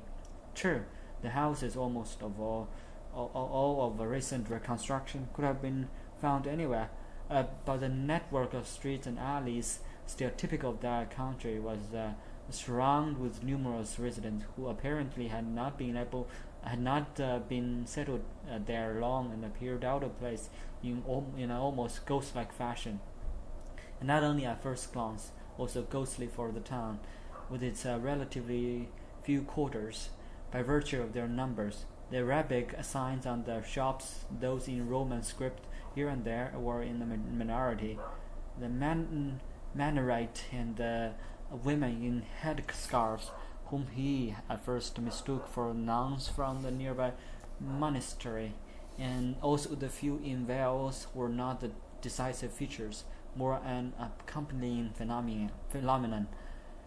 Where was he? Good heavens, where was he? Upside down, and that was how unfamiliar the presumed landscape of his childhood appeared, and he felt as though the next time he attempted to get his bearings, his insight would be pushed to the outside, and he would become part of the chaos that was closing in on him from all sides, wherever he looked. He wanted to move on, get away from there, get home to his village, but no matter in what direction he turned, the way was blocked. No entrance. Could he have used the guardian angel now? Too late. Earlier, before he entered this Samarkand, the angel could have helped as a warning angel, and though he kept looking behind him for the woman he had struck, he could not catch sight of her, but he felt her behind him, now pursuing him in earnest. Where was she? Where was he? And who was he? No longer a wanderer. He was being pursued, haunted by himself as well. Not even the dew deposited during the night on the saplings that had obviously been recently planted along the street and now spraying off the leaves like a blessing, creating a wreath of sparkling rays in all colors of the rainbow, gave him refuge or waved at him, waved him on. Day had long since arrived, and a bat zigzagged across his beautiful vision, teasing him. Or had it been a swallow, announcing a thunderstorm by swooping close to the ground in the sudden burst of madness? No, the swallows were flying around as if nothing were wrong, very high in the air, while already was thundering and lightning, and the swallows were teasing him too. A camel ambled past, belonging to a traveling circus. No, but probably the lion did. But he heard to growl at just once, or had that been a person behind one of the closed window shutters? A cat jumped up on him, and believe it or not, the cat crowed. A viper whipped across the road, after a dead branch. A brake squealed, and he leaped to one side, but it was his shoes squealing. Likewise, the hail of stones that made him a duck came from the stones he had connected during his journey, jostling one another in his coat pocket. By a grassy patch, he bent down to pick up a copper coin, which turned out to be a dewdrop, glittering bronze or copper-colored. Next, he took a single red flower petal on a sidewalk for a shred of a plastic and wanted to toss it into a trash can. Likewise, a longish rough rock he mistook for a broken mobile telephone someone had dropped, and when he picked up a metal pin, it turned out to be a fat earthworm. In general, things he thought would be hard turned out to be soft to the touch, and vice versa, which was comparatively reassuring. Things he had seen as fluid turned out to be solid when he touched them. In contrast to things he thought were firm and dry, which turned out to be disgustingly moist. Never had he passed through a less familiar place, with less familiar people than here in the region which he came. Was he passing through? He wandered around, not even in a circle, which would also have been comparatively reassuring. During the hour of his wandering around, he never came upon anything he had seen before. The traffic mirror that reflected the landscape around the bend was followed by one that seemed identical, but this time reflected the image as he roamed endlessly, making him recoil, not just one step, as if for a stranger threatening to strike him dead. Even things that seemed unquestionable filled him with uncertainty, doing little to mitigate his vertigo, his sense of not knowing what was going on. In a parking lot, a perfectly ordinary parking lot, someone was sitting on the stool behind his car and playing a tuba, one prolonged note, which echoed off the walls all around like an owl-form.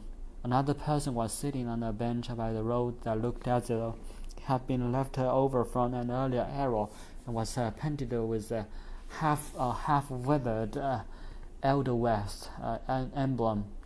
He was reading the Koran, his back held very straight, or maybe something by Ibn Arabi, probably a treatise on MWN, and the sacred, spiritual, and ontological meanings of the letters of the Arabic alphabet.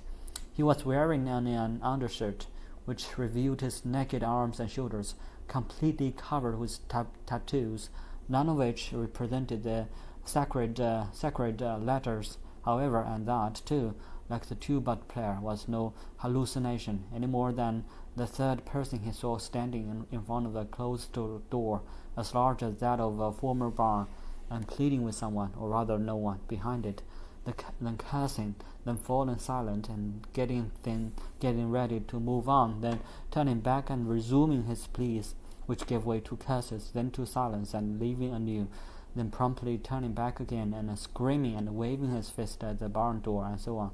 And likewise it was indubitable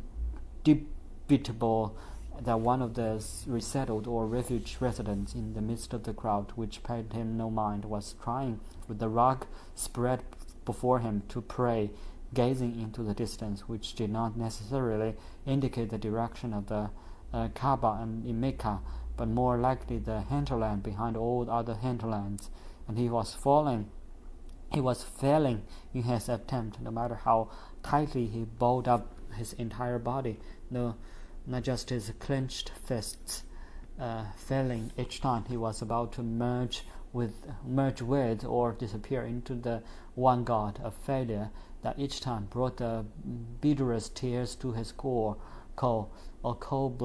eyes, and when one watched him, one knew that sooner or later this man, missing his goal time after time, in his fervent praying, would pull out a submachine gun, or more likely a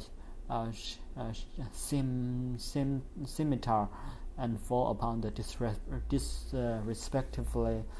disrespectfully indifferent crowd, and the one who was taking all this in, he would be the first victim, calling attention to himself not only by his gaze, as in some nightmarish moments, he had the sense he was moving in broad daylight, filled with shame as otherwise only in a dream, barefoot through the huge crowd, or perhaps almost naked, wearing only a skimpy t-shirt that was not long enough to hide his nakedness, no matter how hard he tugged at it.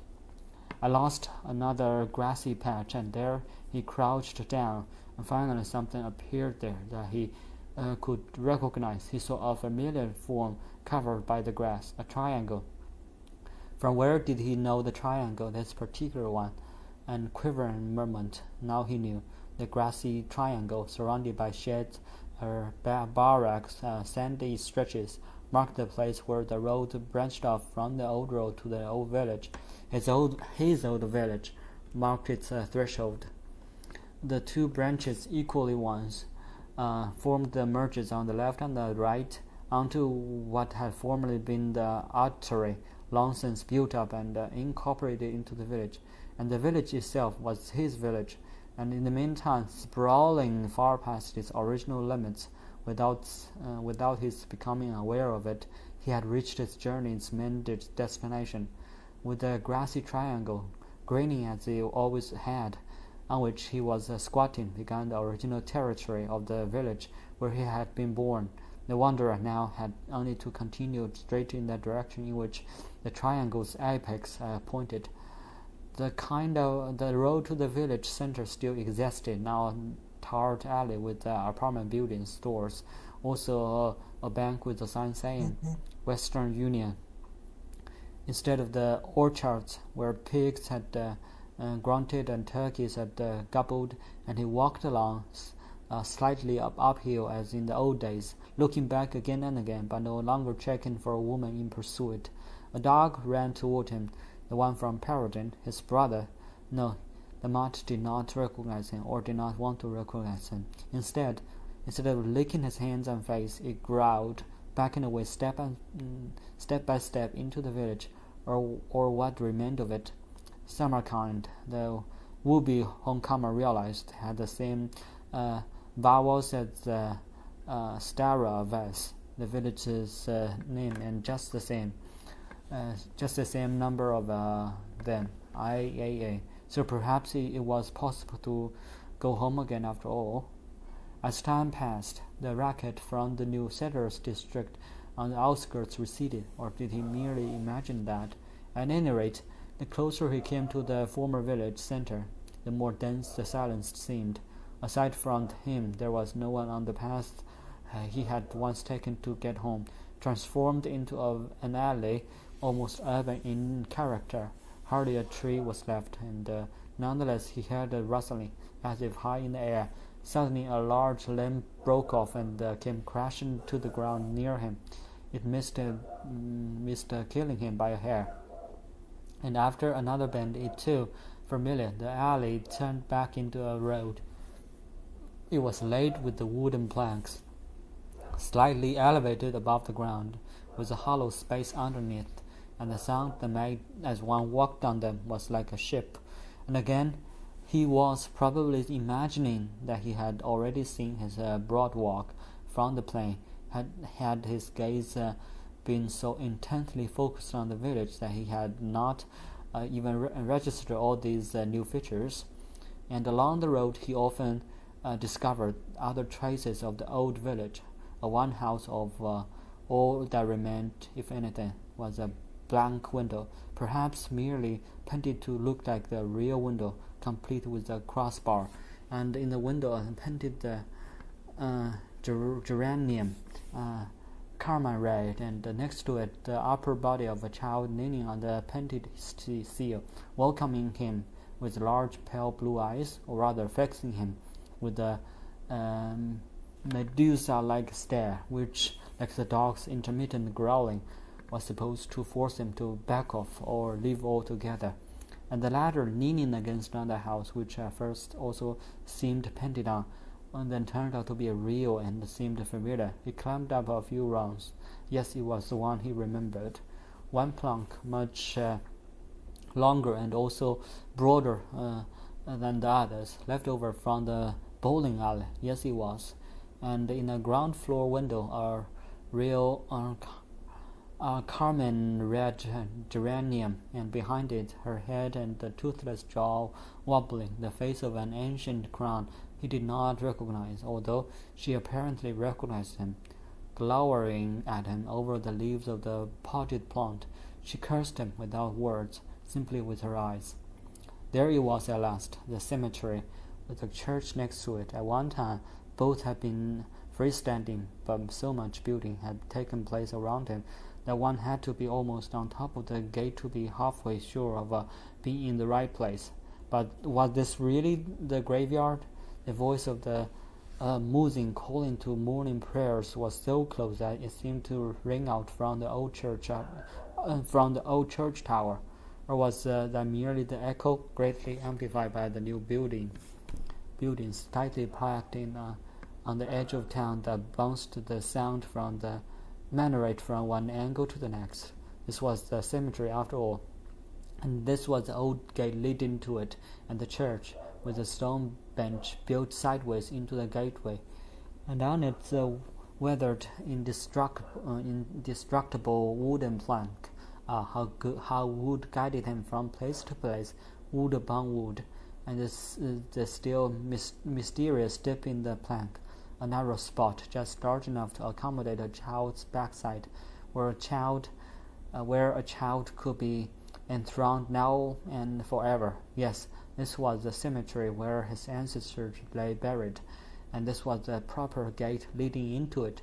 And if the gate, as an effect of the muezzin's voice from the mosque in the new district, for the moment received an Oriental name wafted there, so to speak, from Samarkand, namely Bab el Mandeb, or Gate of Mourning. This effect strengthened the sense of being in the right place, the consciousness and the certainty that was really true here. How many things, to be sure, seemed to want to prevent him from entering, not to mention the in-house dog and the death-wish gaze of the old woman were last day on earth. This one almost surely was. How many things assailed him physically as he stepped through the Bab el Mandeb. A butterfly had jostled him from the side with an unexpectedly hard body, a dragonfly whose knife-sharp wings scratched his cheek, a hummingbird, or was it a wren in Samarkandi and Mina that beat its wings around his ears, to say nothing of the swarms of black flies, not necessarily from the Orient, that zoomed from all sides at his eyes, heading directly toward them. Even the harmless bumblebees, which really ought to have been grateful for his taken such sympathetic notice of them earlier, surrounded him on left and right with buzzing so loud that as its volume increased he was reminded of the droning of hornets. No, of something else, something seriously threatening. No, of the threat itself. So was everything ganging upon him? Did every object and never being opposed his entrance into the place he sometimes in his own mind called his center, at other times as his sanctuary? Did nothing welcome him, provide an escort? Even the gate's threshold, paved with round river rocks pounded into the ground, had tried to block his way by making him slip on their smooth pumps, damp from dew. A wind gust came along, and a clump of shoulder-high stinging nettles by the gate whipped him in the face.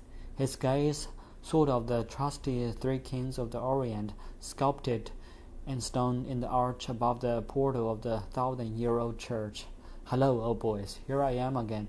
Here we are again." And the Roundhead's response, an unmistakable triple turning up of noses, gazing past him, refusing to recognize him not only from Melchior in the middle, who turned into his adversary from the old road, but also from Caspar and Balthasar flanking him, and the gold frankincense and myrrh in their hands turned into rotten apples. There, in the nook in the high, thick wall built to keep out the Turks, they too, from the Orient, was bumped out the sexton's house, whose darkened wood and the light-colored window frames had always exemplified coziness. But on the seals of the gleaming, and in some cases broken windows instead of flower pots, there perched doves and more doves, all of them looking mangy, an indication that the place had been uninhabited and abandoned for years. And as abruptly as the wind gusted earlier, after the homecomers first stepped into the cemetery grounds, the earth under his feet quaked for a moment, during which the sparrows present everywhere scuttled back and forth before him like rats, and the gaps, otherwise outlines of a still possible and different world, took on the form of pursuers closing in on him. When the ground shook, he almost fell down flat, but he stopped to fall, quivering in the aftermath. At the same time, as was usual after a near fall, he saw everything around him as more distinctly, each detail as if enhanced by a post-fright magnifying glass, and through this glass, between the blades of the cemetery's grass, a very strange migration came into view. He saw tiny frogs, not much bigger than ants, making their way along. A short while ago, they had been swarming, still black, slippery tadpoles in the village pond that bordered the cemetery, actually more like large paddle. And overnight, they had metamorphosized into fingernail-sized pale gray frogs, each with the most delicate forelegs in place of its trail. Forelegs, more like a pair of legs and a pair of arms, which made the animal resemble tiny human beings, also in the form of their heads. The impression that one little human after another seemed to be moving through the grass was reinforced by the way they did not follow close on each other's heels like ants in procession. Instead, Each made its way along at a slight distance from the others, yet taken all together, they continued a people on the move.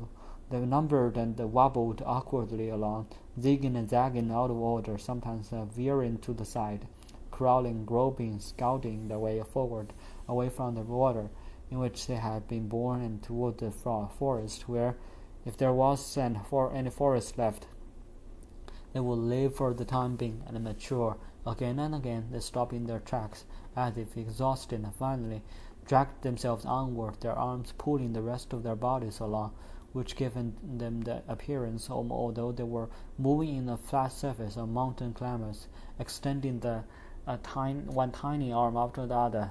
Thus each one reminded the viewer not merely of a human being, but of the very essence of a human being. And if this impression stemmed from the gaze through a magnifying glass, it was through one that magnified and reduced the image to the same degree, not to the degree that here and now, to this particular morning, this particular place, it had this effect at the same time, reaching retroactively into the night of time and illuminating it for the moment. A new rapture was occurring, yet another, that constituted a form of repair, even if the procession of proto-humans in the grass was headed in an entirely different direction. He allowed it to lead him, and at last he reached, without encountering further obstacles, the gravesite that had been his destination, day of the first brimstone butterfly, day of the falcon's crest, day of the bumblebee's freezing in the cold wind, and now the day of the miniature frog migration. The rapture and the peace it brought did not last. Why? Oh, why?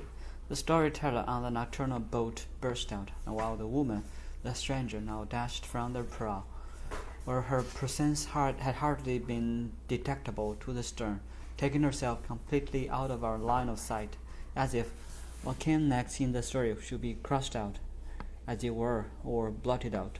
The hour of insanity that had seized hold of the wanderer upon being reunited at the spot where the old road met the new road with the woman intended for him was apparently not yet past. One indication was that he remained silent as he stood before the grave of his ancestors, just as the ancestors beneath, above and behind or around the gravestone, did not speak a single word to him. On earlier visits there had usually been lively exchange between them, lively and silent as lively. A round dance consisting of statements and replies and restatements, lipless but all the more impassioned, had occurred, and in the worst case, he had at least greeted them, and they had responded to his greeting. In this hour, however, he did not manage so much as an inner greeting, although he acted as though he were formulating one and bowed his head. Instead, he was thinking that it was high time he cleaned his hiking boots, muddy from the lightning trump, and he needed to find a cash machine as soon as possible. That after the meeting of the noise victims and that of the Jews' harp players, before his return to the Morava. Ah, if only I were there already. A third meeting was scheduled. That all he registered at the grave was a faded inscription, with one or two letters missing and the whole names blocked by the beech sapling that had shot up in front. And he was distracted by every trivial thing, by the sound of a water spigot,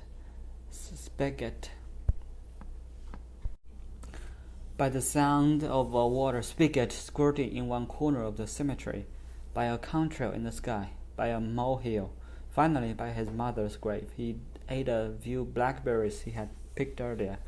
The old woman who had emerged from the sexton's house as if out of the massive defensive wall itself, so the house was not abandoned after all, then undertook a not at all trivial task. She had with her cauldron-sized pail, apparently filled to the brim with water. This she held with both hands back and forth along the rows of graves, and in front of each she put it down, and with the help of a spray of beech leaves she sprinkled the grave, likewise the ones that had been cleared out and the spaces between the grave sites.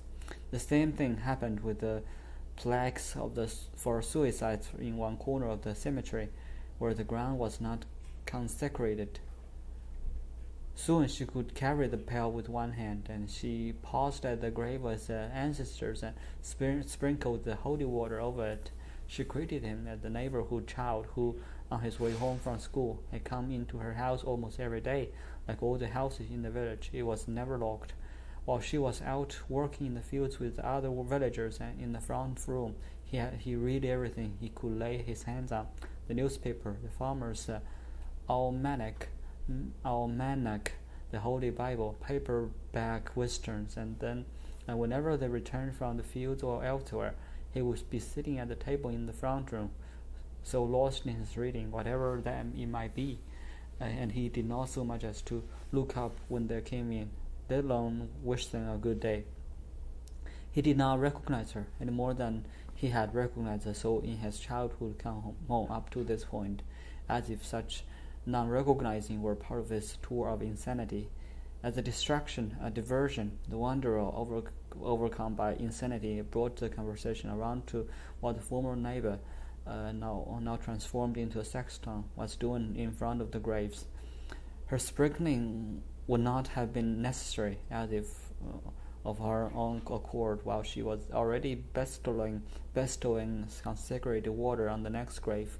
She explained, the dead needed this, expected it, were veritably panting for the few drops, indeed daily, and she made her rounds daily, directed to do so not by the village priest, certainly not by him, but by the dead themselves.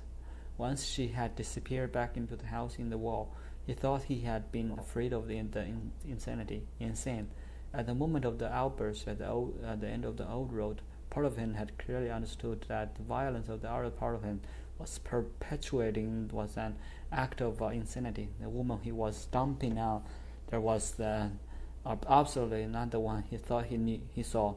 It was not the woman who had been pursuing him all his life, but rather the love of his life.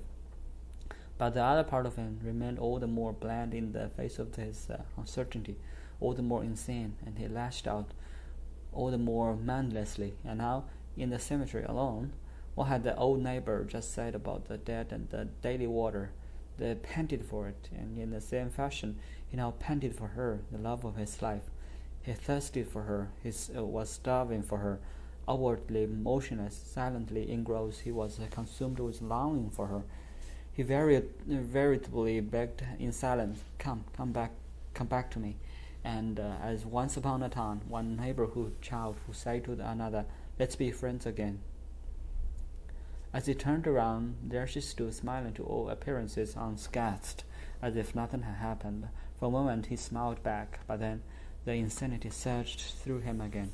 Or wasn't it real after all, that at her side, also smiling, was the devil, as the evil one? The pseudo-friend Melchior from the old road, his mortal enemy, and not only that his, he was the very one, and she was in cahoots with that old Nick.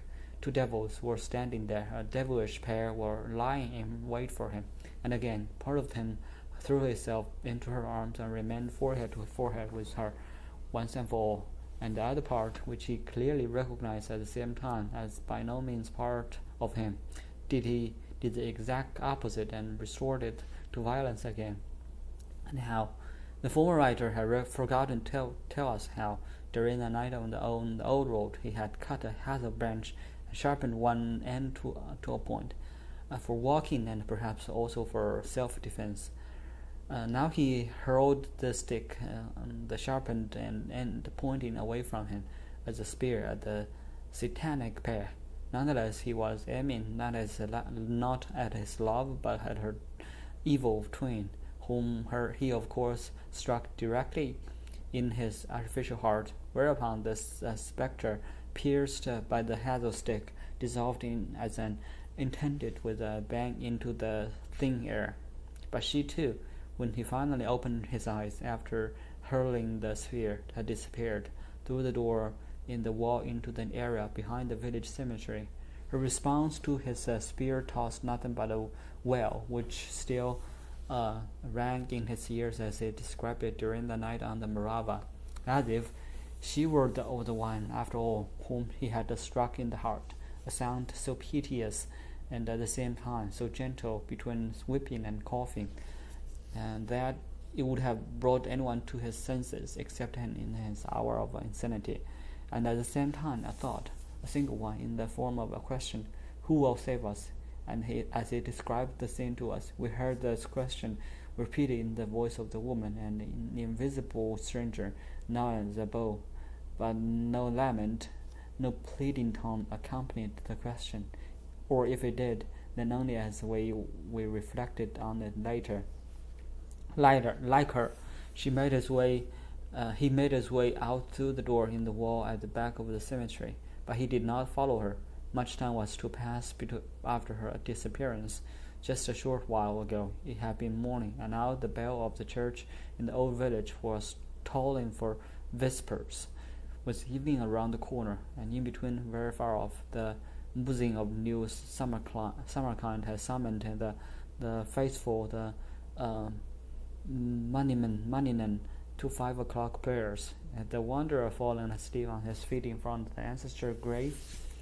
The vesper bell tolled as he had never heard it before, each time 2 notes, first high, then low, a diminished fifth apart, an interval that was actually prescribed. That was how mournful and inconsolable it sounded, beyond the familiar clanging for someone who had just died, not a death knell, but a tone of general mourning and inconsolability. The 2-tone sound, more penetrating because of the unaccustomed interval of silence between the ding and the dong, in which the inconsolability intensified. This bell had surely reverberated across the landscape far and wide, all the way to the horizons. But on this late afternoon, in 2 notes remained each time confined within the circular patterns of the stone latticework high up in the church's facade. They no longer let anything through, screening the sound in rather than sending it forth. Was it the rule that after an action like the mighty hurling of the lance, which really should have thrown him off course, and could have made events take an entirely different turn or made the story break off altogether? Instead, plans and projects perhaps worked out long before were now implemented with all the more determination, also more attention to detail, as if nothing at all had happened. At any rate, as if following such a rule, he made his way to the door in the wall and out into the fields behind the cemetery, heading towards the orchard there, it too enclosed by a wall. The fields seemed unchanged at first, except for an irrigation pipe cutting diagonally across them. But no, it was a pipeline, and the fields lay fallow, and the patches of green on the bare earth actually more rust-colored, climbing over the orchard. Well, orchard wall had also been part of his plan, and accordingly that was accomplished, and no time fled without the need, as in childhood, for a young partner in trying to give one a leg up. Crown was the right word, for the orchard in those days was forbidden territory, and the children scaled the wall specifically for the purpose of swiping fruit. From early on, and to this day, he had disliked thieves, except fruit or orchard thieves. All his life he had been a fruit thief, and freely admitted it. Stealing fruit was part of his self-image, far more so than wandering or riding. As a child, he had already known when the first fruit on every tree in this area would ripen, and he had quoted his first book, The Pear Thieves. And to this day, he could not pass someone else's orchard without at least making an attempt, even if only in his thoughts, or nab some fruit. The fence or wall around the fruit trees, whose crowns beckoned invitingly to him, had to be called out to be scaled, admitting him to the forbidden realm, to the heart of the real. And no matter how much of a hurry he was in, nothing, however urgent, would deter him from making this crucial detour. So now over the wall, just as long ago, mission accomplished. But where were the apple, pear, and plum trees? A wild forest had sprung up, one without fruit trees. Here and there, amid the underbrush, Some were still standing, but they had been dead for a long time. He came upon one living apple tree as he forced his way through the thicket, and it was in bloom with white blossoms, and at the same time was already bearing some apples, little ones that would never get any bigger.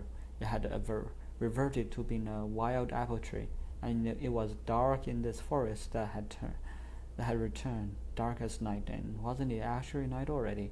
A single light should be seen flickering through the tangle of brush and vines, which came, was it possible, from tents? Yes, tents, and a few voices could be heard, isolated and scattered, like the lanterns and the tents. Actually, all shelters made of plastic, some of it is tattered. They were occupied by the homeless, who did not even have dogs.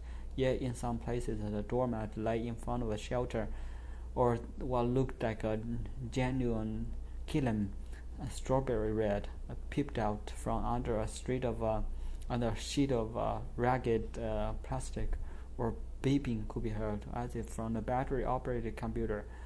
A flowered porcelain bowl stood on a tent's proper threshold, crafted out of pieces of bark and ceramic, and the bowl was filled to the brim with shimmering reddish-black Chinese morels that had been peeled off dead elderberry branches, not from China but from the surrounding area, mushrooms that the long-standing residents of the old village had called old years, while those in the bowl were labeled with their Asian names, Muna, perhaps to be sold to the other homeless people. And further on, by a few steps, also leaps over, scrambles up, slipped through, head or feet first crowds. He came in the near darkness upon an actual Asian. He had encountered the other inhabitants of the forest only with his ears, hearing them talking from time to time behind the mostly blue sheets of plastic, talking to themselves. The Asian, the Mongolian, was the only one to show himself, indeed, as one without any roof over his head, not even one made of sticks. He sat there, clearly alone in the wilderness, in a hollow that the wanderer recognized a crater from a bomb that had landed in a former orchard. His head and bare torso erect and motionless, his face in profile, as perhaps only from someone from Asia could hold it, so absent, so ghostly, out of his world and almost in this beyond, and at the same time entirely present and joy in a circle around him, made merely by the way he sat in the hollow, a thrum circle, as they were. No, this person could not be described as a homeless. This was beyond all homelessness, a hermit of the hollow. Beware of the disturbing his circle, tiptoeing around him in a large arc, and in a night scene in a western. Heaven forbid one would step on a dry branch. And somewhere on his journey he had encountered this particular homeless person before. But where? The bare wall of the former orchard caved in, picking his way through the rubble. There, his grandfather's house, now his brother's, all the windows lit up. No more forest flickering, and on the roof the neon sign with its letters, Old Village Inn. It was the only property in the old village that had survived the years and the times, and it had also, at least to judge by the outside, largely preserved its original character as a farmhouse, including the stable wing and the wooden hayloft above.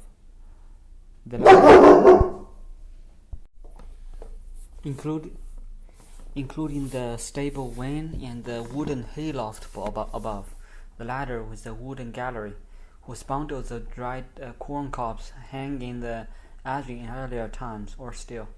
Even the stable lantern below them was the same, and the white enamel shade over the bulb looked as if it were spattered with fly droppings, even if it was perhaps of pure white.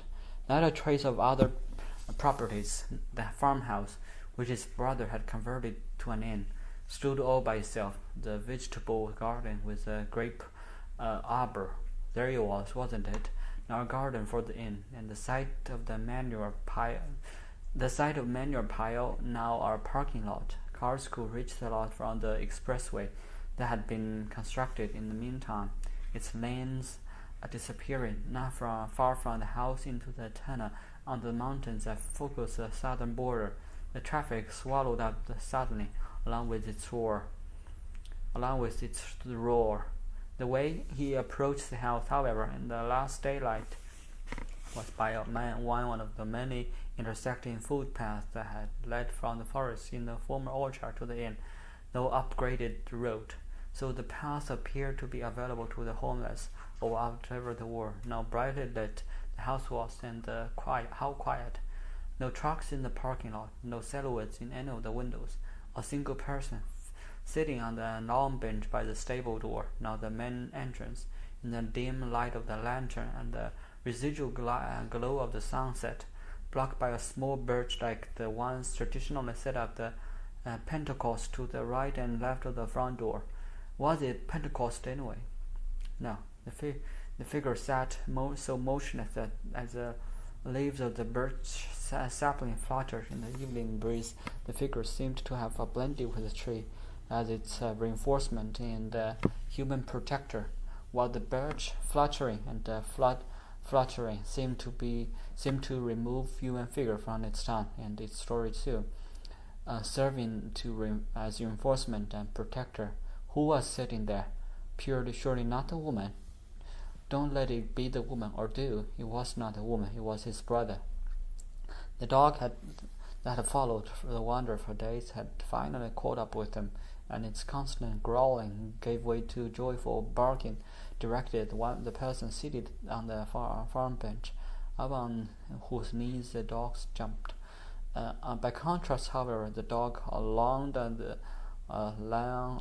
the new arrival, no longer just threatening. It uttered a howl of rage, signaling that it was ready to bite. And the family dog did not recognize him, even there, in front of his birthhouse, did not want to recognize him. And his brother too did not recognize him. It would not have taken much for his brother to sick the dog on him. But no, that was not his brother's style. He called the dog off. So had the wanderer become the unrecognizable overnight. He was standing in front of the man on the bench, had greeted him, and let his voice be heard. The greeting was returned, but directed at a stranger. So he had his voice changed overnight? Did he have to explain to his brother who he was? Don't you see? Listen, smell. It's me. That was out of the question, explaining, much less proving his identity by showing his passport, for instance, or something else, or calling his brother by the name known only to the two of them, or speaking the magic word they had come up with an eternity ago. That would ruin his moment of being reunited after long years of absence, would suck the air out of it, and not just for that moment, but for the entire episode of their reunion. How could he clue his brother in so as to who was standing before him without being explicit, but also without engaging him in a guessing game? Inspiration. Did such a thing exist? The concept had never been part of his vocabulary. Intuition, yes. And then, as he had become his standard practice, which words during his writing period, not in the form of noun, but in the form of verb, not intuition, but to intuit. And thus the wanderer intuited in the second that he should recapitulate a scene from one of the mother's stories, a scene that both of them, his brother and he, had carried with them since childhood, as really revealing one of the characteristic behaviors, if not the fundamental behavior, in their family and clan's history. The episode involved their mother's youngest brother, who was supposed to become a priest, but was overcome with this homesickness, and at the diocesan boys' seminary could not take it anymore, and ran away one night, heading home by way of the old road. He arrived one day. He arrived as day was breaking. He did not dare to enter the house. It was a Saturday, the day on which every week the courtyard in front of the house was thoroughly swept in preparation of the Lord's Day, sweeping up chicken shit, cow manure, or chaff, or just sweeping the bare ground, leaving broom marks in the sandy courtyard. With the sky still dark, he took the took a broom from the wall of the stable and began to sweep. The sound of the broom outside gradually woke everyone in the house.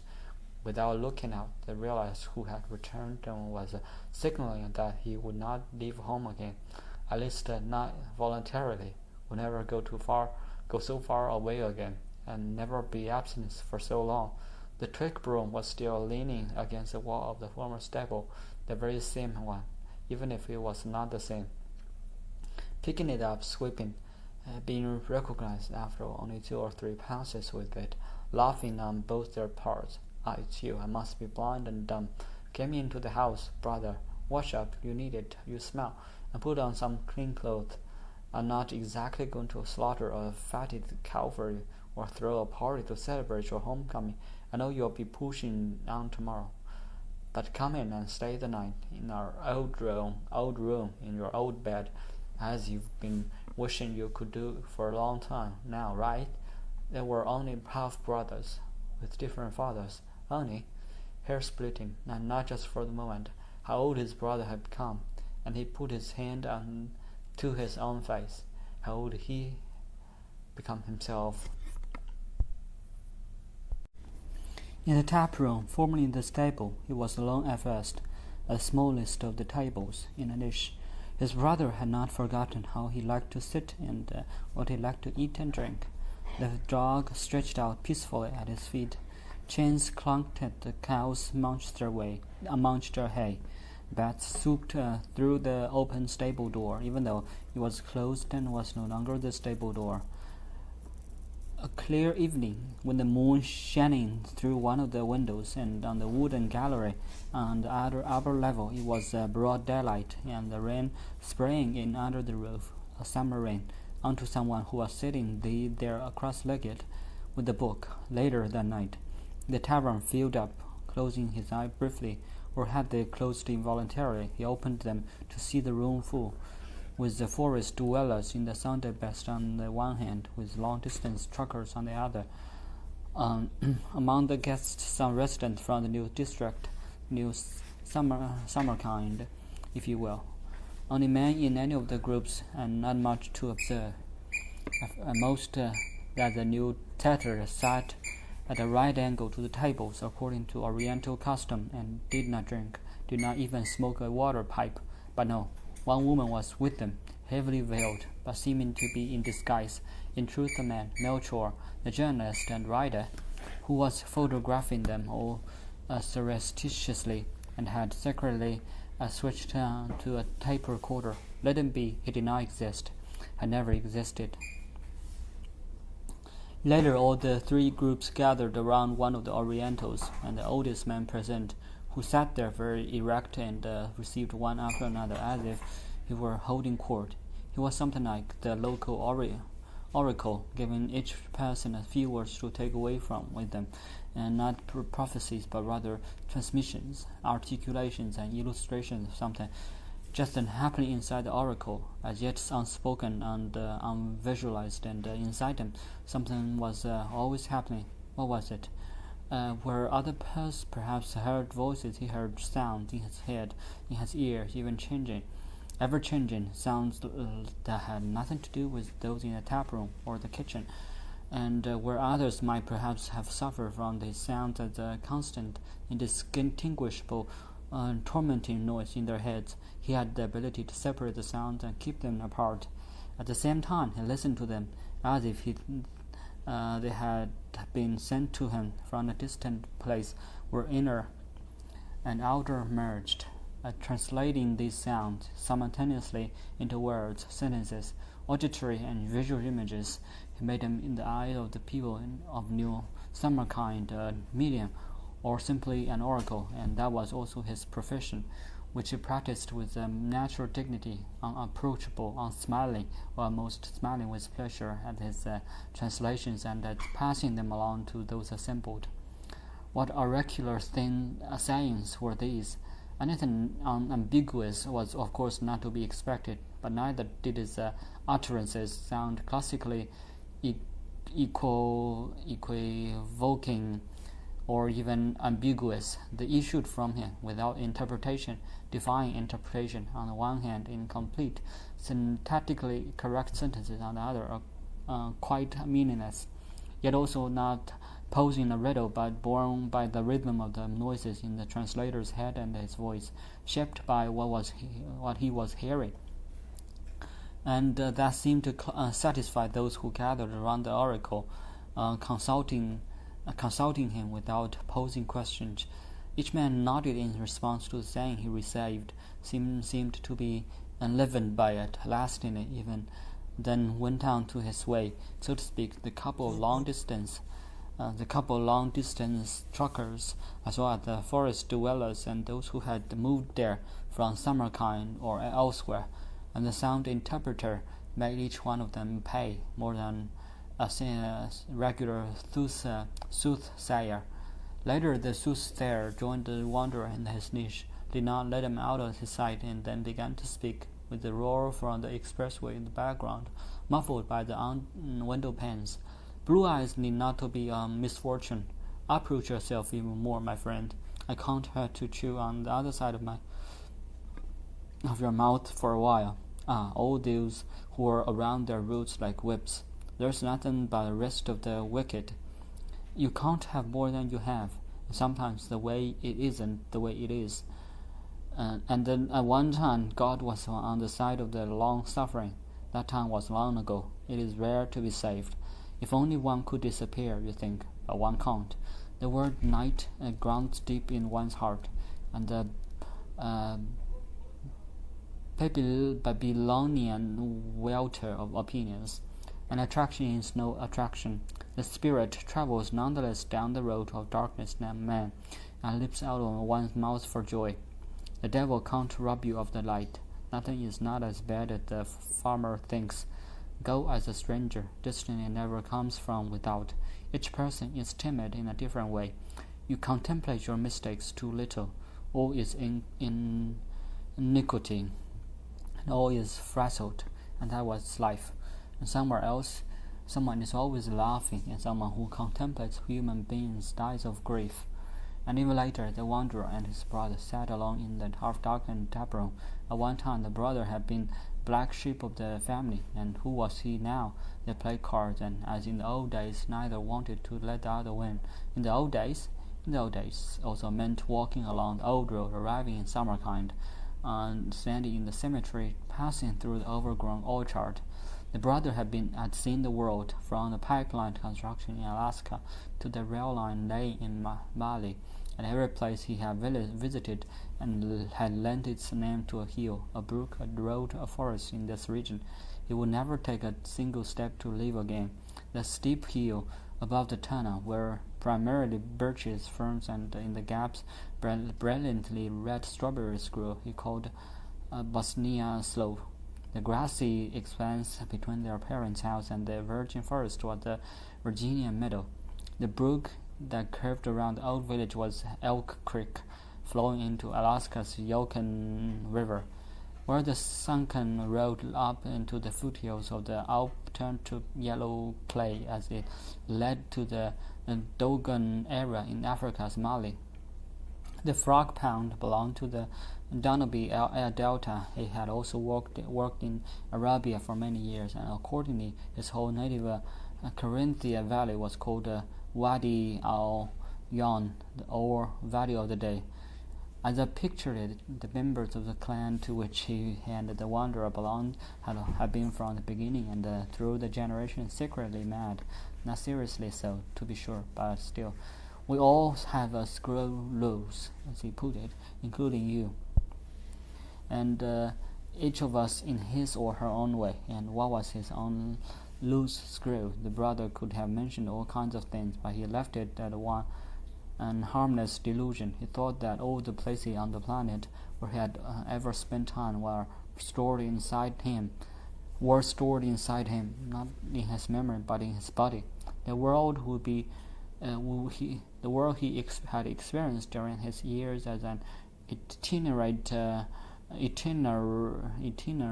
worker, along with all its parts, even those of which he had hardly or only been cognizant. Even the most trivial ones had made no impression on him when he was there, had been inscribed on him. The sight of his past had bonded with his flesh and blood. There was no part of his body to which a place did not belong, no cell, he was convinced, and that did not harbor a place name, except that the places around the world and their names in the cells of his body remained hidden most of the time. And they were asleep, so did they emerge in dreams, not in dreams and not during the night, but exclusively by day. Then often but a single movement was needed for one of those earlier places along with its name to wake up inside him, for example in his knee glowing or smoking quietly and then quickly extinguished. Though the flickering could continue for a good while, he might raise the axe, for instance, and his armpit would recall a particular village in the Himalaya. He might have a kettle onto the stove, and the spot in his stomach cavity would promptly embody a particular highway barracks near, let's say, Regensburg. He would jump off a ladder, and his ankle, or his hip, or his scalp would open up to, fill in and place yourself. No reliable method for awakening all the places in his body existed. He knew only that stretching helped, and likewise exercising caution in his movements, or one movement flowing smoothly out of the other, and especially that the more former locales stored in his body came to life only when he was engaged in his daily chores.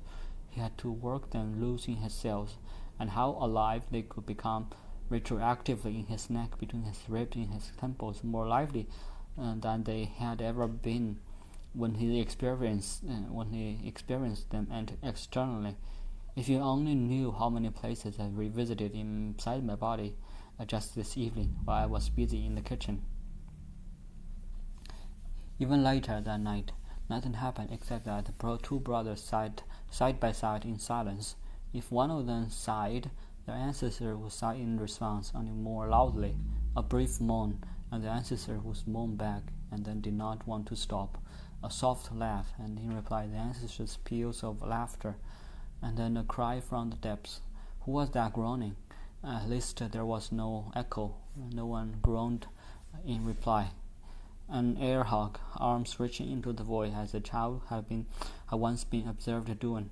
Why wouldn't they sit this way in this dark forever? Still later that night, the brother had led the wanderer down to the former apple cellar, and behold, it had been turned into a meeting space, but a very special one. Wasn't this an underground church, that the ancestral property had been the site of the first little village church? Yes, this was it, and the sanctuary, which over the centuries has sunk deep into the ground as a result of the rubble piling up around it. The brother had discovered it one day while digging out of the cellar, and had secretly cleared it out. The vaulted ceiling of the fruit cellar had once been the church's roof, and now it was serving once more as a house of God, but rather secretively, at least not officially, and not advertised anywhere, a sort of crypt or catacomb. Some long-distance truckers would come downstairs from the bars, using it as their highway chapel. Some old-timers from the village, of whom there were still some left, and they were the brothers' regulars, would recite the rosary and the litany of the Blessed Virgin or the All Souls litany down there after work before they began drinking upstairs. And the new settlers from Samarkand used the cellar for their communal Friday prayers, at first just a few of them, but in the meantime more and more. In the small space, unlike in the mosque, they could easily crowd in so close together that, as their religion demanded, there was no room for shaitan and the evil demon or to slip in. And more and more, often the three groups, the long-distance truckers, the locals, and new settlers, met downstairs in the catacomb just as they did upstairs. And that was all. Just goodwill. The people of goodwill. Not only goodwill, but also a will to change. And the barriers, none. There was no such thing in the catacomb or the barriers. There were no obstacles. Benches were positioned along the walls where once the fruit bins had stood, and the niche Where the cider cakes had been kept was now the apse and mihrab, with a long oval table.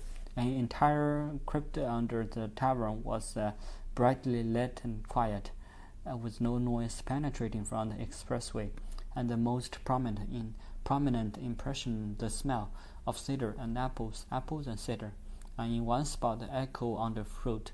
Long may it echo there.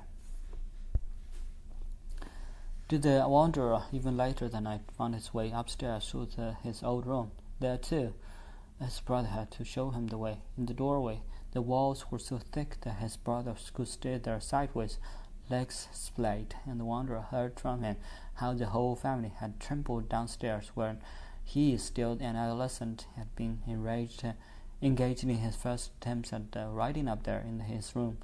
They had not been allowed to make a peep in one of them, so much as coughed or scraped a chair on the floor. He would yell for quiet, and from time to time he yelled without provocation into the silence, as if angry with himself.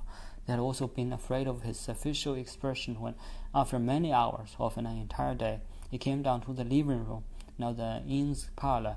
Either his eyes shot bullets, with which he wanted to mow them all down, or he looked around as if not just asking for forgiveness, but begging for mercy, as he stared wide-eyed at nothing at all, as if expecting to be confronted by an execution squad.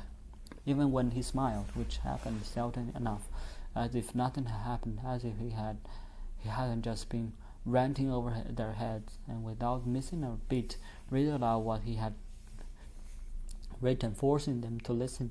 Their mother was the only one who did not need to be forced. He seemed uncanny to them, especially because his smile had something menacing about it, was a smirk, a venomous one, as if he had committed some evil deed.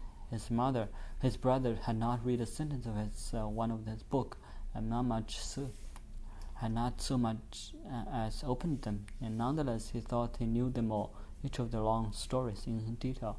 He had experienced them, and the other had written them down in a way that matched their separate realities. Of that he was convinced, and so he had no need to read the fraternal books. There were not so many books in the house, and most of those had been read, but not one from their family writer, and both of them found that completely natural. And before saying good night in the doorway, the brother returned to the subject of his family. With his attempts at writing, the boy had not merely interfered with their domestic life, but had furthermore thrown the rest of them into confusion, if not destroyed the family. At least, he said, certain things might have turned out differently in their home without the initial writer's tyranny. It had contributed to the split in the family, but that was not what he was getting at. This was not a night for settling accounts, and besides, it would be the last time the other man spent the night in his ancestor's house, in his old room and older bed. So, what was he getting at? That the two of them, the sole remaining members of the family, only now constituted the family. That altogether, it was only now, with the two of them alone, that one could speak of a family. And what did his brother mean by family? He could not say. Family is family, or perhaps this, something nice, something heartwarming, something lasting, a rock of Gibraltar, an air raid shelter, a border station, an unarmed, at the same time a border crossing. Around Stance was sitting quietly around the table. The family had grown smaller and smaller. Now, with only these two left from the entire extended family, the family was most present. A strange arithmetic again. If the wanderer had harbored expectations for this night in the house where he had been born, none materialized. First he sat down in a chair by the window and tried to retrace the landscape lying there in the more moonlight inscribed on him since childhood, whereupon His eyes closed almost instantly, and when he got into bed, intending to stay awake as long as he could and to try to be conscious of where he was and of all the specific things he had experienced, suffered, down, neglected, down to others, and down run. He had hardly curled up under the covers of as in the old days when he not only fell asleep but, so it seemed to him, lost consciousness. He fell away, as though a trapdoor, and ground along with the trapdoor, or the universe or whatever it was, closed over him, and he no longer existed. It was a voice then, but what did that mean? And what was later that called him back into the present, back into a different present? The voice belonged to his mother. Was he dreaming? No, it was no dream, even if he was sleeping, and deeply. He had learned to distinguish between dreams and apparitions. Both occurred during sleep, but he experienced an apparition entirely different from a dream. Dreams were usual occurrence, so to speak. They turned up both nightmares and pleasant dreams as happenings, as things taking a certain course, as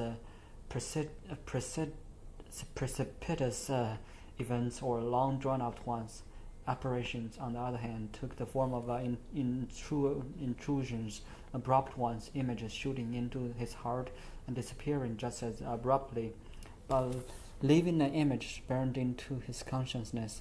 He often dreamed about his mother, that she was still alive, though always tired to death, wearing exhausted to the point of collapse, her eyes flary from exhaustion. But she had appeared to him only once, and that was in the weeks after her death. Abruptly she had flown to him from the night and the night of the universe. That was how he experienced it. No, had assaulted him, had taken possession of him at one blow, and had promptly zoomed back into the darkness and where she belonged. And what had impressed itself on the sleeper from the one monumental second, on his mother's face, surrounded by darkness, and in her face, their pitch-black eyes, and there were against him, but did not express a reproach, certainly not a curse. They were simply against him, against the way he was, or the way he had been, but that with all the fire that could blaze in his mother's otherwise gentle eyes, and even more fire beyond that. During his last night in the house where he had been born, his mother did not appear to the sleeper. She spoke to him, invisible, without face or eyes, and she did not speak to him from the darkness. What she said was accompanied by light, or provided light, or was itself the light, and to her sleeping son she said approximately the following: "You, with your eternal sense of guilt and your seeking of guilt in others, you are innocent, you silly boy, as innocent as those of whom you were suspicious, a bad old habit of yours, not congenital and not inherited, when you and they were absent, just as you suspected me of having given up on you from the beginning, of not believing in you, or of not tolerating any woman at your side, suspected me of having lived an unhappy life, or of having loved only your father, of having despised your brother, and of having not told the truth when I wrote you that I was happy to die. Listen, son, I did love several other men. I loved your brother, even if differently from the way I loved you, whereas you intentionally brought tears to my eyes that flowed by themselves when I thought of him. No doubt I feared that both you and your brother would go astray, but I could never quite picture the way that would happen with you. And if there were times when I couldn't believe in you, didn't that spur you on all the more? And it's not true that I wasn't happy when I was finally able to go to sleep for good, just as it's also not true, on the other hand, that my life was unhappy. Some of my wishes were fulfilled, and more than that I never expected, and some unexpected things also happened, and there was never greater joy. No one in the entire extended family could be joyful as I could. There was no one who could infect others, except maybe you, with my pleasure as I could.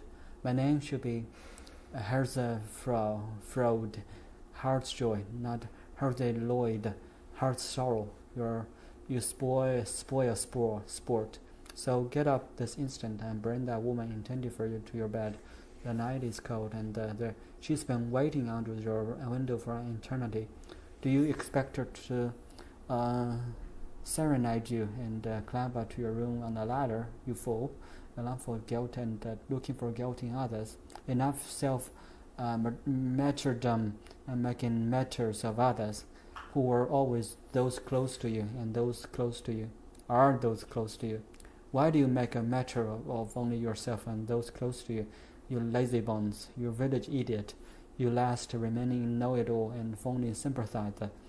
No love without mercy. In this manner, or one very much like it, his mother spoke to him in his sleep, and he did as she ordered.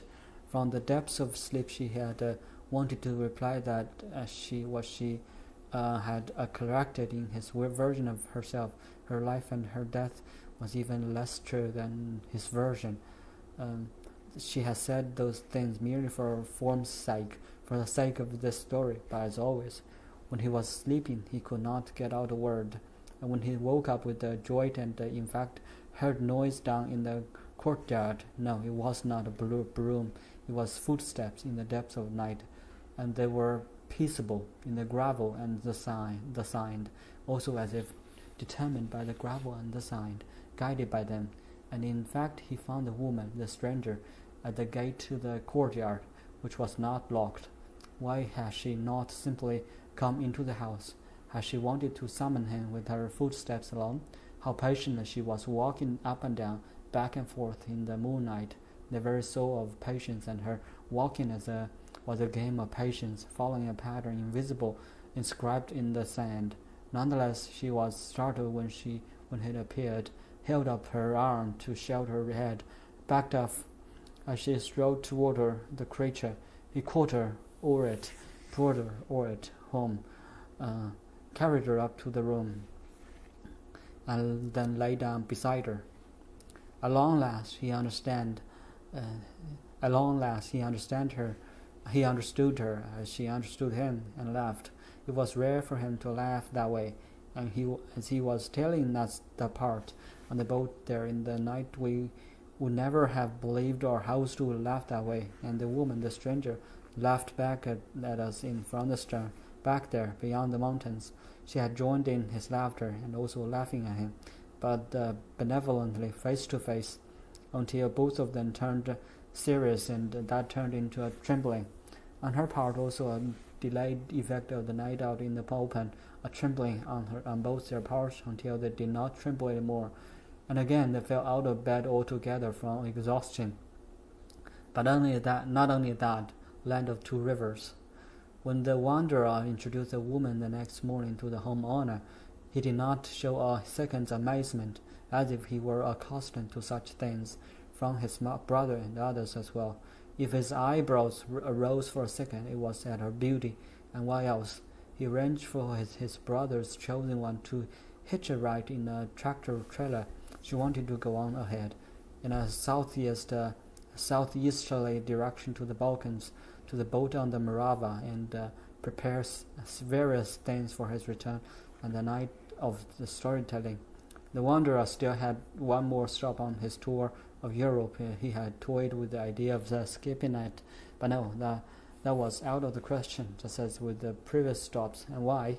As much as he belonged to go back, he had to face the enclave and the river, the one he had imagined, and that had engraved itself in him as his route and his plot. Abbreviating, skipping, avoiding would have not done justice to the story. Justice. And the woman and he, what did they picture for the future? Had they parted again to work together? Chapter 10. In the time when this story takes place, there were still a few people left from a different time who clung to the idea, or the pipe dream, of a large unified country in the Balkans, in a different kind of a Europe. They certainly could have known, and probably did know, that there was no way to alter what had happened or been planned or set in motion and implemented. But nonetheless, this handful of people, or dear folk, stubbornly or obstinately held fast to the notion that one aspect or another of what had been put in place could be adjusted, especially if it were recognized that the former unified entity had perhaps stood not so much for something imposed as for a sense of belonging that had developed over time and with these generations too. For a while, one or another one of them had even imagined that history, or whatever it was called, will one day prove him right. Meanwhile, however, with the exception of one or two incorrigible believers in history in their midst, they had long since ceased to believe in the allegedly decisive and final word of history, or of the historians, as the case might be. Or if they did, the decisive word did not absolutely have to be right, and those who had the last word did not, for that reason, necessarily have a monopoly on the truth. Wasn't having the last word suspicious in any case? The last word. Was such a thing even permissible? The few handouts used a sophistry of this sort as a pretext for coming together now and then one last time, and then one absolutely last time, and so on, to talk about the large country and what had happened to it. Initially, they had formed quite an impressive group, but now only a few turned up. The reason was not, however, that they were tiring of the subject, let alone changing their minds and coming to their senses. None of them, not a single one, would ever give up so-called convictions voluntarily to revise his opinion one iota, but an entirely different reason, the dying off of the group's member, an almost strikingly different, frequent phenomenon. These people really did not live to be very old. One of them had his heart stop as he was walking along the street. Another, driving while intoxicated, crashed his car into a bridge railing, which, together with the bridge, which had been destroyed by bombs, had just recently been rebuilt. The third had disappeared hiking in the mountains. Some of the deaths were also remarkably violent. A woman's dress, polyester, what else would one have expected of a Balkan woman, caught fire from a candle in church, an Orthodox church, of course, and in a flash she was totally engulfed in flames, beyond saving. One lost his life when he was struck by a ridiculously small rock, not even a stone, a pebble, that happened to hit his temple right in the spot where. One drowned while swimming in the river that formed the border, the river famous for its evergreen water. Quite a few suicides too, of course, and even if they did not at all die violently, they all died abruptly. Their dying happened suddenly, heart stroke, suffocating during an asthma attack, and those who did not die instantaneously, have you seen their like, when mad from one moment to the next, and in a wink of an eye, so to speak, just as all those around them have been constantly predicting, and anyone among them who had not gone mad yet was bound to do so soon. In 1 year or two, or at most two, their deranged state had started with the conviction that they were being watched by the secret services of the whole world, not just by the CIA, but also by the Al-Qaeda, by the Mossad, and so forth. And the letters they sent each other were taped together so firmly for the sake of secrecy that the recipients were often unable to open them. The little posse of true believers, or screwball believers, called their periodic gatherings conferences, in reference to the secret conferences held in the woods by partisans during the World War, and it was not entirely certain whether the choice of this term was made only in jest. For like the partisans in their day, each of the participants, wherever he might be located, received instructions in code telling him to appear at a certain time in a certain place, and each travel to the spot under cover of darkness if possible, disguised as a lumberjack, as a nocturnal pilgrim, as one looking for a lost pet or whatever, approached the conference site alone, by back roads used false names such as Desanka, Vararin, Karavika, and the place itself always had at least had the appearance of a hiding place, an earthen cellar, a cave, a ruin, and once they had even met at the bottom of a dried-up cistern, probably in memory of the resistant fighter who long ago had installed their secret transmitter in such shafts. The current conference was really supposed to be the absolutely last one, which it turned out to be, and it took place in a domain around deep depression in the karst. What do you mean? Another domain in your story? The karst again? Yes, but this one was in our own country, and besides, the domain was a field, a garden, a paddock, a stable, a playing field, a dance floor, a bake oven, a red cross post, a fish pond. It was that large, and built up and furnished with all these resources. Yes, the lane in the karst above Trist, the one from which every karst in the world, including the ones in the Yucatan and the Minas Gerais, take the name, the mother of karsts. In spite of that, the secretly there in the Dolina, in spite of that, secretly. The wanderer had not been in the karst for a long time. Without the conference, he would hardly have gone there anymore. The place had had its day, and besides, it had changed markedly. True, everything was still there and made it unique. The updraft from the sea below that fanned the high plateau with incomparable gentleness. The big sky, the brightness of the sky, reflected on the ground by the porous limestone used in the construction of village houses and the stone walls leading from the fields into the wilderness, or by the fields themselves, formed by the underlying limestone weathered.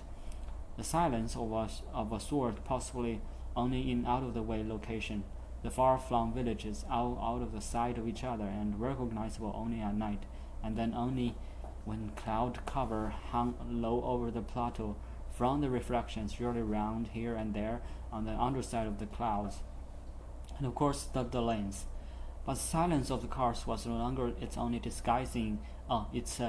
only distinguishing feature, and this area, set apart from the surrounding countryside as well as from the sea, held its own almost for moments at a time, among many others of a different character.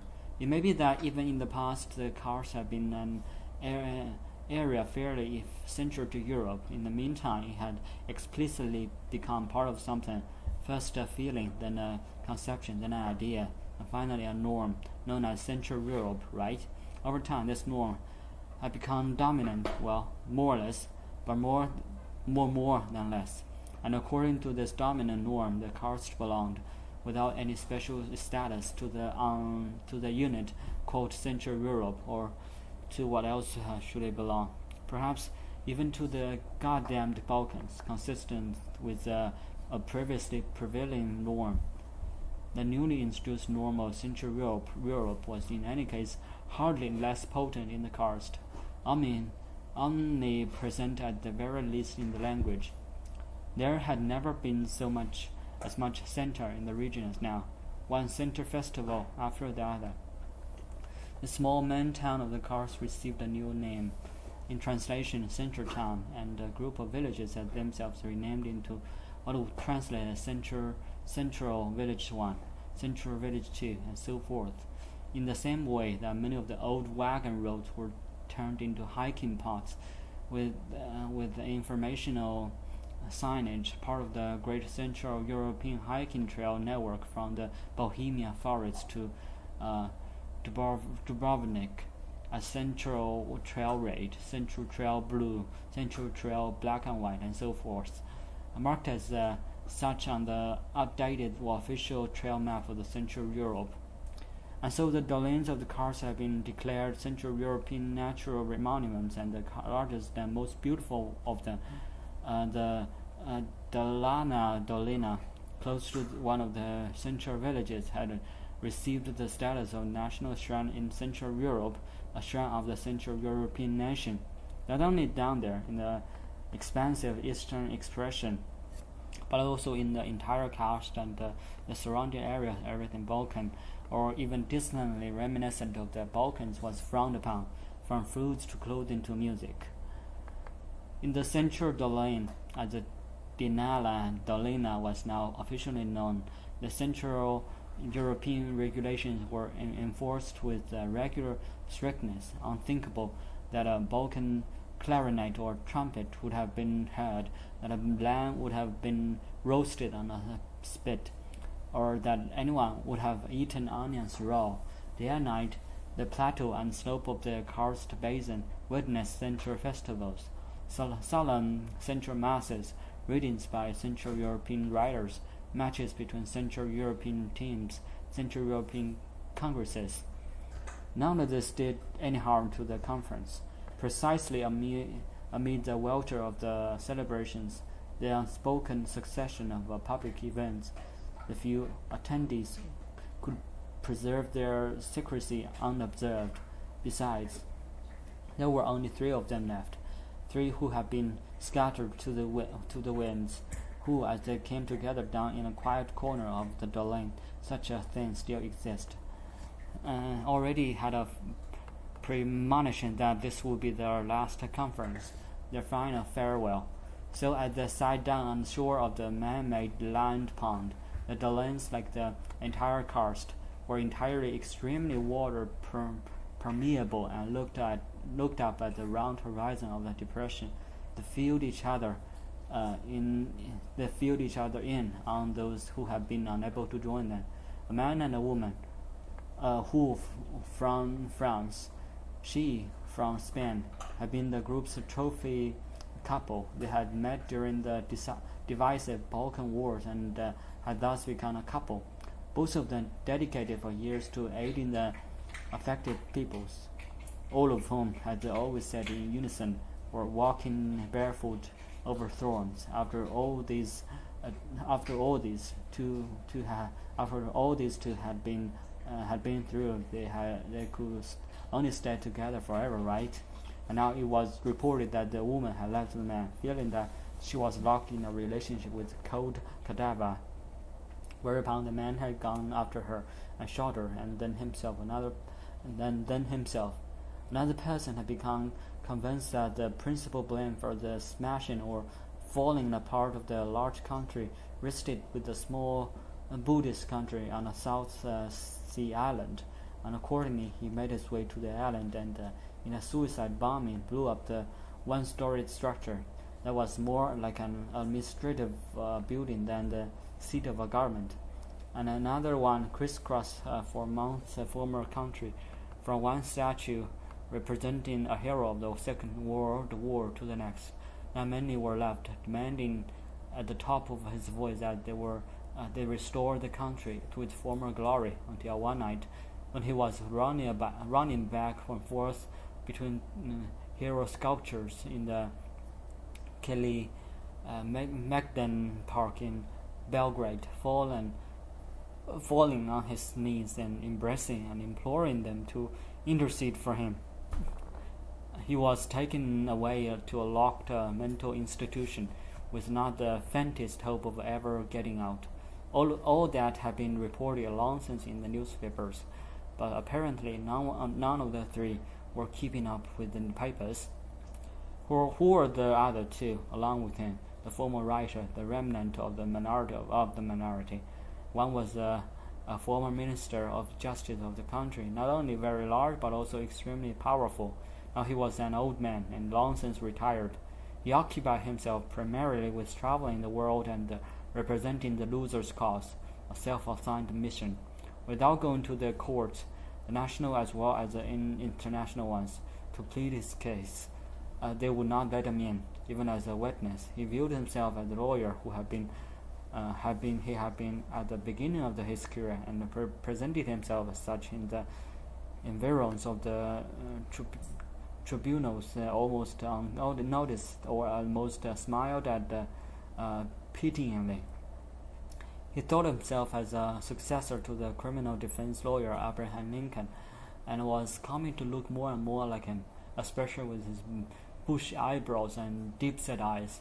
But had Lincoln also been so gaunt, and certainly Lincoln had seemed less rickety, being nowhere near so old. It was quite possible that Lincoln had also had very thin legs, but they had not have been clad in jeans like those in which the former minister traveled tirelessly from continent to continent.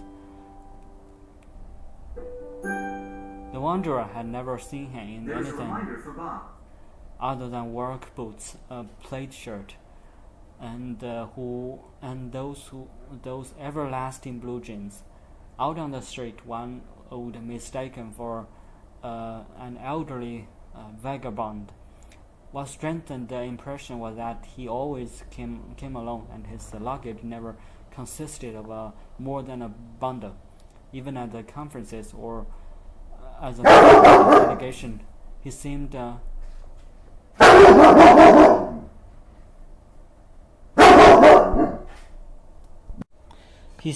solitary, the others avoiding him a bit, and he was definitely alone once he had made his presentations and intervenings. Alone at the end of the table, alone on the top step outside the entrance into the tribunal, alone also at the next morning or breakfast in the hotel on the outskirts, usually more like a flop house. While his colleagues of the previous day, if there were such, still huddled together, he sat quiet and forgotten, almost invisible. In the darkest and furthest corner of the breakfast room, he booked all his own flights and train rides, washed his own laundry on his travels, darned holes and sewed on buttons. Yet this lonesome hobo was always approachable. If someone spoke to him, even abruptly, he showed a sovereign presence of mind, like someone who is prepared for anything and has thought through every contingency in advance. That the current world no longer took him seriously seemed not to trouble him. That was how it was, and it was all right. That was how it was supposed to be. He, at any rate, would have represented a different system of justice, would have presented himself as a different citizen of his country, would have spoken a different language, above all, in a different tone of voice. Not at the top of his lungs, like most of his fellow citizens, and not with the sound suggestive of bugs and being squashed. And indeed, for someone in the role of a lawyer, his voice in harmony with his body, while clearly audible at the same time, sounded dreamy, also intimate, as if he were speaking, even when several people were present, to only one, a high-pitched, quivering sing-song. But that impression was misleading, as was his fragility. He, this American, who over time, and in those times had become more and more quiet, would not die all that soon, and also not suddenly. Or might he, after all, and never ever was he allowed to lose his mind? Or perhaps after all. The other participant was a former motorcycle racer, a woman from Japan, who had gone on to study Slavic languages, and was now a professor of Slavic literatures in a provincial university located in southern Japan. A sacred star from the Balkan former country, whom she met while his team was competing in Japan, had been the love of her life, and that had inspired her academic studies. Since her lover's death, she made a point of flying to Europe at least once a year and crisscrossing the Balkans by bus, by train, and also on foot. She was still young, but did not ride a motorcycle anymore, let alone take part in races. It was hard to imagine her ever driving one of those huge, heavy machines, a Kawasaki or a Honda. This Japanese woman was so tiny, almost dwarf-like, and so thin. She must be, and had been, far too light for the mass of steel beneath her, although that could be deceptive upon any attempt to heave her playfully off the ground. Her fellow conference attendees were tempted to try it because she looked as light as a feather. She always backed away as they approached, with a sound of dismay. She did not allow anyone to touch her, let alone hug her, not even as a greeting or farewell. Each time, it was more than mere avoidance. She shied away from the other person. Instead, when they were apart, she wrote letters full of warmth and expressions of gratitude at having been welcomed as a participant in in the conferences, with all kinds of enclosures, flower petals from her garden, and especially photos she had taken in the Balkans, always of a place she had sought out after reading a book set in a former country, and there was no place described or narrated that she did not, like a typical Asian, track down in reality, no matter how hidden or remote it was, or how encoded or fundamentally altered it appeared in the literary descriptions. Writers such as Ivo Andrić, Ivan Kankar, had they still been alive, would not have ceased to be amazed at seeing the Japanese woman's photos of the Balkan places they had had in mind when they were writing. Might she not someday mount a motorcycle after all, and reveal herself to be someone else entirely? So the three of them sat there, the sole survivor, in their quiet corner of the bottom of the Dolin, and in the memory of their lost colleagues moistened the ground, according to Balkan custom, with a few drops from their glasses, while between them on a cloth lay the provisions they had brought along, including one or two items that were frowned upon.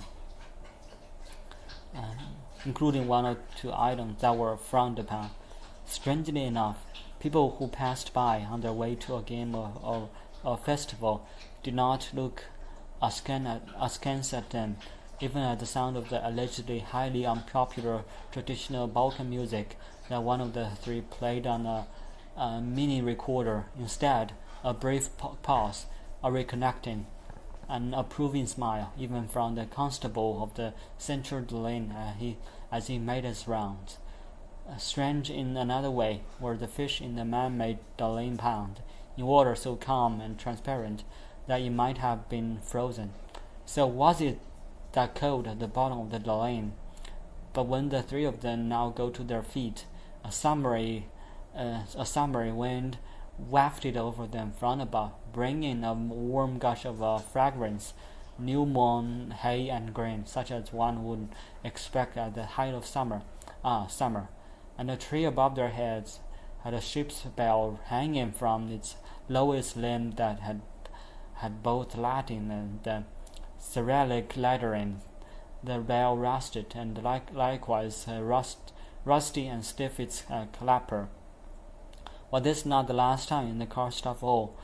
Was this perhaps still the old karst empire, independent and free, so as no other great empire had been, allied with no one but itself? Would they all see each other again someday, the madman no longer mad, and the dead no longer so dead? And as if no cue on three survivors blew with all their might on the clapper, rusted to its bracket, without, however, getting it to swing, let alone strike the bell. The former writer at one time described as bringing in a breath of fresh air to literature also had no luck, but at least they had tried. And when, after one last attempt, they turned away from the bell, they heard behind their backs something that sounded like a clang after all, more pitiful tinkling, a mere rustling, probably only in their imagination. Only. Chapter 11. Chapter 11. Then back at last to the Balkans deserving of the name.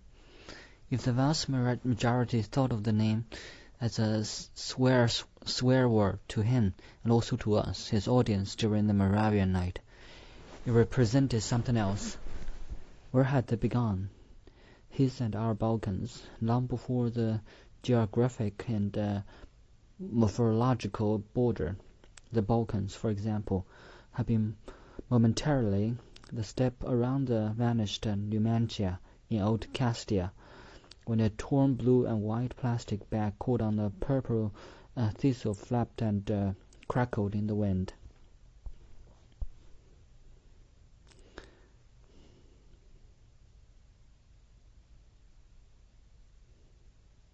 Balkans. The tiger strapped falcon's feather next to the dead roebuck that had broken its neck falling off a limestone cliff in Germany's Harz Mountains.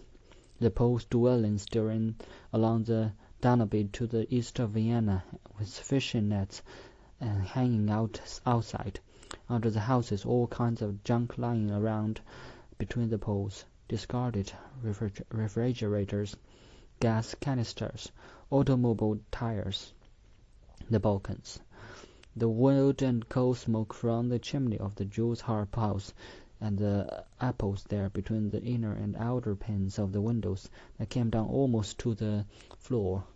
The sawhorse next to the grandfather's and brother's house, tipped over, half buried among beverage crates, piles of rock, tar paper, cabbage stalks, weathered and freshly shooting onions, the whistling of a train echoing from the distant gorge in the karst. The pairs of butterflies in the sun, fluttering around each other in the narrow space wherever he came upon them during his travels through Europe, hardly larger than a thumbnail, reddish-brown, with oriental rock patterns on their wings, and circles and triangles, and always appearing to be 3, if not more. All of that anticipated the Balkans. Those have been traces in time and in various spaces, anticipations, isolated moments. Now, however, he set foot on the Balkan mainland, on terra firma, far from any kind of coast and ocean, back also in the interior, with rivers flowing through it, all aiming for the Danube and the Black Sea. Standing water, hardly any, and all the dugouts on the rivers. He set out on foot, down river, downstream, cutting across fields in a southeasterly direction, over hill and dale, through the Pannonian lowland, over the one ridge plopped down on it, which took 2 days to cross, and from there down in the Serpentines, past the monastery on its southern slope and towards the White City, or rather to the Central Balkan bus station in the Spandrel, where the Sava flowed down to the Danube, where buses still departed in any direction one could desire, and from there home to the enclave of the Parody, to the Morava. Upon his arrival in the interior and continental Balkans, it had been a day of mayflies. Wherever he went, they were out on their short-haul flights during the morning, began to reel in the afternoon, and roosted in the evening to die. By the next morning at the latest they were dead, without having fallen over, either to one side or onto their backs. They stood still and stiff, but not quite deathly stiff on their long, sharply bent legs, on window sills, on television sets, on cement mixtures, on watering cans, their transparent little wings displaying something like a delicate letters, thicker in one spot, resembling a W or a M, their posterior slightly raised as if prepare for flight. They allegedly lived only one day, but during this day no one could touch them. They escaped from everyone, could not be caught. So why? And then their day-long panic, their constant leaps through the air, and how weightless they then were as cadavers. Cadavers? Then came the day of the ladybugs, each displaying Balkan ostentation, with their list of 15 or 20 black dots on its Red Star Belgrade shell. After this came the day of the vineyard snails, which left the wondrous pack studded with shells whenever he put it down upon stopping to rest and eat along the way, like the scallop shells on the pilgrim's knapsack, except that the snails were alive and all jumped together, and their shells, unlike those of the scallops, rubbed against each other almost silently, without rattling, and by God, he was no pilgrim, and if he was, then one going in the opposite direction from all established pilgrims' destinations. Then came the day of the emerald lizards, golden green, some lying motionless in the sun at the base of monastery walls, others skittering ceaselessly back and forth until sundown, darting in front of him across the country roads in the lowlands, as large as dragons, especially their heads as they scudded away, flat as a frog when they had been run over.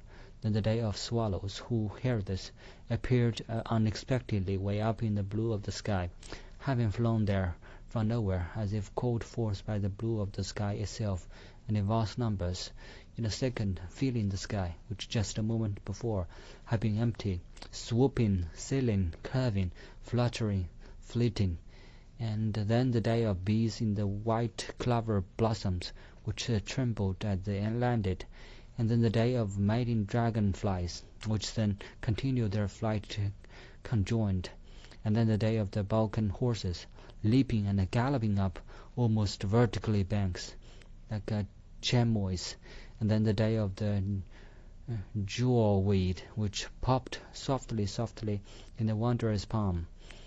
Then came the day of the real Balkan butterfly pairs, fluttering around the hiker's wrist like a moving bracelet. And then listen to this, the day of the first linden blossom fragrance gushed from the interstices with a suddenness that did the opposite of startle him. The day of getting lost, the day of sleeping in a barn, the day when he sat by the side of the road and drew before a thunderstorm, and when the lightning struck nearby. Listen to this, lost control of his pencil,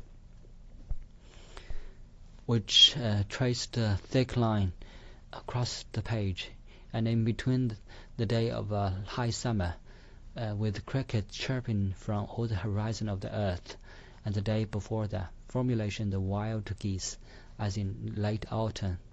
So was there nothing else he experienced? No, there was. When he stopped for lunch one day, his impoverished innkeeper, hear this, was deaf and scraped the last crumbs together for him, so delicious. And one time, hear this, all of you, he sat for an entire day at a crossroads, and in an abandoned garden gladioli were growing, and the clouds mostly came from the east. In the school buses, the children sat crowded into the back.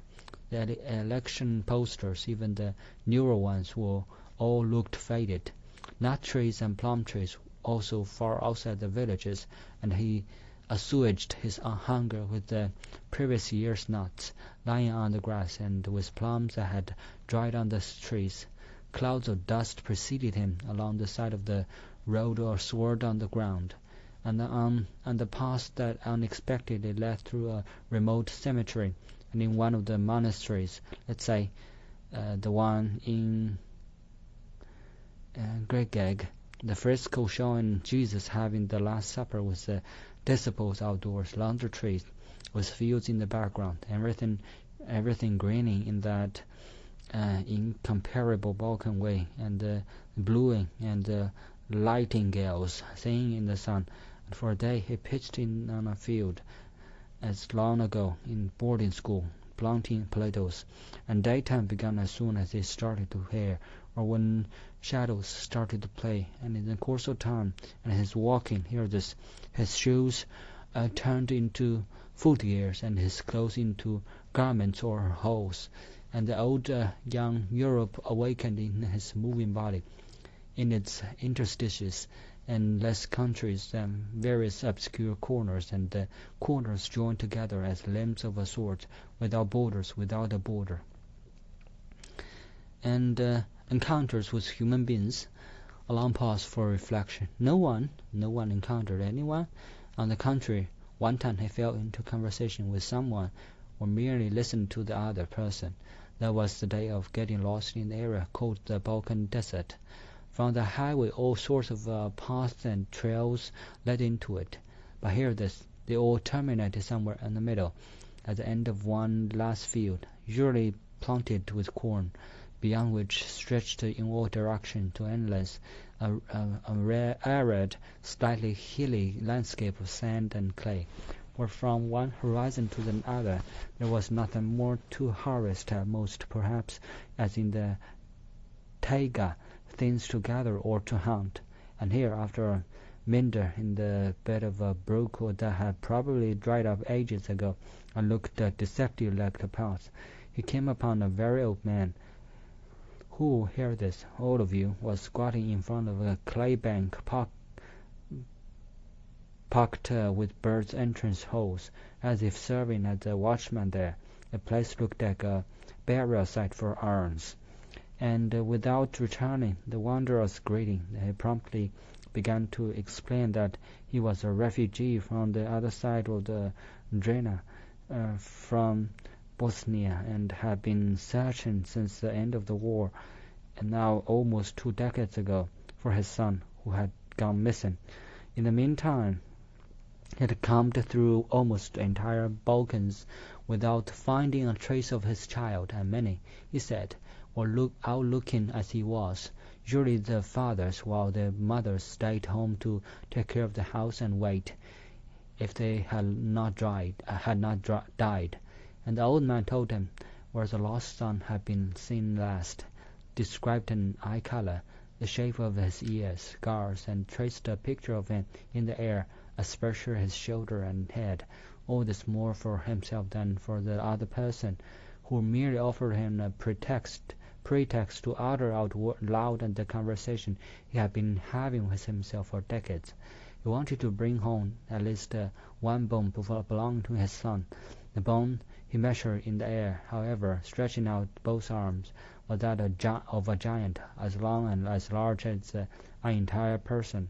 And no one else? No, or rather, yes, or the ferryman who took him across 101 rivers, and the other old man, the other refugee, the one with eyes like a child's, once condemned to death in the former country.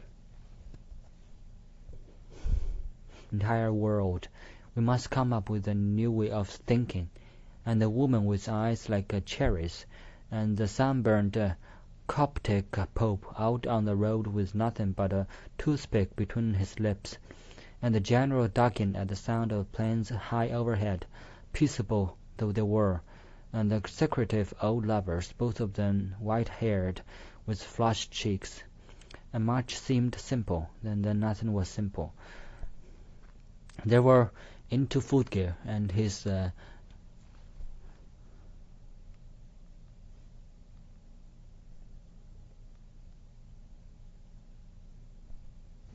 these were wounded peoples, from one remote spot to the next, knowing peoples, wise ones. At the bus station in the White City,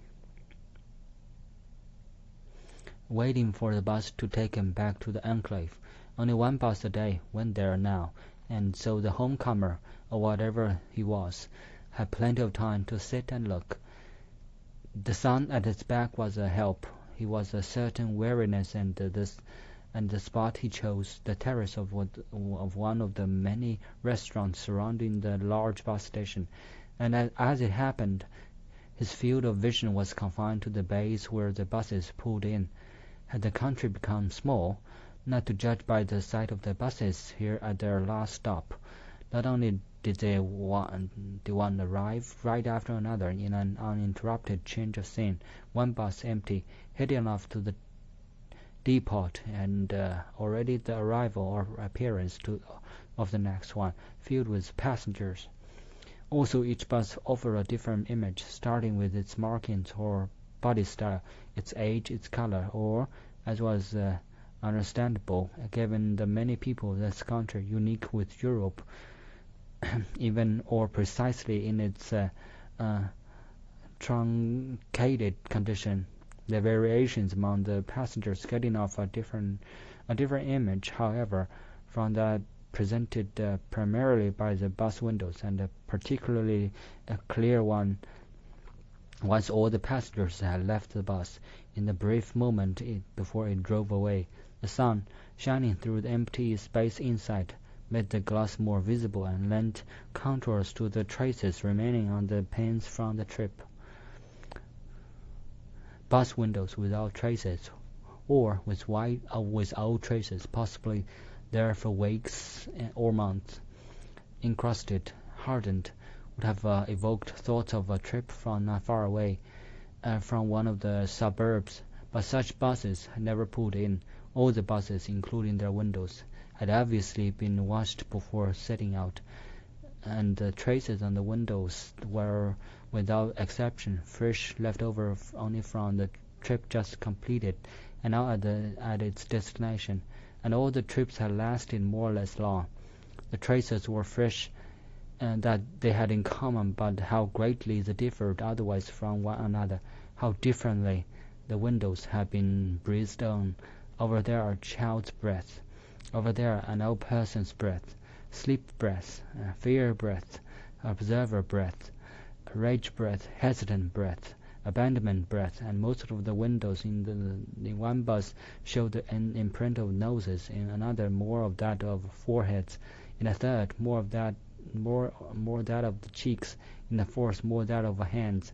The buses could also be divided just from the outside of the windows into those that had only a day's journey behind them, and those that had travelled through the night, those coming from mountainous regions, and those from lowlands, those from dewy regions, and those from rainy regions, those from landscapes with hailstones, and those whose windows had been covered with the frost that morning. The traces were still there, or which had gone through a snowstorm. Those traces, too, though long after the snow had melted, clearly and inscribed on the windows, like those of a sandstorm, a shower of blossoms, a wave of mosquitoes, a swarm of grasshoppers, maps of the country on the bus windows, unusually detailed, but were they accurate? Yes, for the moment, and for a good long while to come. And so he then sat on the bus, taking him back to the Peloton and to the Morava. He had set out heading in a southern westerly direction and was returning from the northwest. The circle was closing. Did it close? The bus home to the enclave, unlike the one on the morning of his departure, was almost empty. Still, a passenger had sat down next to him in a rear, as if looking for company. He did not speak after all, but unfolded in a newspaper, and as always, the homecomer could not stop himself from reading along, in violation of his resolve to read no newspaper during his journey. New popes, new world champions, new heads of state, new stars, new volcanoes, new epidemics, a new planet, a new variety of wine, a new painkiller, a new mathematical puzzle. So he had been away for that long. Halfway down the page, a headline with his own name. It was a report, initially called a tale, about his, the former writer's tour, written by the journalist and writer with the lovely name of Melchior. He was known for publishing each of his articles in all of the countries of Europe simultaneously, translated into each country's language, and so too here in the former country, whose leading newspaper had long since been taken over by foreigners. His seat never soon turned the page, but he had already been able to skim most of the article, also because it was written in a language that made it possible to take everything in almost at a glance. Transparent language was probably the right term. With any need to continue reading obviated after the first few sentences, which spared one from wasting time on reading. And what was it that caught his eye?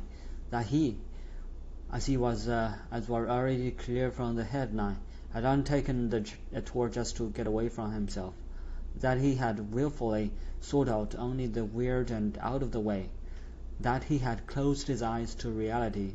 Serious writers were passionately concerned with current problems, and he, and most he brooded over them, hadn't a clue. Destinies, characters, actions, not for him. Climate change, the hole in the ozone layer, the old and new primitives, the mass die-off of penguins, the Iroquois' fear of heights, where at one time they had been able to build skyscrapers without vertigo. Night blindness increasing among cats and even owls. Nuns getting married. Genetically modified as sorrel. Amphibians turning back into fish. All of no interest to him. Nowhere did he show any compassion for his contemporaries. Instead, he waxed enthusiastic over a glowworm, a hedgehog, a brook with a flake of mica at the bottom, an old road, a cow flop, a child's colic, the red of clay, the white of quince blossoms. And as a person, he was equally weird. Yet he had eyes everywhere, especially when it came to women's posteriors. On the entire journey, he had expressed himself vehemently and shown some feeling only once, when his cell phone fell in the ocean, word also in the religious observances. A regression to animistic practices, what else should one call it, when he constantly turned around and listened to the faintest breath, but was also constantly breathing on in inanimate objects. He apologized to a table he bumped against, to a stone, even to his own hand when he jammed it. And another time he threatened a creaking door with "shut up," while a broken shoelace was called "you go no good," "you filthy pig," "you wimp," "you Looney Tunes," and he shouted silence at a ringing telephone. A feral cat that he stroked he addressed as a whore, and to a "daddy longlegs" he said, "Hey, doggy," while he always addressed stray dogs with "well, you old dodo bird," and more than just a couple of times he was observed breathing with all his might on dead animals, flies, spiders, beetles, bees, even moles and mice, as if he thought he had the power to revive them, and that was the only time he showed passion. The author of the article was already informed about the end of the journey, as could be seen from the subheads like "Returning Empty-Handed," and even well-wishers concerned about this night of ill fortune, and closest friends see through him. When the homecomer looked up from the paper, his gaze caught that of the third passenger. The third one was, what was the expression, a mere child. He was sitting away up front and had turned to face him, apparently not just a minute, but some time ago. And it seemed as though the boy there, almost a child, knew what the man behind him had been subjected to by the newspaper his neighbor to the rear was reading. It seemed that way. No, he really did know. Knew literally from A to Z, and he confirmed that during the night on the Moravian boat, for he was among us in the audience, the last one to have been invited, the mystery guest, and he took over the storytelling from our host for a few sentences. Upon reading the article, our host turned into the person the article portrayed, or played the role, trying it out, nibbling his fingernails a bit, closing his eyes, glancing at the bus past a traffic accident with a mouth open like an idiot's, back and forth between the tips of the shoes and the bus ceiling, as if it were the firmament, puffing out his cheeks by the bus window curtain, and so on. He leaned with the bus as it went around corners, and without regard for his neighbor, who threw his arm in the air as if about to take off and fly into the wild blue yonder. And finally he did nothing but smirk, meanwhile moving his lips, from which the boy could read in the shortest of all the Balkan curses, "May the mouse fuck you." Where had this curse been heard earlier on his journey? This was not what mattered to the boy as he told the story. Time and again he had become completely entangled in something he had seen. The crown of a tree stood out in the schoolyard, and as he watched it he was up there in the treetop. A sparrow basked in a hollow in the sand, and his and he basked along with it. A pebble rolled with the current along the bottom of a brook, and he rolled with it. Was this actually a case of being drawn in, of losing himself? It was more a kind of a scene in which, little by little, he merged with the thing seen, in which he did not lose himself. On the contrary, the thing became part of him. Up to now, to be sure, he had hardly experienced this kind of a transference with people, and most with his younger siblings, and only when he watched them sleeping. The man behind him was the first stranger with whom such a thing happened, and the boy could not even say why he was filled with the empathy in the case of this particular person, when there was nothing to empathize with, least of all his gesture and the facial expressions. However, that might be, in the moments of transference, in which the near child finally became the other person entirely, he felt something wash over him that in one way or another would determine the course of his life.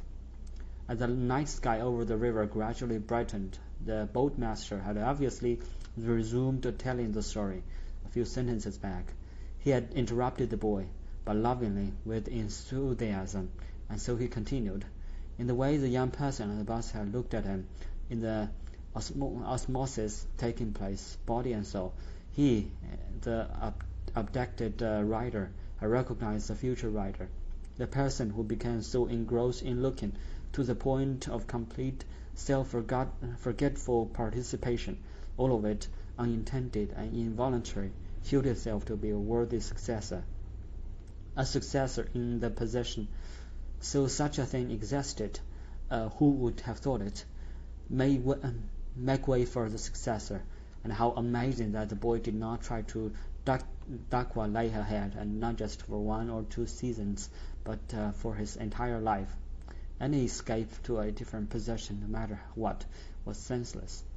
If anything, he could only practice and continue practicing what he was made for, or to paraphrase Jacob Boehme, his primal condition, or in still other words, his beautiful yet terrible problem: welcome successor, repeater, message bearer, greetings to ye, little brother, maternal child, hello, new rider in the air, new dyed tosser, fresh speller, old boy, and fear not, you are it, and be afraid, you are it. Chapter 12. The enclave of Parodin no longer existed, with this the last enclave in the Balkans, and in Europe as a whole, and this had disappeared, or disenclaved, or he, the homecomer, had not known about this. The rest of us had long since adjusted to the changed situation. Yet it had to happen. It was how things went, and as far as the Parodin was concerned, it had even happened peacefully for the most part, and the changes had not taken place all at once, but very gradually, almost imperceptibly. Only at him, after what some of us consider his unforgivably long absence, did they jump out. It was a warm summer evening as the bus rode into Parodin, and it would stay light for a long time. He noticed right away that the sign at the entrance to the village was a Roman script, no longer Cyrillic, Parodin. Now the writer had said once, responding to a newspaper reporter's question about things he disliked, that among others it was a Cyrillic script, and one could sympathize with him after what had been done to his people and his country under the banner of his script. With Parodin, however, it was different, wasn't it? This Cyrillic script did mean something, but not what one might assume, right? The other thing that jumped out at him upon his arrival was above all what was no longer there, and had previously given the enclave its character, a welcome change. No more rows of razor wire marking his town limits and surrounding the fields and the vineyards that belonged to the town. Also the absence of tanks in a semicircle on the hills, their guns pointing in all directions, of a surveillance aircraft thundering overhead, hardly above the tops of the poplars, of signs with crossed pistols at the entrances to taverns. The whole village unarmed and unguarded, freely accessible. No more rocks being thrown at the bus windows as it entered town, and most a few kisses being blown, more for old time's sake than with hostile intent. Had he mentioned vineyards, they no longer existed either. They had become superfluous. There was no one to take care of them. The few remaining grapevines had dried up or been burned, or the vineyards had been bulldozed to make way for a golf course. The many hollows that had protected the vines from the wind were ideal for golf. Besides, the one they had made heavy and naturally cloudy had been good only for domestic consumption. And the sheep grazing as far as the eye could see, not a trace of them, and not even the hoof marks, and the village idiots out of the picture. Every enclave, including that of Parodin, to which he had allegedly at one time linked his fate, meant nothing to him by comparison with the unknown. To stumble into a region in which every step had led deeper into the fairy tale-like unknown, nothing could top that. The great unknown, with colors never been before seen, with noises never before heard. What he saw on his way through the village, beginning with the new bus station, all glass, for one arrival and one departure per day, with bird silhouettes pasted everywhere on the pins, seemed fairly familiar. However, a strange sight in enclave times would have been the many runners, all with name badges, as if for a permanent conference, wearing the track suits now worn all over the world. If a single runner has swerved around the slow-moving or seated enclave folk, that would have been strange, but no longer. The footgear and clothing, and not just that of the runners, internationally known brands. The former chicken pens have become bright green lawns. The grass has sculpted even shorter than at Wimbledon, and here and there in the middle of marble fountain, a single turkey strutting over the bare ground in what remained of a farmyard, around and round in a circle, but silent, not gobbling. All that could be heard was his stiff feathers, which hung down and brushed the ground with every step, making the sound of a leaf rake. The enclave sounds, and especially the smells, once upon a time, instead of the constant racket of alarms from the parked cars, factory knew. All that was missing was a pedestrian zone, and the smiling Tibetan monks were the missing. At one time he had thought all these new folk came from another planet, were extraterrestrial, but no, they came from here and were firmly anchored in the here and now. The planet belonged exclusively to them. The ones from another planet were him and his kind. You, my audience, and those who were holding the fort, now ran and continued holding the fort. If they were to stop running, not only their name badges, complete with photos, would promptly fall off. He did come upon a few of the original inhabitants that were all old, and they had all been old acquaintances, except that on the evening of his return they looked right through him. It was not only that they did not recognize him, they had no eyes for him. The couple of natives sat huddled together at a small table in a former transformer hut, which, emptied out, had been made into their own clubhouse. Among them, the friend who, way back when, and had driven him on his tractor to the bus.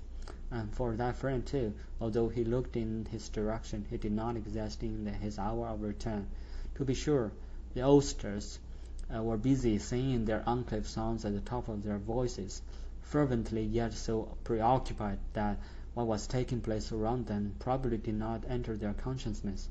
A new song had been added to their repertoire, up to then just a saying, and this saying and the new song were Tujaito, and so forth. That was all there was to the lyrics. Who had died in his absence? In early times one could see who had died from the house facades, where black banners would be hung bearing the names and the dates of death. Now not a single banner, neither a new black one nor one of those from the enclave period that were left hanging for several years to be used the next time someone died, becoming faded and eventually almost illegible. And the cemetery, in the meantime, it had been surrounded with a high wall, which reminded him of the rampart in his old village, erected to keep out the Turks. But here, according to the posted internet link, protecting a European cultural monument, more and more abandoned houses, only gradually revealing their presence between and behind the new construction.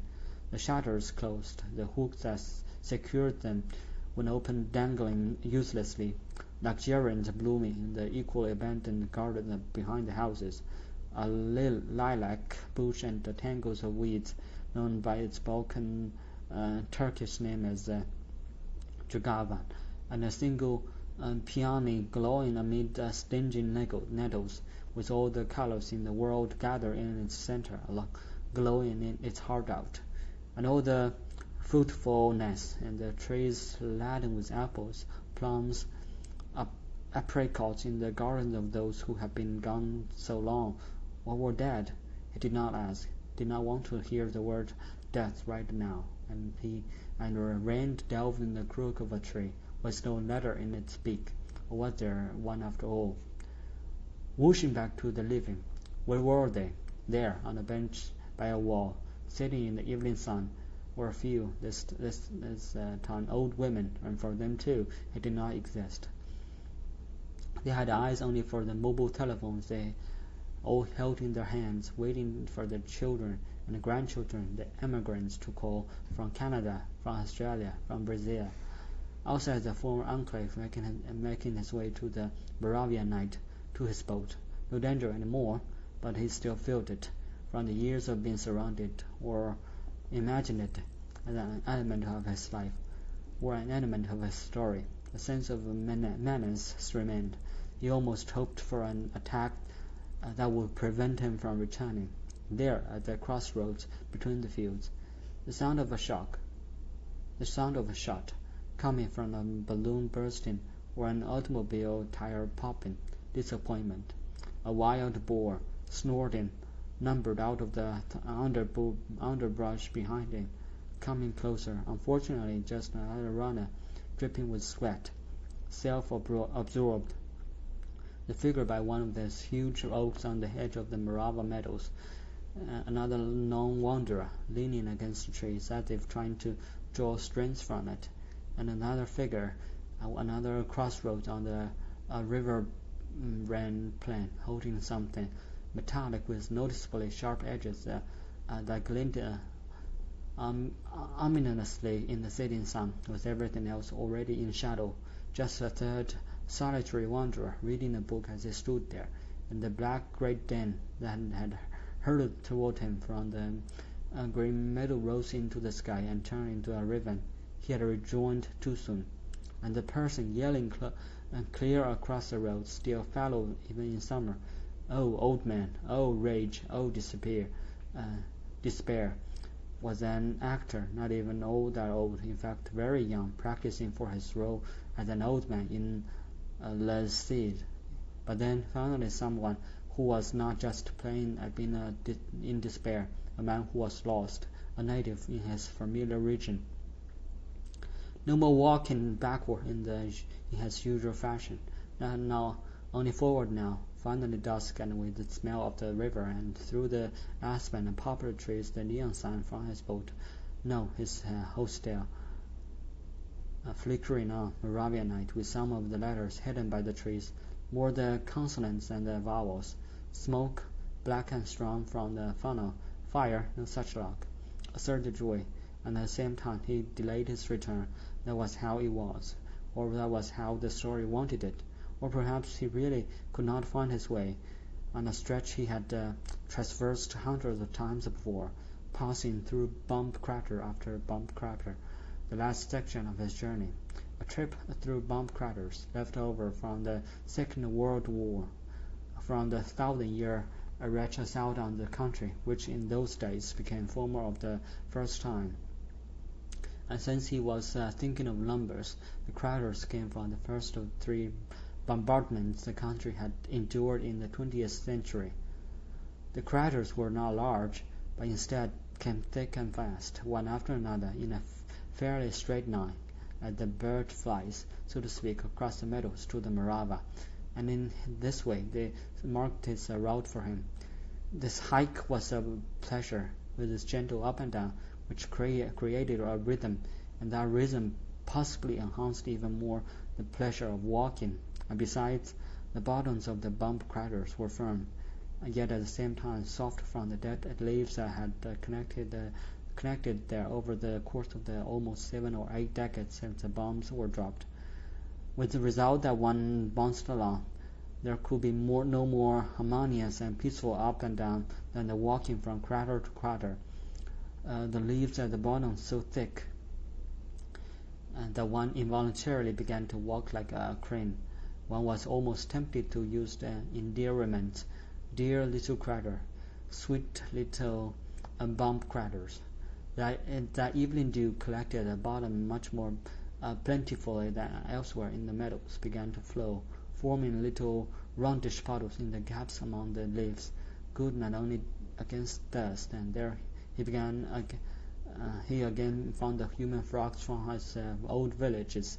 Scores of them were crouching on the edge of the evening dew puddles, their teeny tiny human fingers stretched into the water to moisten them. An interruption of the rhythm then occurred only with the last of the bump craters, this one much larger and above all deeper than the 248 previous ones. It was a true crater, more than a mere hollow, extending way down to the water table, dug by one of the mother bumps from what had been the last war, for the time being, against a country, dropped by no one in particular, and at least without any intention to kill. Enough of that had been done already, but rather to get rid of the extra weight still on board after the successful attack further south on the Moravian bridge, and the civilians on it celebrating Christ's ascension. Naturally, according to one nature, acceptable pretext had been found yet again for this solicitous release, necessary as a mother of invention. Not a good idea to cross a crater in which, after the mother of bombs detonated, there were still some son and daughter bombs, small but waiting to explode. The impact hurled clods of clay from inside the earth against the most distant tree trunks, where the clay still clung to them like cement, and fractured rock that had pierced the bark to the core had in the meantime been encapsulated by the wood, also growing with the trees, so that the rock after rock was trapped in the forks of the trees and way up into the crowns. He made his way around the crater, seeing a bronze reflection on the forest floor, although the sun had long since gone down, and also bronze, where was a light source, was the reflection of the water, flowing silently and rapidly along. When at the end of the hike he stood on the bank of the Morava, at his feet, in the grass that grew along the bank, the familiar hedgehog, it too, with a bronze glow on its spans. And what did he say? "I'm here already." No, he said, "I'm still here." And then now the ship's bell tolled for real, and the scent of a honeysuckle, which he otherwise knew only from books. But what did only mean? He tossed his back into the river, together with everything in it. Yes, he would return empty-handed, and that was as it should be. Chapter 13. The night was at an end. The writer opened his eyes. Broad daylight, morning sun. He pulled the woman, the stranger, to him, but no one was there. Yet they had just embraced each other as no couple had ever done before. Love. The woman had let him feel that she was there for him. What was so special about that? To him it was a miracle. And now in the morning he wanted to snatch her, was panting in empty space for her body. Yes. Did the woman then not exist? On the contrary, she did exist, outside of the dream. And how? but she did not belong to him. Ah, the pain at her absence! He was at odds with himself for good. And where were the rest of us who had listened all night on the boat? The friend from Parodin, the dentist from the Velika Plana, the former officer, now a mushroom grower, the successor writer, the unemployed lawyer, the unemployed teacher, the night porter. No trace of us either. There had no question about we. The writer was alone in the salon, with not even the bus-chasing dog at his feet. Looking around for us, again nothing. Yet the thought had been that the story would end with all of us on deck, under the awning, and also no longer on the Morava, but further north, past its mouth, in the middle of the Danube, 10 times wider, heading toward the Black Sea, toward which we would have chucked in the grey of dawn, once again fleeing. Nothing. Ah, such pain, so great, separated forever. Not even a river, not even the Morava outside the windows, which certainly were no bull's eyes, striking the harsh light in the cracks of a swinging door with the sign Kukinja Kitchen. Pushing the door open, and again nothing. Again the void, standing blinded in the sun. No trace of a boat. Of the Moravian night, what had just recently been a boat and shrunk into a dugout, and now the dugout sunk, and the river, the Morava dried up, and the Parodin was no enclave after all. Had never been one. The Balkan enclaves were somewhere else. What had he been seeking among the lost souls in the Balkans? Why had he not left them to their fate? Was it even the Balkans anymore? Wasn't that the rattle of suburban trains rather than the roar of the Balkan expressway still lingering, the echo of the night, like the whir of the trailer's trucks and the rushing of the Morava, of the bellowing of the chamois, the croaking of the frogs in the reeds along the banks, and like the echo, the residual images, the one who was lost, wasn't that in reality him? Had the night's undertaking had been nothing but saving a handful of dust? Not a third angel put in an appearance at the end of his story, after the guardian angel and the warning angel. This was a reassuring angel, and it reassured him, and he allowed himself to be reassured. That's that, and that is that. Tugetto, I2J2, geography of dreams, stay with me now and in the hour of my death. All his life, the writer had worked on a book a night, and it was during the night he had always finished it, except that in the morning the book was no longer there. He had even appeared at night as the book been published, but in the light of day gone, vanished, reaching out for it into empty space. It happened again and again that the writer would close his eyes and still have the book before him for a while. Just one page, a single one, showed itself to him that way, handwritten. The writing, however, was not his own. It was legible, yet he never succeeded in deciphering it, not a word, and most a letter here and there. It also seemed that though the book was not written in his own language, so in another one. Which one? In a foreign one? No, in an entirely unknown one. And nevertheless, it was one page of the book he had written during the night. He was still utterly exhausted from writing, his heart racing, his writing hand aching and cramping. And each time this writer remained visible for an amazingly long time, and when at last it began to flickering apart and fading, what emptiness, what blackness! A planet all its own appeared in the blackness, scarred, cracking, with occasional bright spots, a chaos, pulsing, and accompanying it in a music so quiet and fragrant that it's like would never be heard again. Accompanying it in the wing beat of an enormous bird, invisible, the sound almost identical to that of a cloth being shaken out and spread. In the course of his life, the writer had written not a few such nocturnal books, which had been dissolved into nothing by the light of day. Into nothing, really. Something remained inside him from all of them, something tangible, so much so that he could not believe they had really disappeared, that these one-night books had never existed. And how did he define what remained was tangible? What remained to him from every nocturnal book was a taste. The book existed somewhere. It was no nocturnal fata morgana. It had something durable about it, something he could taste. And the taste always had a foretaste as well. And something else remained with him from the night, a word from the writer's Arabic period, which meant to pass the night in conversation, and the word was Samara. Again, after Staravas and Samarkand, the threefold A. It was a dark, clear morning, as if made for setting out and for staying put. The forest outside the window here, that riverine forest, the Morava River near the village of Parodin in the depths of the Balkans, swept away.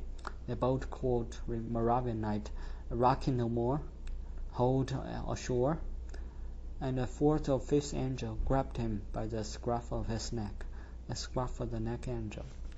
The rustling in the treetops now. Listen, just think, here, just at there. And then look, imagine the cherry tree turned red overnight, the night of the ripening cherries, and the swallows. Look, here, just at there in our Europe, and the quivering,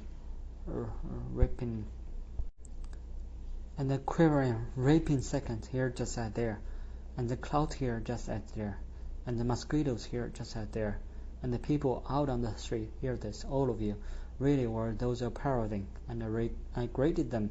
Hear this, through the window in their Balkan language, and they greeted us back. And the morning bus driving by